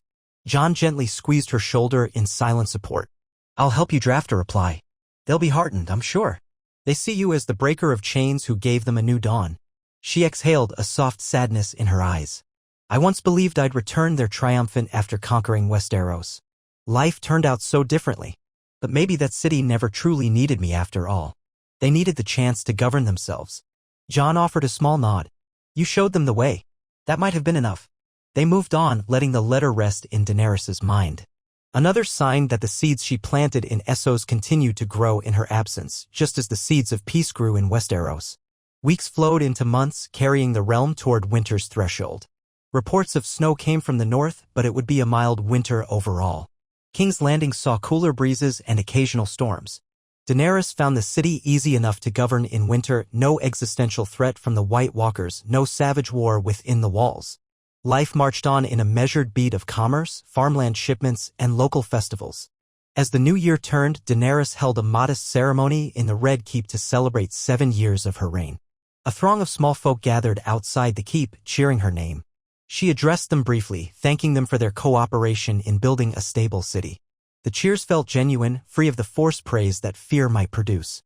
Tyrion joked afterward that she was probably the least tyrannical Targaryen in history. She took it as a compliment. On an afternoon with clear skies, Daenerys took Riella to the city walls, accompanied by a small escort. Jon joined them. Riella peered over the parapets at the sprawl of King's Landing, marveling at the ships in the bay. She pointed excitedly at sails, asking if they were Braavosi or Pentoshi. Jon chuckled, explaining the different sigils. Daenerys watched her daughter's face glow with curiosity. The city bustled below, no longer cowering from the shape of dragons. Off in the distance, Drogon soared high, a dark shape against the pale sky. Riella turned wide-eyed. Mama, when I'm big, can I fly on Drogon? Daenerys knelt, brushing the child's silver hair aside. Perhaps, if Drogon allows it and if you learn caution. Dragons are not playthings. They are living, thinking creatures. Riella nodded solemnly. I'll be careful, I promise. Jon ruffled the child's hair. One day, if your mother agrees, he teased gently. We'll see how you handle a horse first. Daenerys smiled at their playful exchange. She recalled her own early fears and wonders at controlling dragons. Let Riella approach it gradually. The realm had time for her to grow, to learn. A part of her still felt protective. She remembered the perils that claimed Viserion and Regal. Drogon was precious. She wouldn't risk Riella's safety on a whim. But the future might hold many possibilities, shaped by trust and the child's bright spirit. They descended the wall, strolling through a near courtyard. Courtiers paused to bow. Riella greeted them with a small wave, and Daenerys realized how naturally her daughter slipped into the role of a young princess. The realm's acceptance shaped Riella's childhood with less fear or suspicion. Daenerys felt a swell of gratitude. Back inside, a messenger awaited with fresh letters. Tyrion sorted them, passing one to Daenerys from the Stormlands. Gendry wrote that a minor scuffle had arisen between two local lords over forest boundaries. He asked the Crown's help to mediate if the dispute escalated. Daenerys set it aside for a moment's reflection. Such disputes rarely spiraled into war nowadays, but they demanded a watchful eye. Another letter from Dorne reported successful caravan expansions. Then one from the Vale asked whether the Queen might attend a forthcoming gathering at the Eyrie. The realm's busy hum never ceased. That evening, after dinner, Daenerys and Jon returned to their private chambers. Riella, tired from the day's explorations, had gone to bed earlier. Daenerys sank into a cushioned chair by the hearth, discarding her formal shoes. Jon took a seat across from her, stoking the fire. The flames caught and rose, dancing shadows on the walls. She studied him for a moment, recalling how they first met on Dragonstone, each suspicious of the other. We've come a long way, she remarked softly. Every once in a while, I remember the days when all we had were battered armies, uncertain alliances, and the threat of endless war. Jon exhaled, meeting her gaze. A different lifetime. I was consumed with the Night King, you with the Iron Throne. We never imagined a peaceful monarchy or a daughter who greets lords with a smile. Daenerys's lips curved. No, we didn't. Yet here we are. She let the silence settle, the crackle of the fire filling the space. Jon, do you ever regret not returning to the North permanently? As king in the North, you could have a... He shook his head before she finished. Never. My place is here, at your side, uniting both realms. The North thrives with Sansa leading them. And I find purpose helping you keep the entire kingdom stable. She felt a soft wave of relief. I'm grateful. You remain the bond that eased so many lords' fears of a Targaryen queen. Without you, I might still be facing grudges. She rose, crossing to him, resting her hands on his shoulders. The realm acknowledges us as partners. It suits me fine. I have no wish to rule alone. He tilted his head back, eyes reflecting the firelight. We rule together, and it's our child who might inherit a realm free of the burdens that haunted us. I couldn't ask for more. His hands found hers, squeezing gently. They lingered in the warmth, letting the hush cradle them. The realm outside slumbered in relative contentment, shaped by a monarchy that balanced power and counsel, mercy and vigilance. Daenerys, the breaker of chains, had broken more than the shackles of Slaver's Bay. She had broken the wheel in Westeros, forging a new tradition of shared governance. Now she stood in the soft glow of a hearth, comforted by a life of calm duties and gentle hopes. Tom advanced once more. Another year slipped by and Riella reached 6. The child's curiosity only grew, her mind soaking up every story, every lesson. She proved adept at memorizing the heraldry of houses, repeatedly quizzing Daenerys or Jon about each banner. Tyrion, amused, taught her simpler High Valyrian phrases, which she repeated with uncanny precision. Grey Worm gently showed her a few spear stances, more for discipline than actual combat. Daenerys watched carefully, ensuring no real risk. Riella thrived under the supportive environment of the Red Keep, a place once dreaded for its Targaryen ghosts but now alive with the laughter of a child. Politically, the realm remained stable. Minor disagreements arose, pirates harassing trading ships off the coast of Cracklaw Point, Iron Islanders pushing for even more lenient taxes. Each issue was handled by calm negotiation, the council stepping in where needed. Daenerys never let her guard down entirely, but she felt confident in the alliances that had woven the 7 kingdoms into a new tapestry. Even the Lannisters, historically her family's bitter foes, worked alongside the monarchy to bolster trade and local security. One autumn dawn, Daenerys rose early, drawn by a quiet restlessness. She dressed in a simple cloak and ventured outside the Red Keep into the courtyard. The air was crisp, the sky tinted pale lavender as the sun inched up. To her surprise, Drogon perched on a high parapet, silhouetted against the waning moon. He had grown larger over the years, or maybe she noticed it more keenly now. Even perched still, he exuded raw power. Yet the city below did not cower, they had grown used to the winged guardian. She approached until she stood near the stone ledge below him. The great black dragon lowered his head, regarding her with a glittering eye. She felt an old thrill in her veins, memories of battles, of punishing slavers, of braving the long night. Gently, she reached up to stroke the scales on his snout, feeling the warmth radiating from him. He let out a soft rumble, more a purr than a roar. In that moment, she remembered the story she once told. Dragons plant no trees, her brother had said, but build roads of fire. She had proven that dragons could also stand watch in peace, guarding a realm that no longer needed them as weapons of mass destruction. Stepping back, she whispered, "Fly if you wish. The day is yours."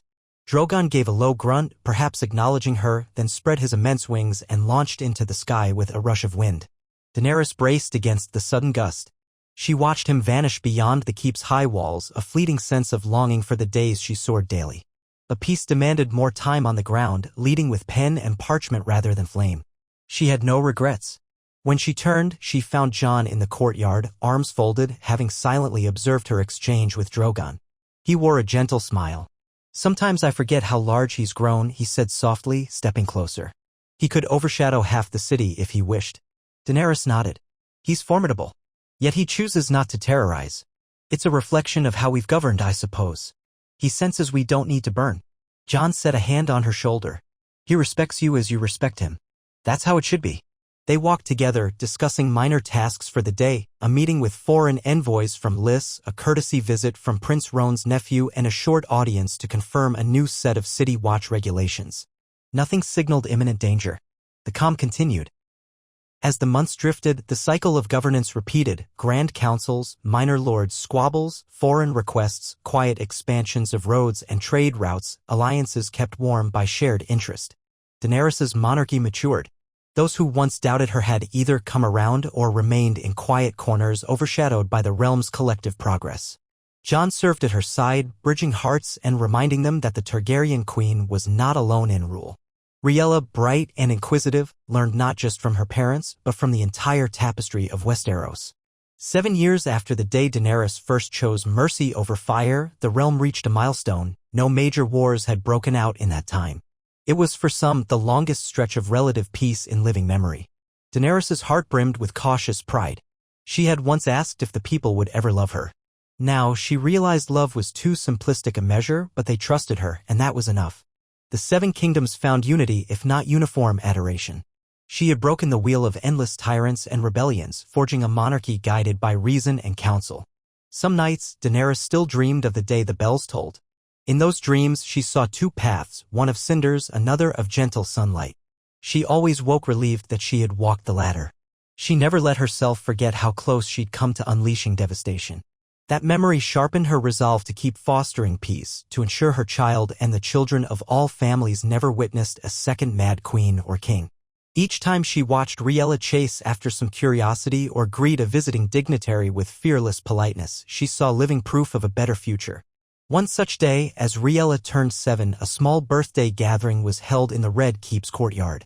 Friends and courtiers came bearing modest gifts: a carved dire wolf from the north, a small embroidered banner from the Stormlands, sweets from the Reach. Daenerys watched her daughter accept them with shy gratitude, her eyes shining. Jon teased her about not eating all the honey cakes at once. Tyrion presented a cunning puzzle chest that required clever manipulation to open. Rhaella became engrossed in it, pouting when it refused to budge. Everyone laughed gently, offering hints. Daenerys and Jon exchanged a look of deep contentment. That evening, the little princess fell asleep early, exhausted by excitement. Daenerys found herself alone in the throne room, drawn there by a quiet impulse. She moved across the marble floor, her footsteps echoing in the vast space. The Iron Throne loomed at the far end, torches casting dancing shadows. She stopped near its base, gazing up at the fused swords, remembering how once it had seemed the only goal that mattered. She had attained it, yes, but she had redefined what it meant to sit there. Instead of commanding the realm by force, she had opened the realm to a shared voice. She rested a hand on the cold metal of a protruding blade. "I never let you define me," she murmured. "I used to dream of you. Now you're simply a seat of office, one I hardly even sit upon. The real power rests in the hearts of the people and the alliances we've forged." The hall responded only with the faint crackle of fire. She closed her eyes, recalling the swirl of red dust in the Red Waste, the clamor of freed slaves cheering in Yunkai, the roar of dragons overhead in Slaver's Bay. Then the images shifted to Westeros, Sansa's guarded expression softening, the hush of the Godwood in Winterfell, King's Landing's battered walls untouched by dragonfire. Each memory a stepping stone. Each choice shaping the future. "No more madness," she whispered. "No more repeating the mistakes of my father or forebears. This is the peace we seized." The hush of her own echo reminded her that night was deep. She turned away, heading back toward the corridor. She found Jon waiting at the threshold, concern etched into his face. "Couldn't sleep?" he asked gently. She shook her head. "Just thinking of the path we traveled. Reflecting on the throne, how it once stood for conquest alone. Now it stands for something else." He offered a soft, understanding nod, extending a hand. "And you stand for something else. Come, the night's chill is gathering. Let's rest." She took his hand, letting him lead her from the throne room. The realm's quiet enveloped them. Down the corridors, they found their bedchambers, a warm brazier glowing within. Outside, the city's hush carried no murmurs of revolt or dread, only the gentle hum of a populace at rest. Drogon soared somewhere above, watchful but rarely needed. Rhaella slept peacefully in her small bed, dreaming of puzzle boxes and stories of old heroes. Daenerys settled under the covers, Jon beside her. The soft crackle of the brazier and the distant sound of a guard's footsteps lulled her. Drifting towards slumber, she marveled again at the simple gift of a stable monarchy. So many times she had risked it all for vengeance or for an ideal of rulership. At the final moment, she had chosen mercy, and that mercy echoed through every day of her reign. The child she kissed goodnight knew no fields of rubble, no cowering city in flames, only the morning calls of merchants and the lullabies of bards. As sleep claimed her, she breathed a silent vow that each tomorrow she would protect this tapestry of peace. If new threats ever loomed, she'd gather the realm's voices in council, unleashing dragons only to defend, never to conquer. The memories of war would forever guide her hand toward restraint. Thus, in the hush of her bedchamber, Daenerys Targaryen, mother of dragons and mother of a realm redeemed, closed her eyes on another day of quiet triumph. Outside, the city's lights twinkled in the darkness, and beyond them lay a kingdom forging its destiny in the wake of mercy's bright dawn. Months eased into years, each bringing small events that tested but never sundered the realm's unity. Grey Worm oversaw the City Watch's training, ensuring discipline without cruelty. Davos managed trade expansions that let goods flow from Dorne's deserts to the snowy north. Tyrion refined the Grand Council's procedures, codifying how delegates proposed new laws or sought mediation. The monarchy, upheld by Daenerys and Jon, championed fairness and measured progress. If once the Targaryen name had made Westeros tremble, now it found acceptance through the Queen's compassion and consistent deeds. Rhaella grew older, absorbing lessons from tutors in languages, history, and the realm's intricate alliances. She sometimes pestered her mother or father for stories of the past wars, wide-eyed and disbelieving that Westeros had ever been so divided. They told her only glimpses, enough to show the cost of hatred, so she'd value the peace she inherited. She rode a small pony in the castle yard, practiced basic archery with Podrick's help, and occasionally pressed to hold a wooden sword. Daenerys allowed a little training but reminded her that real swords had real consequences. In rare, quiet moments, Daenerys contemplated the shape of the future. Perhaps Rhaella would marry a lord or lady from another region, further knitting the kingdom. Perhaps she would rule alone someday, or with her own consort. Regardless, Daenerys vowed that no child of hers would repeat the Targaryens' bloody cycles. The monarchy now stood on pillars of cooperation, and the Great Council's charter made it hard for any single monarch to seize absolute control. That was the best inheritance Daenerys could provide. She thought, too, of the eastern lands she had freed in Essos, remembering the letter from Meereen. She wrote them occasionally, learning of their blossoming democracy. Perhaps, once Rhaella was older, they might sail together to see that foreign land, bridging the seas with an example of how each city or kingdom thrived best when no single tyrant held them by the throat. She pictured reuniting with old faces, if any still lived, those who had once called her Mysa. It would be a bittersweet journey. For now, though, Westeros was her anchor. Each new day required 1,000 small decisions, from approving a new orchard near King's Landing to resolving a dispute between Ironborn captains. She found joy in this tapestry of small labors. Jon remained at her side, never seeking a separate crown. He walked among the people, hearing their voices, reassuring them if rumors arose. The people called him the Wolf Prince or the Queen's Consort, seeing him as half Stark, half Targaryen in heritage. He accepted it with characteristic humility. In the quiet nights before sleep, they sometimes discussed the possibility of a second child. If fate permitted, Daenerys said, she would welcome another. But if not, Rhaella was enough, a shining testament to their bond and the realm's renewal. Life, once so precarious, now felt open-ended. They had time to consider such questions unhurried by war or prophecy. Thus, year by year, Daenerys Targaryen's reign continued, weaving a story that those who remembered the previous wars might call miraculous. No unstoppable rebellions rose, no grand foreign invasion shattered their peace. The few sparks of discontent were handled with swift, measured response, the Grand Council stepping in to mediate. Houses that once clung to vendettas found the realm's harmony too beneficial to jeopardize. All across Westeros, from the frozen heights of the Wall to the arid deserts of Dorne, people lived with a sense of guarded optimism that perhaps the bloody wheel had truly been broken. Daenerys never forgot how easily mercy could have been replaced by wrath. But each dawn, as she dressed and prepared to greet the duties of queen, she carried the memory of that bell's toll, that pivotal instant of choice.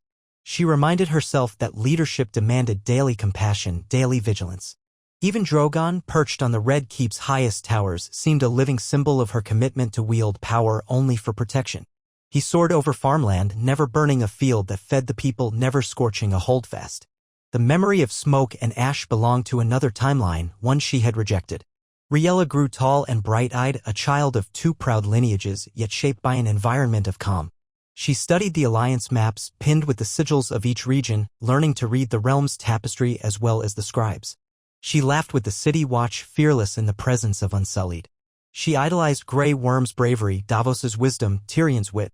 Sometimes she practiced a new dialect of Valyrian with her mother or recited northern stories with her father. The realm watched her flourish, some calling her the light of the crown, for she exuded joy rather than dread. In time, Daenerys recognized that the next generation would carry forward this monarchy of measured authority. The scars of war had mostly healed, replaced by roads, trade, and communal ceremonies that wove the Seven Kingdoms tighter. If another foe rose, some cunning schemer or external threat, she had faith the realm would respond as one, forging swords only to defend, not to subjugate. The alliances binding north, south, east, and west had proven their resilience more than once. And so, the years turned, bringing the realm new harvests, new celebrations, and the steady hum of prosperity. Each small crisis was resolved by talk and cooperation, not conquest. The crown took on a quieter majesty, its queen revered for compassion rather than dreaded for brutality. Some called her Daenerys the Peacemaker, others the Dragon of Mercy. She accepted these titles with modest acknowledgement, knowing all that truly mattered was that Westeros no longer bled from constant civil war. Deep within her soul, she carried the memory of the day the bells rang, the day she stood on a precipice of rage. Over and over, she recalled how she had closed her fist but not commanded Drogon to burn. That single moment stretched across time, echoing in each breath of peace. Sometimes, in her dreams, she saw an alternate vision of black smoke billowing from charred ruins, heard the screams of innocence. She would wake trembling, then calm herself by remembering that she had chosen another path. Mercy won out and the realm reaped the blessings of that choice each dawn. Thus did Daenerys Targaryen, once the mother of dragons, now mother of a realm's rebirth, guide the Seven Kingdoms through an age of cooperation and cautious hope. Drogon soared overhead as guardian rather than destroyer, while her daughter, born of Targaryen and Stark blood, grew beneath a banner that no longer demanded submission through terror. The monarchy endured, but it was no longer a single tyrant's seat, it was a living covenant between crown and council, queen and people.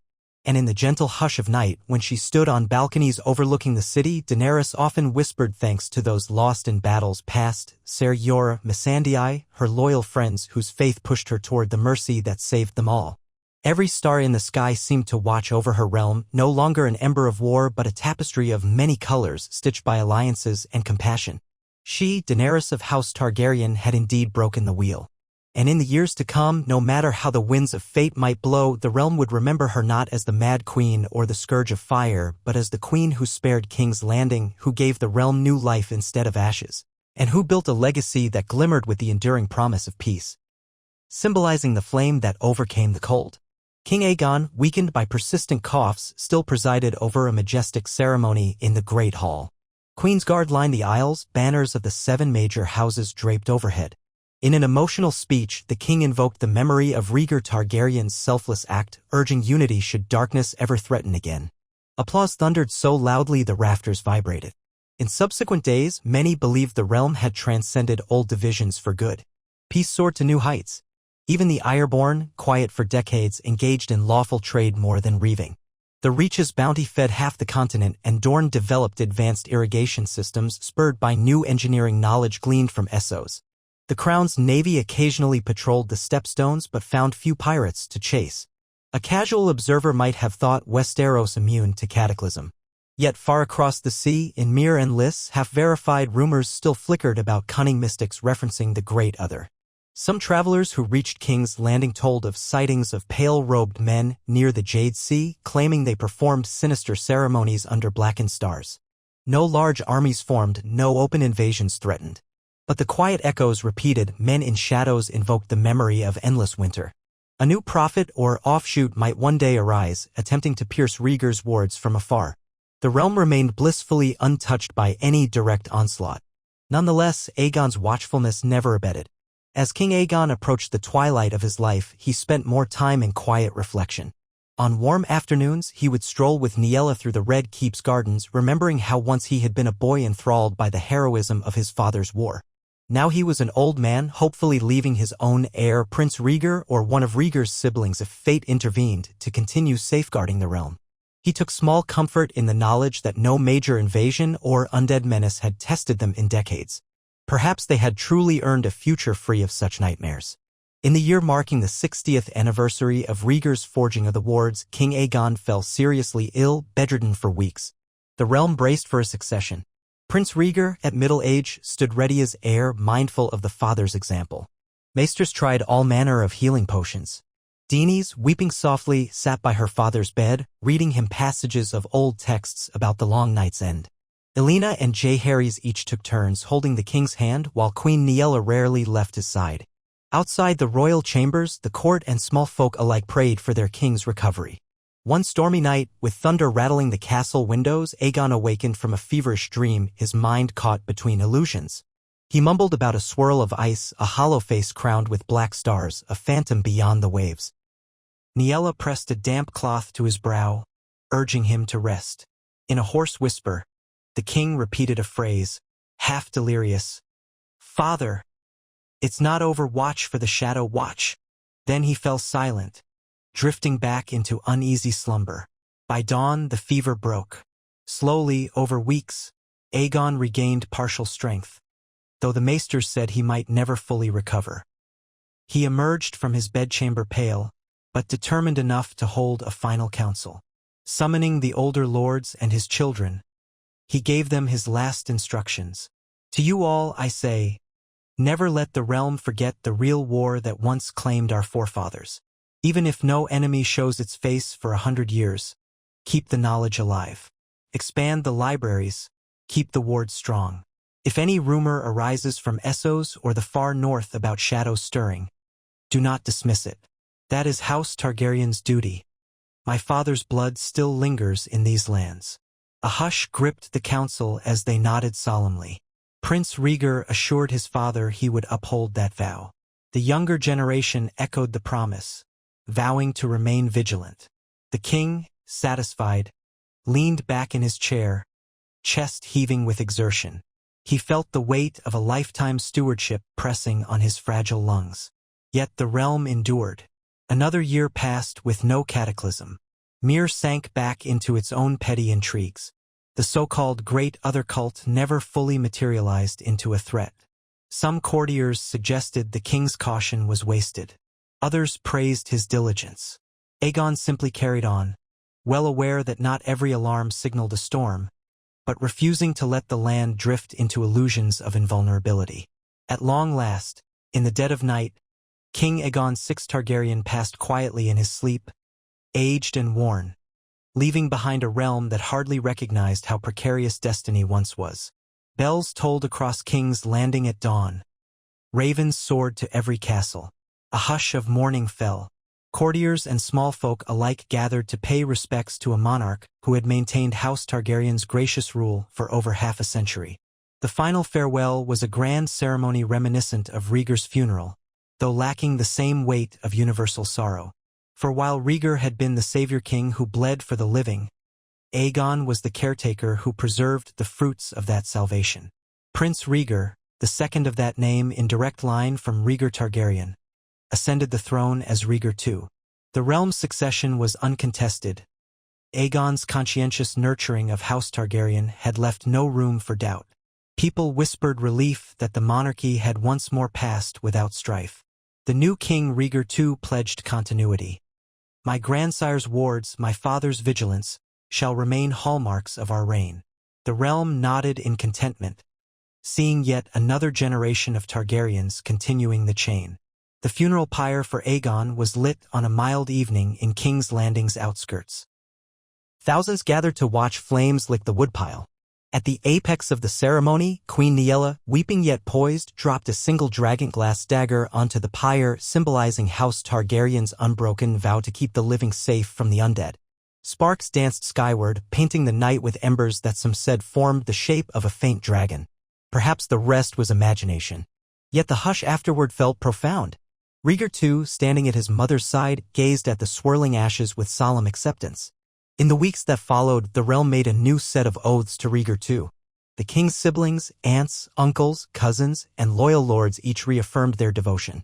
Lords from the north recalled Ned Stark's line, vowing to remain watchful if any sign of winter's terror reappeared. The Riverlands, Westerlands, the Vale, the Reach, the Stormlands, the Iron Islands, and Dorne all pledged that they would not allow division to weaken them, living up to Rhaegar Targaryen's legacy. Once more, it was a testament to how deeply Rhaegar's sacrifice had shaped the kingdom's soul. As the third Targaryen generation born under the wards stepped forward, some young lords grew skeptical that the others or any kind of great other cult could ever threaten them again. They heard the old songs but saw none of the monstrous evidence. A handful of older knights tried to remind them that illusions could be as dangerous as real horrors. Rhaegar to himself, mindful of his father's cautionary tales, chose not to force fear upon the small folk but to keep all lines of defense intact. The fleets stayed strong. The Night's Watch remained funded. The maesters continued gleaning scraps of lore from far corners. If nothing else, the monarchy refused to let the realm slide into complacency. Yet in time, hearts inevitably drifted from old vigilance. New issues would claim attention: trade expansions, small scuffles among minor lords, the flux of foreign merchants seeking Westerosi bounty. Rhaegar too, ascending at a comparatively young age, faced the challenge of uniting a population that half believed the war for Dawn was a glorified myth. Even so, few openly opposed him. House Targaryen's lineage had governed kindly for nearly a century now, first under Rhaegar Targaryen, then Aegon VI, and now Rhaegar II. The monarchy's stability was as unquestioned as the seasons. In quiet corners of King's Landing, hush-voiced minstrels sometimes whispered that the true test might yet lie beyond the horizon. Did the wards remain strong enough if, centuries hence, an echo of the others stirred once more, or if foreign cultists found a method to unravel Rhaegar's old magic? No one could say. The ephemeral references to the Pale Prophet's mention of a vessel in the east remained unsolved, overshadowed by the decades of calm. So the cycles of life continued. People built families, reaped harvests, debated taxes, shared laughter in taverns. The memory of Rhaegar's sacrifice became as distant as legends of the first men. And yet, in the deep midnight stillness, if one roamed the silent library of the Red Keep or the old alcoves at Winterfell's Godwood, the faint hum of wards might be felt, a subtle thrumming in the old weirwood heart. A vow etched in living blood, bridging Targaryen lineage with the land's ancient magic. If any shadow threatened, that vow would echo across branches and roots, calling the living to stand once more as they had under Rhaegar. In the end, that silent promise remained the realm's hidden shield, not an army mustered on the field, but a spiritual alliance forged when Rhaegar's lifeblood touched weirwood roots. Even as centuries might pass, even if the others or a new great other champion rose, the memory and readiness baked into Westeros's governance could rally the realm anew. People come and go, houses rise and fall, but the wards endured, so long as House Targaryen and the North refused to let the old knowledge die. Over King Aegon VI's tomb in the Great September of Baelor, a simple epitaph was chiseled: he preserved what Rhaegar won. Pilgrims sometimes knelt there, lighting candles to honor a king who had reigned long and ended with the realm still intact, bridging the shadow of apocalypse to the quiet sunrise of daily life. Next to Rhaegar's own memorial in the Red Keep's courtyard, small folks left offerings, flowers, tokens of gratitude, occasionally a piece of dragonglass, mindful that it was the bane of the undead. Over decades, that courtyard became a place of reflection, reminding visitors how close the world once came to falling. Some old watchers from the north occasionally came south to stand in that courtyard, heads bowed, each whispering a personal thanks to the lines of Targaryens who had maintained the wards. If the realm one day required a new champion or a new forging of bonds, the seeds lay ready: roads, alliances, a monarchy bent on unity. The generation that fought the others had died away, replaced by their children and then grandchildren. But their story lingered in the very stone and soil. Harps played ballads from a gentler vantage, praising the decades of peace, yet behind those chords lay a deeper note: that peace was not an accident, but the fruit of unwavering vigilance. The monarchy might not always appear fearsome, might not always brandish dragonfire or wage conquest, but it never forgot the real war, the real foe, even if that foe's memory was scattered to the wind. A final scene might find Rhaegar II, newly crowned, walking alone through the Red Keep's library on a rainy afternoon, running his fingers across the spines of ancient volumes. He finds the tapestry depicting Rhaegar Targaryen kneeling at that weirwood circle beyond the wall, bleeding onto the roots. The image never fails to stir awe in those who see it. Rhaegar too thinks of his father, Aegon VI, who carried the burden of vigilance for half a century. He murmurs a private vow that he will not be the one to let the wards fail. Then the thunder booms outside, rattling the windows. The new king stands straighter, reminded that storms pass and day breaks again, so long as men keep the flame alive. Thus the Dragon Dynasty continued, weaving further chapters from the tapestry that began with Rhaegar's blood in the snow. Perhaps many centuries would roll by without an echo of winter's dark horrors, or perhaps new corners of the earth hid threats unknown. But in Westeros, the name Targaryen no longer evoked madness or tyranny. It symbolized unity against the unimaginable, a stewardship of life won at a dire price. So long as that memory endured, the wards woven into the land's bones could guard the living from the creeping hush of endless night. House Targaryen would stand watch, forging dawn from the shadows, carrying forward the vow that once saved them all.